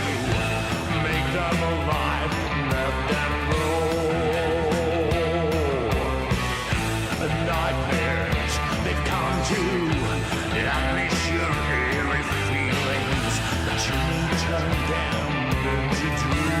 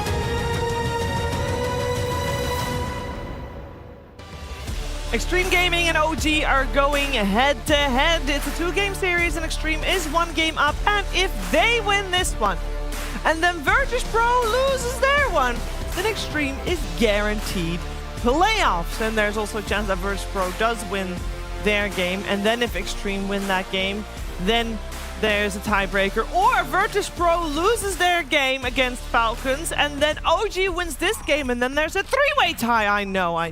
So much. Why are we watching a track of. replay, Shiver? We are watching. No, this is not a replay. This is a replay. Is a replay? It's the same No, graph. because there was a Tusk previous first pick, and this is not the Tusk. Oh yeah, they took the Lash on the next phase. You're They right. thought Lash was that good. It looked pretty sick. Did OG change anything in their bans from game 1 to Let me check that for you. Warlock, Jakiro, Shadow Demon. They changed the order of Shadow Demon Warlock.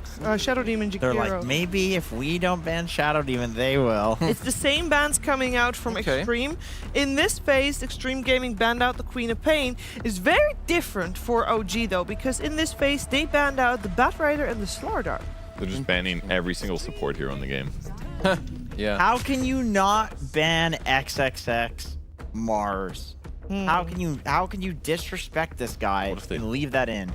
Well, it's Mars without Phoenix, at least. I mean, Mars is great.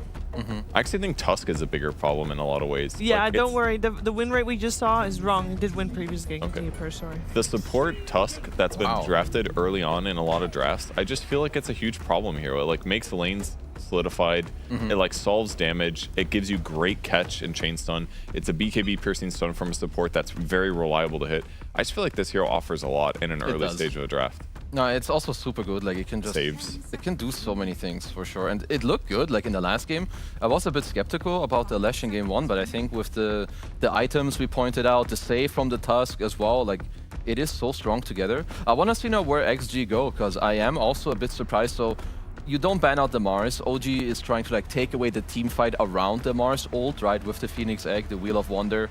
There's still maybe like Dark Willows if you're okay to run the Tusk as a 5. If you're looking for team fighters from 5s, I'm not too sure. I'd have to think a bit more. But Mars +1 still just sounds pretty good here. It's definitely fine enough. Yeah. Not having Phoenix Egg is worse, but you still want like a stun jumper if you can. It made Lesh's life so much easier. I mean, like, maybe there's also a world where OG are definitely thinking that, okay, like, if they do Mars +1, like, it is day 1 of the patch. I don't want to overhype a hero, but I think Lifestealer is definitely good, and it was banned out in the last phase in the last game. And most other series we've watched, he was banned out, like, way earlier than that. So I want to see Mars. Yeah, so I'm just interested to see, like, OG's plan, because they're just running it all back with small, like, you know, small tweaks here and there. I think the Mage Slayer was cool. I mean, it's good against Leshrac for sure. But they need maybe... I mean, Primal Beast can frontline, but I kind of worry about their initiation still. And I feel like if you don't have an Initiator and an Ember, I feel like it works better if you have both, right? The Initiator goes in, and the Ember can mess around in the back line. Yeah. Make sure Leshrac doesn't do that much damage, make his initiating bad. Considering you already know the matchup for the safe lane, would you go for the carry now, or would you go for your +5? I mean, normally you'd go for your +5, but you already know your matchup. Never mind, go for the +5. That's a dazzle. Cool.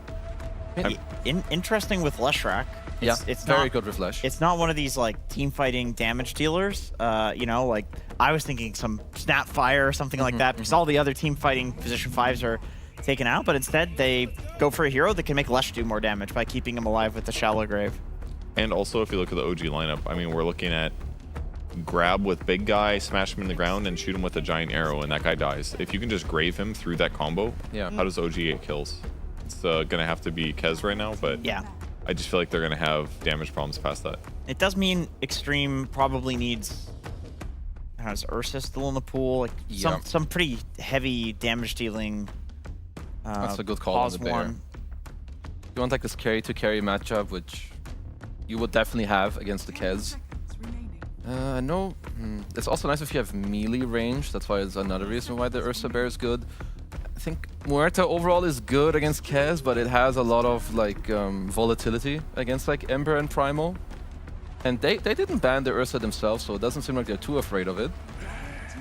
I wonder what also happened. Did Silencer get any changes? Like also when you see like a lot of like backline supports, like Global Silence can be good. It's not a hero we've seen in a long time. He did get some nerfs? Yeah, I think Curse doesn't do bonus damage against silenced targets based on the skill anymore. Okay. Now it's based on your innate. It's kind of like that silenced innate that you had. And that, I don't remember how much it scales. They made Glaives be shard bounce now. And you can steal int globally now.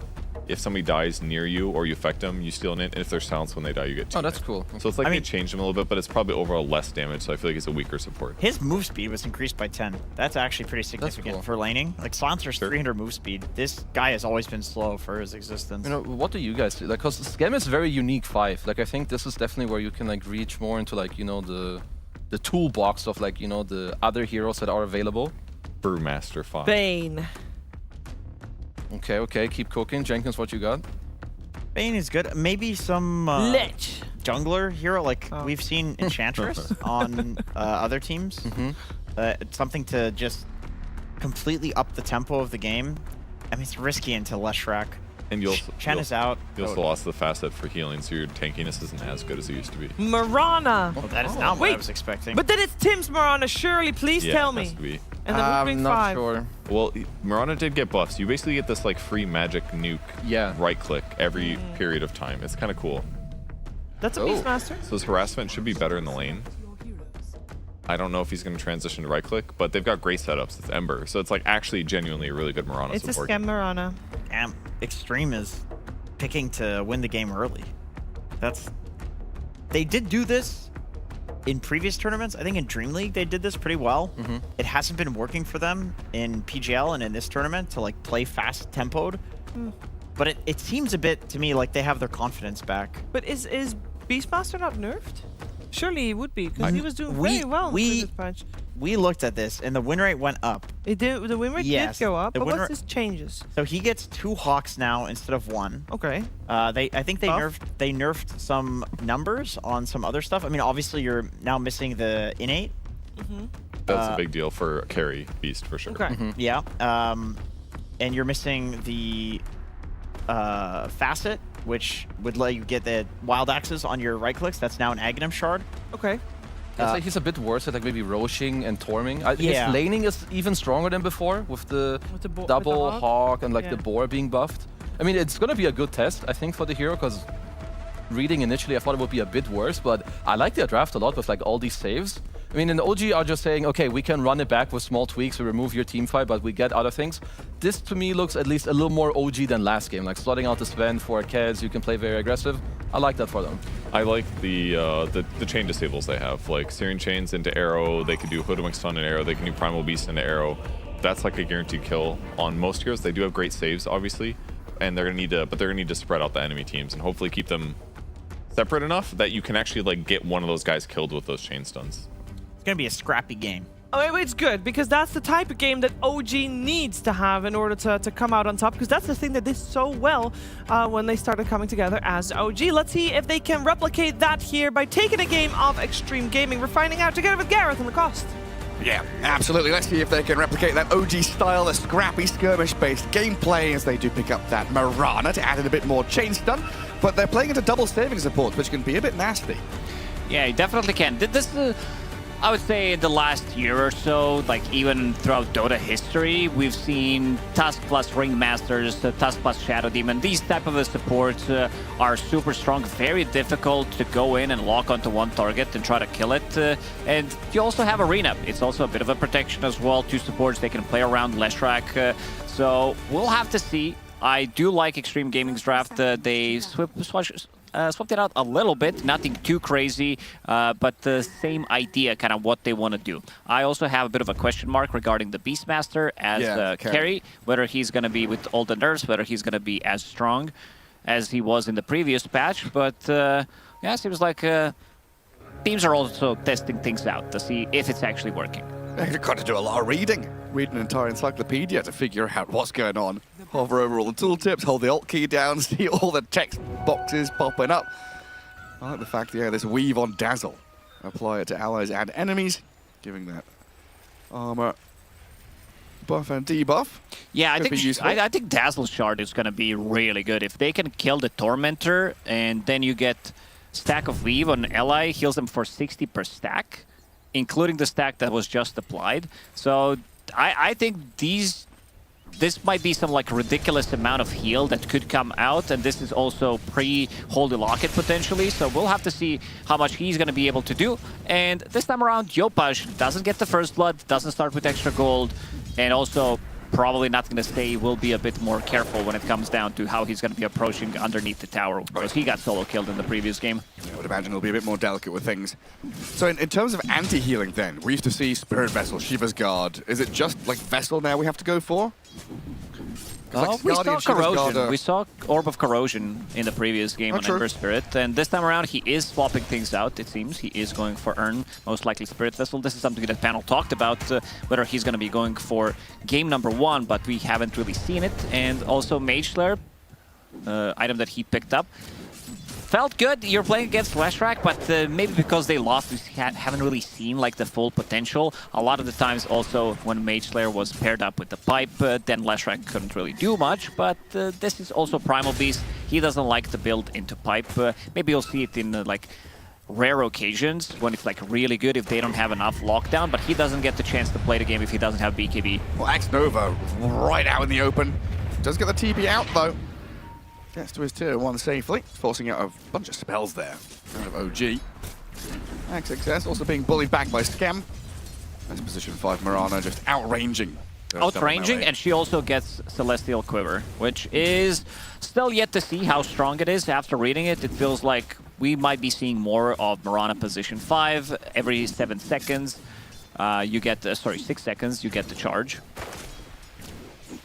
And you gain every 7 hero levels, you get an extra charge. Right now he's sitting at 2, but bonus damage is 6 at the moment. So very good harassment, and she was also one of the better harassment like heroes in the game. Yeah. Like, how would you compare that with like Chilling Touch of AA? This feels like more consistent? Yeah, I think overall Mirana feels, or at least felt better in the previous patch as a position 5, even though we haven't seen too much from her. Ancient Apparition, this hero would pop out. Maybe there's like a Necro, maybe somebody forgets when they're playing Huskar, but other than that, very rare hero to see. Arme down at bottom, 15-1. Having a pretty solid time to start things out here, guarded by Xnova. Again, with this Hoodwink Primal Beast lane, there is potential to find snipes if they get their chain stuns going. And the wave already pressing across to that dire side of the map. Could leave things open for Tims to get the backstab. That's going to be his job primarily through the game, scouting in behind enemy lines, looking for Xnova this entire game, usually along with Yopaj. So that is always the downside, playing 2 saving supports. You kind of play from fog, you can get crushed if you get found early on before the fight starts properly. And OG have a lot of tools like Moonlight Shadow and the Gap Glows out of Primal Beast to find the supports before things happen. I'm constantly looking at the top. Scam, he's been doing a lot of work. Level 3 right now. No point in Leap, but 2 points in Starstorm does put a lot of pressure onto them. And you still have that extra bit of a damage coming out from the second Meteor. Maybe if we could see the damage, I'm pretty sure that he has the highest damage at the moment. It's just been non-stop clicking and spamming. FY, gonna get blood grenaded, has to snowball. Is he going back to creeps? Yeah, safely to the wave.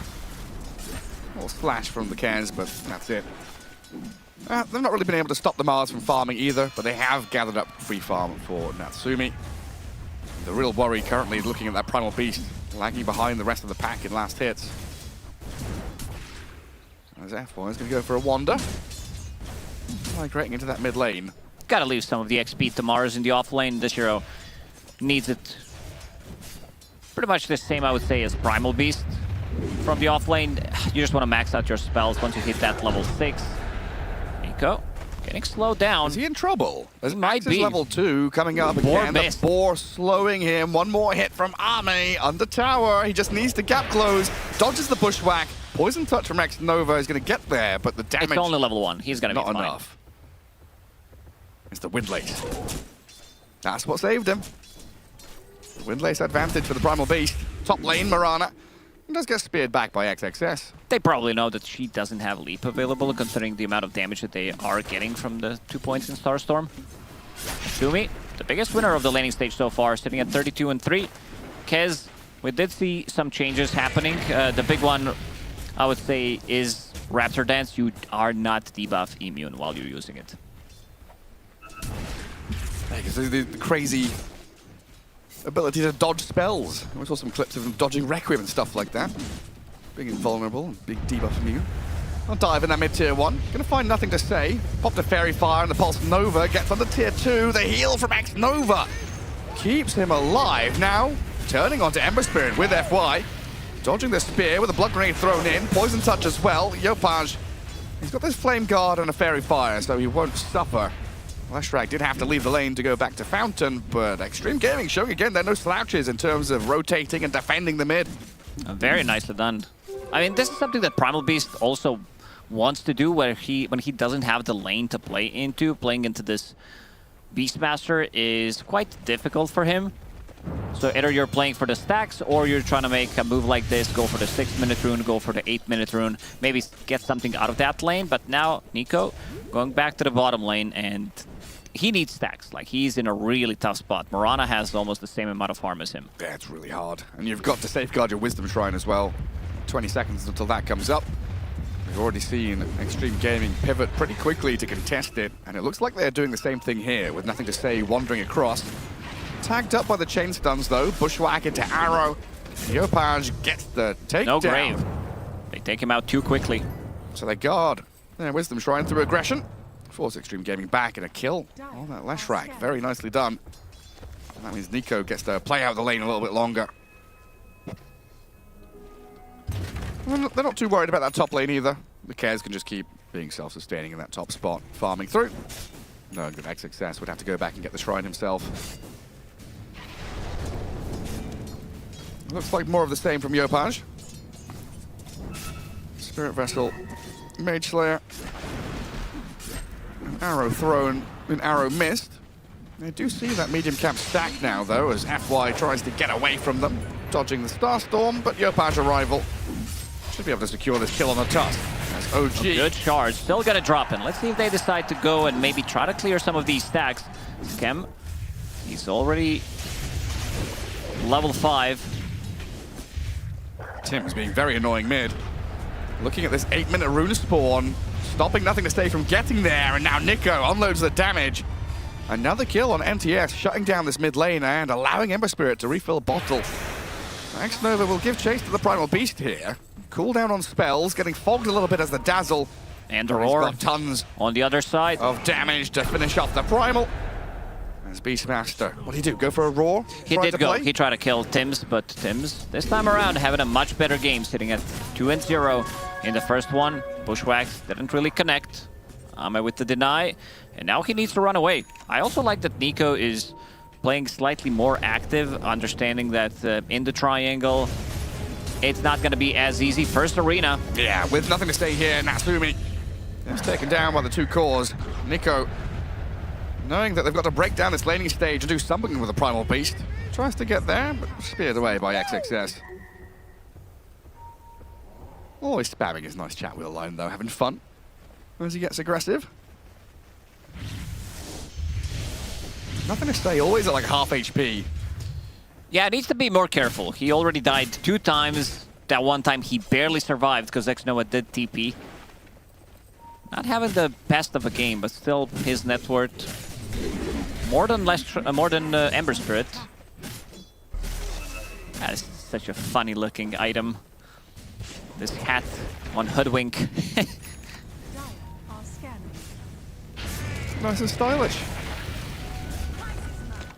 A beautiful shade of purple. And Nico is at level 6 now. So they've got all the chain stuns and the assassination tools.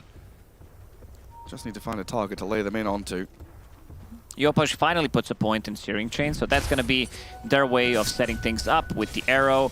Good ways of potentially setting up the Bushwhack as well. And Timothy, he is deeping to the mid lane. So FY Stat trying to get his level 6. Nothal Realm out of this Dazzle, but the catch there on the Leshrac. Damage coming, graved up for now. OG looking a little tentative going up the high ground. They've dropped Xtreme Gaming pretty low across 3 heroes, so Scam and Tims can keep chasing X-Nova. Another Shadow Wave as Nico comes across with a trample, looking at the Leshrac, but NTS steps up. He has amplified damage. A ton of damage out of this Leshrac. What an arena! The 4-man arena catches them out. Nico down, Tim's gone, 3 in a row. Nothing to say, gets a triple kill. Oh, what a setup from XXS. Where did he come from? He came with a TP. He came from the top and 3,000 damage. Beastmaster Ame, as we see, heavy contributing to that fight with 18 damage. Every little help. That's one boar attack. I mean, OG, they want to keep these skirmishes going, but getting dragged into a very dangerous spot. You see all these very juicy targets. You've chipped away at 3 heroes, but all the saves from Xtreme Gaming, the Grave, the turnaround. Nico was coming from a different side, from a different angle, but already used his combo. He only had his ulti available, and then Nothing to Say realizes we can actually go in and just wipe them out. With XXS, lands a beautiful arena, they're trapped, and knowing that their spells are going to do the rest. Nico, this is going to be one very late Blink Dagger coming out from him. It's been a hard game for him. About 1,000 behind the nearest counterpart. As Beastmaster races up to the top of the net worth, nearly at 6k now. Magnum Scepter on the horizon, about 1,000 gold away for Ame. A lot of work to be done here by Yopaj and Tims. The chain stuns not quite good enough this time, as they do get the sharpshooter arrow in onto the Leshrac. The 2 supports pair up to get a massive kill. 2 snipers, pretty much. They managed to snipe him out. XXS comes to the mid lane, but they needed Xnova to come in slightly earlier, get the Grave, get the heal going. Even Natsumi coming to join. Yopaj having a much better game compared to game number 1. Way smoother for him. XXS gives up his positioning. A haste for Yopaj, knowing there's someone behind. Will find the dazzle. An opening here with the arrow landing. But no continuation, because he's got the Grave still. Yopaj trying to wait it out and maybe go for another round. And Xnova's pretty much back to full health anyway. This Observer Ward on the high ground scouts things out, and I don't think it's going to get dewarded. Let's see, Xnova. He finds him. He finds the ward. Nico being as efficient as possible, dragging waves into creep camps. Accelerates farm as much as he possibly can. Looking at Ame here, and Beastmaster, you want to shut him down before he gets Ags, but I think it's a little late for that now. He has the money for it, just needs to send the courier somewhere, or himself, send himself somewhere. I'll finish off his first big item. Now, anything different for the Beastmaster? Are we going to still see Aghanim's BKB, Manta? We're probably going to be seeing BKB, Blink Dagger, maybe if they feel like they need somebody else to follow up on the arena. You have Leshrac going for a Blink Dagger, but you can see the power of this hero. Goes back to pretty much full HP with the Drums of Slum. And they could potentially get a kill and maybe turn that into Roshan. Summon Raptors. Yeah, we changed the names of his summons for whatever reason. I don't know, was someone being pedantic on Reddit? They're not hawks. It's a specific bird. It's not a falcon for sure. That's Natsumi. Trying to disengage, but spear into roar. Gives the control for Xtreme Gaming to bring 4 up top. Yeah, Raptor Dance doesn't give debuff immunity anymore, so you're kind of screwed. If you get caught inside of the arena, pre-BKB, you're kind of donezo, and they definitely have the damage. And again, Xtreme Gaming, they are starting to put a lot more pressure on the map. And Nothing to Say, wisely tucking in the trees. Not going to get caught by the OG team coming in towards that mid lane. A Glyph will delay the push for now, as it seems like Xtreme don't want to get bogged down in a fight without their arena. Much more content to go back to farming. The Yule Scepter, a vital item to be picked up for the Mars. And once you have that, you've got way more tools to deal with the Ember Spirit. But this is where OG thrive. A quick catch and to kill. Long duration lockdown allows them to take the individual target down. This is what they need. They need to pair up Ember Spirit with Mirana, move across the map, wait until your Primal Beast gets the Blink Dagger, and then he can start to play the game. And give Kess some time to farm. He's not going to have an easy time. They have no real saves, so if he gets caught inside of the arena with Leshrac, with Primal Beast, with the other Beast, that's the Beastmaster, he's going to suffer. Still relatively good timing on his items. Tesso is about to be completed on top of Falcon's Blade. Good levels, level 18. The stakes are still pretty high as well. Thinking about the situation in Group B where there's that potential for like a 5-way tie. Yeah. You know, a victory is required from OG here to have a chance of staying in and heading to tiebreakers or something like that. So every little pick-off adds to their advantage. Takedown or nothing to say opens the map up a little bit for them here to play in towards that mid-tier 1. As FY does get scouted. Nico straight in on top of him. The chain stuns with that pulverize into Arrow. Yopaj and Nico clear up another kill. In theory, this is how they're supposed to play, but they were playing from behind. The lanes didn't go as they expected. Yopaj having a much better game. 3-0 and 4, involved in 7 out of 8 kills. With this Spirit Vessel, it also changes things around. They're going to have something to cancel the Blink Daggers as well, and also reduce some of that healing that we've seen in the previous game with the Bloodstone that they did have with the Phoenix behind them.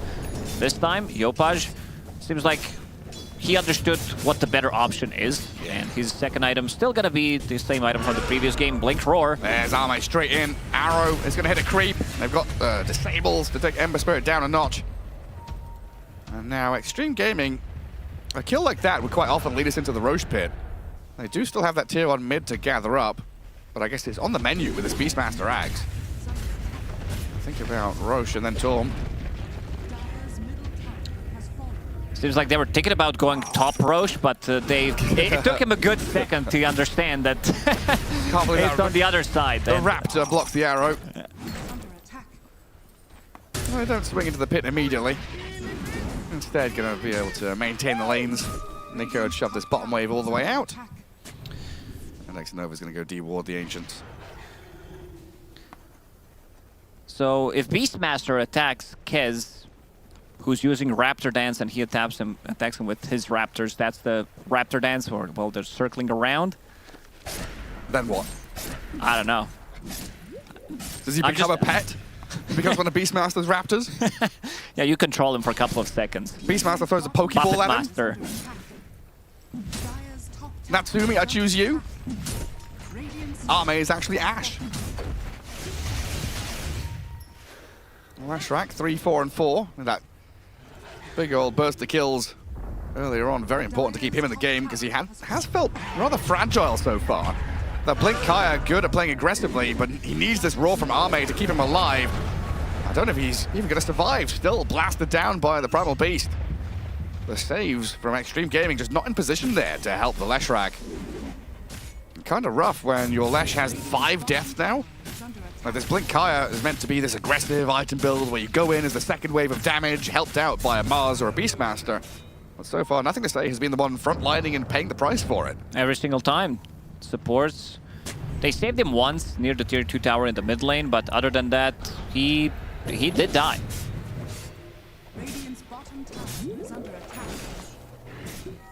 FY having a good amount of farm, sitting at only 15 CS, but does have a Blink Dagger available. That's going to be a much easier save for him to blink in. And also, Timmy, he's having a much better game as well. 3-1 and 4 on this Hoodwink. In the previous one, he struggled to be able to land the Bushwhacks, but this time around, he has a much better setup because your Ember is having a much better game. He's playing the front line. Nico did struggle a little bit, but managed to recover. Still lowest network core, but in terms of scaling, he did pick up the shard, so he has that rock available. Extra bit of a lockdown for the backlines potentially. Once it splits, you might hit one of the supports, and then Snowball save. Graves not going to come out. Yeah, in the previous game, there was a lot of weight on Tim's shoulders as well. He was the follow-up catch after Primal Beast. Now they've got the Mirana as well. There's not so much pressure on him. FY is going to make the jump here with the Arena Spear over the top. They've got the catch on Yopaj. Tims can't save his Ember. OG caught completely unaware by this, as Arme also going to get the roar on Mirana. Kills him solo right outside the Roche pit. But there's 10 seconds until he shifts home, so it seems like Xtreme Gaming going to reposition themselves. Maybe think about going for the Torm in the bottom right first, and then shift up to top. Quick and easy. Blink Dagger reveal for your Tusk, and also Blink Dagger reveal for Mars. Allows him to get a really good jump. They have no save, so whoever gets initiated on inside of the arena, if Leshrac is playing with Mars, is gonna die. That's one of the issues, because right now they're not tanky. You don't have any auras whatsoever from the off lane, because Primal Beast doesn't really like to play with auras. He's not the Crimson Buyer. Maybe you'll see like Pipe in one of 50 games, but other than that, he wants to play for himself. Yeah, so then relying on BKB timings, which obviously Ember and Kez are going to have delayed BKBs because they're going for this Spirit Vessel Mage Slayer. on the Ember. Kez going for Deso Ags. So BKB, kind of an afterthought, a third item choice for them. So it is kind of scary, because yeah, there's not even itemization, right? There's no Lotuses, Lincolns, Max, Greaves. Nothing. Nothing at all. I'm still worried for Kez. Steering chains, the bushwhack hits onto 2, but look at the heals. Yeah, they've got a Grave, the saves come in, tons of heals. As a Roar in the back, does find the opening on the Primal Beast. Punch into the sky, FY is going to find Tim's as Ame opens up onto Nico. Natsumi trying with a flurry, spins around to deal with Ame's Beastmaster. Arena spent low and a catch on Kez in the back will find the kill. Now a snowball save, buys time for Ame to stay alive, and Yopaj inside the Roach Pit. The Cyclone up, the follow-through comes in, Spear misses, but Yopaj still going to die as he tries to wander out. And 4 in a row for Xtreme Gaming leads them into another objective. And that's what we said. Whoever gets caught inside of the arena is going to be dying, and they have the sustain. Unfortunately, we don't see the shard on Dazzle yet, because it was Tusk who picked it up. But this is his old facet. This is Drinking Buddies, so it does allow him to get the save. He pulls out the Beastmaster, and then Dazzle, he's ready with a bit of a heal bomb if necessary. And now Ame, he's going to be the one holding the Aegis for the next fight. So again, OG having the same issues as they did in the previous one. Their carry, he can't square up. Nope. He really cannot do much, and I'm not sure if I'm liking this Aghanim Scepter too much. I feel like he needed a BKB to be able to stand his ground and fight inside of the arena. Even though there are BKB piercing abilities, you still need to be able to take care of yourself. The initiation looks good. Yeah, like, I don't think it gets better than this. Maybe they need a little bit of more follow-up, then the rock hits Dazzle, but they're still unable to get the kill immediately. And very nice sidestep from Ame. Another arrow tanked by another Raptor. Well done. And then the Drinking Buddies to drag him out of the reach of Yopaj. Pretty straightforward. So far, it seems simple for Xtreme Gaming to execute their team fights. We don't need to see this part. This symphony of skill. In the end, they do get the kill, but they also get to Roche, so... And it seems like OG, they are falling apart. They don't have enough. Bleeding out now. 2 supports going to be falling. Tims and Skem found in that bottom right-hand corner. And it's never ending from Xtreme Gaming. Really piling on the pressure now. Yeah, the initiation looks pretty good in that situation, but you still got to come back and think, Ember needs to find Dazzle, we need to find the Tusk. If you don't see these multi-layered support heroes, someone's going to get saved. Because OG are single target focused. They go on one hero, they layer their stuns. If that one person is saved, you waste, what, like 5 spells? There isn't much team fight on their side. It's pretty much poke, kind of a cookie cutter strat coming out from them. On Primal. He's ready to go in again. He sure is. Nico trying to get money for his BKB. Gonna get handled here. Even spending the arena to make sure he can't escape. Snowball to stop the pulverize. Everything well timed and executed by Xtreme. And the fact they kept Aegis in the hands of Ame means he can continue playing alone. Still a tier 1 tower here available. Ame, early BKB popped. 8 seconds for Roar. Rest coming through the twin gates. Moonlight Shadow will get that cover of safety. No reveal for XG. Scams Marana. Gonna get cycloned. XXS yet again, the man who finds a target, opens up and gets a kill. And just every little step Xtreme Gaming make, it's a payoff. They save their allies, they kill their enemies. That's the name of the game. Yeah, you get a pick off. Now with Lash, I think we're definitely going to be seeing more of this hero because it looked pretty good in the previous game. Even with a couple of these deaths, you're still doing a lot, especially when you're paired up with the saving supports. If you're paired up, pretty much the similar idea they had in game number 1, where you have 2 big bodies in front of you, and you also have ways of saving Lashrak. This is the type of a lineup that he likes to play into. Didn't have the best, like, between 10 and 15 minutes, did die a couple of times, but still doing quite a lot of work. And again, you get a pick off. If you're the one holding the Aegis, pop the Edict, suddenly this tower is just dead. Yeah, I mean, it feels like that Falcon Star, right? Maybe not identical in terms of heroes, but it's the tanky cores with the saving supports. Drag out these team fights so no one dies immediately. While OG, like we've been saying, very focused on an individual target. Don't quite have the damage to blow someone up until Natsumi gets another item or 2. Yeah, I think his damage output on Kez has been pretty low this game. Unable to lock onto a target and try to kill it, get those right clicks in. Again, debuff immunity, not a part of Raptor Dance anymore. Oh, blink into blink. Moonlight Shadow. And he goes Invis. Rest of the team coming through the twin gate. Is there a sentry? There's a dust. FY sees him. Onslaught was spent already, cancelled by the snowball. So a shards down to low ground. Nico pushed. But the igloo comes. FY picks up the kill. Wherever you step as OG, you know that Xtreme Gaming are tracking you. A lot of radiant vision in that top part of the map. They're playing so quickly through the twin gates. I think we need to get the stats. How many times Radiant Dire heroes did go through the twin gates? That's something to work on. Why? You want to set up a toll booth? It'll make some money off them. No, because I feel they've been utilizing them so well. They go through the twin gates, they get the kill top, pop the dust, then they go back, they playing with Leshrac. There's always one core playing on the other side of the map, and they are getting the kills. And again, Leshrac, he parks himself with Edict in front of the tower. They grab another tower. That's the last tier 2. What if that was a thing? Instead of spending mana, you had to pay gold. The troll tax, the troll toll. Get to the gate. You don't seem too pleased with that. I'll shut up then. Fine. No, I mean, one of the biggest changes was when we reduced the mana cost. And also, if you cancel it, you don't spend it. Yeah, you don't spend the mana. So before, if you were trying to make some like early rotation, you click the gate, something happens, or I don't know, you cancel it for whatever reason. Even if you don't, like 75 mana is a lot. And then you also need to go back, so you need to have extra 75 mana plus cast your spells. And it was just way too much. Now, I think we should make the game as complicated as possible. We should put like a Sphinx there, and you've got to answer some riddles, you know, try and get through the gate, roll some dice maybe, have a little game of D&D. You gotta roll D20. If you don't, like, dragon comes out, you die. Yeah. Let me in, please. It has allowed Xtreme Gaming to pivot from one side of the map to the other very quickly. OG haven't had the same luxury. We're going to use it again. See, this could be free money for you, Lacoste. Oh, for me? Or I'm down. That's what I'm saying. We could start a business here. Set up a toll booth. No, I'm definitely down. 1% of your prize pool winnings. Man to style up for Arme. Yeah, you did ask what the item build's going to be. Seems like from carrier roll, still pretty similar. BKB, Banta style, Aghanim's being your first item, but he also picked up early Blink Dagger, which did allow them to grab a kill on Yopaj, and ever since that kill, Yopaj has been pretty silent. Still no BKB on Nico, 28 minutes in. Kez at least does have his, but yeah, we don't have that coinciding timing, which ideally they would like to have. Like triple BKBs from OG is pretty nice, with the pipe over on Mirana as well. There's a lot of protection that they can offer themselves.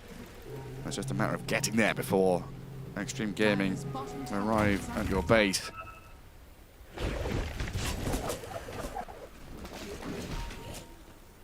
Hoodwink, just casual shawl. We've got wizard hats and shawls and all sorts of business. Playing dress up. Playing RPG, Timmy. Didn't have a good start to the game, but then they kind of ruined him. Playing against Mars could be a bit too tricky. Is getting scouted, but there's not much they can do. Like in terms of lockdown, they have Arrow with the Pulverize, maybe follow it up with the Bushwhack. But I'm sure that Xtreme Gaming can react to these type of rotations because somebody's gonna come in, TP out, TP in, and also get the save. So very difficult because their damage is also not that explosive. It's a bit of a damage over time coming out from Ember with the Spirit Vessel. And it needs to be Natsumi. And speaking of Natsumi, they might catch him here. He is way out in the open. Well, he's gonna go invis, hide away. These are all cores. They don't carry any reveal, so he runs away. I mean, honestly, if they did go on Arme, it feels like if he gets off BKB, he can 1v5 them at this point. 20k net worth. I don't know if OG have enough damage to deal with him. And again, Arme going through the twin gate. Seems like we might see the full 5-on-5 engagement. 9-second BKB available on XXS. Nothing to say with the Shivas and Bloodstone. So bigger AoE, extra bit of a lifesteal. We saw how effective it was in the previous one. Guardian Greaves with the Dazzle, double saving supports. I don't think you can bring this guy down, and if he gets the arena onto two of them, the hero's just gonna pop.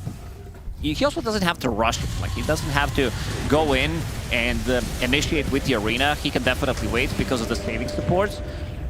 And you also have a carry who does have a Blink Dagger and is ready to be the first initiation. Yeah, there's so many tools. It seemed like OG wanted to fight there, but they don't go to contest the Tormentor, giving Xtreme Gaming the freebie. Instead, moving up towards top, maybe thinking about the gate play. Another minute and 40 until Roshan's back up as well.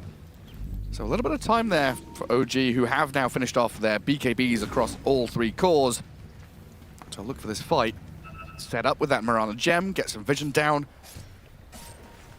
They have level 15 on Mirana, extra bit of evasion, and also pipe. This is something we talked about, that they are lacking from the off lane.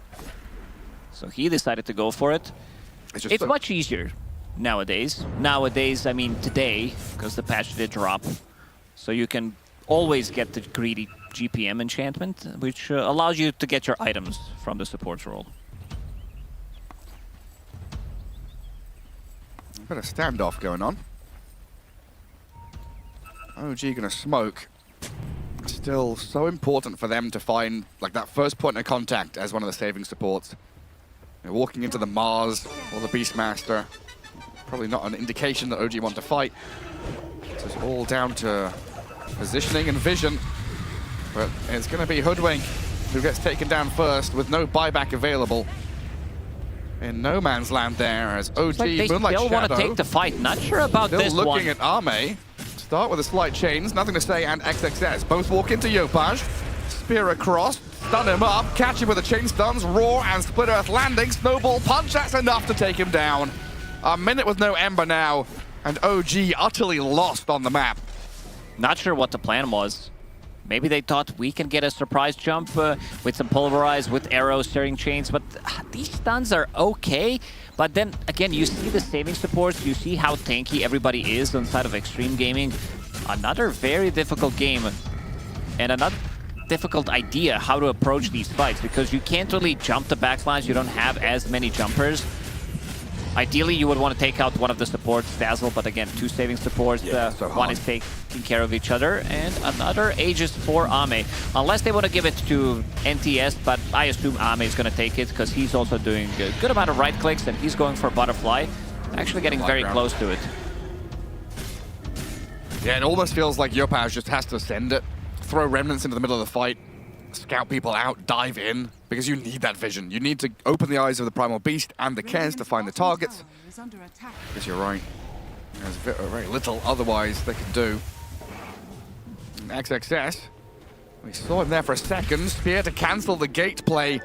He's got a Yules as well, the God's Rebuke to tap him down to half HP. FY will come in to stop the pulverize. Nico, BKB TP. Snowball with a bit of damage coming through, not quite enough. Oh. FY should have held that Walrus Punch. And meanwhile, on the other side, he's on the Lash Rack. Does a Can he Grave heal has up? come in. They're trying to heal him up, keep the Lash alive with the Roar coming in. Kez in trouble, getting turned on as X-Nova. They don't keep the Lash up and running. A nice little pirouette out of Natsumi's Kez, but the XXS and FY duo have come in to trade out. A Yules on Ember Spirit. Might find a bonus kill here as Tim's being contended with by Arme and FY on the left-hand side. Hoodwink is gone, and Yopaj, you're right. Only 1 remnant remaining now. Gets into the tree line. He saw him blink in 2 seconds. Gonna use the spear. Oh, he TPs. He's out of here. Oh, there was a Yule Scepter already on FY as well, but not too bad of a fight for OG. Managing to kill Dazzle, managing to kill Lashrak as well. Still, damage numbers that they are pumping out. Again, no Primal Beast, no Mirana in this fight, so they were lacking a couple of heroes. Jeez, this Beastmaster attack speed is crazy. It's insane. XXS going for that Abyssal Blade again. Knowing how vital their chain stun combos are against a hero like Ember or Kez. Primal onslaughts away from XXS as FY is on the tail of Shem. No leaps remaining. One coming off cooldown momentarily. Get over the cliff. And TP out. Oh, but a snowball arrives in the nick of time. Pulverize. And Tim's arriving though, turning back on FY. XXS does not have Arena, but the Drinking Buddies over the high ground. Unable to save him. They lost and the gem. Maybe sensing blood in the water here, forcing a BKB TP out of the Mars. Yeah, signs of life from OG. Xtreme Gaming overextending there a little bit. Still, they are holding the Aegis for another 2.5 minutes.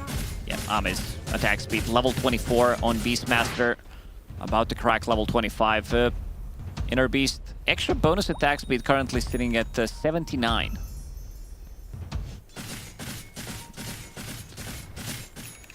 Another defensive tool for Natsumi.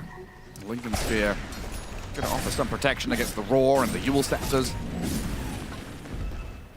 Do we still have to worry about their lack of damage, though? Or are we okay if they can get onto a target? Primal Beast has pretty much like unlimited damage. Problem is he's not really doing as hot. Still struggling to get through that middle part of network. Mirana has a Celestial Quiver as well. Yeah. Tim's getting jumped on here as he showed himself on the Beastmaster. X-Nova does get blown up though, so saving support down. Natsumi with BKB up. A lot of damage onto Arme. Roar. It's going to come through though as they turn onto the Cares. No Linkers to protect him. He is alone. They can't save him. Down he goes. Pulverize comes in just a little too late from Nico. And he's going to get swung at by Arme. Age is still in hand. Nothing to say. Going to run on forward. Beastmaster very low. Probably wants to die at this point as he can respawn back to full. And chasing the bonus one. It scams Mirana. Leaps to the high ground. Could try a TP, but I think you know your time is done. And they are gonna retake that gem. What is this item? That's Cruella's. Very good question. Cruella from 101 Dalmatian. Yes. It's a good one. I think when I first read it, it's a super expensive item. It is almost 5,000 gold. XXS, he found another one. Ah, the spear pins him on the barracks. Dead Ember Spirit. We've got a couple of buybacks ready from OG, but they're just going to leave this barracks to fall. Yeah, this item is basically what Necro is, like his previous passive, where he's stealing the move speed and also reducing some of the healing. So he's going to TP in. Nothing to say. Edict ready. These are some very expensive items that he's holding on to right now. Shiva's is not as expensive as it was before, but gonna take some time for us to adjust to that. He's still pretty massive. Quickly demolishing the buildings. Ember opting not to buy back. OG with all the other 4 heroes alive. Probably want to try and defend this top lane at least somehow. Much more difficult now, though. The wraparound potential just isn't here to find the Dazzle or the Tusk. So the formation from Xtreme Gaming, putting this Beastmaster up at the front, means they've got to go through him first. And Arme will stand his ground, helped by XXS with the stuns. Yopaj, he's come in here with his BKB going, but OG retreating now with the Moonlight Shadow as they'll lose the Ember Spirit, the dieback of Yopaj, the fall of Nico. This feels like it's over. They'll buy back the Primal Beast as Natsumi does start to open up, but the Kez just cannot latch on to anybody. And now he goes in with the Arena. And now the Arena Spear. The full combos here from Xtreme Gaming. Cyclone the Primal Beast, stop him in his tracks. And another takedown as NTS gets the triple. Well, that's Somebody it for buy OG back. now. There he is. Oh, he steals it. FY steals the Rampage. They belong to him. I want to wait to close it out as well. Xtreme Gaming, it was not a competitive game, especially this second one. They pretty much had all the same pick. It was pretty much the same idea that they did run in the first game. Get this ball rolling with the saving supports, and also Mars. Again, I'm not sure if they were supposed to leave Mars in the pool again, because XXS, he did not die a single time. He did not die a single time, I believe, throughout the whole series. An incredible performance from XXS. Like Arme 8-0-18 on that Beastmaster as well.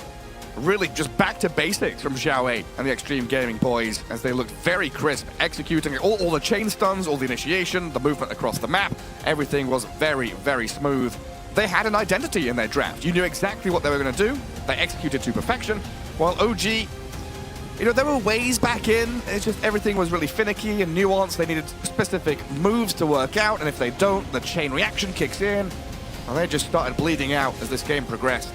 Yeah, this was the big kill, where they got the triple kill pretty much, and then saving Ame. They are the ones controlling Roshan, so 2 Roshans in hands of Ame allowed them to play super aggressive, and XXS every single time he's ready to go with the Arena. And not sure how I feel about Kez, Gary, because this hero doesn't have debuff immunity. This was pretty much his highlight, where he's going to be able to kill 2 heroes, but other than that, he's been pretty silent, getting controlled in every single fight. You see them running away, probably thinking, oh, he's still debuff immune, but in a lot of these engagements, he really can't square up, especially when he gets surrounded by 2-3 enemy heroes. Maybe he's listening to too many Reddit commenters going for this Aghanim Scepter early on. It feels like Kez is a hero that, you know, itemization hasn't been figured out yet. The sequence is still a little bit awkward.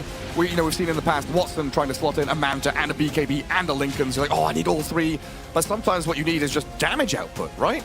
Yeah, I think you also need to have some kind of a protection for yourself, especially in a game where two supports don't provide you with any kind of saves. They are single target oriented spells with not too much value to add, especially once they go in with the arena. And we can see some of the damage numbers, Ame damage numbers are through the roof. Like we swapped things around a little bit with the Beastmaster, but seems like he's a very, very strong laner. Let's go and see what Ame has to say. Yes, hello. Sorry, we don't have Arme, but questions anyway. First of all, I want to say congratulations on getting through to the tiebreakers. Must have been a very tense day for you guys so far. 首先就是恭喜你们2-0获胜，然后争取到了这个加赛的机会。今天相信你们压力都很大的是吧？确实压力挺大的吧，但是幸好新版本赢了，就比较 lucky 吧。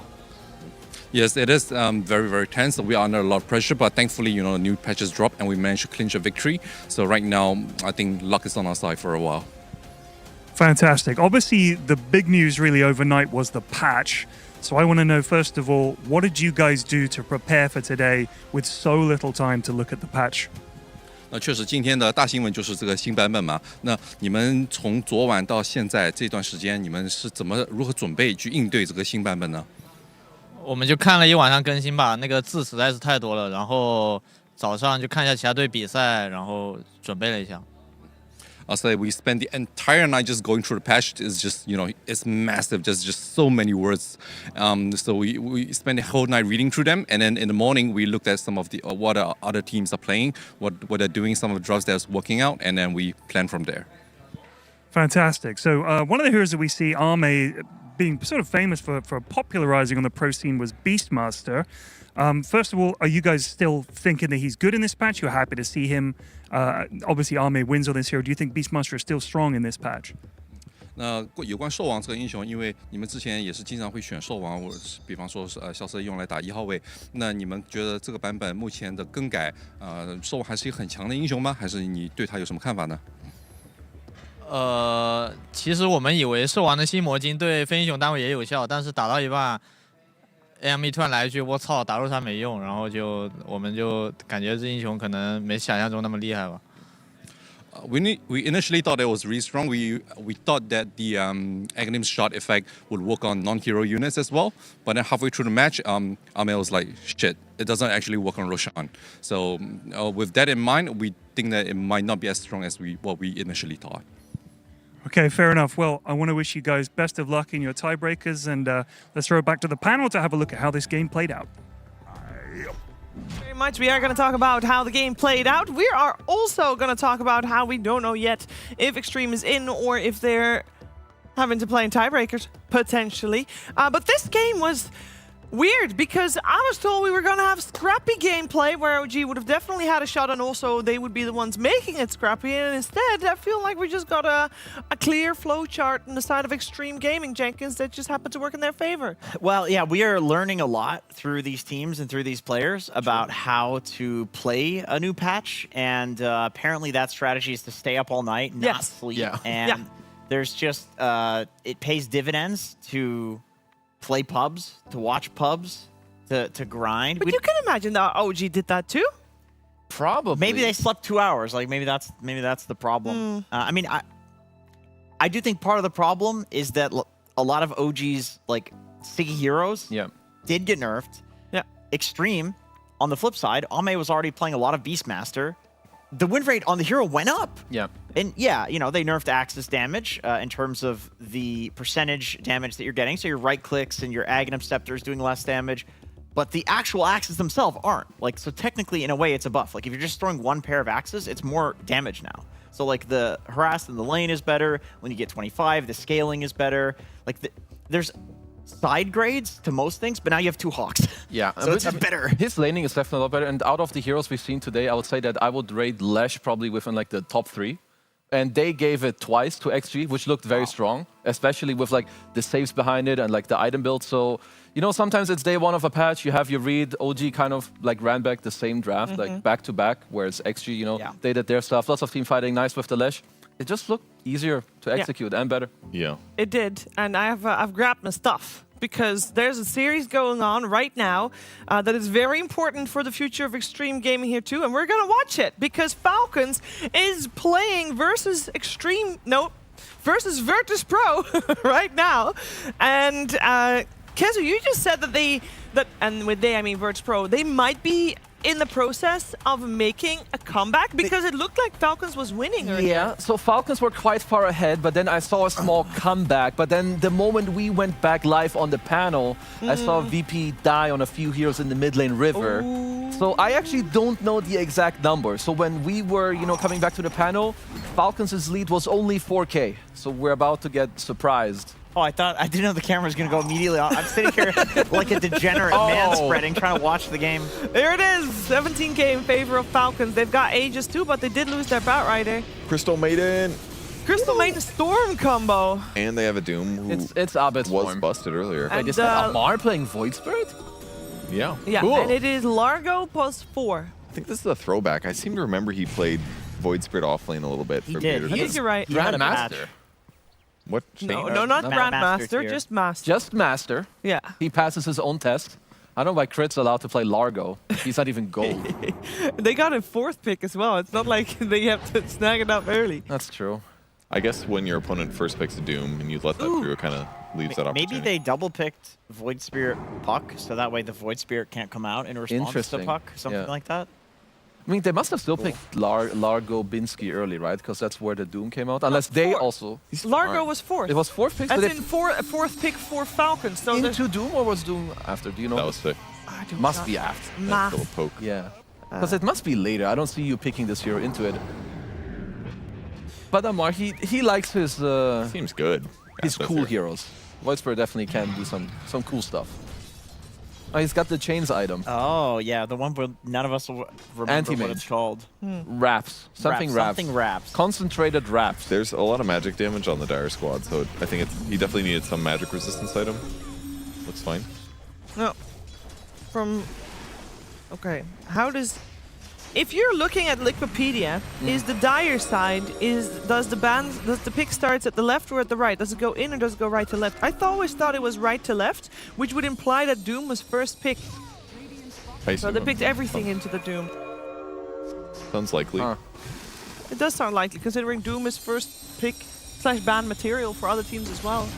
But I will say, Virtus Pro, they do pass the Dota Plus level check. They have do. a lot of Grandmasters in there. I mean, they also have the classic Alchemist versus Wraith King, where you just get a shit ton of gold from constantly killing his skeletons.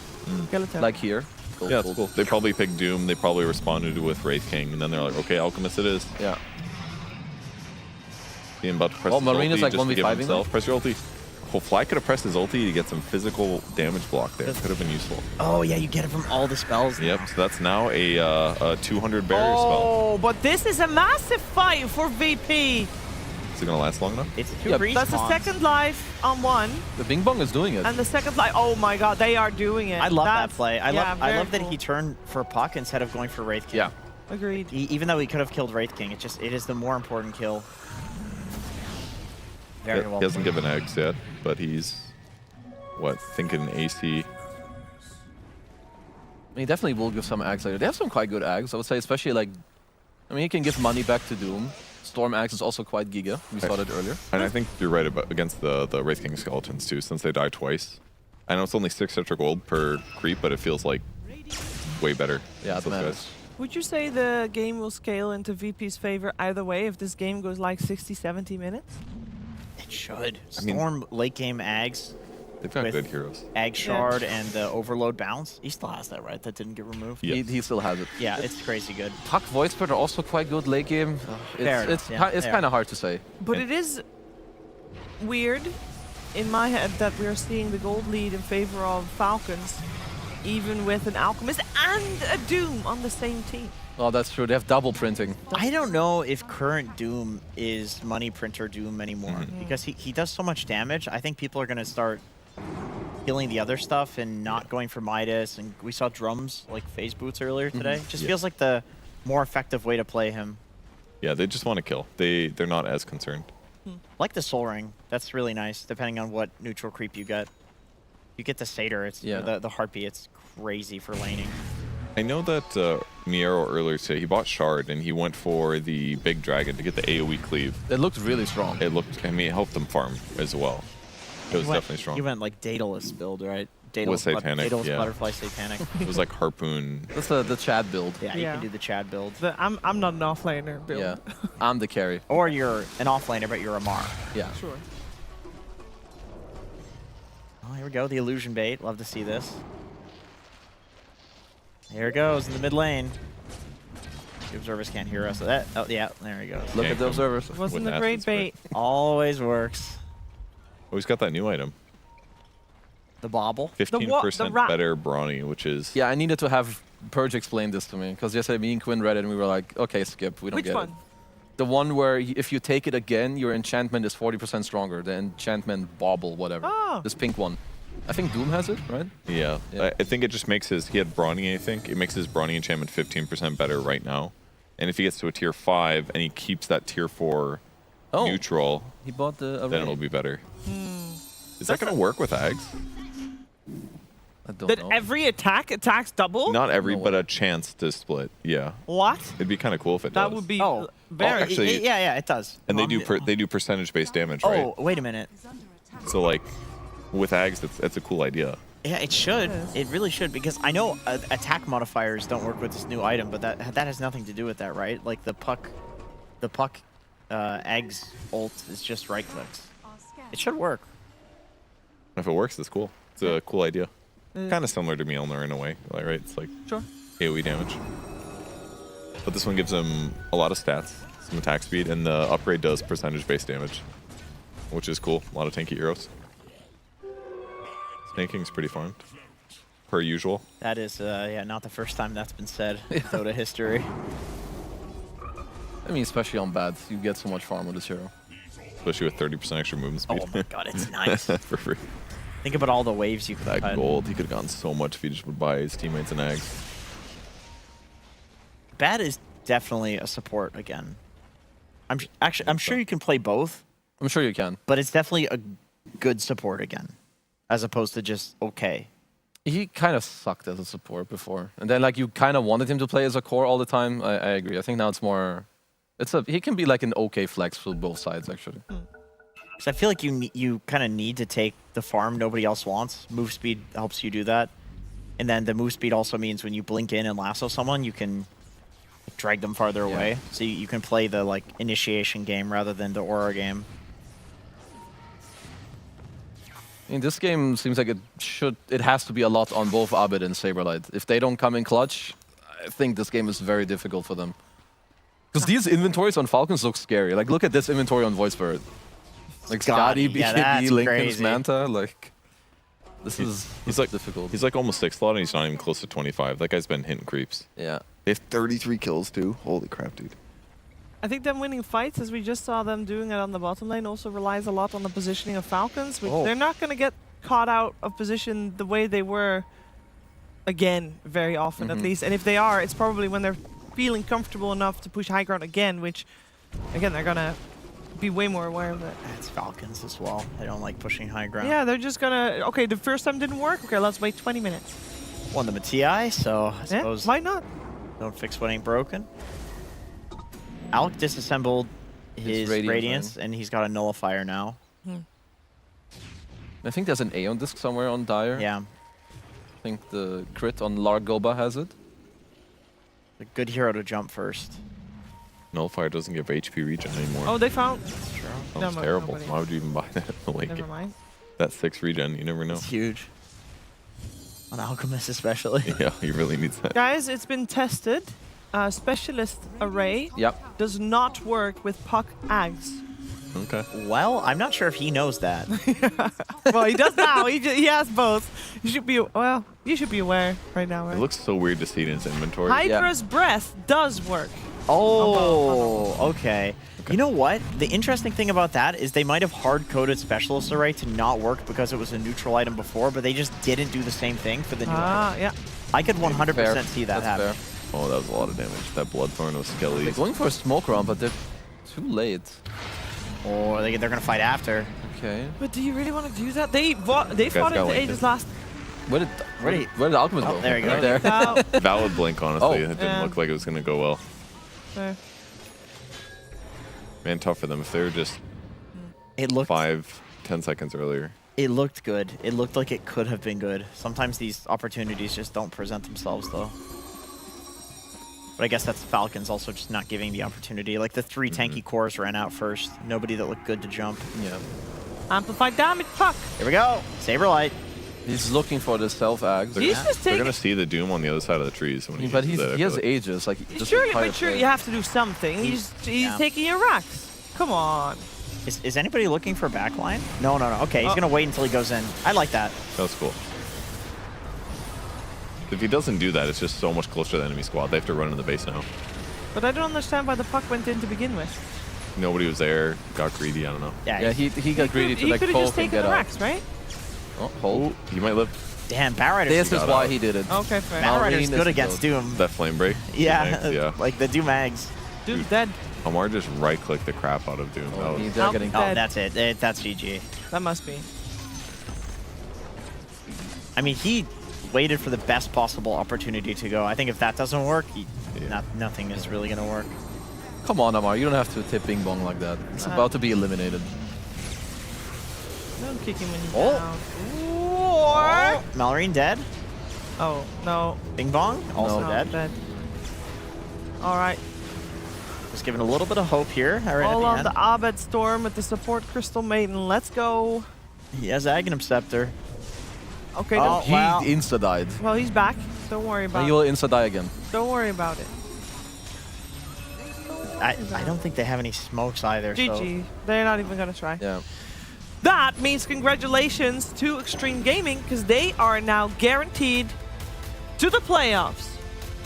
Yep, they did it. They I mean, did do it. It was until the very end, which I think is not that common. I think in the groups that literally every single game like still Yeah. decides what's going to happen. I feel a bit sad for some of the teams, you know, VP. Yeah. I mean, guess, okay, GamerLegion is still in, right? They're still Well, playing yeah, the they're in the tiebreaker. Yeah, they're still in the tiebreaker. We Okay, can They maybe, can still do it. Actually, you know what? I'm sure because I know Group A is done. We can look at the standings again for Group A and just, you know, wrap everything up with the group stages as it is now before tiebreakers. Because we do know who is advancing to the upper bracket. We know who is advancing to the lower bracket guaranteed in Mouse. 2 teams guaranteed eliminated. Perch, 3-way tie. What's your thoughts on this? Scary for GamerLegion. Is that what they're called? Yeah, the Legion. I wasn't sure. I think we talked about the standings earlier in the group stage, and the one that was surprising us was GamerLegion there. And if now we flip them with PARIVISION or BB, I'm not going to be super surprised. It's going to be tough for them. Yeah. Only one team gets out, and both of those teams have been looking better, and they have way more experience as players. GamerLegion is a DPC team. Basically, that's where a lot of them got started, so it's going to be tough for them to get out. I hope they can pull it out. Me too. Not because they're North American, I promise. It's more so because PARIVISION, BetBoom, they've been here before. It's nothing special for them. You can tell the GamerLegion, they're really nervous today. Coming into this, they're nervous. The emotions are there, and I just would love to see a team have a series like they had today and then bounce back from it and actually win the tiebreakers. That's just such a good story. It's so human, you know? Yeah. It would be very good for them to do that mentally. But at the same time, as Perch says, both PARIVISION and BetBoom have played in tournaments where a patch dropped midway and they were able to do good. Yeah, they have no problems with this. They've been here before. There's no nerves. And at this point, that's a big factor. Yeah, I mean, it is day 1 of a new patch, so I just hope that they can try to put like the feelings aside, because everyone is in the same boat. No one knows what's really good, so you know everyone's gonna try to play like the new heroes, or maybe you looked at the Leshrac or the DK with a different build. So you know, just let your playing do the talking and let that decide things. You know, not the emotions or how you feel, which can be difficult sometimes. But I have faith in them. I think BetBoom looked pretty good this morning. They did. I think that out of the 3, that's the one I think is most likely to make it out. But to be honest, any one of the 3 can make a run for it. Let's take a look at Group B. Because Group B has no ties. We are all sold out. So we got Aurora and Spirit in the upper bracket. We got Falcons and Xtreme in the lower bracket. And we got VP Pain, OG, and Enigma Galaxy all out. This is probably the expected result, maybe barring some of the placements in the lower side of things. Like I think maybe OG and VP could be swapped, but in terms of recent performance and team strength, I would say all of this makes sense. And an 11-3 Spirit versus a 13-1 Aurora, this placement to me means almost nothing going forward. Spirit is the type of team that gets like second or third in the groups and then just like decimates through the playoffs. So even though Aurora's looking incredibly good, I think Falcons and Spirit are both teams to 100% look out for in the playoffs. Team Spirit is definitely a team that will ramp up, whereas Aurora might already be at their power level. Yeah, they're kind of stable. Yeah. I'm just happy for Aurora, right? Like coming in with like your actual roster, like to make it happen and go 13-1. Like it's not easy. They dropped like one game. They played really well, but yeah, the rest, Xtreme. I think they bounced back. I wasn't too sure if they were gonna make it out of the groups, but obviously they did. Their drafting was so good, though. I loved how they opened with Lesh, who everyone was like, oh, who knows what's going to happen here. And then their second phase was like perfect heroes to make the Lesh look good. It was stunning heroes. And I was worried about Mars plus Phoenix in the last game, and OG banned the Phoenix. It should have been the Mars in hindsight. Yeah. Because every time that they got a good stun, it was like, okay, here comes Tusk to chain stun. Here comes the, who's the other stunner? The carry. I can't remember. Whatever Almay was Beast, playing. DK. Yeah, Beast. They just had so many stuns. It was like one stun catch. Plus and Lesh. instantly And Leshrac is crazy damage and stun follow-up and saves behind it. And with all the new items too, it seems like they have a very good read on the new patch. Yeah. Partly because of not sleeping and just studying all night. But their That's read, the meta. that's the meta. Their read looks to be currently the best. It was the meta for this morning. I mean, there's been also a bunch of, there was some time in between. Playing that first series probably was a lot of adrenaline from the new patch. Now, maybe it's, gone down, so let's see if they can keep that energy up. There are tiebreakers coming your way. They'll be on this stream. Of course, tomorrow is already the first day of playoffs, even though that won't yet be in front of a crowd. That will happen on Friday. But we are going to take a break. I'm not yet sure how long. Please hold. Hold for the break. We're holding. Okay. Well, I'm hyped. I'm no, hyped by you this. should be hyped. So we don't normally do this, but sometimes one of the talent just really, really, really wants to talk to a specific player, like this case. Thank you so much. Yes, I am here with Crit, who has now made his way into the main event. So good to have you here, Crit.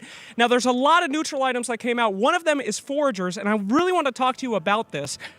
Did you know that actually drops a nut on the ground, which is really, really interesting to me because I did some testing, and it turns out that if you drop a nut to the ground, if you nut on the ground, you cannot let your allies pick that up. However, an enemy, let's say you're in a lane, you're against 33, Nutta, he scuttles over and he consumes what you nutted on the ground. He will rise up in strength, but you cannot nut to your allies and let them grow in strength. Now, I wanted to ask you if you think that this is not balanced. Like, let's say you go to the Tormentor, you and the boys show up for your allies. They've just been storing nuts this whole time, and they're just throwing them your way, right? 1, 2, 3, 4. And you're just consume. You're just gobbling up these nuts. Actually, you're a Largo player. You can lick runes now. You could actually lick your allies' nuts if they changed it. Do you think that there is a world where the balancing would be too unbalanced if you were just gobbling up your allies' nuts, or do you think that it should be how it is? I'm allergic to nuts. Okay, well, that's unfortunate. Well, I guess the mystery lasts another day. Thank you, Crit, for your time. Back to you. The torture was very real for that. Sort of clip. How can you do that? Other esports watchers are like, what the fuck is going on? What just happened? Then you gobble up. How do they allow this? How does a player put a... I was mostly impressed that Crick could get a straight face the whole time through. Oh, he's a good... Slacks was so I'm so passionate red. about the nuts. You're gobbling up and licking your teammates. I don't even know how Slacks can do it. Like, I think a normal human breaks within 15 seconds off this skit. Yes. Like, Crit is a special flower, too. The fact he's got such a good deadpan. The Danish, man, they feel nothing. Holy shit. That was good. If you want to see Falcons in action, they are in the lower bracket, so you'll see them on Friday. And we are gonna, this time, take a break and come back to you with some top-tier tiebreakers, so stay tuned for more Dota 2.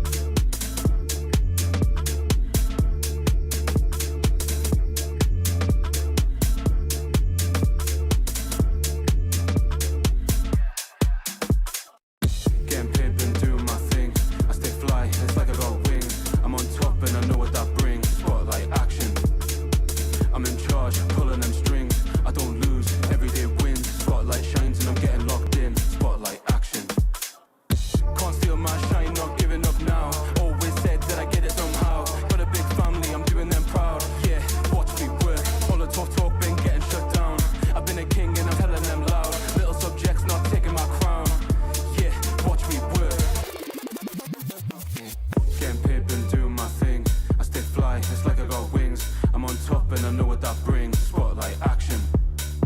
I'm in charge, pulling them strings. I don't lose, everyday wins. Spotlight shines and I'm getting locked in. Spotlight action. Getting to the top and I do it with force. Everyday fresh when I'm dripping in sauce. My destination, I'm staying on course. Yeah, right on track. They wanna test me, I've been through wars. Never boxed in, I've been breaking down walls. For my whole team, I've been opening doors. Run that back.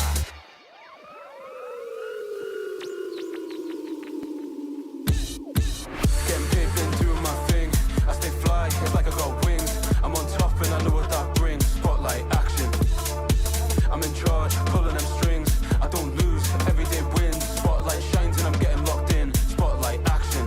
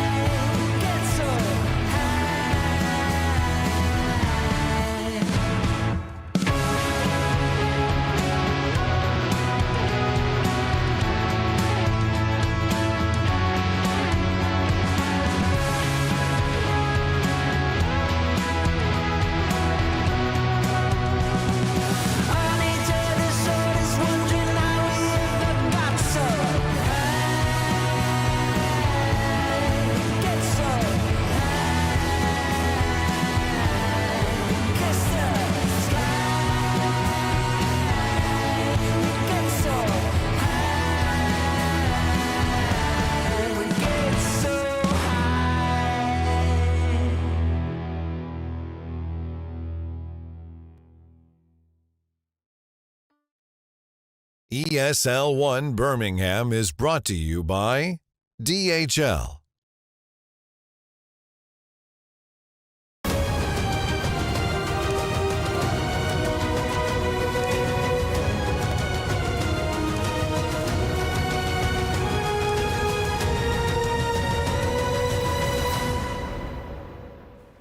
Welcome back, everyone, to the most exciting part of a group stage, the tiebreakers.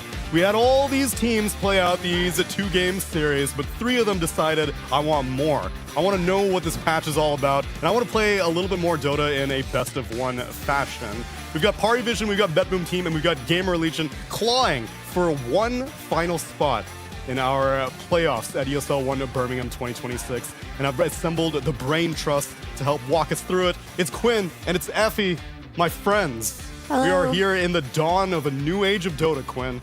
We are. I'm very excited. I think it's a great patch. I think, to be honest, I think a lot of people are pretty skeptical of new patches, me included. And I read this patch and I was genuinely really happy with a lot of the changes. I think it's a great direction. And I also think it's really cool from Valve to say specifically about facets that we think this is complicating the game in a way that we don't like. We feel like it's making it hard to balance, and so we're going to walk it back. I think that not only is a cool change for the now, but I think for the future, it's a good sign that Valve is willing to do that about something so big that I'm sure took a lot of work for them to then walk that back because I think it's better for the game. I think that is a very good sign for the future. I feel like so often there are these sunk cost fallacies with game developers where they're like, we put in all these resources into it, we're gonna milk it until we literally cannot anymore. Whereas I guess Facets only existed for a year and a half. When did they even come out? 2020? I think Yeah. almost 2 years now, because it was 2024, and I believe it was like the second Dream League of 2024. So Copenhagen TI and Hamburg TI both had Facets. Oh, both TIs had facets, for sure. Both TIs had, but I think it's definitely under 2 years. Okay. I'm trying to think of Regardless, anyway, they've been around for a while, and like honestly, when I read that line, I kind of burst out laughing. I was like, "What?" Yeah, same. It's very funny. It's the first thing that pops into your face when you open the patch notes. But I shared the sentiment that you had, Quinn, which is like, I read the patch, I quite liked it. Like normally when I read a Dota patch, I have multiple complaints. And I don't feel that excited, and it takes me a while to get into it. I'm like an old dog, you know, I hate all the new tricks. But this one I was kind of smiling throughout, and I really like that they made everything balanced. Like only a few heroes really got neutered. It felt like most things are playable, and that's when Dota patches are good.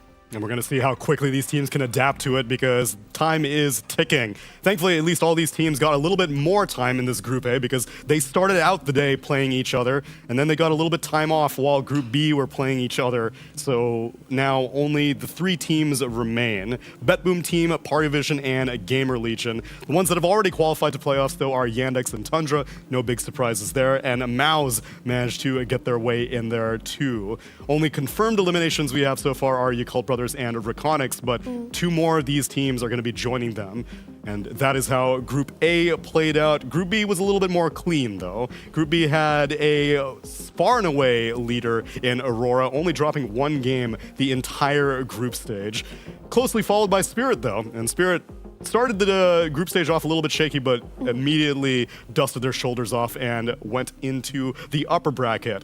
Behind them is Falcons and Xtreme making their way through the lower bracket, and the eliminations, VP, Pain, OG, and Enigma.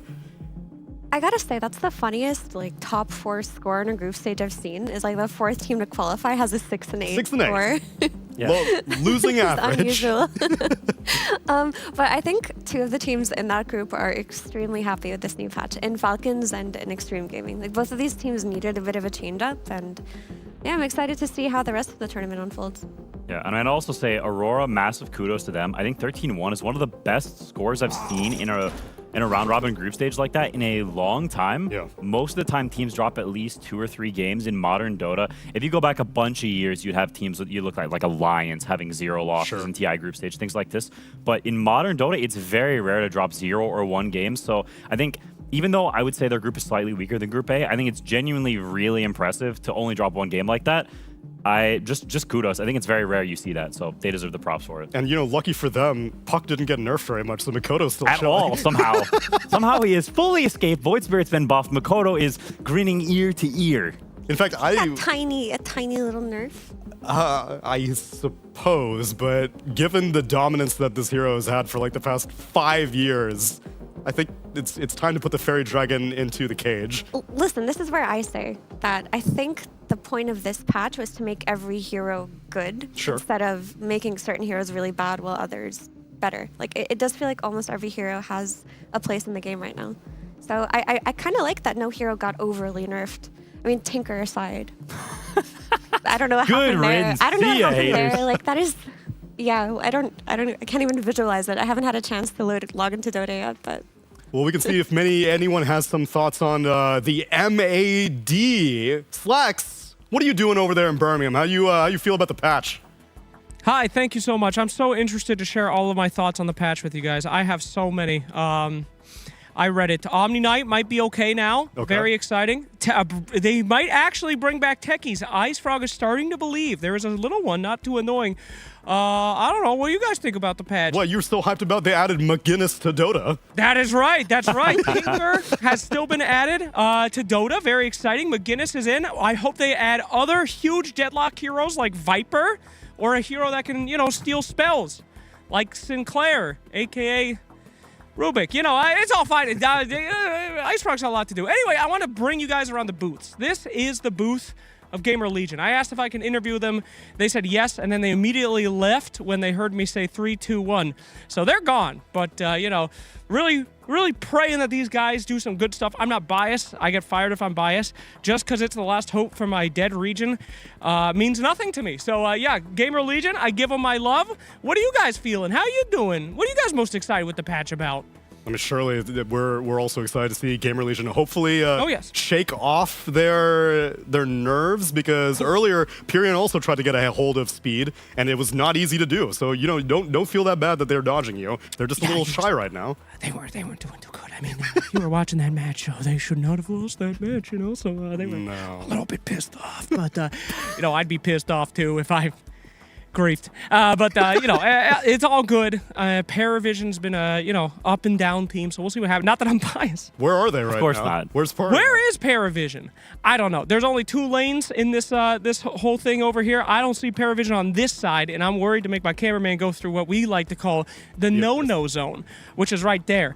You don't want to cross into that. You might not come out. It's like a backroom situation, so nobody go in the no-no zone. Don't? I told you about not. It calls to you, but you don't want to go in there.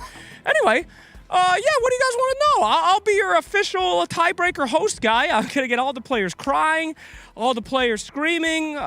Will you describe nuts in a large, long-form monologue again to other players? I think that's sexual harassment. I'm not sure that you can ask me that on camera. Harassment Ford? Harassment Ford. No, I think we got the nut conversation fully with Crit. Thank you so much. I was very interested in if Largo should be able to... What do you guys think? Should Largo be able to lick his teammates' nuts and consume them, or... I think so. Why not, right? It's 2026. Well, it is weird. Did you guys hear about the earlier interaction with Chen and the Lotus Orb? Did you hear about that? I didn't. No. Bros.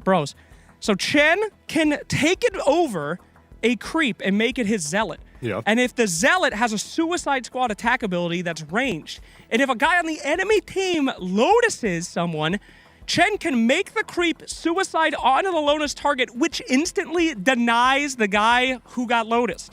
Gracious. So picture this. You get a team. Shadow Shaman, Lion, Doom, Chen, Bane. Okay? You go in. You get the entire enemy team to buy Lotus Orbs. You don't ban Largo, so the Lotuses last longer. You go Blink Chen, get the Ags, and as soon as the enemy AM, is fully farmed, Blink, hope that someone Lotuses him, insta-kill him.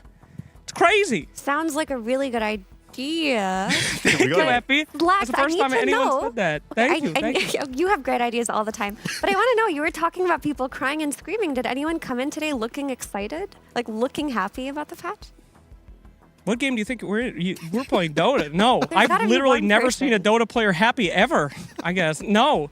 I interviewed the winning team of TI Falcons, and ATF just stared at me. He was completely deadpan. I do remember that. I don't know a goddamn person that's ever happy. Oh, Whitemon was laughing. That's a new one. Never seen that before. He laughed. He laughed. Yeah. No, I am being sarcastic. I think a lot of teams are actually super excited, but there's a lot on the line, guys. It is elimination day. It is funeral day. So people are pretty serious. I tried to talk to my friend, the Moral Faith here, and he actually slapped me. He said, away with you. So Mr. it was Faith? very sad. Mr. Faith gave me a hearty slap. Oh, my God. One of them's coming in the booth right now. That's messed up. Oh my God! Here, he's Dude, Bignum clutching wants his to talk heart. to you. He's Bignum's clutching so his jazzed. heart. He's so nervous.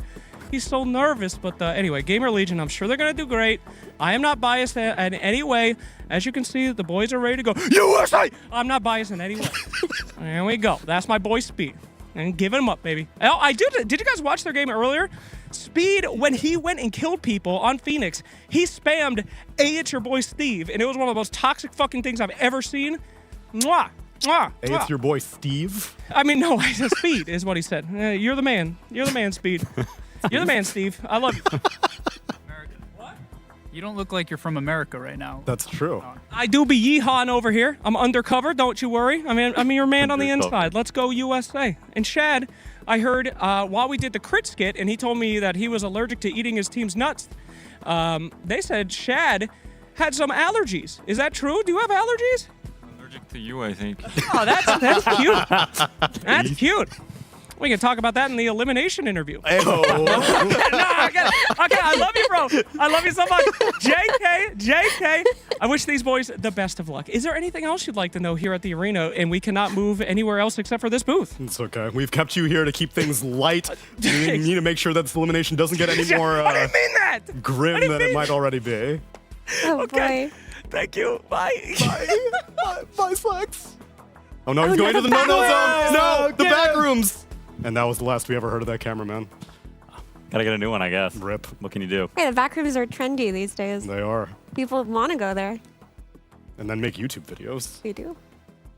We're here to eliminate teams. 2 of them. 1 of them moves forward. The winner, the best of them. And now we get to figure out between GamerLegion and PARIVISION, who is going to be superior between these 2. The way this tiebreaker is going to work is the winner of this first series is going on to play BetBoom team in that was a great shot of Speed. Wow. Oh, we even get BetBoom team. The whole gang's here. But yes, so we're starting things off with GamerLegion. Oh my God, we even have a graphic. Holy. This is sick.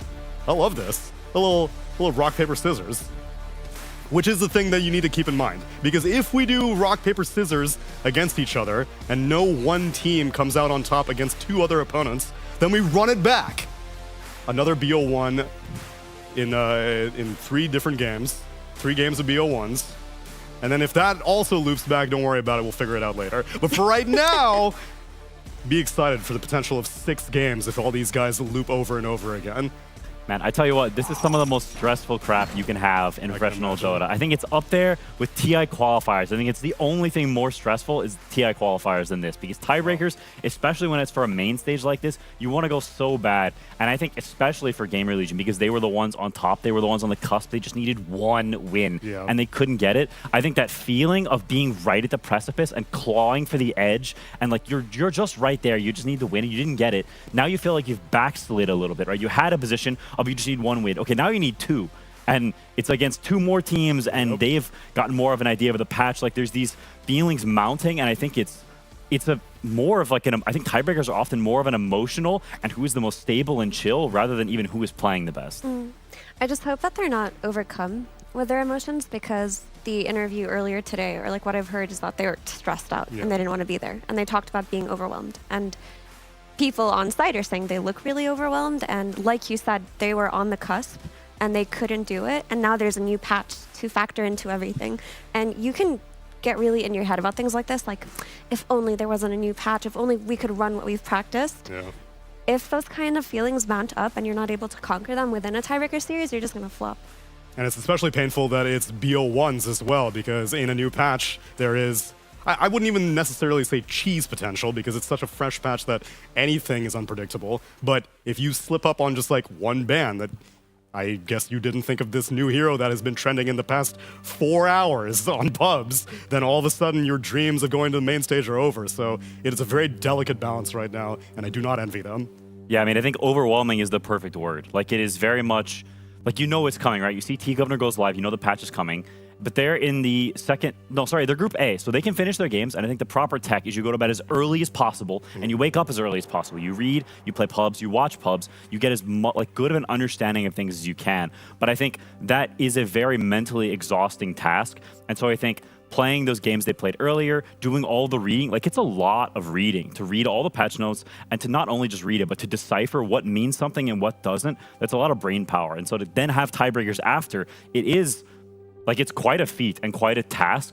And so I think it really separates, you know, the wheat from the chaff on who can steel themselves and get it together and say, yo, okay, we're exhausted, but they are too. So let's just put on our game face and try our best, even though we want to go to sleep right now. Which is why, comparatively, I would inherently give the advantage to BetBoom team and PARIVISION just based off of the fact that they have been put in these high-pressure situations more often, whereas GamerLegion, they're showing up to TIs, and now they're showing up in these incredibly high-pressure situations of a tiebreaker. There is not much time to learn, even like your new carry player, how much time that they had to interact with Chad in the first place, and now they all have to get along and make sure they can harness each other's energy whenever your tournament lives are on the line. Yeah, I would agree with that sentiment, that I would probably give the advantage here to BetBoom team and PARIVISION for being in these situations before. But also just based on what I've heard of like their anxiety levels, like people were talking about how stressed they seem to be. And yeah, that's very normal in a situation like this, but I didn't hear about the same levels of stress coming from PARIVISION or BetBoom. No, it seems like they are a little bit more cool, calm, and collected right now. But if they did have time to look at some heroes, Quinn, what would you have kept your eye on over these past 4 hours? Well, I think these past series are honestly kind of fascinating because I saw 3 heroes that seem to be pretty key heroes in the 2 series. And on PARIVISION's side, they have really prioritized this Nature's Prophet. They first picked it one game and banned it the other game. Weaver, they picked it both games, and Batrider, they did not pick or ban, so they fully ignored this hero. They don't care about it. And on GamerLegion's side, they fully ignored Nature's Prophet and Weaver. It was not contested at all in either series, and they first picked that once and banned it once. So I think this is a patch where I think a lot of times when a patch comes out, it's very clear. This is good, that's good, this stuff is bad, and it's kind of binary. This might be the single least binary patch I've seen in a long time. I don't think anybody has a clear idea of what's going on. The first phase bans are different every game. The picks are different every game. I have no clue what they will pick or ban, and I think that's awesome. And I also think it favors a team like PARIVISION because they are creative by nature. This 9-class guy playing weird garbage is like his dream. Yeah, I fully agree with that. I mean, not just creativity, but during moments like this where it seems like it's a patch where everything is quite playable and you don't know what your opponents are going to bust out, that's when you go back to basics and it's just about outplaying, right? It's about individual skill. It's about pressing your buttons better. It's about laning better. Like, these fundamentals will get you through the earlier stages of a patch more than having good ideas. And I think when it comes to fundamentals, like, PARIVISION and BetBoom, they have like some of the highest MMR players in the entire tournament. Yeah, I mean, I tell you, when you play against a Satanic guy, you can just feel how good his button clicking is. It's absurd. I remember playing some tournaments against him, and he knows I'm coming from some certain angle, and he mantas and like baits a little with an illusion, and you get close, and he pikes you away, and he fogs behind a tree. It's just like all these little things. And I think, you know, the real question is you need to focus on yourself. You need to understand that, yeah, there's a lot of pressure. But at the end of the day, you're just playing a Dota game, and I think the most important thing when the pressure is high is you don't worry about too big picture stuff. You don't worry about trying to help your teammates too much. Even though that may seem counterintuitive, I think the best thing you can do for your team is to focus on yourself, to be strong and to have good vibes, to have confident energy. I think that's something that's often overlooked is the vibes you're putting out. That stuff is very contagious, how you feel, if someone feels unconfident or not. And to help your teammates, the best thing you can do is to feel confident yourself, to steel yourself, and people will feel that energy and they will resonate with that and do better themselves. It's an aura. It is. It radiates them out, and hopefully GamerLegion, I saw some smiles in that huddle. Let's hope that they can keep that energy as we get into game number 1 of our tiebreaker, and I will reiterate, yes, it is going to be 3 best of 1s. If they all tie each other, or if Team A beats Team B, and then Team B beats Team C, and Team C beats Team A, then we run it back. But if any one team can beat 2 of their opponents, and that means that we're done, and they get to move on to the playoffs of Birmingham 2026. Whew. Bans are interesting. The Kez first phase ban is pure GamerLegion respect. They played it one game earlier today, and RCY kind of was owning on it. It's a hero that got slight nerfs in the patch, so I'm a bit surprised they prioritized it, but he was cooking at some crazy build. He had like Blink BKB and was kind of owning. The other stuff is somewhat more standard. Doom got Giga buffed. Lifestealer got Giga buffed. Also true. So these ones make a little more sense. The Tree Protector is a bit surprising though, because I feel like that hero isn't that strong, but maybe they still respect its laning presence and they just don't want to lose lane. Like we did talk about how important fundamentals are on the first day of a patch. Yeah, I think there may also a little bit of like residual patch fear. Like sort of the same thing with this Bat Rider. Like PARIVISION, they ignored it in their prior series. So the fact that GamerLegion bans it along with the tree is a little weird to me. I feel like these are somewhat misfires, I'd say. Like if I look at that last series, I see they picked Weaver late and then they picked Weaver a little earlier. To me, that says, okay, this team thinks Weaver's really strong. I'm considering first phase banning Weaver because you're looking at the progression of how fast they're upping things up, I think especially in a new patch, because oftentimes people will try to play it cool and chill at the beginning. Like, oh, yeah, this hero's not that good, even though they think it's better than it is. Because when you start first picking stuff, then it starts getting first phase banned. And so I think reading that progression of the heroes is something they potentially could have done. Yeah, I mean, it makes more sense now that this DK comes out, right? Even if PARIVISION didn't touch Bat Rider, it's something you're going to think about the second a DK shows up. Yeah, that is true. And DK is very good against Weaver.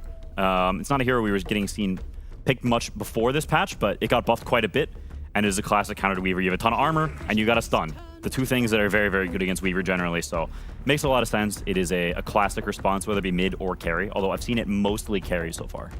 It's just funny to see the evolution plus the evolution of Dragon Knight over the years. It's like, oh, we're going to do this. Never mind, we're going to switch it back. Never mind, we're going to do this. And I do think he's in a good place right now, but they did change Dragon Tail, right? There's no bonus cast range from Dragon Tailing when you're in Dragon form. Now it's always the same, plus 25 AoE, was it? Yeah. The AoE scales with when you level it or something. Or it scales, maybe it scales with the E. It scales with something. There's something that scales the AoE up to 125, I think. Yeah. So I guess the point of that was just to say that it might be harder to catch a Weaver because your Dragon Tail is going to start off much lower.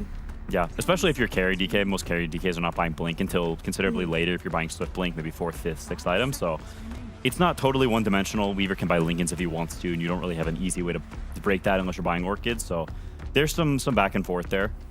I don't want to get ahead of myself, but Slork got some slight buffs. He did. And so if 9 class has been looking for an excuse to bust it out again, is that something that GamerLegion should keep in the back of their head? I mean, it's something you always have to think about when it comes to 9 class, but it does feel like it got buffed as a carry with the saltwater ship more than anything. Yeah, I mean, he didn't prioritize it at all in the first 2 games. And to me, I feel like there's a lot of reading that goes on. Like, I think you soul read this guy and you say, okay, if he didn't pick it the first 2 games, he's probably not itching to play it that much, or he would have picked it already. Fair. And so I think you read that and you say he doesn't really care about it. Even if it's good, who knows? But oftentimes in a new patch, you're not thinking about what's good. You're thinking about what do they want. Yeah. Even more so than whenever a patch has been dragged out more.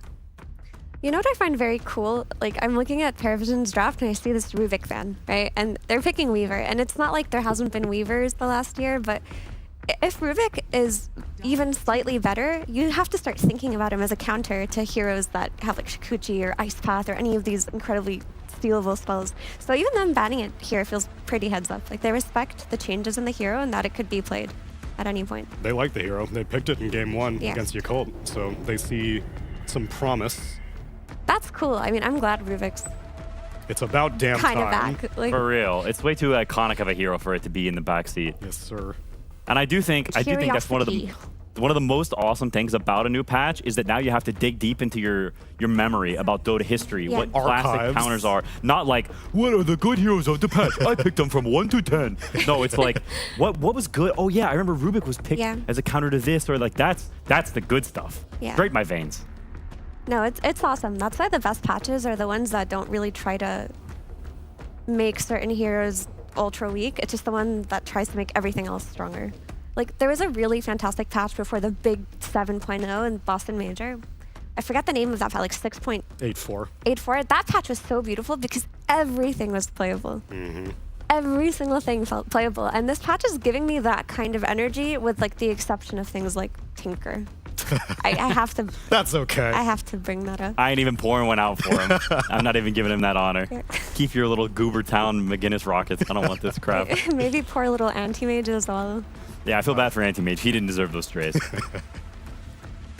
If you need to go back into the Rolodex, then it's a good person to have Puppy on your team because he has a wealth of archived Dota knowledge. It's true. Having older school players does matter for this stuff. Although I don't know if this is particularly like a deep pull. I do think Void Spirit is a hero that's good in stressful matches because the hero is hard to kill and he plays like a skirmishy style. And I think skirmishing and being able to go in and out is like, there are a couple styles I think that are strong in high pressure games, but I think that is one of them because as the game goes late, you can play chill. You can play the fights freely, and that is a very nice way to play the game. You don't need to all commit and jump perfectly. You don't want this high execution stuff. You want it to be vibey and chill, and Void Spirit very much fits that category. And so, like, for this high tension match, I like it. Yeah. It also just is a nuisance to play against these like spirit type heroes in your Phoenix because like they force your dive too early, they force your egg too early. It feels very uncomfortable. But speaking of old school counters and having to remember the Dota archives, like they just go back to Snap versus Phoenix. Let's just kill the egg. Snap versus Phoenix, True Sight versus Weaver. We got Slardar also picked up for GamerLegion. Snap's an interesting one because I read her changes and I thought, okay, they're just making her play on her point blank scatter blast again, but it does feel like when she was getting picked because she was able to do the full bore facet and hit from a distance and keep herself out of danger. So I don't necessarily think she's stronger. Yeah, I wasn't super happy when I read her changes personally. I did not see what her win rate changed, and I don't remember specifically what other stuff happened. Yeah, she is not full bore anymore. She's the close range one. They took away the weird innate that makes you do half the damage sometimes and more damage to other attacks or whatever. Strangest innate ever. Random innate. And they gave her something else. I don't remember what it was. So maybe that helped her to not have this randomness, to be a little more consistent with your damage. I'm not exactly sure. Give her boomstick. Okay, so you're just being close to people is Her good. win rate didn't change, just minus 0.17%. Then that is a hero that most certainly did lose win rate, though. He lost his second chakram, and they pretty much gave nothing in return. So he lost both facets and got nothing. Honestly, this to me is one of those things that, sure, Timbersaw may be good against Dragon Knight in theory, but Timbersaw got significantly buffed, or sorry, nerfed, and DK got significantly buffed. Yeah. And so this one I call cap on a little bit, in that I think you can't fully ignore the power level changes when a patch happens. So you think it's a bad Timber pick? I kind of do. I also feel like I don't even think it will beat DK Phoenix in lane necessarily. Like DK has very high HP regen, which is pretty good against Timber because even if you're zapping him, then he heals up more because his HP is lower and you get more value out of the HP regen. So DK is like, I don't know, paradoxically actually decent against Timbersaw in lane because he has such high HP regen, even though he's a strength hero. I guess we'll just have to see how it unfolds, if there is merit to picking this. I just want to backtrack a little bit to this map. I know we already talked about it, but like, the reason I didn't like her changes is because they gave her this innate that like buffs up her spells when she's really point blank range to them. But her ulti is done from a distance, so it just feels like very inherently not synergistic. Like, I think she's one of the heroes that got a lazy patch. You know, she's one of the lazy heroes, is what it felt like to me, because her innate really doesn't synergize with her ultimate at all. Maybe there's some idea about Blink Dagger, and you like use ulti, and then you blink in and cast your spells after, or something like this, like a hero that plays at multiple ranges. I'm not exactly sure what their idea was. So far, though, that's PARIVISION's only real team fighter, so they're going to have to lean on her quite a bit. And Pari are also expecting that this DK might not necessarily be a carry. It might be mid, as they ban out an Ursa. Yeah, that is interesting. I mean, it would be a pretty solid Ursa game, so it's a fair ban. And I can see DK just being mid again because his Fire Blast got such high range to it, and he gets his Poison Dragon level 1, and then later on he can do more damage with the other dragon forms. He can take towers. I do feel like his flex potential is back more so than just this is your carry, you know. Although then you'd move the Slardar, because I'm assuming this is a mid Slardar to counter mid Void Spirit. Or I think it could be both. I think Slardar is also pretty good against Weaver in lane because you have the high armor, the high regen. Sure. And you can also like space him. If he presses Shikuchi, you can kite back with the sprint and kill the bug if he bugs you. Like, I think it's generally a pretty good matchup against Weaver. in the lane as well. So I think it could be either one. I think anything could go anywhere. I mean, DK's not off lane, but sure.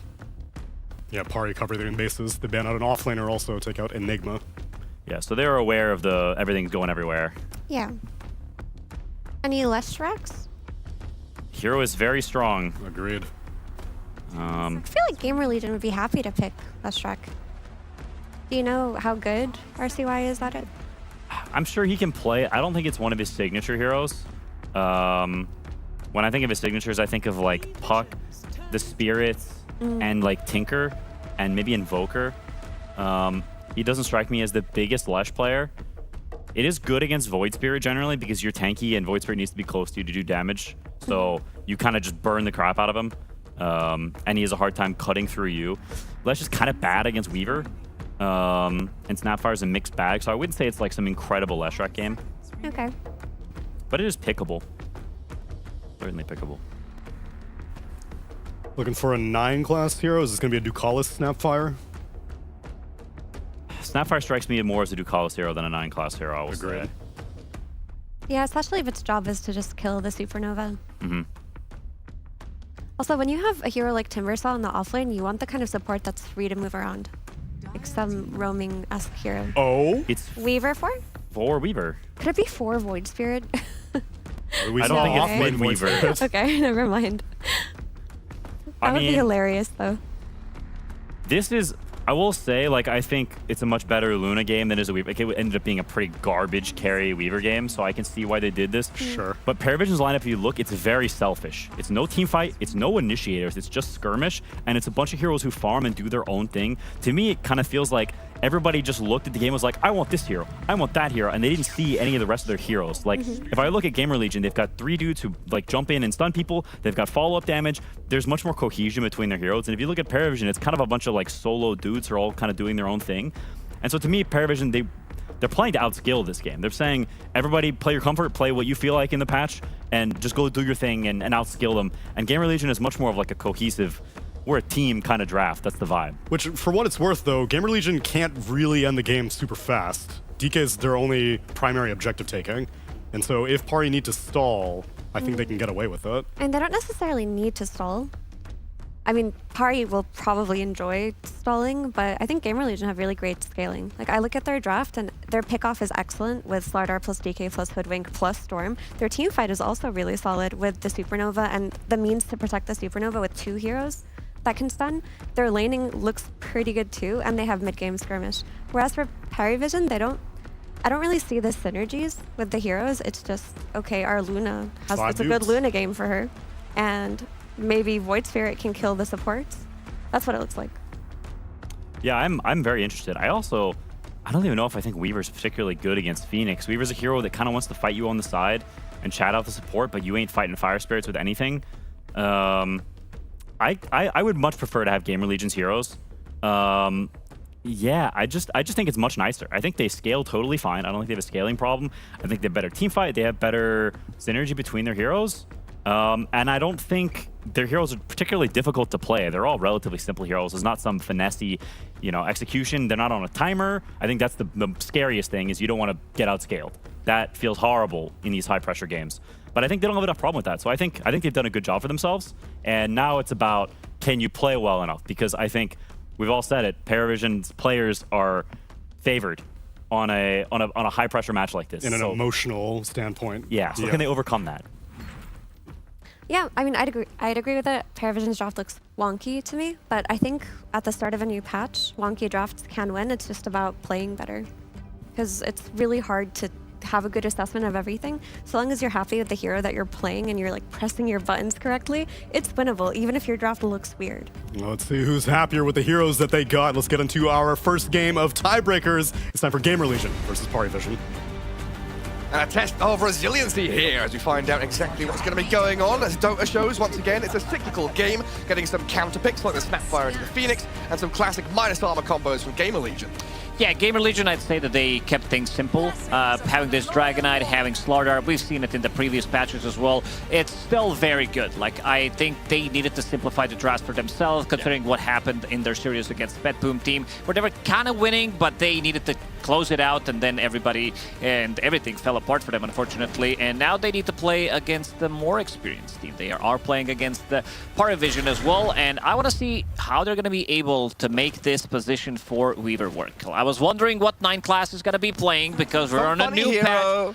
I think they also wanted to shift this Weaver to position 4 because they had a couple of bad matchups. It's a hero that can't really square up against Dragonite. You're also playing into Slardar, so quite of a difficult matchup, and ended up having Luna overall as their last pick.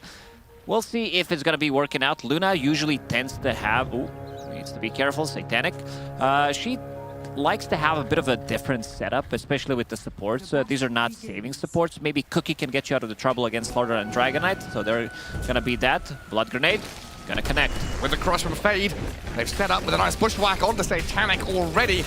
But first blood is there onto the Phoenix as they trade out for Satanic. Another cross comes out. 9 class trying to deal with Big Num. Ducalis unloading the old boomstick into the Hoodwink. Roadkill hits the deck, and already 2 for 2 to start things off.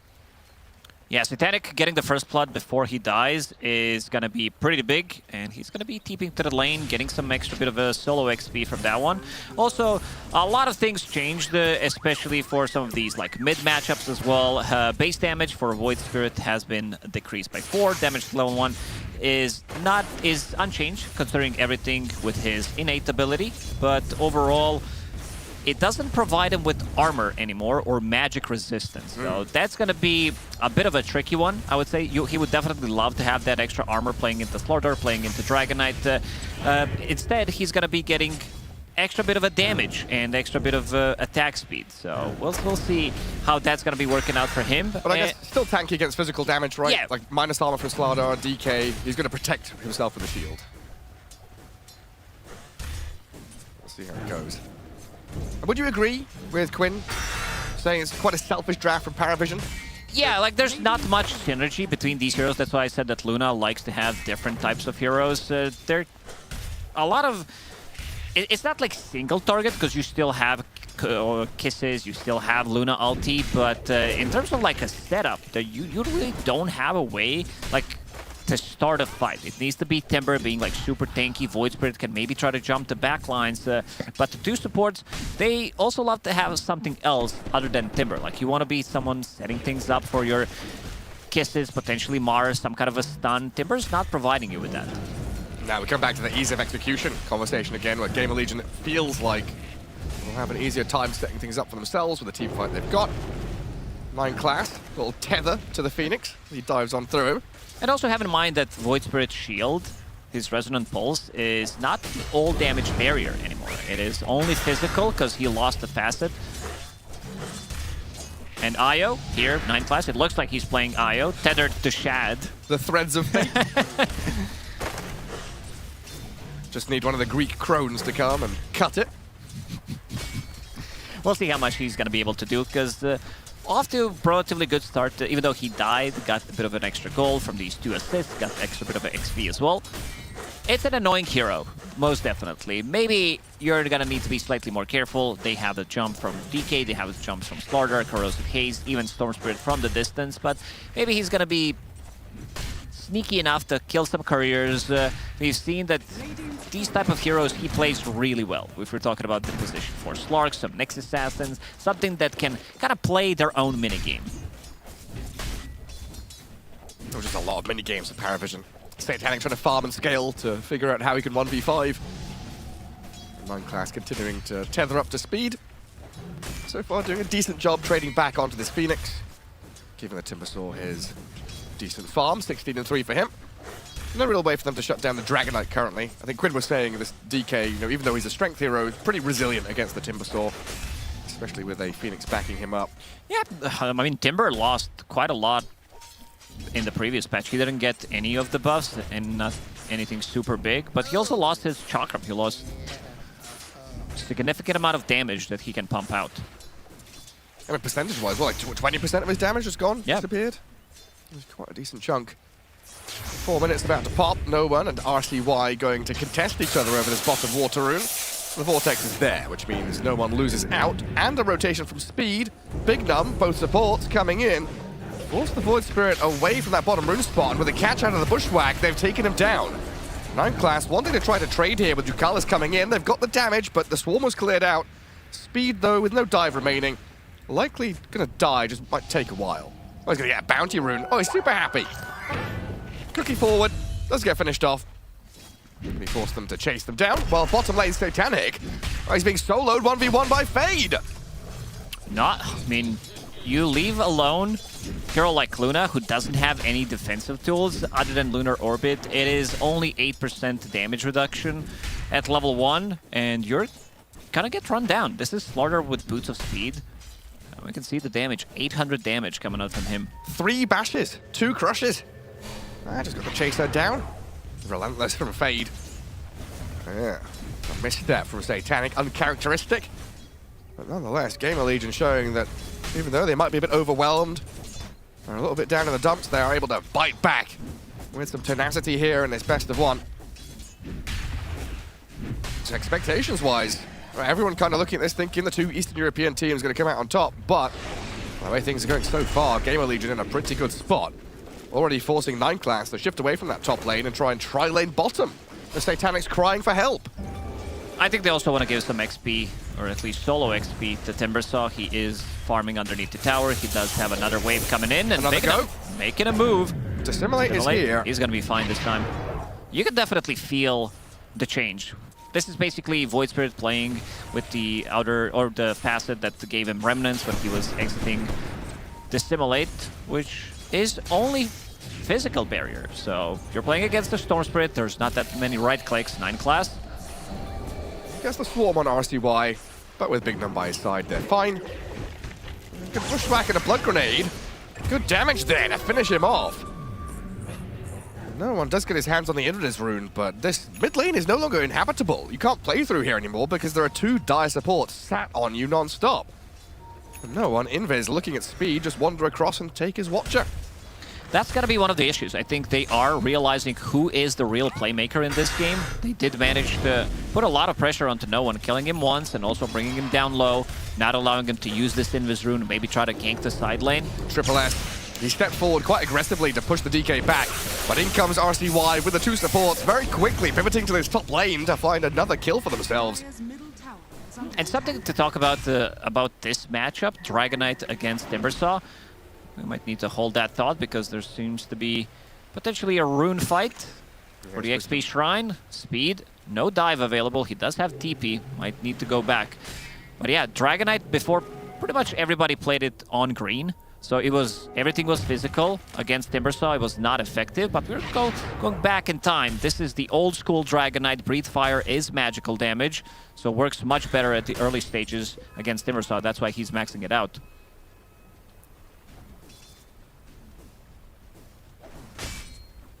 And also, finally, they changed the Breathe Fire so that it's not 30% at every single level, so you would see people just getting 1 point in it. So you see some kind of a scaling. Ame in the previous game didn't even put points in it for a very long time. Bushwhack?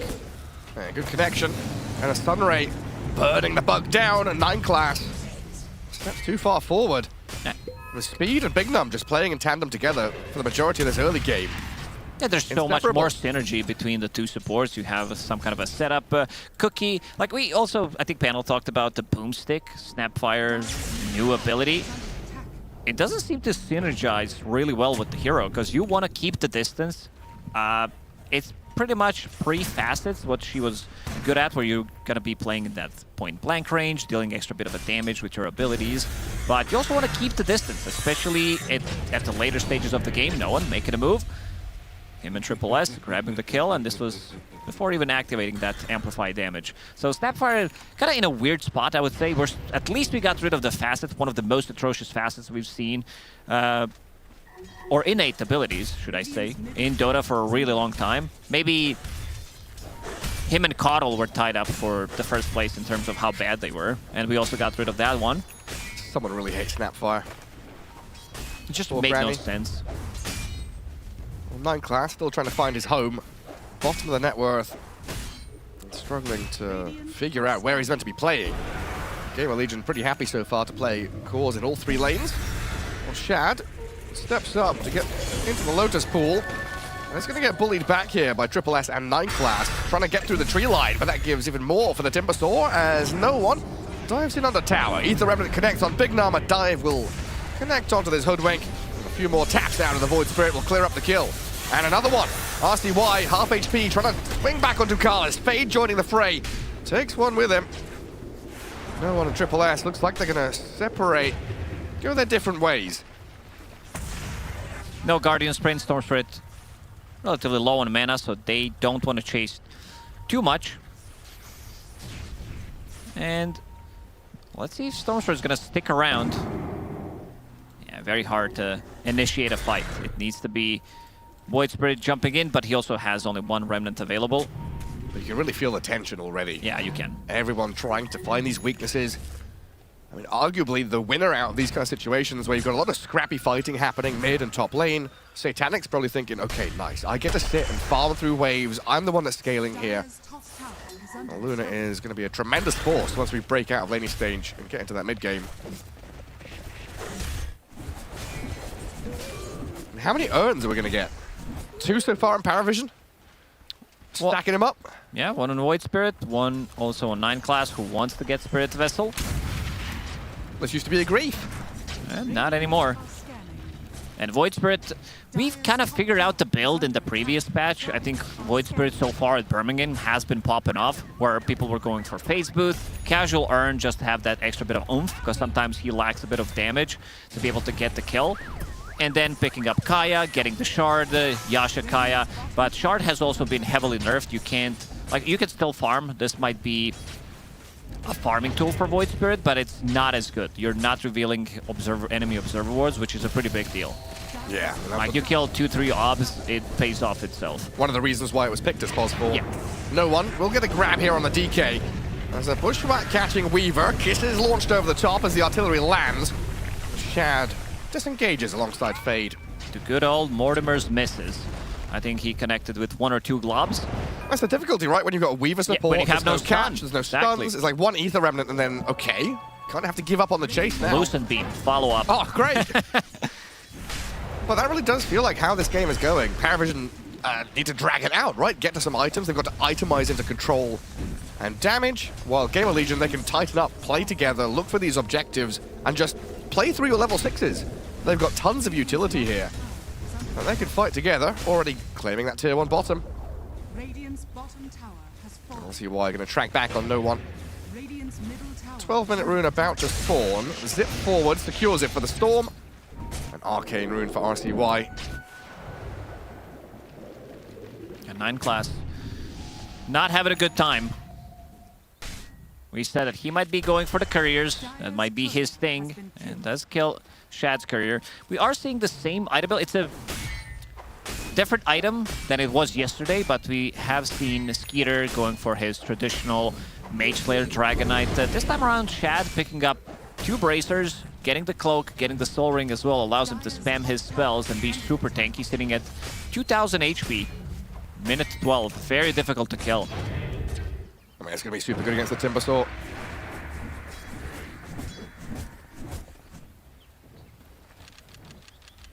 Time for Luna to sit in jungle, which means Ducalis is on stacking duty. Already making sure he dewards the Ancients area.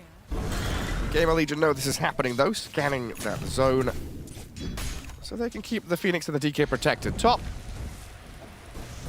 Well, Fade continues to play through that kind of dead lane bottom. You know, rather isolated there. He's covered by Radiant Vision, but he's comfortable with the information GamerLegion has, especially when they're connecting with him. Storm and Hoodwink smoked. Maybe aiming to get in on top of 9 Class, who does have that Corrosive Haze on him. A zip in from the Storm. He's still level 5. Bushwhack, tons of damage. Blast the Weaver down. And a dust for good measure. Making sure that they die. Yeah. Some small stacks cleared out by Parry. And a very slow one from them so far. I mean, do you think the nerves start to kick in now? Potentially. maybe I wanted to see something different from a Timber. I feel like they need some kind of a catch. Like Road of Atos would be such a great pickup on someone. RCY thinking about maybe going in, still holding on to that Arcane Rune. Nice Fade. Forcing the ulti. Showing that Blink Dagger off. Not netting them a kill this time though. There will be an RCY haste yet again, getting his hands on the active rune. So 9 class on defensive duty on that mid tier 1. The rest of PARIVISION heading top. Shad is pretty tanky with a cloak and double bracer, but he doesn't have the full Mage Slayer here yet. And he is surrounded on all sides. A lot of damage comes his way. GamerLegion still trying to play through that bottom jungle. They want to push that tier 1, which is pretty low there, but PARIVISION stepping first. Be able to open up that top part of the map. And we talked about the itemization, what was very good on Void Spirit in the previous patch, and no one shifting things up. This is basically the old school Void Spirit build where you are rushing Aghanim Scepter, playing like supports hate to play against it, and you're also playing against Storm Spirit matchups, but having the double silence is going to be super viable. Shad going to body the tower. As we watch Roshan go to his next home. No one pokes in on him. That's a lot of damage, suddenly blasting Shad to 10% health. No one with another step forward gets onto the DK again, and they've actually brought him down. Egg in the river. Sharpshooter coming, but the little Shredder destroys it. Fade. A nice two-man crush. Blinks in and catches Ducalis, but no one's tanked through it, and now with the Luna coming in, the Eclipse will land onto Fade. The Slaughter tethered up to the Weaver. Jump from RCY, wanting revenge. Can't find 9 class though, and low HP Storm gets to low ground, but no one's on his tail. Urn placed. Roshan to die. Not happening. Not enough. Shad, he thinks he's tanky enough, but he really isn't. He's just getting blown up. Like Mortimer's Kisses, Stormspirit kind of forced to use half of his mana pool to jump in, find Snapfire in the back lines, and find Snapfire to just stop the Kisses from going off. The Essence Distiller on the Weaver. Basically giving track the Urn upgrade. Gives all that vision over a target so you can keep chasing them down, which is what PARIVISION are pretty good at. Yeah, and you also share the vision, and we're going to see that again. So let's see Storm already down to half HP. Shad is going to drop, and then Slaughter goes in, lands a really nice stun, and they were not on the same page. Like, they needed that stun to connect when they were trying to kill off that egg. And Satanic still has ulti available, so a lot of that damage, it goes in. And at this point, it feels like they don't have enough. RCY as well, thinking of maybe he's going to be able to get something done. And then he gets tracked. They do see him. Urn of Shadows. This item is going to be very interesting to see what they're going to be able to do with it. And back to the live, it seems like RCY died one more time, sitting at only 2 galvanized stacks. This is going to hurt him a lot. Yeah, I mean, that Void Spirit Aghanim Scepter already paying off big time. And that fight really showing there the wealth of experience and confidence that PARIVISION had to play together. And GamerLegion kind of cracking under the pressure. They've got the tools, but weren't able to execute in unison in that fight. Everything just came in piecemeal, one by one. Didn't get the combinations connecting. And that's PARIVISION buying themselves even more time, getting a 4K lead, and scaling on all these cores that are getting pretty nasty. Fade can't quite keep up with no one. Chase is over now. Yeah, and something we talked about is the synergy that we've seen in the previous patches as well. Dragon Knight plus Slardar. This time around, it is not a typical Dragon Knight build with Armlet, with Mask of Madness, so the scaling is not going to be there. Fade getting caught one more time. I mean, bottom active rune guarded by everybody out of parry. And a stun from the Lucent Beam. A double kill for Triple S. Another catch, another kill. And this GamerLegion get punished. Not sure this is the scaling that they need. This shard on Dragon Knight. If you look at the numbers, Fireball, it no longer has an Elder Dragon specific cast range. Damage per second has been increased to 85, but the duration has been decreased to 6 seconds. I don't know, it seems like so much to spend on such a little... Yeah, it's like 500 damage in AoE. They have a good amount of stuns to be able to pump out that damage. Yeah. But still, I feel like this build maybe needed to be something different. Sure, you are playing against Luna. She is a mixed damage. Mage Star is going to be fine. You're playing against Timber. Maybe it's just a timing thing. They want to try and coincide their items a little bit earlier on. Doesn't get the ulti off.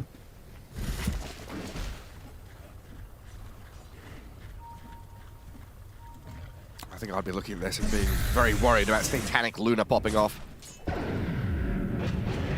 Already with a Mask of Madness Manta, 11,500 net worth. Miles ahead of everybody else. I mean, top 3 all green. Radiant Heroes have the big net worth advantage now, 6k at 20 minutes. Pretty substantial. And this is before they even attempt to go for a Tormentor or a Roshan. Radiant are scanning. Still excited to see what GamerLegion could do with this Blink Slardar. If you can pair up with a Supernova or a Storm Spirit, zipping onto someone. Of course, we've seen them kill the Weaver several times, but it's always a question of can they kill a core? That's about it. And Timbersaw, he also has Aghanim Scepter, Kaya already completed. Splint Mail, which is a better version of Chainmail now. It gives 7 armor. That's a new item. He's got a Greedy Occult Bracelet as well. Yeah. So super strong. I think we're going to be seeing a lot more of greedy enchantments as well. We started to see it by the end of the patch where Centaurs and all of these like off-laners, mid-laners that don't need to farm with their abilities. Margot as well in a couple of games taking the greedy enchantment, because you can still get the farm and no reason not to pick it up, especially if you had like worse choices. The smoke break, Command, Silent Storm. Oh, he's caught out, getting blown up, but zips away at half HP. Speed trying to dive away as Triple S gives chase onto the Phoenix. GamerLegion, they've split and disengaged successfully. He did not have the second Remnant ready. They're still going to be able to get the catch. Triple S.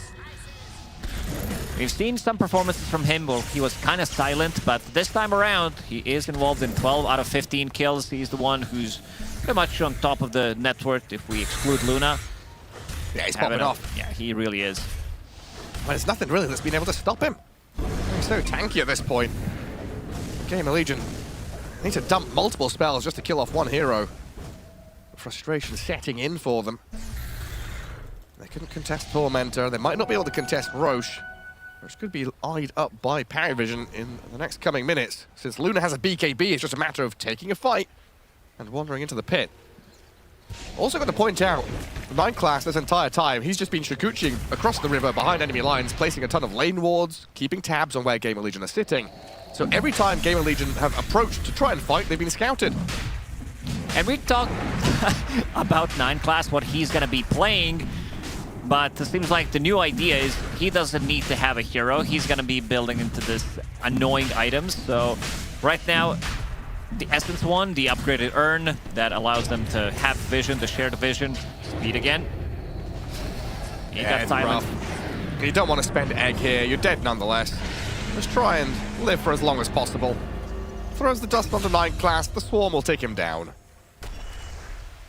Roshan gathered up with the Aegis handed over to Satanic. Even more of an advantage for PARIVISION now. We've also got Consecrated Wraps over on the Snapfire. Magic resist, attributes, health, and barrier. Weaver's building into the same item. It's quite a lot of protection, plus the Essence Ring, and then you also have Medallion of Courage.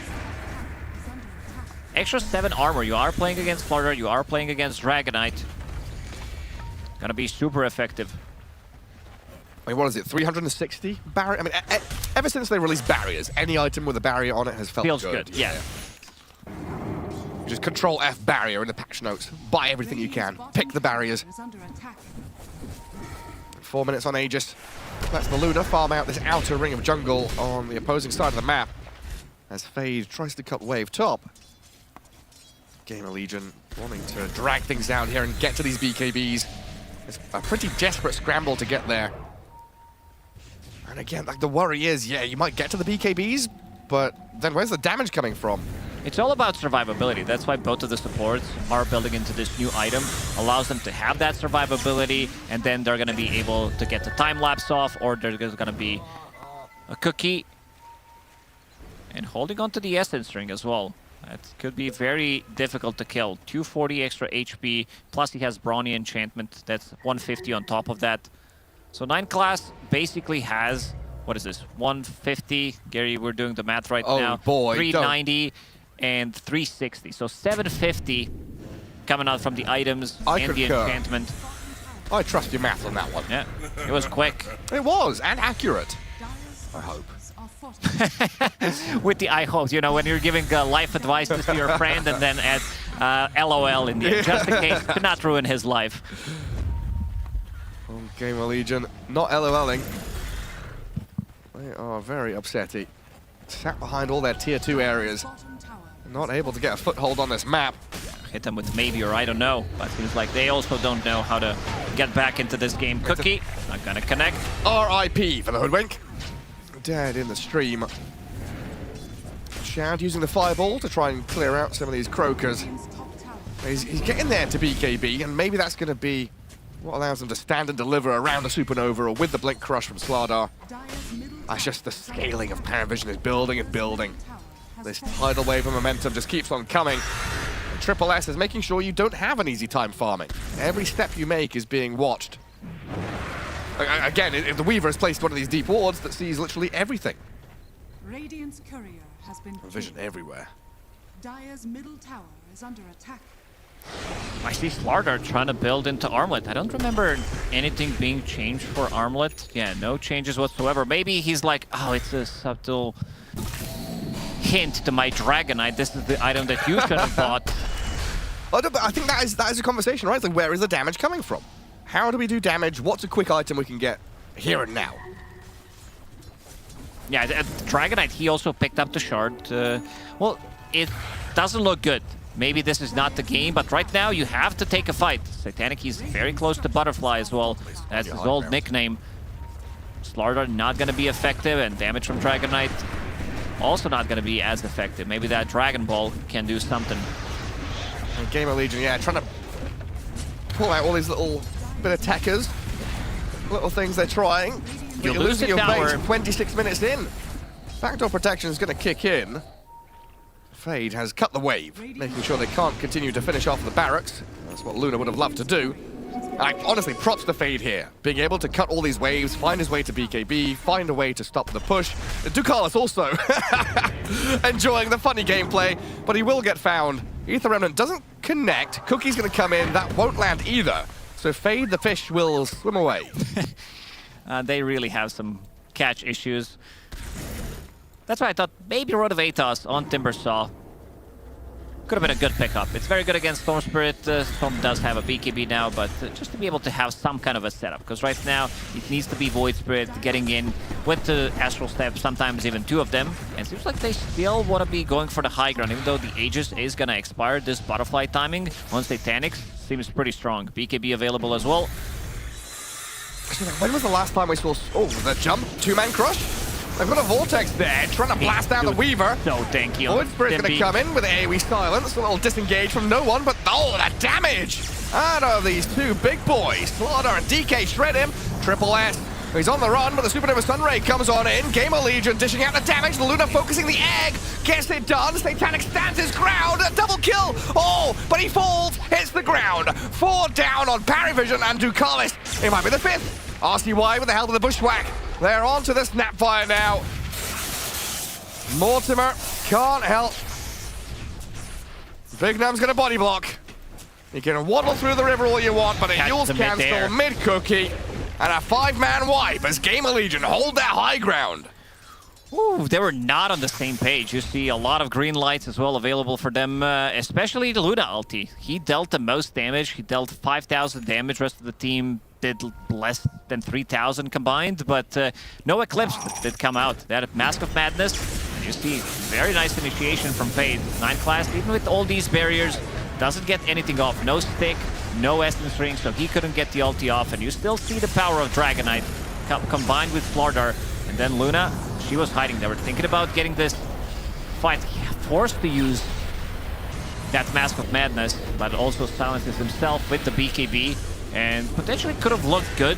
Maybe with the Eclipse, Dragonite still dies, but they're like rest of the team is just completely gone. GamerLegion, thank you, Fade. Saving the day. Another nice blink crush to start that all off. And yeah, you're right. Corrosive Haze with a DK, still no joke. Still very strong. We're about to hit that level 3 Corrosive Haze. Extra -5 armor on top of that. And Dragon Knight realizing that he will need something to deal with this butterfly, immediately queues up MKB. There's also some kind of a change for MKB. Well, GamerLegion finally getting to put their thumb on the scale and tip the balance a little bit. Yeah, it does provide 50 attack range for melee heroes. Oh, nice. That sounds useful. It is the more expensive. It is 300 gold more expensive item. Attack speed bonus increased by 5, damage increased by 10. So some benefits for that 300 gold. Doesn't seem like that good of a trade-off, because Dragon Knight, he's a transformation hero. Maybe the extra 50 attack range when he is not in the dragon form is gonna look good.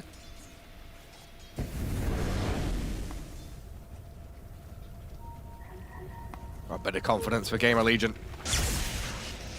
Playing through the Storm Spirit now. As PARIVISION try and rally around this Luna down in the bottom right-hand corner. Both teams playing as 5 as we start to approach that second Roshan timer. Second Tormy, same story. Radiant's middle tower is under attack. How long till it spawns? A couple of seconds? They're already set up for it, so I'd assume they've got the timer. Radiant are scanning. So Roshan and Tormentor spawning at the same time. I don't remember the last time seeing this. Yeah, it's a rarity. I wonder if they'll get there. And GamerLegion are in the vicinity of the Roche pit, but they've not really sussed out what's going on. Tormentor falling, probably giving warning signals that a twin gate play could be happening. And PARIVISION, of course, with a lot of information here, having already played through bottom and mid, knowing GamerLegion are all top. But now we start to remedy some of these damage problems. Storm with the Parasma, adding in a ton. Vladar with the Echo Saber, looking for Harpoon. Same story, so he skips past the armlet and goes for something a bit more scaling.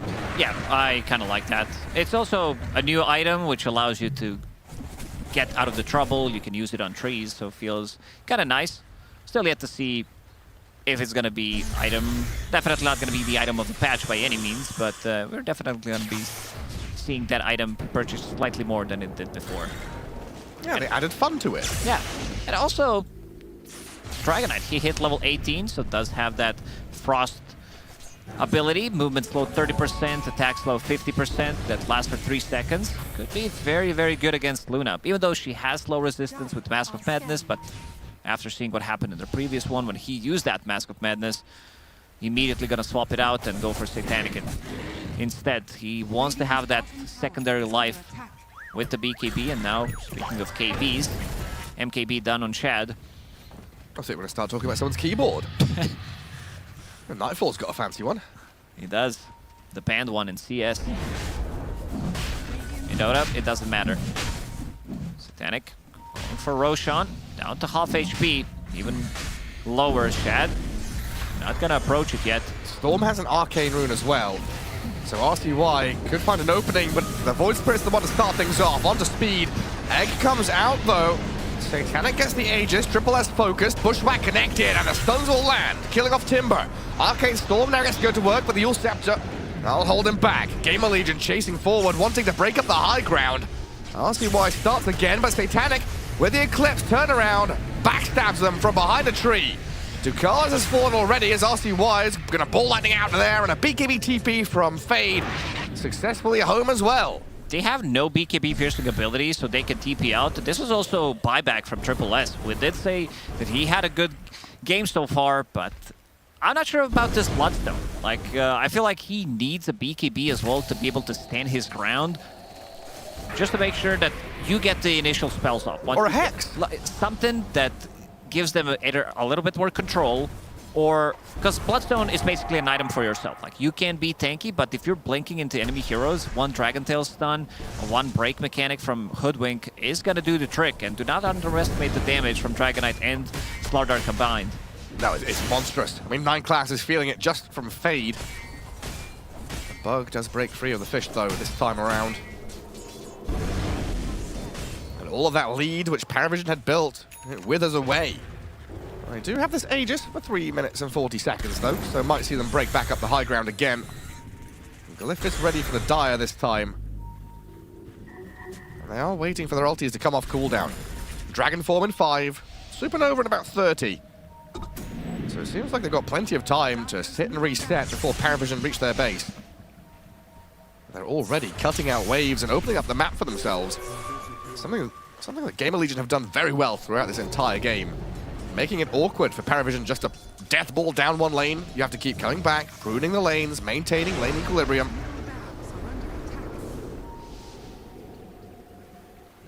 Trying to make something happen. RCY, he's there. Rest of the team also relatively close by. Luna sees them. 9 classes scouting forward. Storm Spirit, BKB's up. A long zip TP. And Fade also out of there. PARIVISION bring everybody to try and deal with them. They'll clear out the waves and push the lane, but they've been delayed in their approach to high ground. So that means Satanic is going to step back, farm out, try and finish off that Daedalus. We've already seen how much he can do in like a 1v4 scenario. Yeah, I mean, Luna is just an insane hero. Even in the previous patch, it looked extremely good with the damage reduction coming out from Lunar Orbit. Now you need to pick up the shard to go up to that 30%. But you also get extra bit of movement speed. You get extra 20. That's one of the reasons why he picked it up relatively early. Going in, all in on damage. Daedalus and Swift Link. Luna is a very scary hero to fight into the super late game. Like her damage output, if we think about getting the Aghanim Scepters and maybe getting a Refresher as well, even though Refresher has been nerfed, we've seen Mars, like in the previous series, he did pick it up just to have that double arena. We might see the same thing if the game prolongs, if we're talking about 50+ minute game. Well, the catapults are here early. Already breaking through the ranged barracks mid. Luna at about half health. Doesn't want to go and lose the Aegis frivolously with his high ground push, but a jump in from Void Spirit starts on Shad. A hypnotize and the damage is good. Forced an early BKB out with the DK. And now the throne exposed again. Glaive's can once again bounce in. A Spade will move forward with a harpoon. Make sure Satanic isn't comfortable with his continual push, but no one's doing a very good job prodding at GamerLegion, trying to elicit some kind of reaction. And in the end, PARIVISION, they come and get what they wanted. Full set of barracks gone, and now they can think about their next move. Yeah, Dragonite, he was very quick on that BKB. I think he might need to save it for the fight, especially during the Eclipse, especially once Timbersaw decides to jump him. Because Timbersaw this time around will have a BKB for the fight. 45 seconds left on that Aegis, and it seems like they want to be going for the high ground. Scout things out. Fade starts on Satanic. Lunar Orbit is there. Cookie forward onto Slardar. The damage out of this Luna is tremendous, but Fade is able to survive. Luna broken and Aegis taken out. No one gets bashed up, and the damage clears him out. He's dead as a Supernova Sunrays there to heal up Shad. Push back Triple S. PARIVISION didn't expect to lose their Void Spirit like that. RCY, Lincoln's already popped, but able to stand with the mana pool remaining. He knows he can zip away with reasonable ease, as there is a lack of lockdown still on this PARIVISION side, especially when Void Spirit is already done. Luna still has her BKB. It's an 8-second BKB. No Slaughter for 55, but seems like they want to continue to farm up, get this Daedalus up on Satanic, get that level 25, and we can see the damage numbers. And Timbersaw dealing almost the same amount of damage as your position for Weaver. Seems like something is a bit off. Yeah, especially with the start that he had. Yeah, for sure. Yeah, it's been an awkward one for him. I might have to go back to the drawing board on that Bloodstone. 9 class being a pest as usual. But we do have a jump. Clear out the infestation in that top lane. And more time being bought by GamerLegion. One lane down. It's annoying for sure. Not that big of a deal in the grand scheme of things. Oh, blink here for Timbersaw now, so he can actually get in and out of fight. And what's that? Enchanter's Bauble. Some Christmas decoration. Yeah, this one is This is a bit of a weird one. I still have to test this one out to see how good is it going to be. Because right now he's having 15%. So his enchantment is alert. But you can recraft it to get even more bonus? Yeah. Oh, that's pretty cool. That's what we wanted from Dormant Curio. We wanted it to stack and keep building. Now we get our wishes. No one farming. Being scouted by RCY. He's going to have to dip. And we've got this game of tug of war now. 2 lanes being played by PARIVISION, shoving mid-wave through the lack of barracks. Requires a defense from the Phoenix. Ducalis has already dealt with the Observers and Sentries bottom, but Fade, I thought he had an opening here and a freebie, but he has the BKB. The physical damage out of this Luna just clears through with a massive crit. And now a Glimmer TP. Stun comes. They've got the catch on Big Num. Gem on Ducalis, helping there to see the hoodwink. Yeah, Luna is 25. So you have extra bit of a Lunar Blessing and allies damage. So right now sitting at extra 100. 500 damage in Luna with Daedalus, and we're still not done yet with the build. As Luna can still be bigger. Upgrade that Blink Dagger. So is the clock still ticking for GamerLegion, or is the clock ticked? They have Dragonite, who is in Silver Edge right now. Let's see if they can maybe get a stun, get the break. See if the bell rings as they jump on the Luna to start off on Satanic. He's back to full HP, actually getting away from them as RCY tries to turn and fight, but the Eclipse forces them all back. Sharpshooter in with the Harpoon, but the Yule Scepter. That's allowing the Luna to disengage. He'll turn. Satanic falls, though. They've lost the Luna as Slardar died back. Big Num on the retreat as Shad looks for another opening. GamerLegion, they've held their high ground. It cost them quite a lot, but they kill Satanic. No one. He's back in. As a DK just disappeared. He died so quickly. Where'd he go? This is the damage that we wanted to see from Timbersaw. Blink Dagger, get on top of him. Let's see how much tower damage they have. Fighting against Storm Spirit, who has pretty much infinite mana fighting near his base. He can TP back if necessary. But you have no DK, no Slardar, no BKBs either. RCY relying on the Glimmer Cape to save him, but he's hypnotized into an Ether Remnant. Cookie doesn't quite land, as no one gets poked at with a Sharpshooter, but the time-lapse save keeps him up and running, and RCY now dead. Buyback is available for him. Barracks are falling, crumbling as Phoenix falls. One more time, and Triple S pumping all this damage, able to shut down GamerLegion. Finally, with the BKB, you can see how easier the fights are for him. He goes in, doesn't have to care too much about other damage, pops his Aghanim Scepter, uses that reactive armor, becomes extremely tanky. Buyback from speed. We said RCY, he also has buyback available, but they want to find an opening. Problem is, they also have very limited amount of lockdown. Between the two supports, it's not really much. Especially into this Weaver Aghanim Scepter. Already saving Satanic once, then the Timbersaw, then no one. And they're going to try and kill off the Weaver first to make sure that Tyler doesn't come into play, but he uses it on himself this time. Timbersaw onto the Phoenix. We don't have Supernova, but it looks like PARIVISION going to respect GamerLegion's defensive advantage in the base, go for the buildings instead. You're right, the control and damage lacking.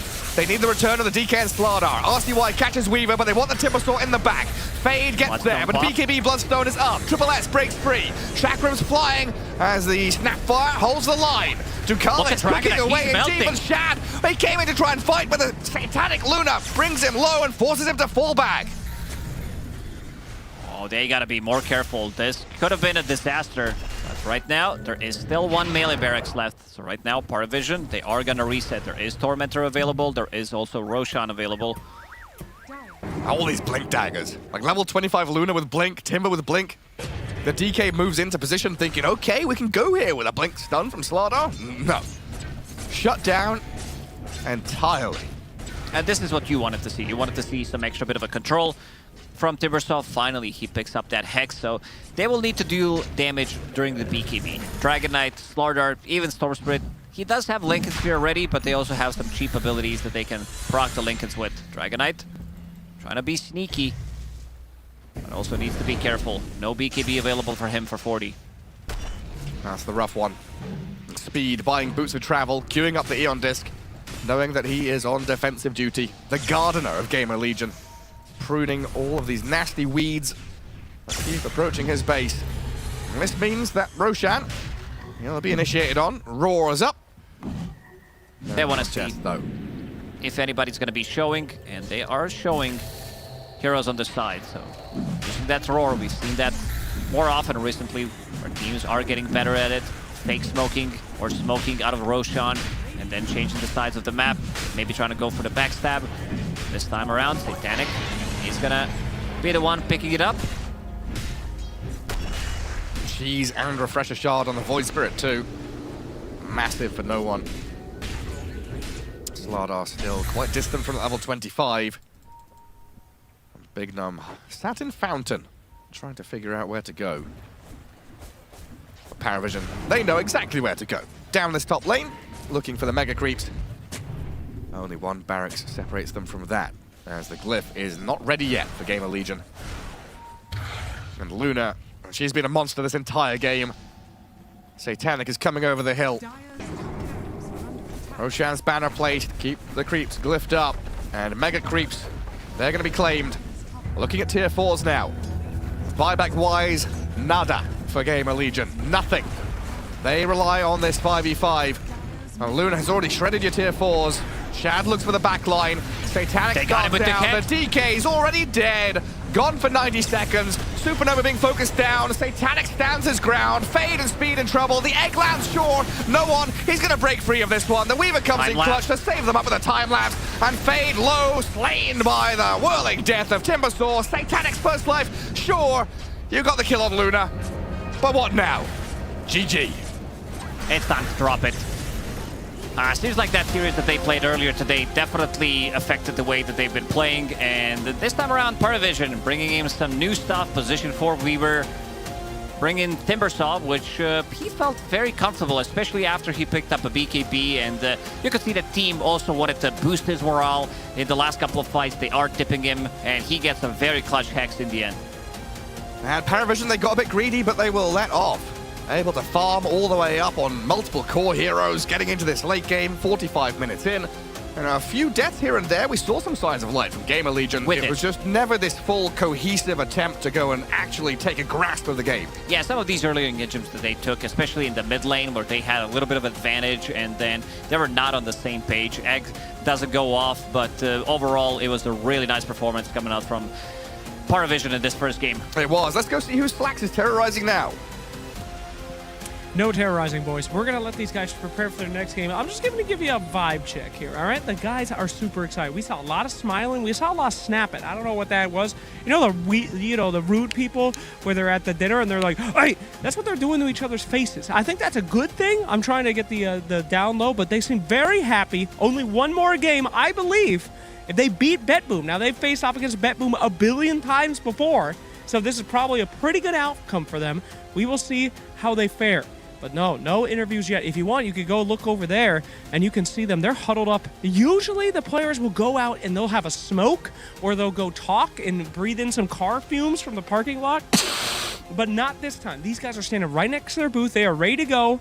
Actually now they are leaving to go get a smoke. But that's okay. Don't worry about it because they might be back. Now, one of the things that I think is a big success factor for this team is the booth. Now, if you look over here, you do see them lifting that ESL One trophy. Most importantly, in this picture, Astini's face is covered up. Now, in another booth, Astini is sitting there screaming, and that's going to be a mental problem.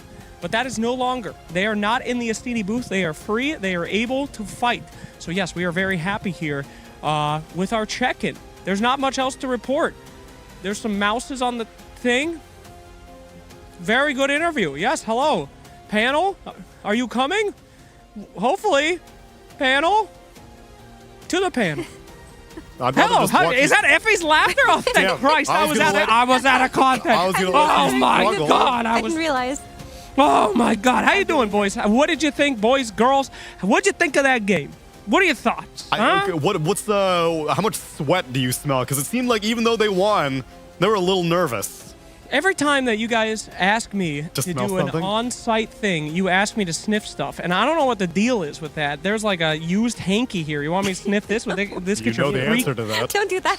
Oh, that was a hand warmer, baby. No, I'm sick of smelling things for you people. Can you ask some real questions? Well, you want to go back to licking things then? You want to lick? You know, it wouldn't be the first time. Look at that. There's some tea in there. Someone's drinking tea. What is that? Goodness. I want to know who's Incredible. got the worst monitor distance from their chair. Who's got the worst monitor distance? Now, that is a good question. Check some I'm going to go ahead ergonomics. and check this out. They seem to be quite even. Now, we do set up all the monitors to be exactly the same, so it's a fair competitive edge. Some people put them up, some people put them down. They're about the same. This is a really low-ass monitor, though. Look at that monitor size. Dang. That's real low. This boy dropping it like it's hot. Boom! You know what I'm pizza talking about, mouse Quinn? pad, I see you in the clubs. I know. Boom! Right there, Quinn. Yep. That Amen, looks like brother, a cool amen. mouse pad. Whose mouse pad is that? Whose mouse There's like pad is I that? can see like an anime.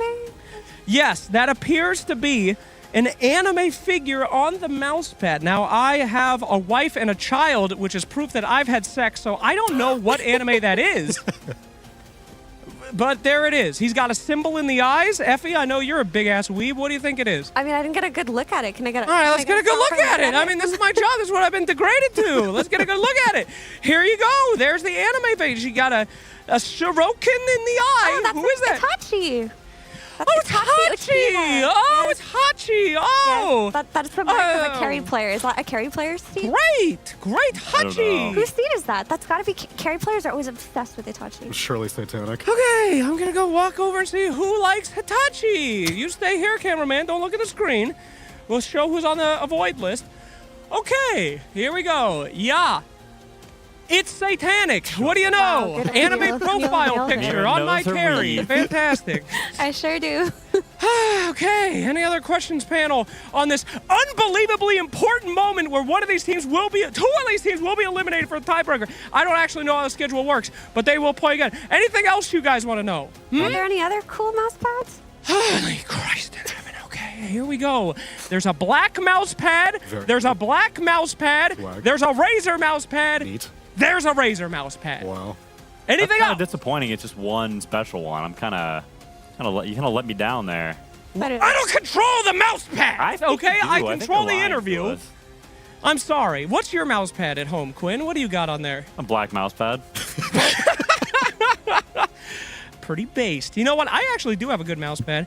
I stole one from TI9. It's this giant one that covers an entire That's a table. classic.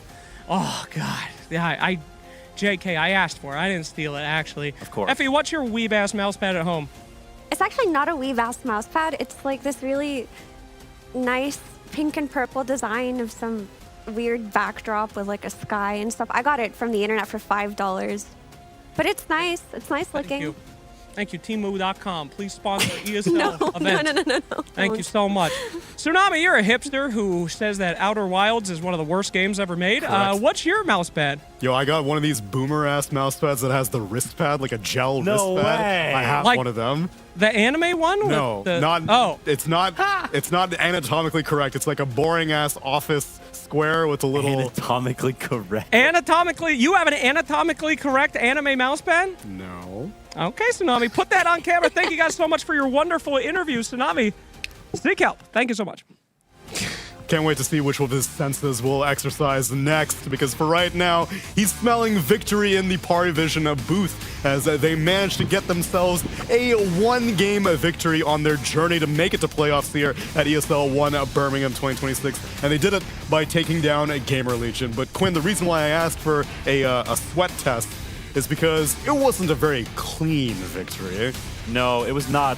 I'll be honest, the first 15, 20 minutes of the game, they kind of just sat around and farmed, and GamerLegion ran into them and fed.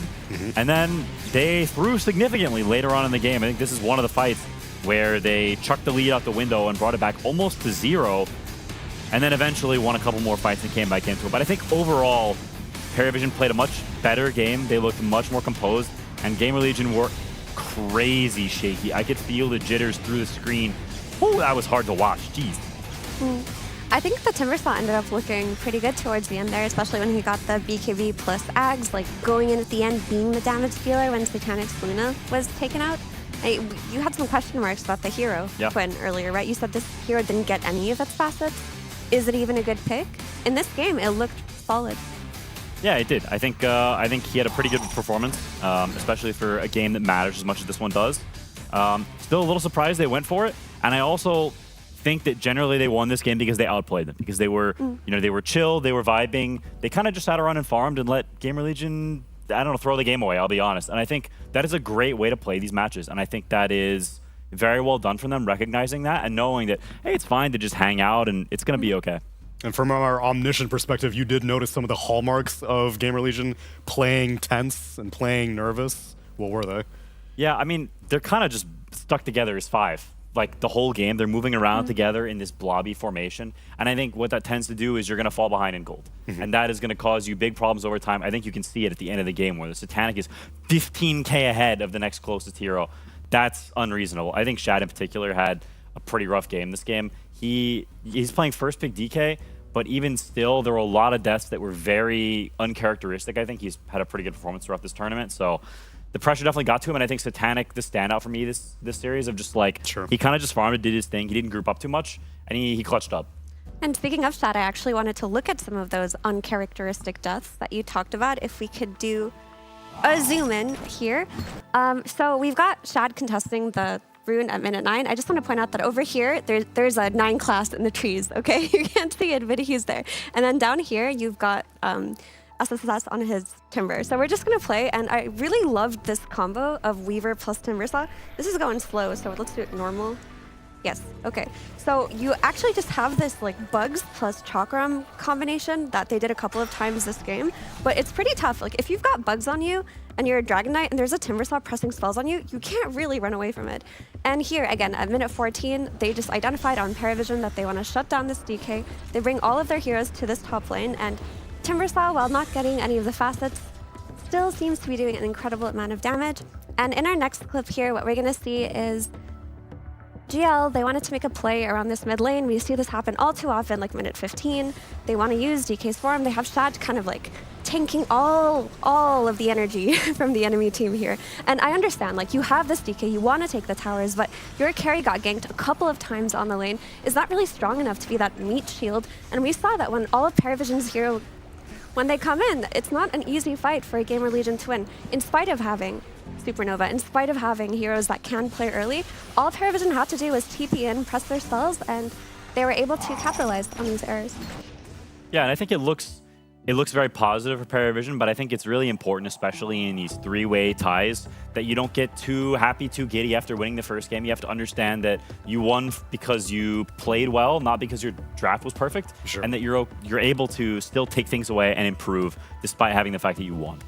And we'll see what their opportunities for improvement are, because this is only step 1 of potentially many steps, or potentially just 2 steps. If they can manage to beat their next opponents in BetBoom team, then PARIVISION are going to be in the arena in Birmingham. But if BetBoom get the upper hand, well then we got to go the distance and see how they face off against GamerLegion. Stick around, everyone, and we'll be back with game number 2 of our tiebreaker.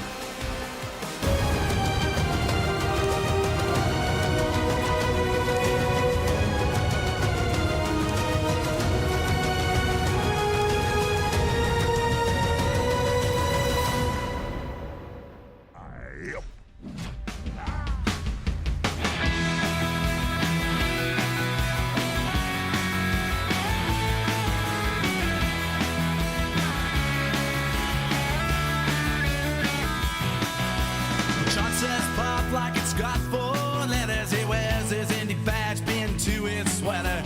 Everyone knows that he's my better. He's so much cooler than me.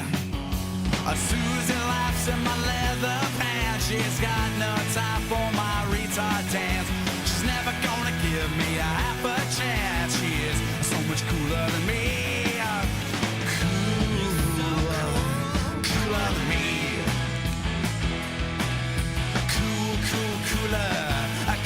Cooler than me.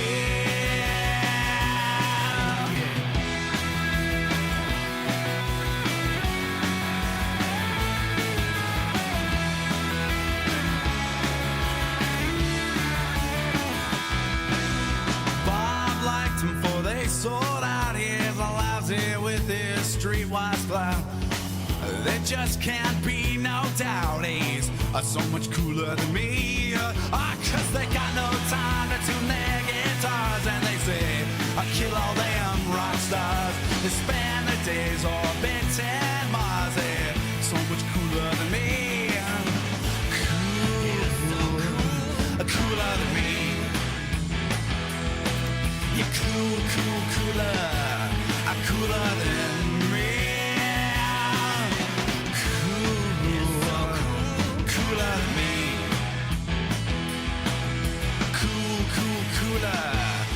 Cooler than me.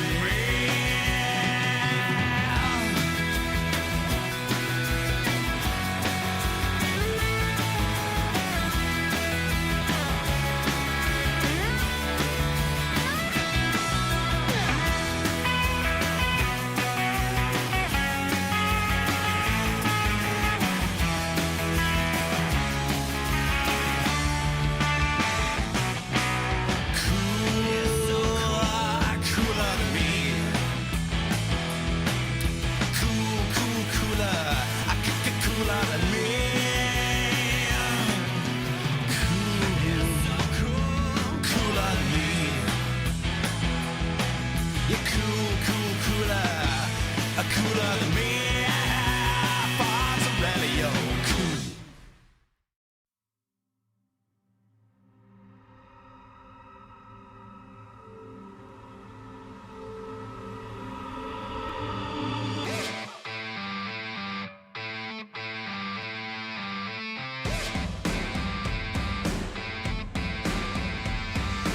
Baby, I'm looking at you.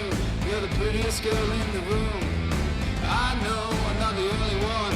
All the other boys want you too. Oh, jeans and those eyes. You don't even try now, do ya? I'm praying I'm your type. I'll be anything that you like. Baby, can we dance? Can I leave here with your number? Asking for a chance, baby, after the party, come on over. Come on, come on, come on, come on. Make me feel alive. Make me feel alive. Make me feel alive.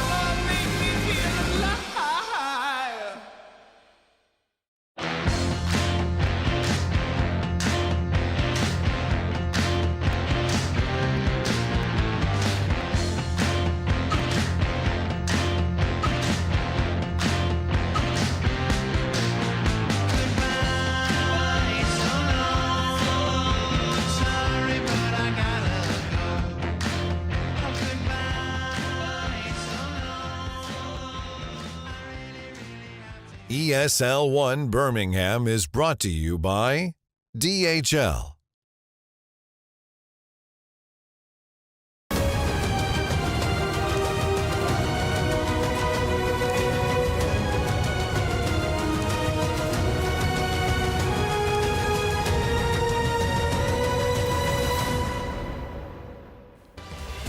Tiebreaker adventures continue with a BetBoom team now taking their positions as they need to face off against PARIVISION. And GamerLegion are currently the biggest BetBoom fans that you could ever imagine because they are hoping that they get another chance to prove that they deserve to remain in this tournament. If BetBoom win, then we get to go to the third game, which is going to be BetBoom versus GamerLegion. If PARIVISION will win, it's done and dusted. They have proven that they deserve the one slot to make it to playoffs.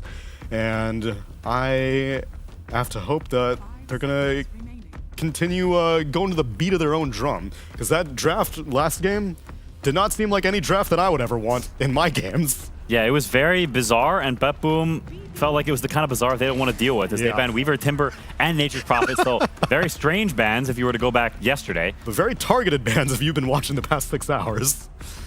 They respond with Bristle, which I think is a pretty good response. Generally a hero that's quite good against Beast whenever you're going mid to mid or off lane to carry, because you're very good at killing the boars.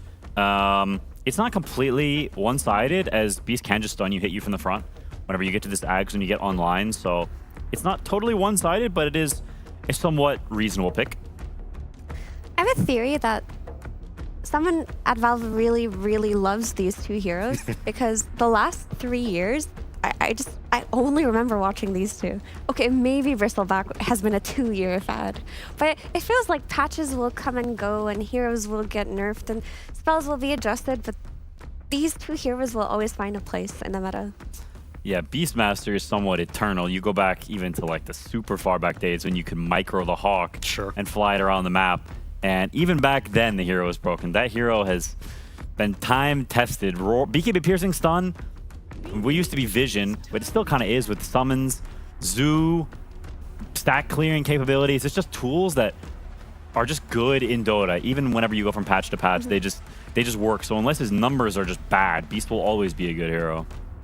Yeah, and I mean, he's kind of gone back to his identity as a summons hero with the changes in the latest patch. And Mira has always been a Beastmaster specialist, not a fake Beastmaster player, not one of those who only trended the hero when it got the Aghanim Scepter. No, Miro has been a Zoo player for his entire career. So he's happy to see Beastmaster being played on his summons again. Yeah, I mean, I think people are still definitely dabbling with the Ags, but we have seen the Dom Beastmasters, so it's back a little bit more. You can flex it to all 3 roles instead of just a mid and carry. So adds a little bit of extra power there, as most people aren't that willing to play Bristleback carry. I think especially Satanic, that's not really his bread and butter. So if you were to put the Beastmaster off lane, to some extent that nullifies their counter pick because they don't get the lane advantage, and that's a big part of this matchup. So I shouldn't be expecting any carry heroes to come out on PARIVISION. I think that it's possible they do. I think the Bristleback's not carry. And they'll still deliberate on what they want for Satanic. Then if that's the case, I'm very curious that Lifestealer has slipped through uncontested. But again, it seems very team dependent. Some people are favoring it, some people are first phase banning it, and then other times it's completely ignored. I mean, it's not going to be a first pick hero unless you see a core that it's really exceptional against. It's just a stronger hero overall and a pickable carry now. So it's like if you see maybe another hero that Lifestealer is good at, then you can play him. But right now, if you're the enemy team, or if you're a PARIVISION in this case, you see BKB Piercing Disable and Beastmaster, you see another BKB Piercing ulti and Shadow Demon, Lifestealer goes down in value. Yeah, it is very, very unappealing. The Ench is very good against Beastmaster. It's the classic counter because you steal the boar. So the summons one is off the table. That one is no longer playable, and it's going to have to be the Ags one from either mid or carry. It's such a bad counter that you just can't play it. It's just not okay.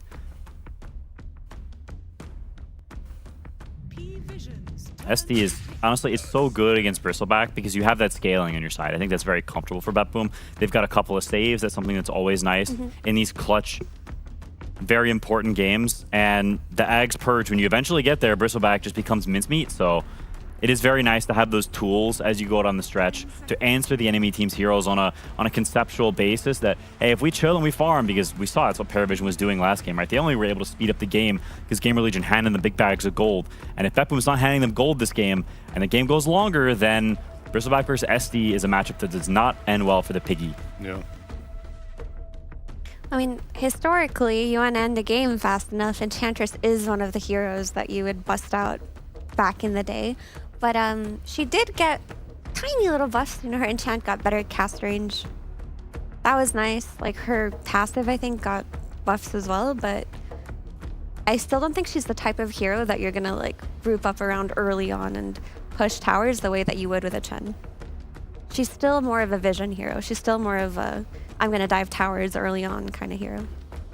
Yeah, it's also in some ways just sort of a block pick, which is interesting. I think Enchantress and Bristleback don't have the most synergy. Bristle is already sort of a gung-ho, run-in, I'm tanky blob guy, and she's somewhat similar. Holy cow, really? This is fascinating because 3 BKB disables. When you look at all 3 of these heroes, you think these are classic Nyx counters, but they pick it into all 3 of them. He's only been picked once so far, and he lost. Apparently. So this is very interesting to me. That's kind of hype, though. I guess we'll see the test of this hero. Like, he was the biggest winner of the patch in terms of win rate overnight on Dota. Like, his win rate went up by 7%. And while BetBoom did a very good job of building a draft that says don't pick Lifestealer, we have enough for you, the fact that PARIVISION are willing to play it kind of makes me think that there could be more to the hero. Like, maybe he doesn't care that much, or maybe they're willing to test it out here and see how strong he is. Yeah, I mean, I will say SD versus Lifestealer is a somewhat two-sided matchup because if you purge him, that he can just infest someone. He can also rage and just kind of wait it out. Holy crap, there's some crazy heroes in this. What is going on right now? Okay, I will say Lifestealer versus Medusa is also not that one-sided because Medusa doesn't really do any, like, there's 2 heroes that don't do anything to each other until either one of them is really farmed, then they do something, right? Lifestealer, he's got Radiant, so Medusa is missing, and he can kind of just kill your team, and Medusa is just sort of tickling you. You can also, you know, save people if Medusa is focusing them down, whatever. It's a matchup where neither hero really does much to each other, and so a lot revolves around how the other heroes interact, because these guys are kind of just there. Eventually, Medusa becomes pretty good against Lifestealer because he just doesn't have the damage to cut through, and you cannot lifesteal on Mana Shield. Right. But in the early game, it's quite nothing. It's just later on where this pays off. Any other guaranteed bans? Do you have to get rid of Pango now also? Definitely a consideration. It is one of the worst matchups for Medusa. You just lose, like, I don't know how much mana when you get Swashbuckle, but it's a lot. Yeah. It's another draft where I feel like PARIVISION have gone for something that is very weird. Just 4 guys who want to do their own thing. Bristleback, Lifestealer, Ench. It's 3 guys who all just kind of hit you. None of them have any spells that you, like, cast. You know, like there's a Fade Bolt at least, but these 3 guys are kind of just, I mean, hit you, you know? And I think it's a very... I think if it were last patch, I would say these first 3 heroes are horrendous together. But maybe the power levels have changed so much that it's okay. And there's no way to know how much the power levels have changed until the teams try it themselves. Like, they didn't have time to try these things. No. They're just going with their gut, which I can respect. I mean, the Rubik to me makes a lot of sense versus BetBoom team's draft. Like, when we talk about them having counters to the Lifestealer within their draft, having a Rubik kind of guarantees that, you know, if something happens to your Lifestealer, you can steal that spell instantly. Whether it's SD ult or Primal Roar or even a Tusk Snowball, like, there is going to be a lot of value in this Rubik pick, so maybe they see it as a protective pick with the Lifestealer. Or maybe Nineclaws just wants to play it because it got buffed and it's awesome. Yeah, I mean, it's a weird Rubik pick, in my opinion, too. I don't, like, it's decent against Roar. It's certainly not bad against Beastmaster, but Tusk and Shadow Demon, like, they're not heroes. When you think of Rubik, you think of Weaver, you think of, what the heck else do you even think of? Like Ice Path. Yeah, you think of Jakiro, Magnus. of Weaver, of Magnus, right? Yeah. They ain't got any of those heroes. And it's nice to steal Disruption, for sure. Yeah, One of the fun spells to steal. It's not too bad, but I also feel like he should never give it to you. Like, you can cast Poison real quick after. True, true. How does the Curiosity thing work? Is it every time a spell is cast in, like, 1200 range? Yeah, it's like when you see it. So if Shadow Demon's spamming out poisons, you get pretty curious off that. That is true. If you put it on Shadow Demon's lane, he is getting curiosity stacks. Unless he just doesn't skill poison. Damn, hard countered. Ruh-roh, Raggy. What are you going to do? So Medusa didn't get that many changes, but her talent tree did change a little. And previously, she had a level 15 talent. Okay, let's process this for a second. But previously, she had a level 15 talent that made her split shot do more damage. Now that's been moved to level 20. So her timing's got a little bit later. Okay. Like she's a slower hero now in that sense. Interesting. Did not know that. I don't know if they know that either. I'm sure they know that. Maybe. I mean, I think part of it is they just look at these heroes and they're like, hey, this is good at Medusa game. Because it is. It is a good Medusa game, right? There's no spells, there's no mana burn. It's low damage heroes. That's what Medusa's good against. And similarly, Omni Knight, this is a classic lifestealer lane counter pick. This hero, Omni, is great in lane as a core against heroes that aren't ranged, first of all, because you want to hit them with this hammer over and over and over again because it's insanely good spam. So I think it's really cool. Omni Knight offlane / Omni Knight core in general is just very cool. I like it. And Miero is also one of the players who has done it the most. Whenever this hero becomes even a little bit playable, Miero is always testing this hero. So I think if anyone can make it work, it is him. Does Enchant remove Guardian Angel? Probably. Still dispellable as far as I know. So yeah, Okay. probably. Because Guardian Angel being AoE again and everybody getting it protects your team from Lifestealer entirely, right? Like they kind of did something weird with that spell when they made it only target one hero. Yeah. But now it's your entire team. And if your win condition is physical damage and Lifestealer and then Bristleback, it looks like a good pick. And one of the also changes, Hammer of Purity goes through debuff immunity now. So if you're trying to counter Lifestealer, whack him through Rage. Yeah, that is a huge change for this matchup specifically. It's not just the lane, but you actually can do stuff to him in the game now, which is very cool. I hadn't thought about that. This Puck pick is interesting because it is good against the supports. And it's good against Medusa in some ways in that Medusa does nothing to you. She can't kill you. But Medusa is also very tanky, and Puck is a somewhat lower range damage hero. It's slow fights. And against Medusa, generally, you want to either kill her fast or poke her from far away. Puck has a little bit of that. But if you look at PARIVISION's lineup as a whole, it's not particularly high damage. You're playing against Medusa, you're playing against some saves, you're playing as Omni Knight. There's a lot of tank, a lot of beef, and PARIVISION is not the highest on oomph. And so I can see a world where they run out of damage this game.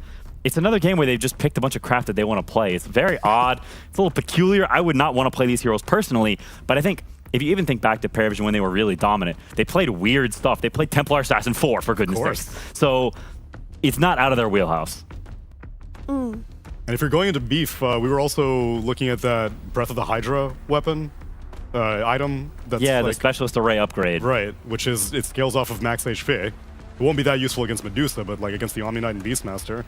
Yeah, we could see it in the late game. Mallory did go for it on the Puck. I'm curious if that becomes more of a commonplace thing. I have no idea. Yeah. I mean, I think the Omni Knight pick's really good. Like, that's the one I'm super excited about. But for PARIVISION, I don't really know what the game plan is. I know we said that for last draft, but we said that that looked like a winnable draft anyway. Like, even though the heroes didn't synergize with each other, they made sense within the enemy team's draft in, like, 1v1 situations. That doesn't really exist here outside of Lifestealer and outside of Bristleback being a counter to Beastmaster. But like I don't really feel like they've got the better scaling or the better team fight. The only thing you need to believe in is the 7% win rate increase for a Lifestealer. Let's see if it can carry them out of this tiebreaker, or if we're going to go the distance. Let's get into the second game with Gareth and Lacoste. Well, that's what they're going to have to rely on. I mean, I'm sitting here, and honestly, I don't get it. The PARIVISION draft is a bit wonky, but I mean, Quinn also is trying to figure out what's going on. I'm in good company, I guess. They made it work in the previous one. I also didn't believe in the draft they had. This one, I would give them even lower chances, to be honest, Gary, because they have a lot of heroes, a lot of do-nothing heroes.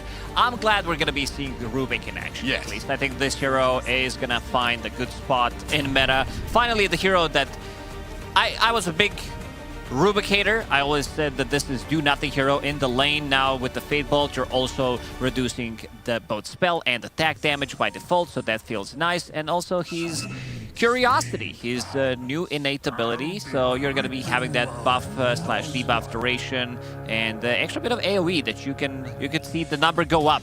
Number go up, very fun. Honestly, though, you touch on something there. You know, we're giving them a less chance draft-wise compared to that earlier game. maybe this is where PARIVISION really thrive. They are, their strength, their power level is inversely proportional to people understanding what their draft actually does. They're going to pull out some magic, some weird, wonky stuff. We'll find out, though, as going into this BetBoom, we felt have been the more confident, comfortable team, and they definitely have a draft which indicates that with the 5 heroes they've got. Synergizing pretty damn well. Most definitely. We were also discussing something that they could potentially pick as overall last pick. We mentioned Legion Commander. Could have been a really good pick. You have another debuff piercing ability. You also have ways of turning the Bristleback around. Could have been a good pick, but also Omni Knight. He's the hero that received some of the buffs as well. Purification now goes through debuff immunity, so throughout the whole game, Lifestealer is going to need to be afraid of it. The reason why we talked about Legion Commander is this is something that Miero plays. He plays this Omni Knight. He has a couple of these specialty heroes from the offlane that he tends to bring out from time to time. And then Guardian Angel is now a no-target ability, an aura centered around Omni Knight in 700 radius. So I'm wondering... Not dispellable. It's not dispellable. It says cannot be dispelled. So that's very good, because some of these oriented auras around, for example, Leshrac with Aghanim Scepter with Nihilism, it did say, like you use Nullifier on him, and it completely stopped what he wants to do. So pretty much removing the whole Nihilism in the AoE. I thought the same thing might apply to him, because the aura is centered around him, and now the Guardian Angel being like the aura in, 700 AoE. So this is something that does follow him. So in a way, it feels much better overall, especially if somebody's not in that previous AoE when you popped it. And I feel like it's going to be much better overall. Yeah, I mean, duration got reduced by a fair amount, but like 4 seconds up to 5 at max level, still a game changer against a hero like Lifestealer. Yeah, Bristleback, for sure. There isn't much synergy between your offlane and carry, because you're not getting the benefit out of the spells, and you can see the power of this.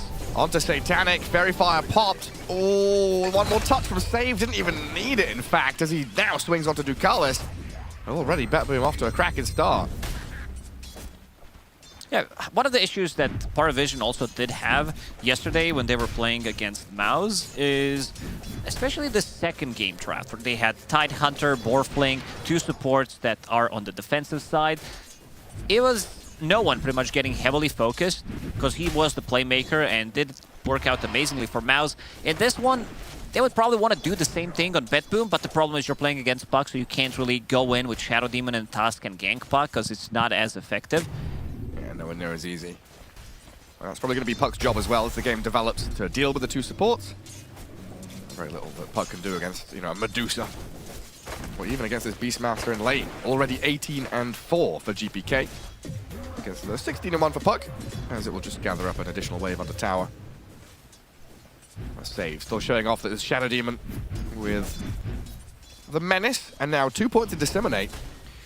I'm not sure why Disseminate got a buff. It's so strong. It was all strong already. It was strong. Against all these tanky heroes. Yeah, it got rescaled. So level 1 and level 2, it is nerfed, but level 3 and especially level 4 got a 5% increase. Somehow better than Soul Catcher. That was one hell of a spell. That was good. Soul Catcher into Reaper Sight back in the days. Just one-shot a hero.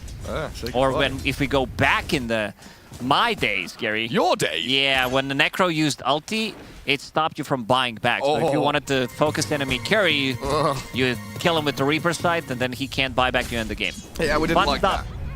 No. Not at all. Line Class gonna lose his courier. As top lane, Satanic again being forced away from lane.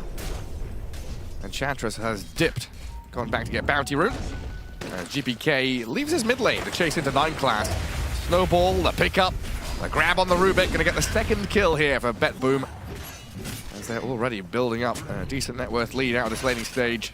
Struggles have already begun for PARIVISION before we even see how their draft is meant to synergize.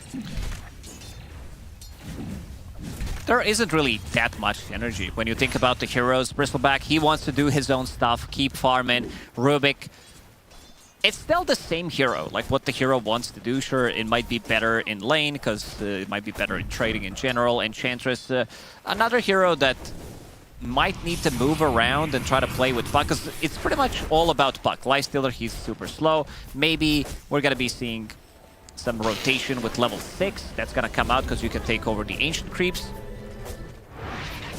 But not an easy. Like I feel like this PARIVISION draft, it needs a stun. First of all, they need a stun. Rubik usually is not a stun. At least they have a coil. And something we haven't discussed is Bristleback as a hero. Like this hero doesn't have facets anymore. I think no more seeing red. No more seeing red, which means a lot of that damage is gonna be gone. Ducalis with the red sprite. Gonna throw the heal out there. Trying to keep Satanic in fighting shape. Just when your carry, Lifestealer, is bottom of the last hits. That is a bad sign. Fortunately, though, Bristleback is up at the top. 38-4. Going 0-2-2 in his build so far. While no one does slip away from the wild axes, and Satanic gets found top lane by Miero. Straight up solo killed him. He's going to be very sad in this game. There are multiple BKB piercing abilities. He's playing into Guardian Angel. It's all about having that right clicks that you need to deal. And then multiple supports. Their damage output is also very slow. It's like Quells from Bristleback. Puck, he has 2 spells with the coil that he needs to reset. It allows Medusa to do whatever she wants. It allows Omni Knight to have enough time to cast his spells, and both of the supports can take care of each other. Use the Snowball, use the Disruption, allows Omni Knight to get close, maybe get a Repel, or get one of the heals. So, PARIVISION, I would say they're in a lot of trouble already. Yeah, usually you're thinking, oh, Shadow Demon needs a Blink Dagger, Force Staff, Aether Lens, Tusk needs a Blink. In this game, you're right, they just have all the time in the world to reposition and set up to stage people. You basically there's have no damage. You basically have like 2 extra seconds to react. You can play from Europe to Australia pretty much, and you would still be able to do fine, I feel like. Yeah, 260 ping, lovely. What, you played? How do you know exactly how much ping? I'm just guessing. Okay. It's probably more. Don't know how it is nowadays. I remember back when Natural 9 existed. They were always talking about trying to scrim into Europe, and their ping from Australasia was like 320 or something like that. It was pretty bad. Here, though, of course, we're on LAN. No ping. It means we can see the full skill expression from a hero like Medusa. Already with Treads, Null, and Wand. Kiritich, when he drafted this hero, already felt unkillable. Feeling pretty comfortable with the rhythm of things here. Hits the top of the net worth. Yeah, nobody builds into Mana Burn. They did get rid of Pango and Anti-Mage. And it feels like Medusa's off to a really good start. Which means that also in this game, like, this is the hero that can build into Silver Edge, so you have ways of breaking people. Save was the one who started the game with the first blood, so the scaling is definitely going to be there. You're always going to have to be afraid of that. Well, a kill for PARIVISION, finally getting up on the board. Ducalis takes down Save with no one in tow. Killing support's a good start. It's just they're not going to be able to shut down this Beastmaster, farming into that Aghanim Scepter pretty damn quickly. And item-wise for PARIVISION, it's Radiance Lifestealer. That's going to take a while. You need to drag this game out until you get to this point where you've got all these items. And that was kind of the story of that first game against GamerLegion. A lot of scrappy little fights here and there, dragging the game out, getting to 3 items, and then saying, okay, we've got these big, strong heroes now. Clash heads, go 5v5, and see who comes out on top. Sonic might just die here. He's going to rage and run. Pretty quick on his feet, but a phase boots Miero Omni Knight. Quickly on his tail. Lifestealer getting hammered and just stands his ground, accepts his fate. Nothing he can do. Hammer of Purity, it goes through debuff immunity, and now with the new patch, Purification also goes through debuff immunity. So you have a lot of ways to deal with this lifestealer throughout the whole game. He's going to be a menace. Like, you don't want to be fighting close to him, because he also does have Guardian Angel, and it seems like he got really scared by that damage. That was level 3 Hammer of Purity. Oh, holy moly. I mean, honestly, who's going to get Radiance first? Omni Knight or Lifestealer? I think Omni Knight will get it first. So your offlaner is going to be outstripping the enemy carry. Satanic, he's switching. Hand of Midas. You've got to do something different. I'm not sure I like the Midas, but I don't know, dipping back into the Armlet Desolator build probably also doesn't feel particularly good. A lot of reliance here on the Puck and the Bristleback to pick up the slack. So far, it's been pretty good for those 2 heroes. Can't be counted out. The fact they have out-farmed in their lane and are looking pretty hot. No one's Puck. In a game like this, not too much to catch him. BetBoom very reliant on chaining their stuns together. And no one is just going to slip away. As the Arcane Root spawned down at bottom. So once Puck gets Witchblade, maybe we can see some action out of PARIVISION. Yep, we didn't talk too much about Rubik, the spells that he can steal in this game. Anything you steal from Omni Knight is gonna feel good. Stuff that you steal from Shadow Demon, Wild Axes, probably for more damage at these early stages. Medusa, you don't want to be stealing her stuff. And Triple S in the bottom lane, he continues to farm up. He is the most farmed hero for PARIVISION right now. Two supports are playing with the mid laner trying to get something done, because Bristleback also playing into Medusa matchup. He doesn't care too much about her. The damage is quite limited, unless you're going to be bringing some extra supports. Kataomi does have 3 points in tag team. So even if you're tanky enough, once you bring the numbers with the tag team, every single hero in Dota, like no matter how tanky you are, you just die. Yeah, and I guess against these Wild Axes, Beastmaster spam, Shadow Demon spam, there's a lot of curiosity, like the panel was saying, to be picked up by 9 class. So maybe he's got some magic up his sleeve. Satanic, going mano a mano with Miero. Lost about 30% of his health. He might lose more if he sticks around against this Omni Knight. Getting booted out of lane like that feels so bad. He has to go dip at the jungle now. As BetBoom are also bringing a couple of heroes here with a catapult wave. Stupid Carty walks past the creep wave, takes a tower hit and dies though. That's going to slow down the push. Usually as the lifestealer, you're not getting pushed out of the lane, but now you're playing into like 5 actually BKB piercing abilities. Every single hero on side of BetBoom team has something against lifestealer. Yeah, they saw Dota buff and they're like, you know what? We don't care. The win percentage of this hero went up so much that we're still gonna pick it. What was it, 7%? Is 7%? Yes. Oh, why the hell not? Really, just eyes on Triple S here. He's tanked himself up. Crimson Guard is getting closer and closer. He's already managed to kill off that bottom tier 1. Make the map a little bit smaller here as they can play through bottom jungle into mid. So the pressure from PARIVISION is actually building decently. No one on Ducalis, they press forward onto the Tusk. Triple S has made his way over. Collapsing onto this mid lane. A snowball buys some time for Kataomi. He's not going to be able to get away from this one though. The stolen axes. 9 class secures the kill. And that permanent curiosity. And 9 class also, again, going for the Essence upgraded version of Urn. It does allow them to have vision. And so far, they're doing pretty good with the lineup that they have. They're not losing out too much. It never has been more than 1k gold lead for BetBoom team. I'm just a little worried in the next couple of minutes. I guess the reason why they feel confident is that Bristleback is going to be the shield. He's going to be the beat shield in front with this relatively early Crimson Guard. And not just Crimson, he also has Ash Legion shield. I also don't know, Gary, why this item got a buff. Like barrier got increased from 140 to 160. The downside is that the movement speed got reduced from 12 to 20. Well, a duel for the ages. Miero forced to pop the Guardian Angel to stay alive. I don't know, this is honestly why we love Dota, right? It's a beautiful game. There's lots of different visions and perspectives. PARIVISION saw something here with the draft. And so far, they're doing a pretty good job making sure that they are collapsing on their opponents while we're waiting for Beastmaster Aghanim Scepter, Radiance Omni Knight, Medusa. Her timing is more, 25 minutes in. So there is this extended window of the next 10 minutes where PARIVISION can continue to play aggressively. Yeah. Give Satanic a bit of time to actually farm into his items. Now it's just the worry is like when those items actually hit, and BetBoom are like, okay, now it's 25 minutes in. What does PARIVISION actually have? Yeah. Now you can see the power of this lifestealer because he was. Well, with his Midas, yeah? Yeah. He does have Feast maxed out. It's a huge increase. It got increased by 0.5 of max HP, which is pretty high. So the trades right now, you can see that he is winning those trades. Hand of Midas completed.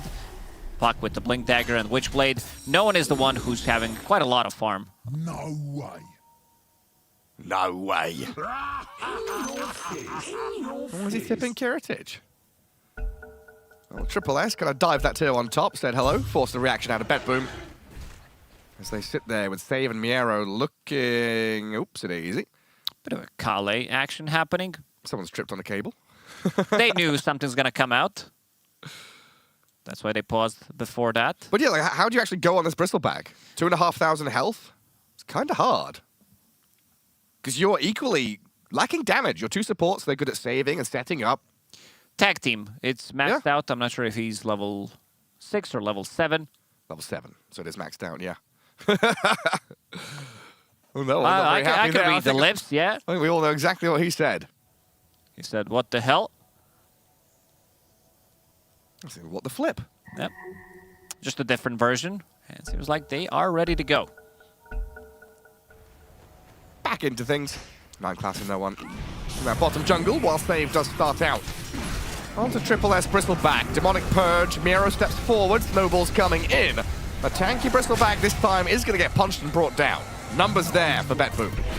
Yeah, you're not tanky, as we said. Once you get surrounded, tag team as well, and also the power of pure damage. Omni Knight, 3-point in purification, Hammer of Purity on relatively short cooldown, 4 seconds, so he gets a couple of right clicks in. Satanic, he's still in the recovery mode. There's a massive difference between him and Kiritich at the moment, more than 3,000 already. And it's not gonna get easier. Panel talked about just in general carry-to-carry matchup where they don't interact too much with each other. Yeah. And I gotta agree, where you are not gonna be as a lifestealer attacking Medusa, there's no point in it. But at one point, you might need to do something about this because Medusa, she's so far ahead, and I see the build that I like to see in this game. It is Butterfly after Mantis style into Silver Edge, a lot of things that you can break, Enchantress, Lifestealer, and most importantly, Bristleback. Yeah, tons of tools for you. 9 class, going to start his own apothecary. Foraging around for some nice little mushrooms. Seems very curious about the fauna out on the map. And gather up 4 heroes mid. I mean, ideally, you want to play through this Bristle and Puck, but you've left Satanic alone down bot. That's just a quick roar into punch. Satanic is dead before his team could even rally around him. They were smoking up from that middle lane. They wanted to gather bottom rune, get down into this area. Satanic out of position one more time. Well, not on the same page as his squad. They will find Kataomi though. A Tusk should be a freebie there as they even spend the coil to get that kill. Didn't want him to use Snowball. Miro. Slowed down by the Untouchable, but that damage is too much for Enchantress to handle. 2 kills for the price of 1. And BetBoom, they still have the Medusa out on the map farming. Completely untouched. Like, she doesn't have to worry about a thing. We said that the damage they have is super slow.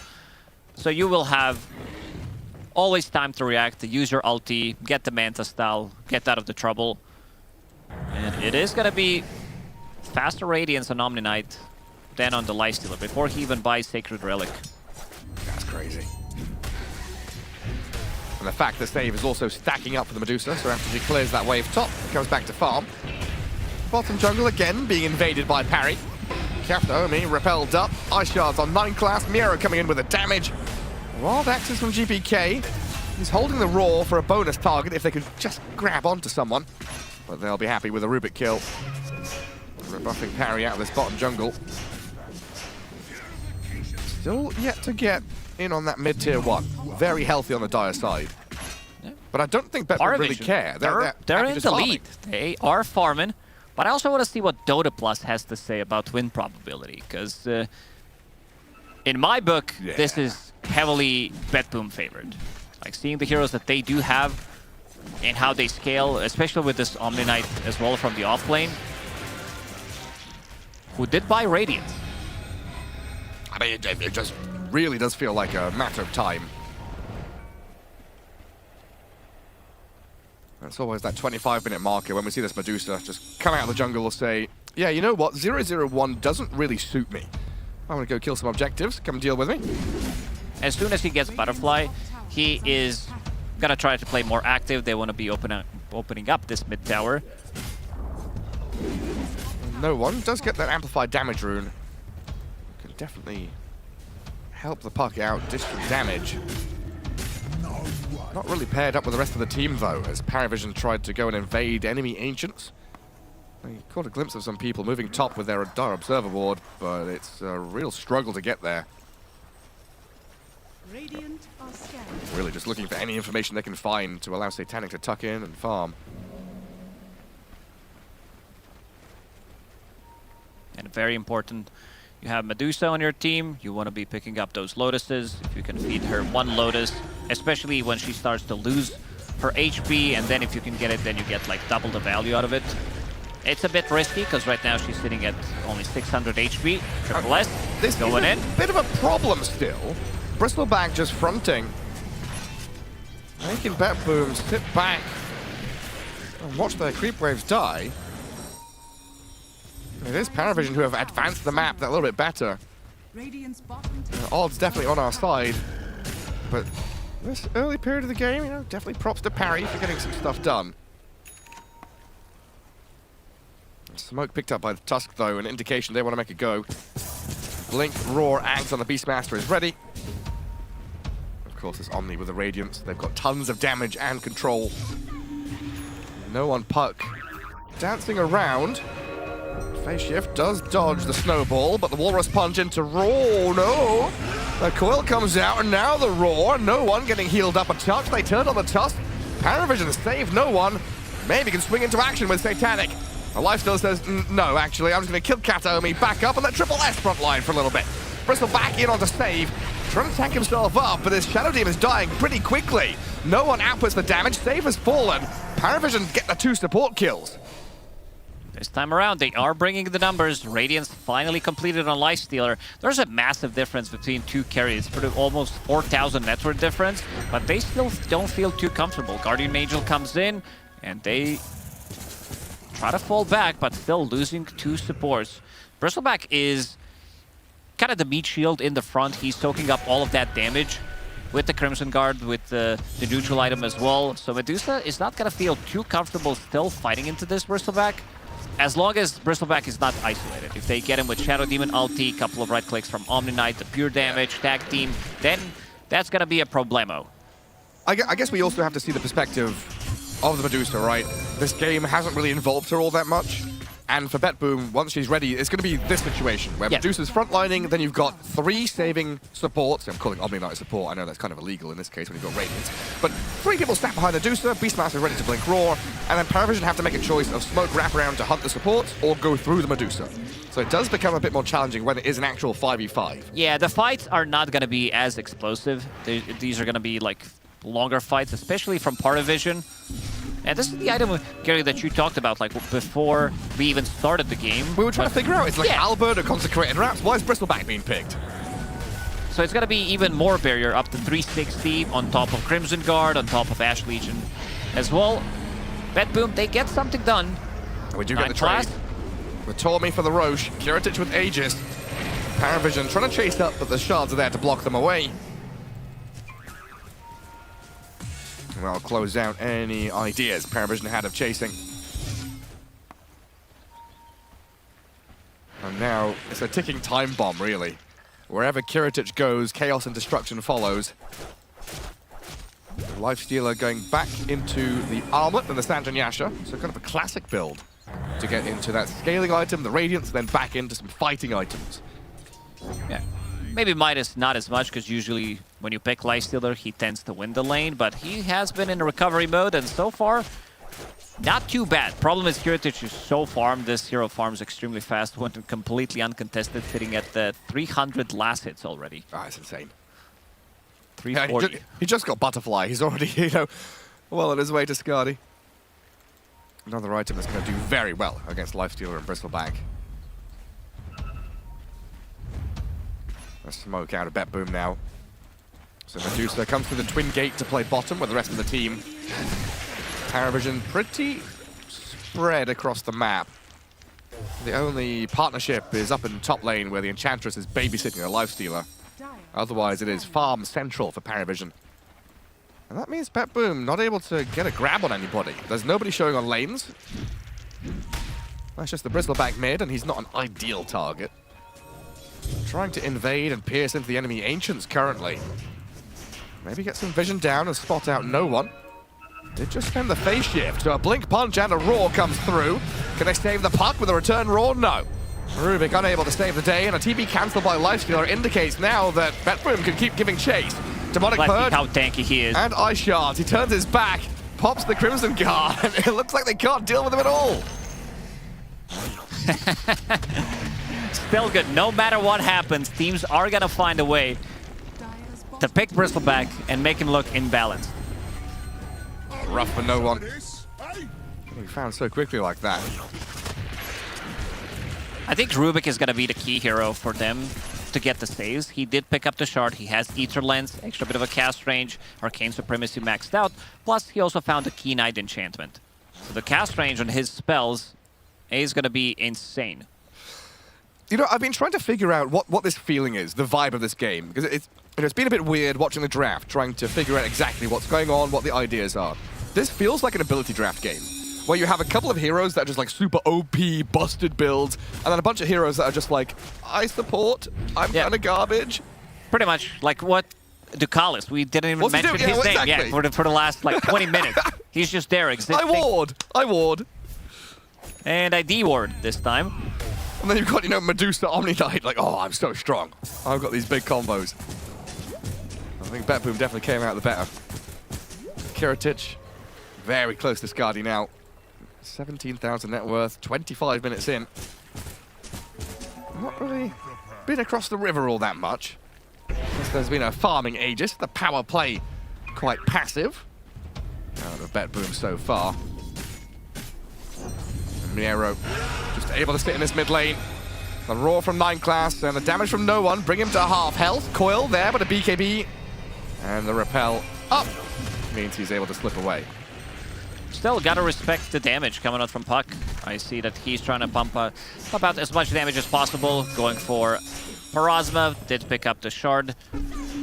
So it wants to be that, like, even secondary carry, knowing that this game probably gonna go long, so prepping for potentially a really long game, going for Xtreme, lowering some of the cooldowns as well. And Satanic, like, he's still very far away from Medusa. Kiritich keeps it at 4,000 pretty much. Does find Serrated Shiv. Serrated Shiv has been also nerfed. It was 1 second cooldown item, and now it is 1.5. 9 class gonna save himself. Quick telekinesis and bail.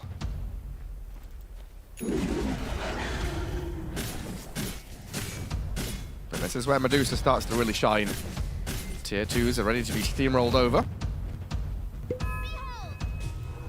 GPK working on his Manta style.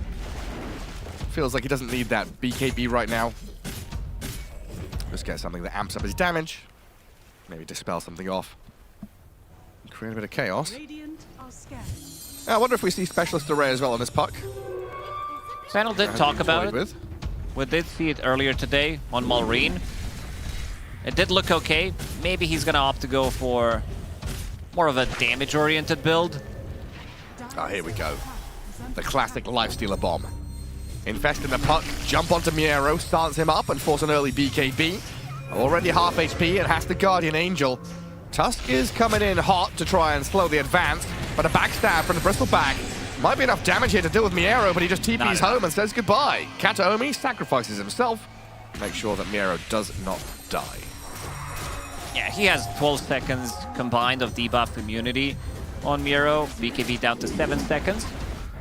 I also want to see if we're going to be seeing maybe some Abyssal Blade coming out from Lifestealer, because it feels like they are struggling with having abilities that go through debuff immunity, so they can always TP out. Beastmaster isn't even going for it. He is going for Manta style instead, knowing that there are some annoying spells that he can get rid of.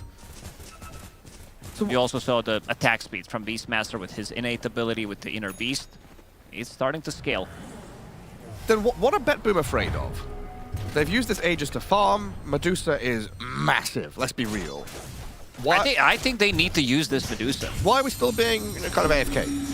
It's a good question. I feel like they should utilize this Medusa. Maybe they're going to be waiting for this Silver Edge, so then you have another tool to deal with the Bristleback, to deal with Enchantress, even Lifestealer. So take no risks and just like one fell swoop, try and win the game with one move? Yeah, a lot of the times you see that with Medusa. Waiting for potentially next Roche, which is going to be syncing up with that Silver Edge. Yeah, definitely could pay off for them. And Bristleback also a pretty nasty threat. Now with the Sandra Nyasha offering even more damage on top of his already tanky nature. And this is PARIVISION who have been allowed to get to some big items, delay out the game. Lifestealer now in 3rd place. Going to overtake the puck pretty shortly. And Satanic is scaling. Aghanim Scepter, a pretty cool tool. And we've seen this item used a lot in the past to tip the scales in some matchups where he's not favored. Like the Terrorblade versus Lifestealer was always really bad, and then you're like, oh, I've got this Aghanim Scepter, I infest you. Against Troll, it's always going to be good, especially when you had the disarm component. It's not a part of this item anymore. Oh, is it not? No, but still very good. Parry going to group up. Even bring Satanic here for maybe another Infest Bomb. A little smoke pop. BetBoom gathering their forces. Kiritich a little bit slow to the party. This might kick off before he gets there, but it looks like the line is drawn and GPK is leading out. Smoke break spot for him to see Ducalis walk towards high ground. No one. Nice silence in the back lines. The GPK mantas up, gets repelled. Guardian Angel comes into play as well. Triple S trying to turn his back and dish some damage in. So far, PARIVISION the better start to this fight, forcing the defensive reactions out of BetBoom and contending with Miero's Omni Knight. BKB about to expire, the chase under tier 2 tower. Miero saved up by the Tusk. The snowball and the punch. Satanic, he goes to work. He infests life. Triple S keeps on going, but Miero stands his ground and stays alive. GPK in the back. The drums bang and he gets both supports down. Kataomi saved, 9-class Ducalis. All supports have fallen, and Puck might be going the same direction. Triple S, though, is still infested. A buyback out of Kataomi wants to make a meal of this one. A jump punch on the Lifestealer. Snowball to delay their retreat, but no one's back in. Kataomi's in trouble. The physical damage is too overwhelming. And Triple S's Bristleback, very tanky. He's off and away. Nobody did well. Yeah, nobody's touching Medusa, however, so that's going to be a huge issue. As long as everybody's fighting around Medusa, standing their ground, the fights are going to be looking okay. 7,000 damage coming out from him. It really is. All three cores are like untouchable gods among men. Yeah, that's and the supports are just like, oh, sacrifice me. That's why we said the fights are going to be longer, because PARIVISION, right now, they don't have any explosive damage. The fights are going to be BetBoom reacting to their spells, using the Snowball, Disruption, and they are scaling. You can see that Shadow Demon, he's still holding onto the greedy GPM enchantment halfway through his Ags. And that's going to be another break mechanic. It looked pretty rough for Miero at the start, but Kataomi pulls out some nice saves. Infest there, keep Triple S alive, but they couldn't finish the Omni Knight in the end. GPK just goes wild in the back. Not having instant stun and not having burst damage is definitely something that they're lacking, and they would definitely love to have that. Beastmaster. GPK's just dying. Satanic and Triple S, they're forced to repel and run away. Looks like Bristleback has to disengage as a coil from... He's dying to coil per Ozma. No one finds the kill on Beastmaster. Stonegaze out of Medusa now, trying to reset and get back to high ground. BetBoom are the ones scrambling and playing defensively. PARIVISION clicking, somehow bringing all these weird, non-conforming pieces together into a jigsaw puzzle that actually makes a pretty beautiful picture. It's no one. He's the one controlling the fights. He's the one going in, and he has low cooldown, Octarine Core, using the phase shift, dealing the damage, and also Stormcrafter, lowering the cooldown on this item. This is the item that we are seeing back. I believe it was a tier 4 neutral item back then, but it zaps 2 enemies' targets within 700 range, dealing 70 damage, and also slows them for 40%. That's pretty good. Now we've got Roshan for no one. Aegis and Banner on the puck. Lifestealer Puck, second and third in net worth. Ahead of everybody else, bar the Medusa. I mean, if PARIVISION keep this going, we might see a game where Medusa doesn't die, but loses. Oh, we've seen something similar in the past, like some of these Medusa games, but now it's starting to ramp up. With the damage, Silver Edge is completed. He is going for Crystallis. Daedalus is going to be completed in the next minute or two. And then I see Divine Rapier, knowing that he's got to get the right clicks off no matter what. Sometimes, you know, Medusa might be threatened to die from 100 to 0 if they group up on her, but with 2 supports behind her, with Omni Knight as well, it's very difficult to bring her down. Well, the prize for winning a couple of fights is Roshan and Tormentor. Shard for the Lifestealer. Satanic gets the Aghanim Shard upgrade. So he's got Infest upgrades on both of them. Drenching people with blood. not the Hero. best against Medusa. They want that Basher. I just want to see that. Just queue it. There it is. Just queue up that Basher. It's way too good of an item right now. So we'll see if he is going to be dissembling S and Y, or if he decides to say, screw it, I want the full Abyssal Blade because status resistance is still very good. Well, they forced the BKB out Omni Knight at least. That means they get to take full control of 2 lanes from mid to bot. Kiritich has been left to his own devices top. Tusk tried to connect with the Medusa, but found here by no one's puck. Can we hide in the trees? No. It's a shielded puck chasing you down. They're chasing forward pretty quickly, but Kiritich has already TP'd away. No one's starting to scale. He does have level 23. He's level 23 right now, sitting at 5,000 gold. Another big item on their side. Bristleback does have BKB ready. It's crazy. 11 kills apiece. Barely anyone has died. No blood has been spilled this game. Omni and Medusa, the 2 unkilled heroes. Everyone else has fallen at least once. PARIVISION still just accelerating on the map. They are playing together as 5, so you do lose out a little bit in that efficiency game as BetBoom spread pretty wide.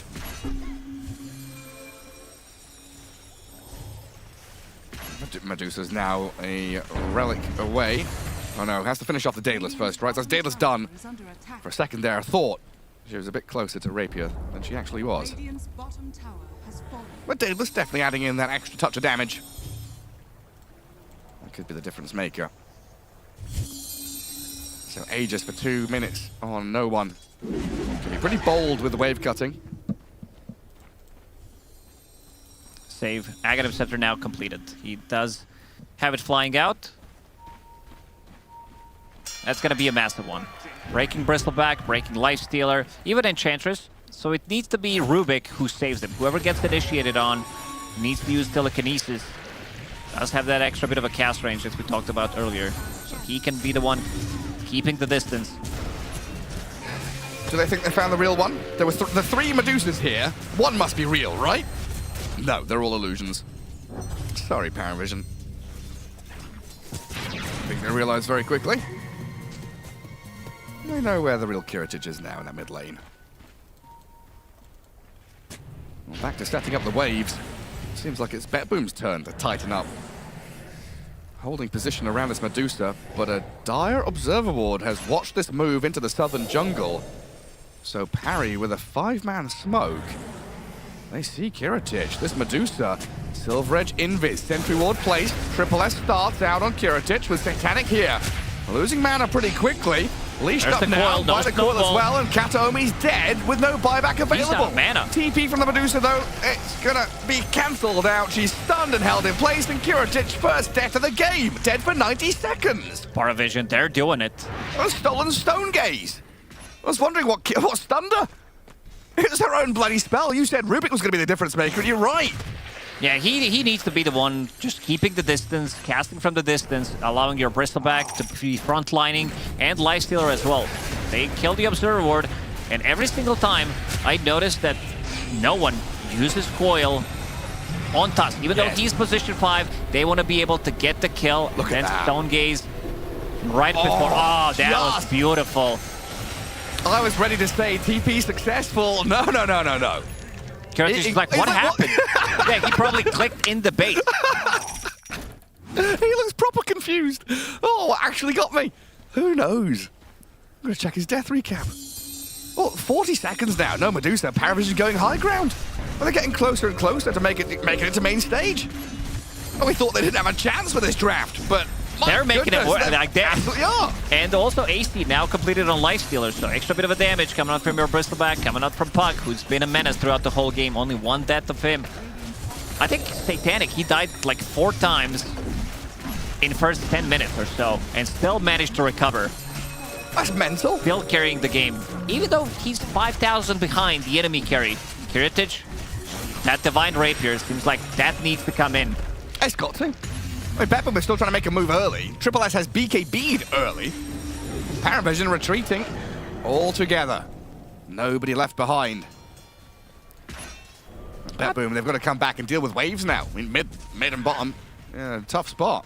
Yeah, Triple S tested it out. It does work. 9-second BKB.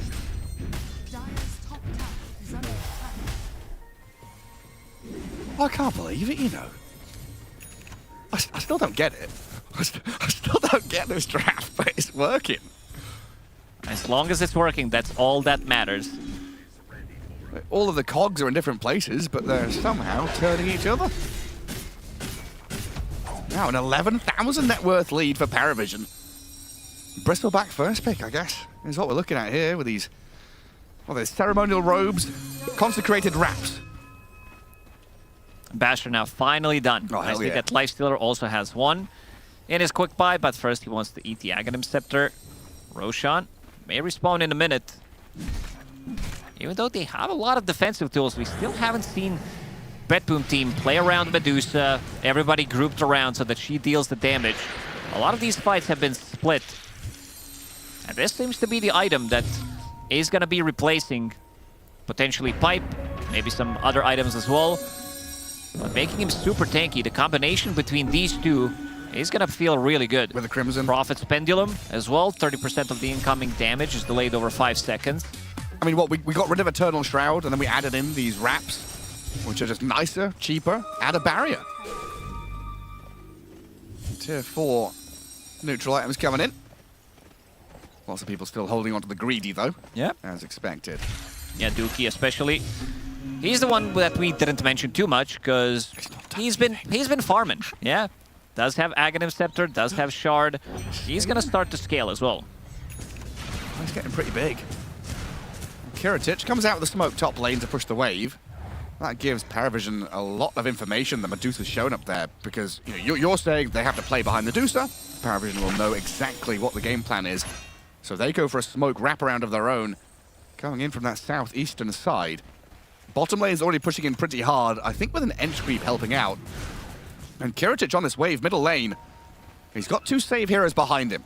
So very important we keep eyes on Kataomi and Save behind the Medusa, because that's what keeps BetBoom in the game. The trouble is, Kiritich, well, he's walked into Ducalis here. The supports aren't nearby. That's a big one. They're trying to get into this base and deal with Save. Disruption buys some time for him as GPK. Satanic manning up on him, but the Roar comes in with the Water's Punch as well. The stuns though, the return Roar. Snowball Save, Medusa's kept alive, pushed towards the Enchantress. Save has died though, and now the Tusk in trouble too. Kiritich gets some damage out onto Triple S. They want the backline. And the backline onto GPK. Diving into this base, Triple S and no one, forcing BetBoom to retreat through the Guardian Angel. The Beastmaster's just dying. They're ignoring the Medusa. She can't even kill off Ducalis. Kataomi's dead. 2 gone on BetBoom. PARIVISION's still 5 alive. And now Kiritich, they've broken the Bristol, finally getting something done. Guardian Angel comes too late. No one, phase shifting, dodging danger. Nero, he's gonna get the finishing blow. He's standing his ground. They need to go back. Can they do it? No Roar for 15. PARIVISION have to reset. They lost their Rubik. They lost their Bristol back. Nero blinks in, gets the kill. That's a triple for him. He also has AC, so any kind of a buff that you can throw onto your Medusa is gonna feel good. And now, it's Rapier I believe time. that's Rapier. Yeah, it's coming out on the Courier. Roshan is available, plus amplified damage. Roshan is on the Dire side. First time around that they're fighting near the Medusa, where she gets the clicks in. Almost 15,000 damage coming out from him. And you can see that Lifestealer didn't realize that the Medusa does have Aghanim Shard, cold-blooded. So gets some of the portion of mana back, uses the snake on him. He immediately starts to run back, and we're going to see the fight again. PARIVISION separated this pretty nicely. They forcing BKB, and also Roar. killing Shadow Demon immediately. This is the target that you want to be taking out, so there's not going to be a save. Also Disseminate. This is a pretty powerful ability that you can throw onto anyone who's going to be tanking it. And then Puck in the backlines. Like, he's doing a lot of work, but Guardian Angel cannot be dispelled.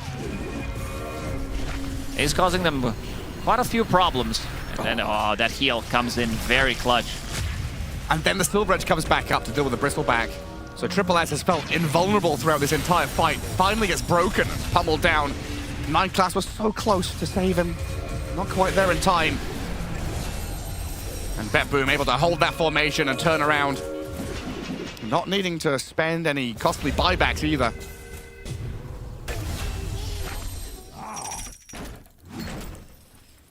But back to square one. Radiant are Now, BetBoom. One's with the advantage now. Wind in their sails, Aegis in the Medusa's hands. The Rapier Daedalus combo. He has Butterfly in his backpack. I assume he's going to swap that once he uses Manta style. But also Butterfly is much better damage item overall, especially when you have Divine Rapier. That extra bit of attack speed that you do get from it. Lifestealer, thinking about what he wants to buy next. That Basher has been completed, but on Bristleback. 5k gold lead for PARIVISION. And PARIVISION have 5 buybacks as well. Important to note here as they are getting run at. Triple S trying to clear out the wave and hold on to tier 2, but unable to stand and deliver against Kiritich. Mira also invested everything into Hex. Jump onto backline again. Onto Save. They're going to try and heal him up. Disruption buys them time as well, so no one doesn't finish the job. Save is kept alive. A lot of damage done, though. I think BetBoom now uncomfortable with advancing. Just one little move from no one. Very little commitment. The coil is back in 30 seconds anyway.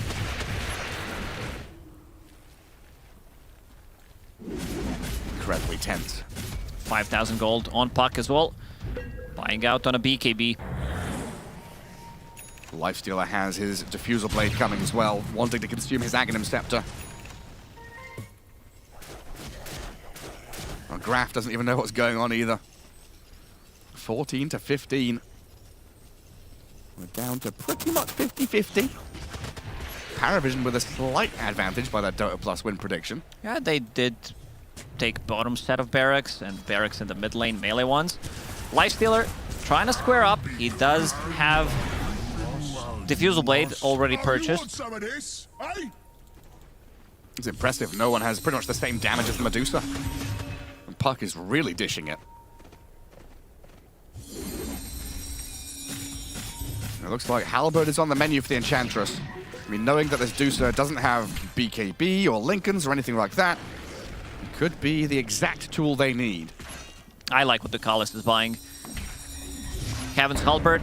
This is the item that has been changed even in the previous patch, but now it does last for 3.5 seconds, no matter whether you're melee or ranged. A minute and a half on Aegis. BetBoom want to use this and get an advantage on the map. Yeah, they've whittled the lead down to pretty much nothing at this point. PARIVISION were excelling with, what, 11, 12,000 net worth lead. That's all gone. Comes down to the high ground hold. The buybacks. The potential poke from no one in the back lines. But Kiritich just marches forward, gets to the high ground and starts hitting tier 3. Triple S gonna turn his back, starts spamming the Quill Spray. Jump from Enchantress. Saying hello to GBK. The banner still placed down though, keeping the creeps glyphed up is a problem that Ducalis can't quite remedy. Satanic with no one, they force GBK to BKB and be repelled. Kiritich though is still untouched on the front lines, and they've lost a ranged barracks. Now though they can deal with a banner at least. Still saving the barracks. No one holding on to Coil. They need to find the backlines. We saw how strong it is when he gets the Coil onto multiple targets with the Aghanim Scepter, and he did sell that BKB. He did not commit with it. Oh, really? Yeah, so he's sitting on 6,000 gold, thinking what he wants to buy next. Lifestealer as well, 5,000 gold in the bank for him. Would definitely love to eat that Aghanim Scepter, have enough money for the buyback, swap in this armlet, still have the move speed item with the phase boots, and then maybe try to upgrade into Disperser and see how it goes from there. So hard to figure out how to approach these fights. Omni Knight does have this side device, so there's a chance if no one goes for one of these risky plays, if they can pop the Lincolns and hex him, roar him. Now they've got Orchid on Beastmaster, they've got a couple of tools. They could deal with no one. But right now, BetBoom, no illusions of going high ground. They don't want to deal with all the buybacks. They're going to sit and farm themselves up a little bit more. Heaven's Halberd, the first one completed. There's also going to be one on Enchantress, Aeon Disc on Rubik. They want to be playing the longer fight. They want to be trying to kite the Medusa, wait until the BKBs are down, maybe try to bait Stone Gaze. Supports are still suffering on BetBoom team. If you can get the jump with Puck, with the rest, use the Infest Bomb. It feels like we're still in the first book of 3. This is Fellowship of the Ring right now. We've got another couple of... Extended version, yeah. Director's Cut extended version to go. We're 49 minutes in, but I can see this one going the distance. We're about to eat the second breakfast. We are. I hope these players had a bit of lembas bread, because that keeps you energized for a long old time.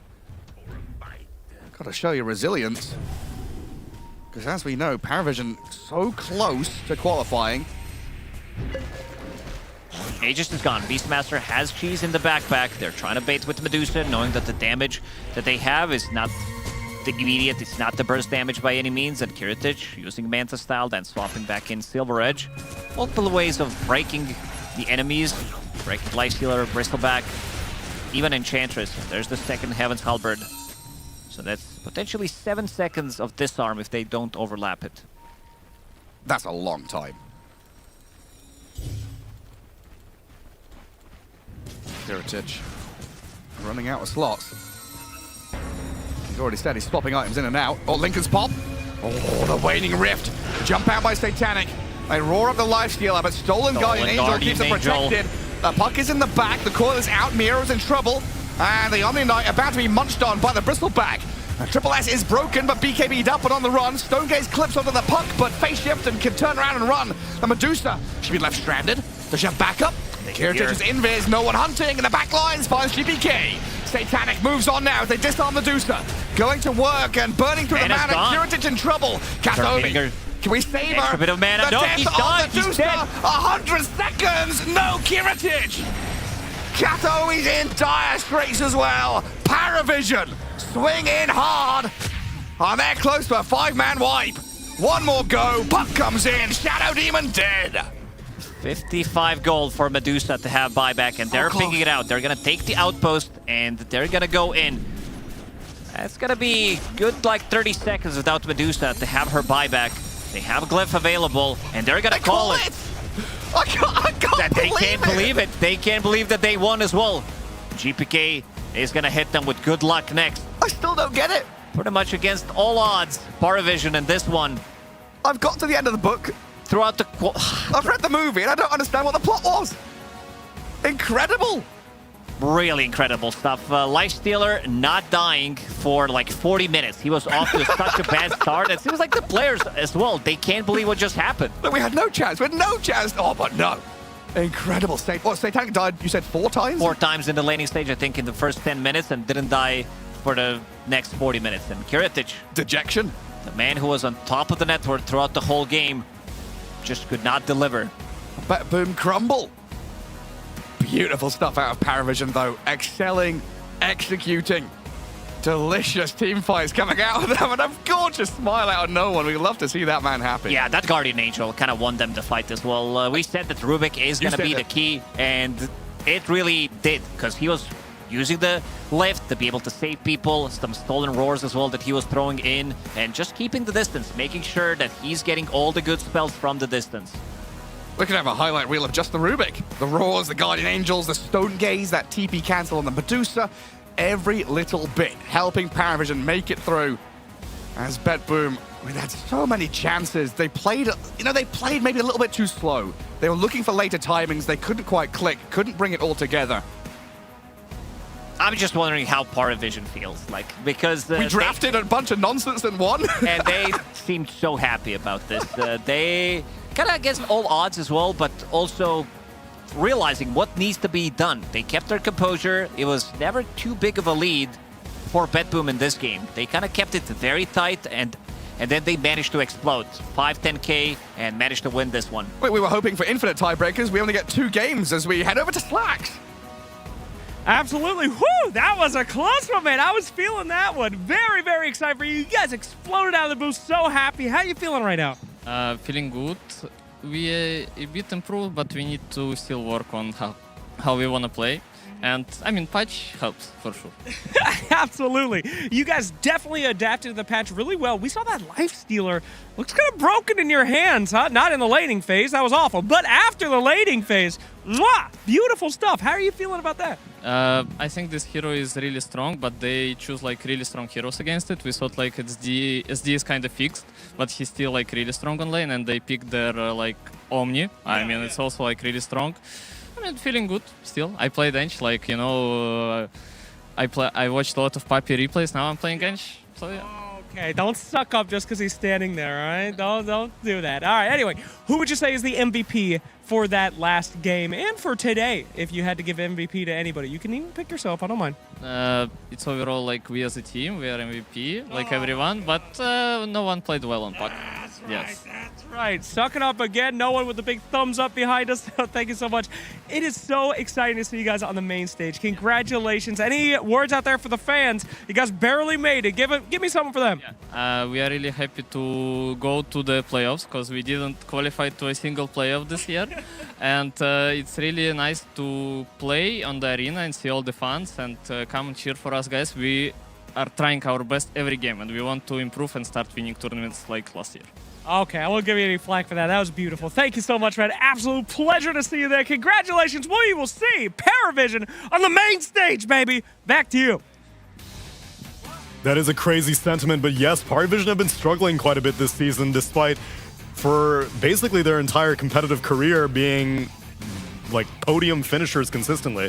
But this season has been rough. After their third place at TI in Hamburg, it's been 9th, 11th at Fissure Playground, 5th, 6th at Wallachia Season 6. They got a top 3 at Dream League Season 27, but that's really their only notable result over the past 6 months. So it is a bit of a return to form, and how fitting it is that they do this return to form, Quinn, on heroes like a Rubik, Lifestealer, Bristleback, Puck, and Enchantress. Yeah, it was a motley crew of dudes for sure, but I mean, I'll be honest, he said no one was the MVP this game, and I'm going to give SSS his flowers because I think he played really well. To me, he was the most confidently playing player in both of these games we saw. He was chatting up and running in there, and when everyone else was sitting back and farming and scared, this guy, he got his Crimson Guard, and he was up in their faces the entire game, making space for Satanic, who had the most horrific laning phase I've ever seen, come back into this game and actually have time to AFK farm his items. Massive kudos to this guy who's the newest player in this lobby, but still, I think, played the best and had the most cojones, so respect to him.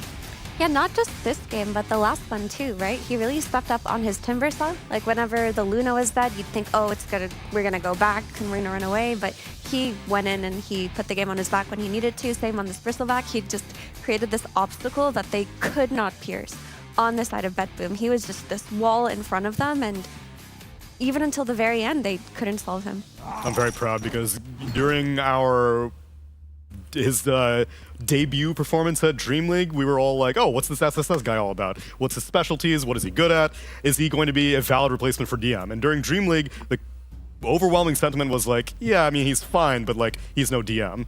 But to be able to put on a performance like this in a high-tension situation, being the most novice player to these types of contexts. Because we were talking about how GamerLegion oftentimes do not get the opportunity to play in high-tension situations, and they crumbled a little bit in this tiebreaker. Same thing can happen to individual players, but SSS, like you said, chatted it up the whole time. No fear. Yeah, mad respect to the guy. And I think now he gets a chance to really prove himself on stage with the crowd. I think that's where the rubber really meets the road, where you can see, you know, the Yatoros and the Collapses, these legendary players, compared to some players that choke in the high-pressure situations, right? Like, he clutched up here, but I'm really curious to see if when the crowd shows up, when the lights are on, when people are yelling and chanting and the claps are coming out, if he can still play to this standard. Because if he can, then maybe they have chances.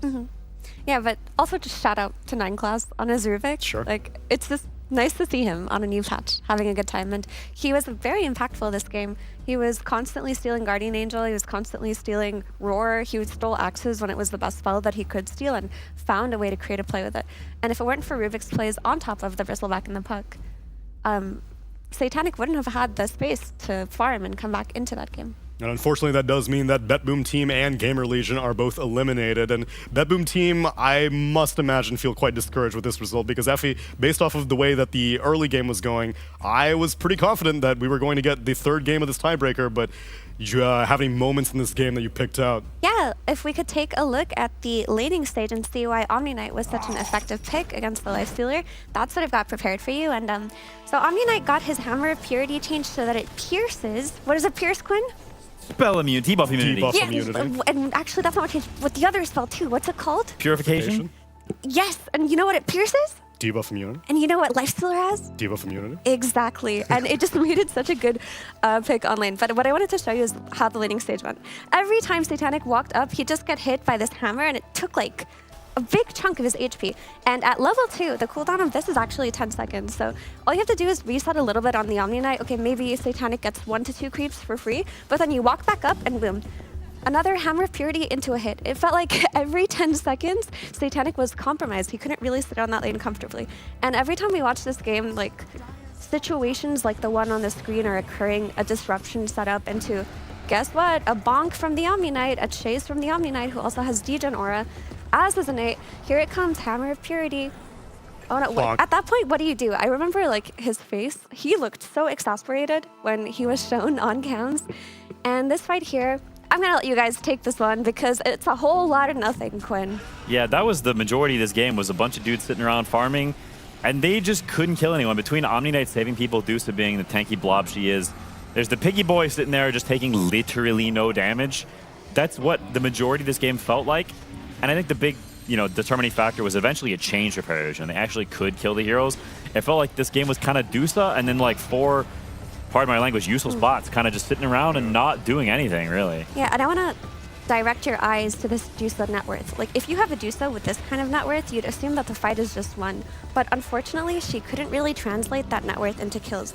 You can see, like, SSS out here on the side. He's just not dying. Like, whatever he does, he's running in. He got infested at some point. Every time it looked like he was close to going down, it didn't matter. Like, some new spell would come off cooldown. You can even see Tam here going back in and re-engaging, thinking that something's got to give. This guy's got to go down at some point, but they just didn't have the damage. Even here, this extended chase, they throw everything at him, everybody re-blinks back in, but he just runs away.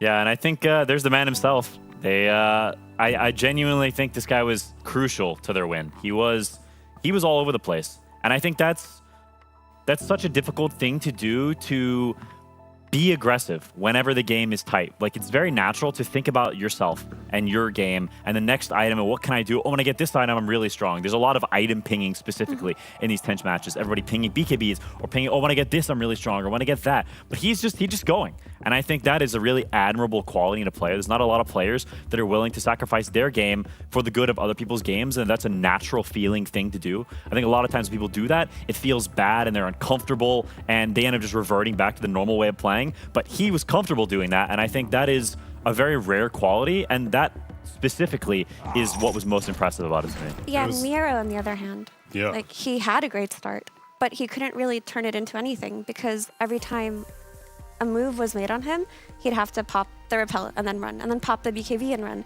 pop the GA and run. Oftentimes they weren't used offensively, but rather to save himself.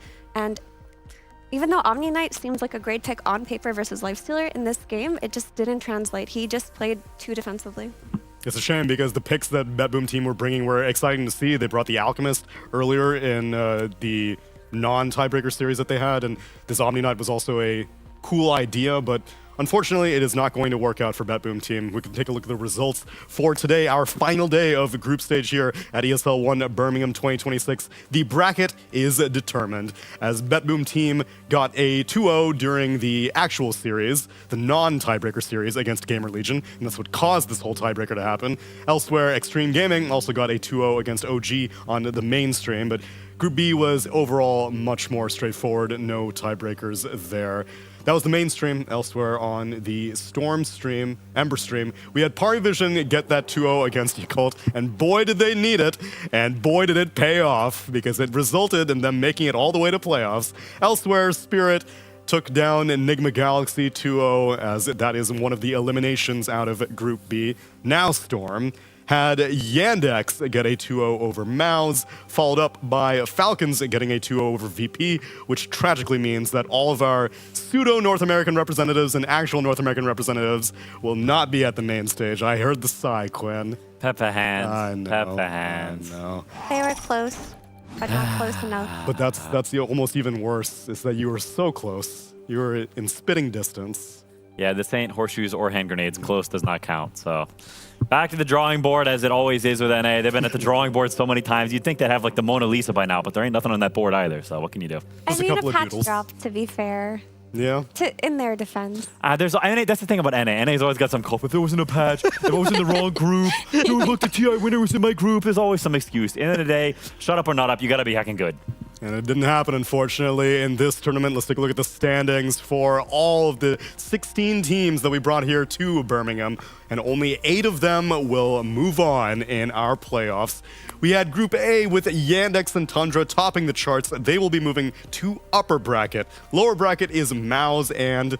yeah, that's right, PARIVISION, because they made it through to their tiebreaker. Tragically, though, that means that GamerLegion and BetBoom team succumb to elimination along with Yakult Brothers and Reconics. Upper bracket for B group had Aurora crushing their way through and Spirit nipping at their heels. Then we had Falcons and at least one Chinese representative made it through as Xtreme. Narrowly, with 6 wins, claws into a lower bracket. But the eliminations are indeed the North Americans with, well, I mean, the North American players, but the Virtus Pro, they qualified through Western Europe, actually. Yeah, so it's quite a mess. Quite a mess. South American also with Pain Gaming being eliminated. Southeast Asia with OG and Enigma Galaxy also getting eliminated. Yeah, I mean, it's a little bit sad to not see OG or Enigma do a little bit better. They're fan favorites. Like, they come into this thinking that maybe this tournament could be the one that really gets the ball rolling for them, but unfortunately it wasn't the case. Especially with Enigma, with them just basically coalescing their roster about 2 weeks ago. It was going to be an uphill battle regardless. And now that means that we have 8 teams in our bracket. Quinn, any surprises here? You think it played out as expected? I think Mouse, to me, and PARIVISION are the biggest surprises. I think both of these teams have looked incredibly shaky over the past months. So the fact that they actually made it into the bracket is quite the surprise to me, and I'm excited to see how they do on that stage. I think that's always the true test. I think the Birmingham crowd is also always particularly rowdy and fun. I remember always having a great time here. I made it to playoffs, or made it to finals one time. I got smacked around by a VP, so no one has won as Birmingham before. He has. So maybe he's trying to repeat that feat, wants a taste of his former glory. I'm excited to watch. Puppy has also won at Birmingham. He drove away in a Mercedes MVP, I believe, in 2019, but there is definitely a lot of history for that team. And we also got the defending champions of Falcons, as Falcons won the 2024 Birmingham in that lower bracket. So a very intense series there, and it's an elimination series as they're both in the lower bracket. And then Mao's Xtreme, Mira.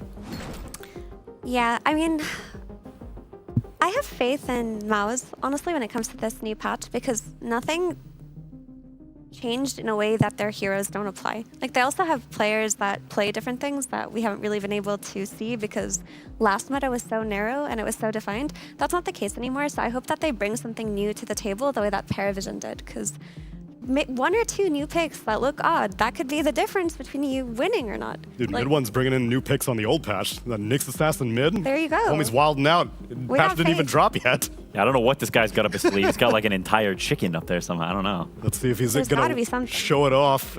And as a result of some teams being eliminated, that means that we have started to hand out some of the points on the way to the Esports World Cup, as this is the 3rd stop out of 4, with 16 teams being brought here and 8 of those teams being eliminated. That means that there might be some movement on these leaderboards, because some teams are now guaranteed a bottom, or at the most your top 8 for lower bracket teams, and then at the most your at the least your top 8 for lower bracket, and at the least your top 6 for upper bracket. So that's why Yandex and Aurora have moved up quite a bit, and Tundra. Okay, I understand now. It took me a second. Yes, it was not clearly illustrated by me. But yo, GamerLegion's on the board now? That's right, and VP is still at 12. Let's go. They're still in striking distance if nobody else gets any points. That's true. Hey, Liquid are, if Mao's have an amazing lower bracket that is true. run, they could leapfrog Liquid. Liquid's sweating right now. But yes, I guess that is Mao's the only of the bottom 8 that is still in the tournament. Yeah, everybody else is kaput. And then the top 7 are all the teams that are still in the tournament. Okay. The system is working as intended, it seems. Does appear so. We'll see how those points get divvied up as we start eliminating a few more teams, but those teams will get eliminated on a stage. That is still 2 days away, though. Tomorrow, we're going to get into a few of our playoff games. We're going to get started into this bracket, and we're going to get started with some best of threes. We are done with the 2-game series. We are done with these best of 1 tiebreakers. Now it is time to see how much you can push your drafts to the limit. And we're going to start things off tomorrow with Yandex versus Spirit. Quinn, who you got? I feel like I got Yandex right now. I think they're on a roll. I think they're grooving, they're vibing with each other, and Saksa is just built different right now. And I feel like when that guy is on, you cannot beat this man. He is too good, and he can also just simply eat you. So there's that too. He's the largest one. Why wouldn't he eat you? Why wouldn't he? After that, we got Aurora, Tundra, Mira. You know, I would have said Tundra up until today. That's what I'm saying. Because I watched Aurora play this new patch, and they looked confident. They were picking new things. They were also one of 2 teams to run Alchemist. They have their own ideas, and I have confidence in them in this new patch. I think they're going to be just as dominant. And Tundra, in comparison, Quinn, they were running some old and busted last patch stuff when they played today. Granted, Doom is insanely good, and 33 is more than happy to play Doom in any circumstances. But come on, where's the big brain that we love from Tundra? I mean, Tundra and repeating the same boring strats. Are we surprised? Hey, it wins trophies, but that don't mean it's exciting. No, I guess not. Whereas, I guess this is going to be a good test to see how big of a brain KP has, and if Aurora are going to come in quick, because it is a rapid learning period that you have to go through. They got 8 hours to learn the patch today. Yeah, you gotta go to sleep, and you gotta be ready, because Gaben's coming for you. You got more info, though, off of today's game, so there's a lot of studying to be done.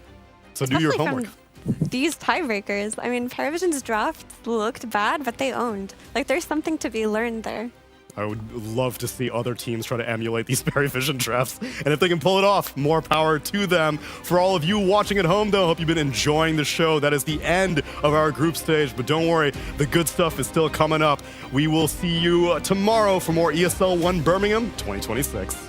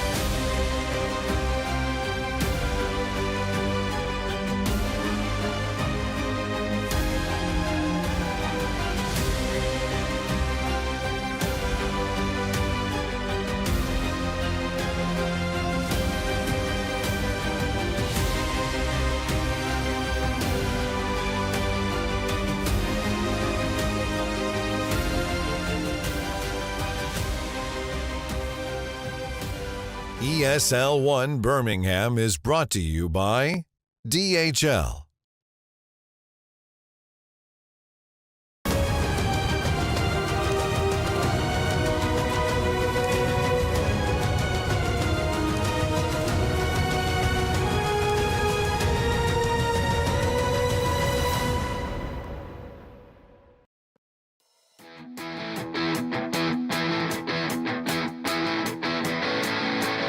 Bobby's really on one, climbing up the walls, screaming at the top of his voice. Running lines like they're going out of style, drinking like there's no tomorrow. Lo and behold, he's down from cloud 9, telling me much he really loves me. Well, I'm hanging by a thread, but I'm bracing anyway. Sometimes it's easy that way. Friends mean everything to me. If only it was that easy. Friends mean everything to me. If only it was that easy.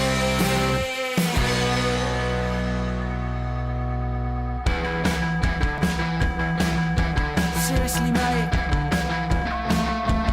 Are you for real?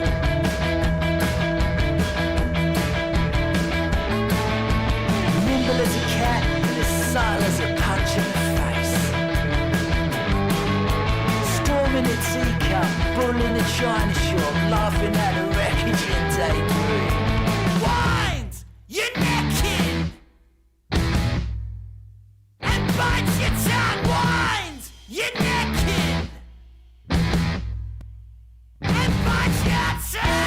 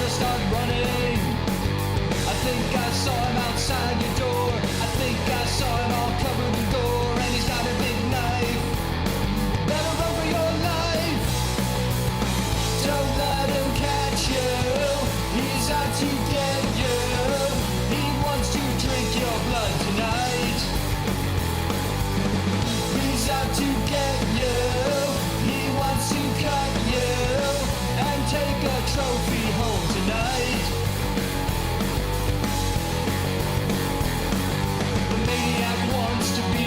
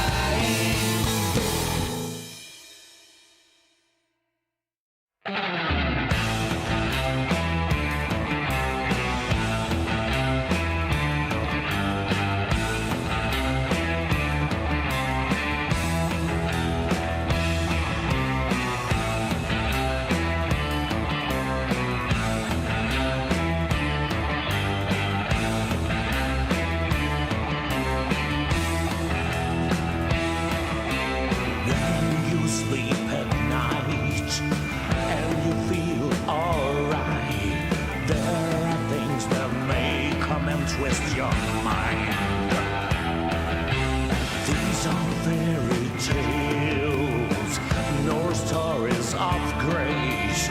Now the light is shut and shadows arise. Oh, there are things you won't get. Be safe, they'll come to an end. Nightmares, they've come to run all the fears inside you. Make them alive and let them grow. Nightmares are so real, distorting things you have seen. But when you wake up, they disappear. Take the hopes and doubts, the beers and wills. Mash them together, tales from the dark. The weirdest things aren't there, uncommon and strange. These enter the path to nowhere. Oh, there are things you misunderstand. Be sure they come to an end. Nightmares, they've come to around all the fears inside you. Make them alive and let them grow. Nightmares, they're so real, distorting things you have seen. But when you wake up, they disappear.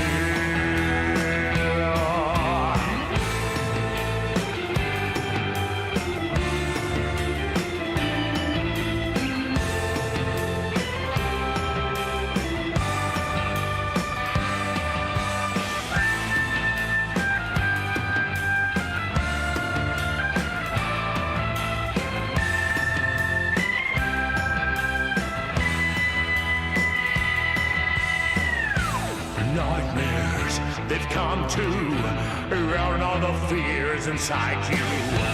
Make them alive, let them grow.